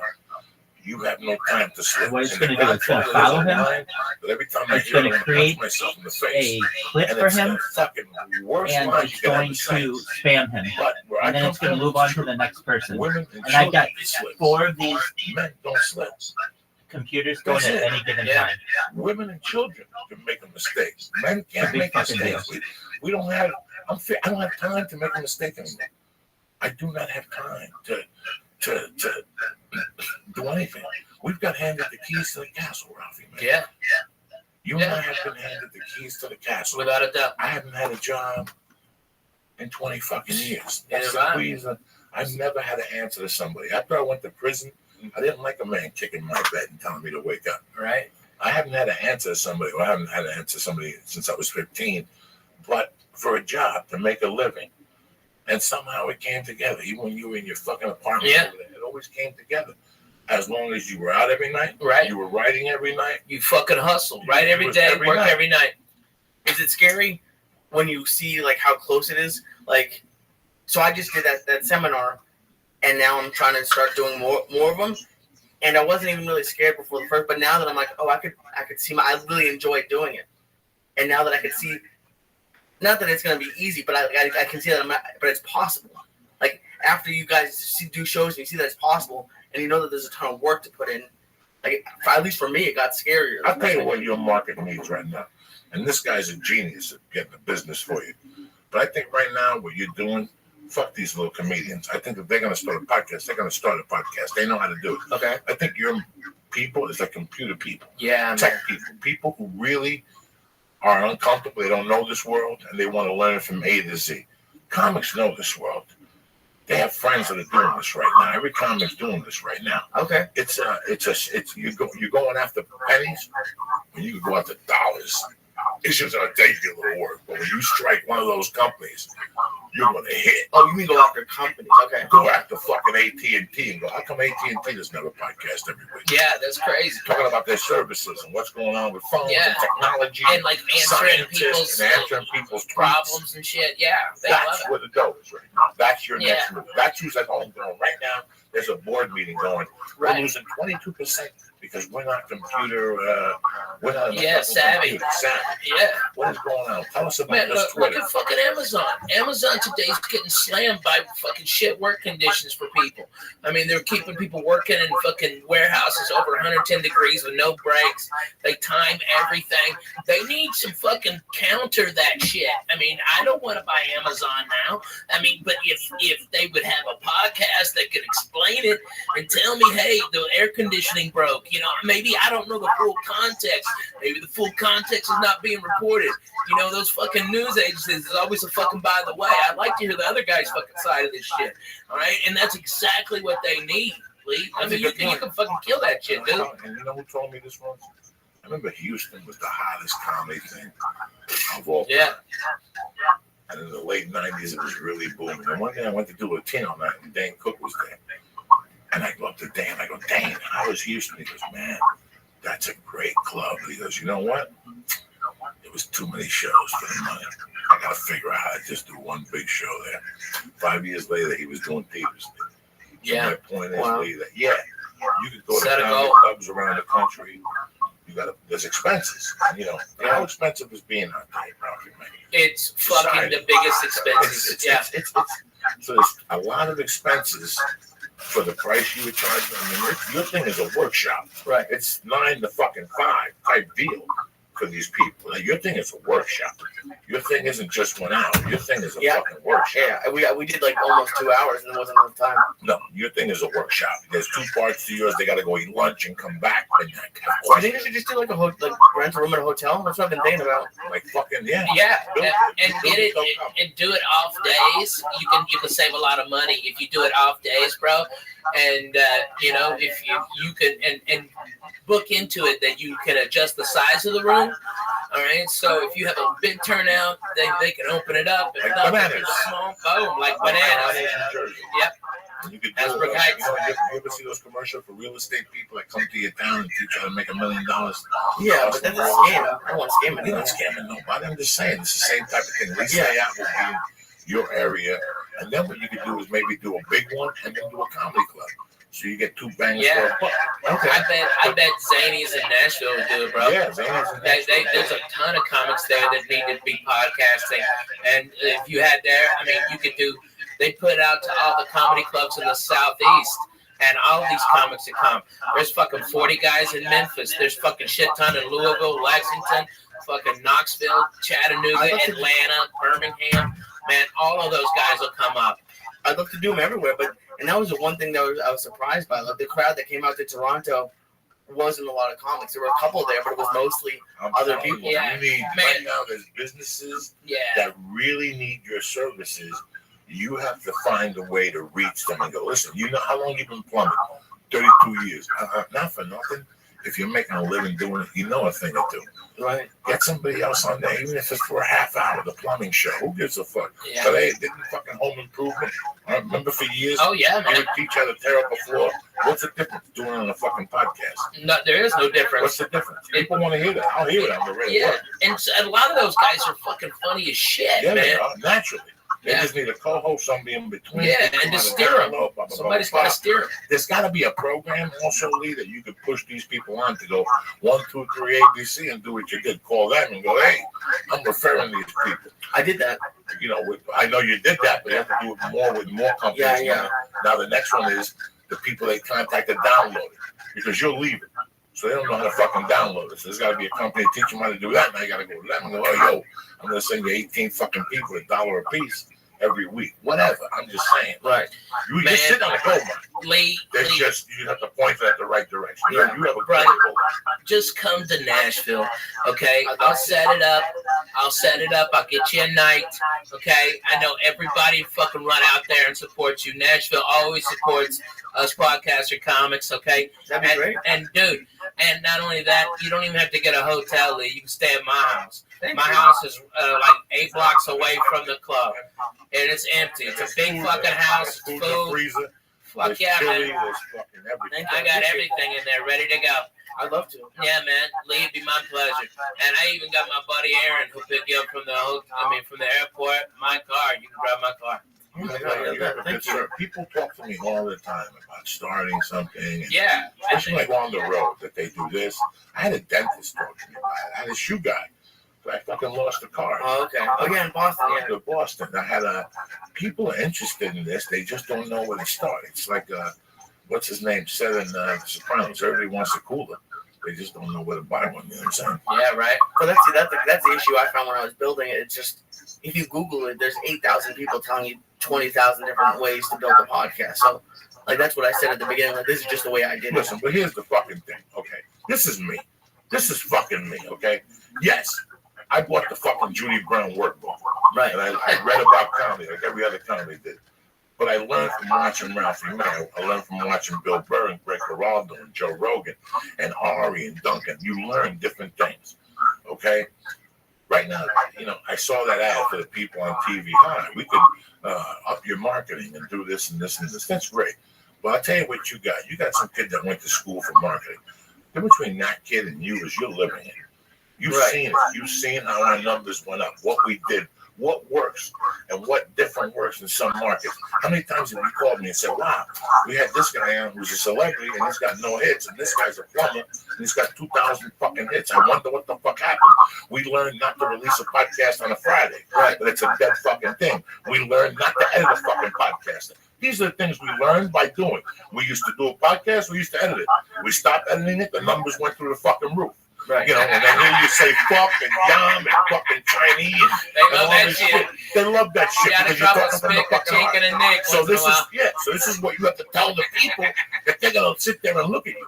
If I had any type of business today, flooring and fucking tiles, if I wasn't a snappy guy, I'd have somebody in there, but I'd have them pushing the envelope. Because I want people to say, what the fuck is Ralphie May Flooring talking about? Right. Fingers up an asshole. This cannot continue. I'm like, I'm a Christian. I'm a Christian. These are the people that push you more. These are the people that are going to go, you own that company? And that's what you're trying to do.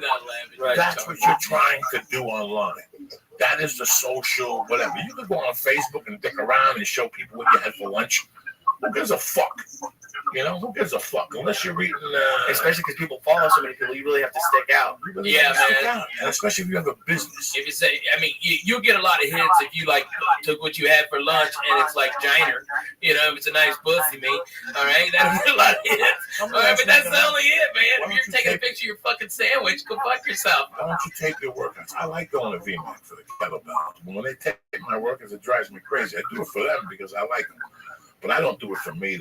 I fucking hate that shit. I hate that shit. For me to go to the gym and periscope myself. Listen, I go on the periscope and I do what I do best. And that's smoke reefer for 5 minutes. I don't want to talk to nobody after 5 minutes. Right or wrong.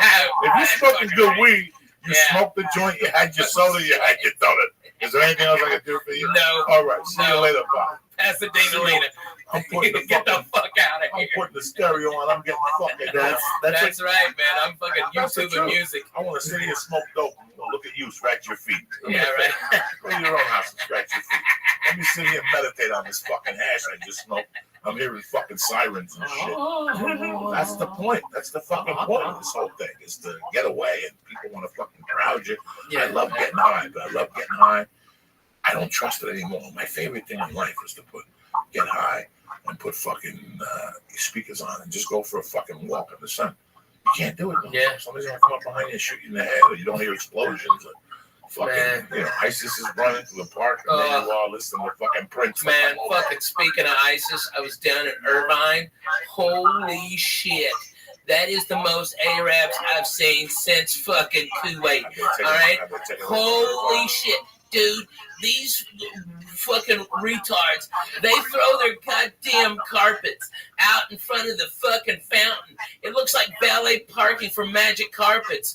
It's Arabian night. It's Arabian days. Hey, because they look blow uppy as fuck out there. That's why. Because those fucking, they're very combustible. That's why. And I've gotten shot at by those cocksuckers, Coco. People over there.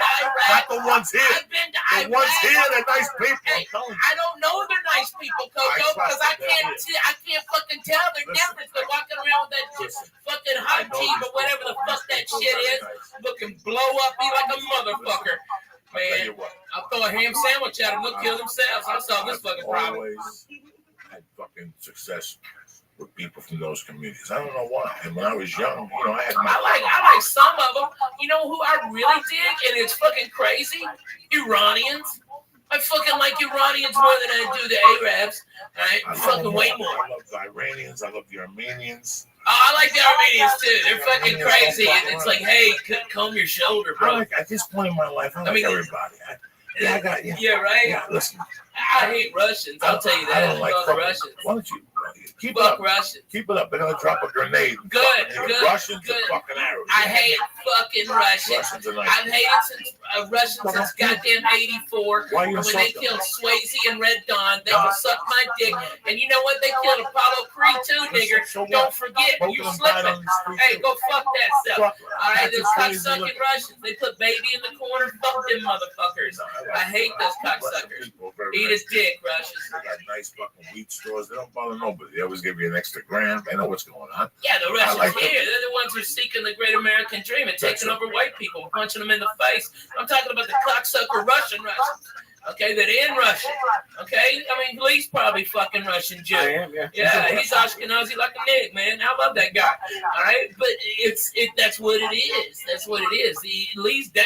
Okay, I like Lee. Yeah, right. For real, because look at you, Lee. You ain't wearing no sweater in the fucking summer.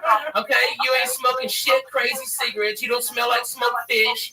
All right, those Jews always smell like fucking fish. Those fucking crazy Russian Jews over there in West Hollywood. That's all they got. That's all they got, bro. Where are they? On Fairfax?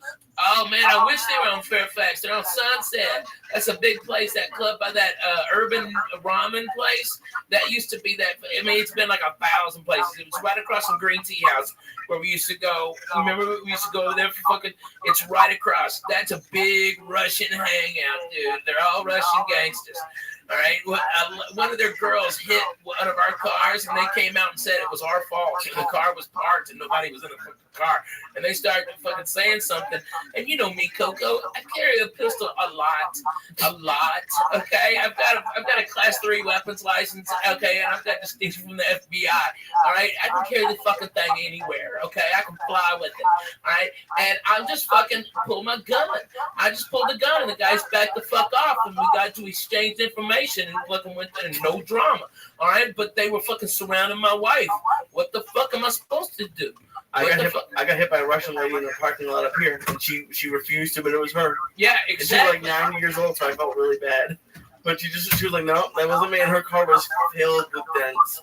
Just, oh my God. I got hit too. I got hit by a Russian. Me too.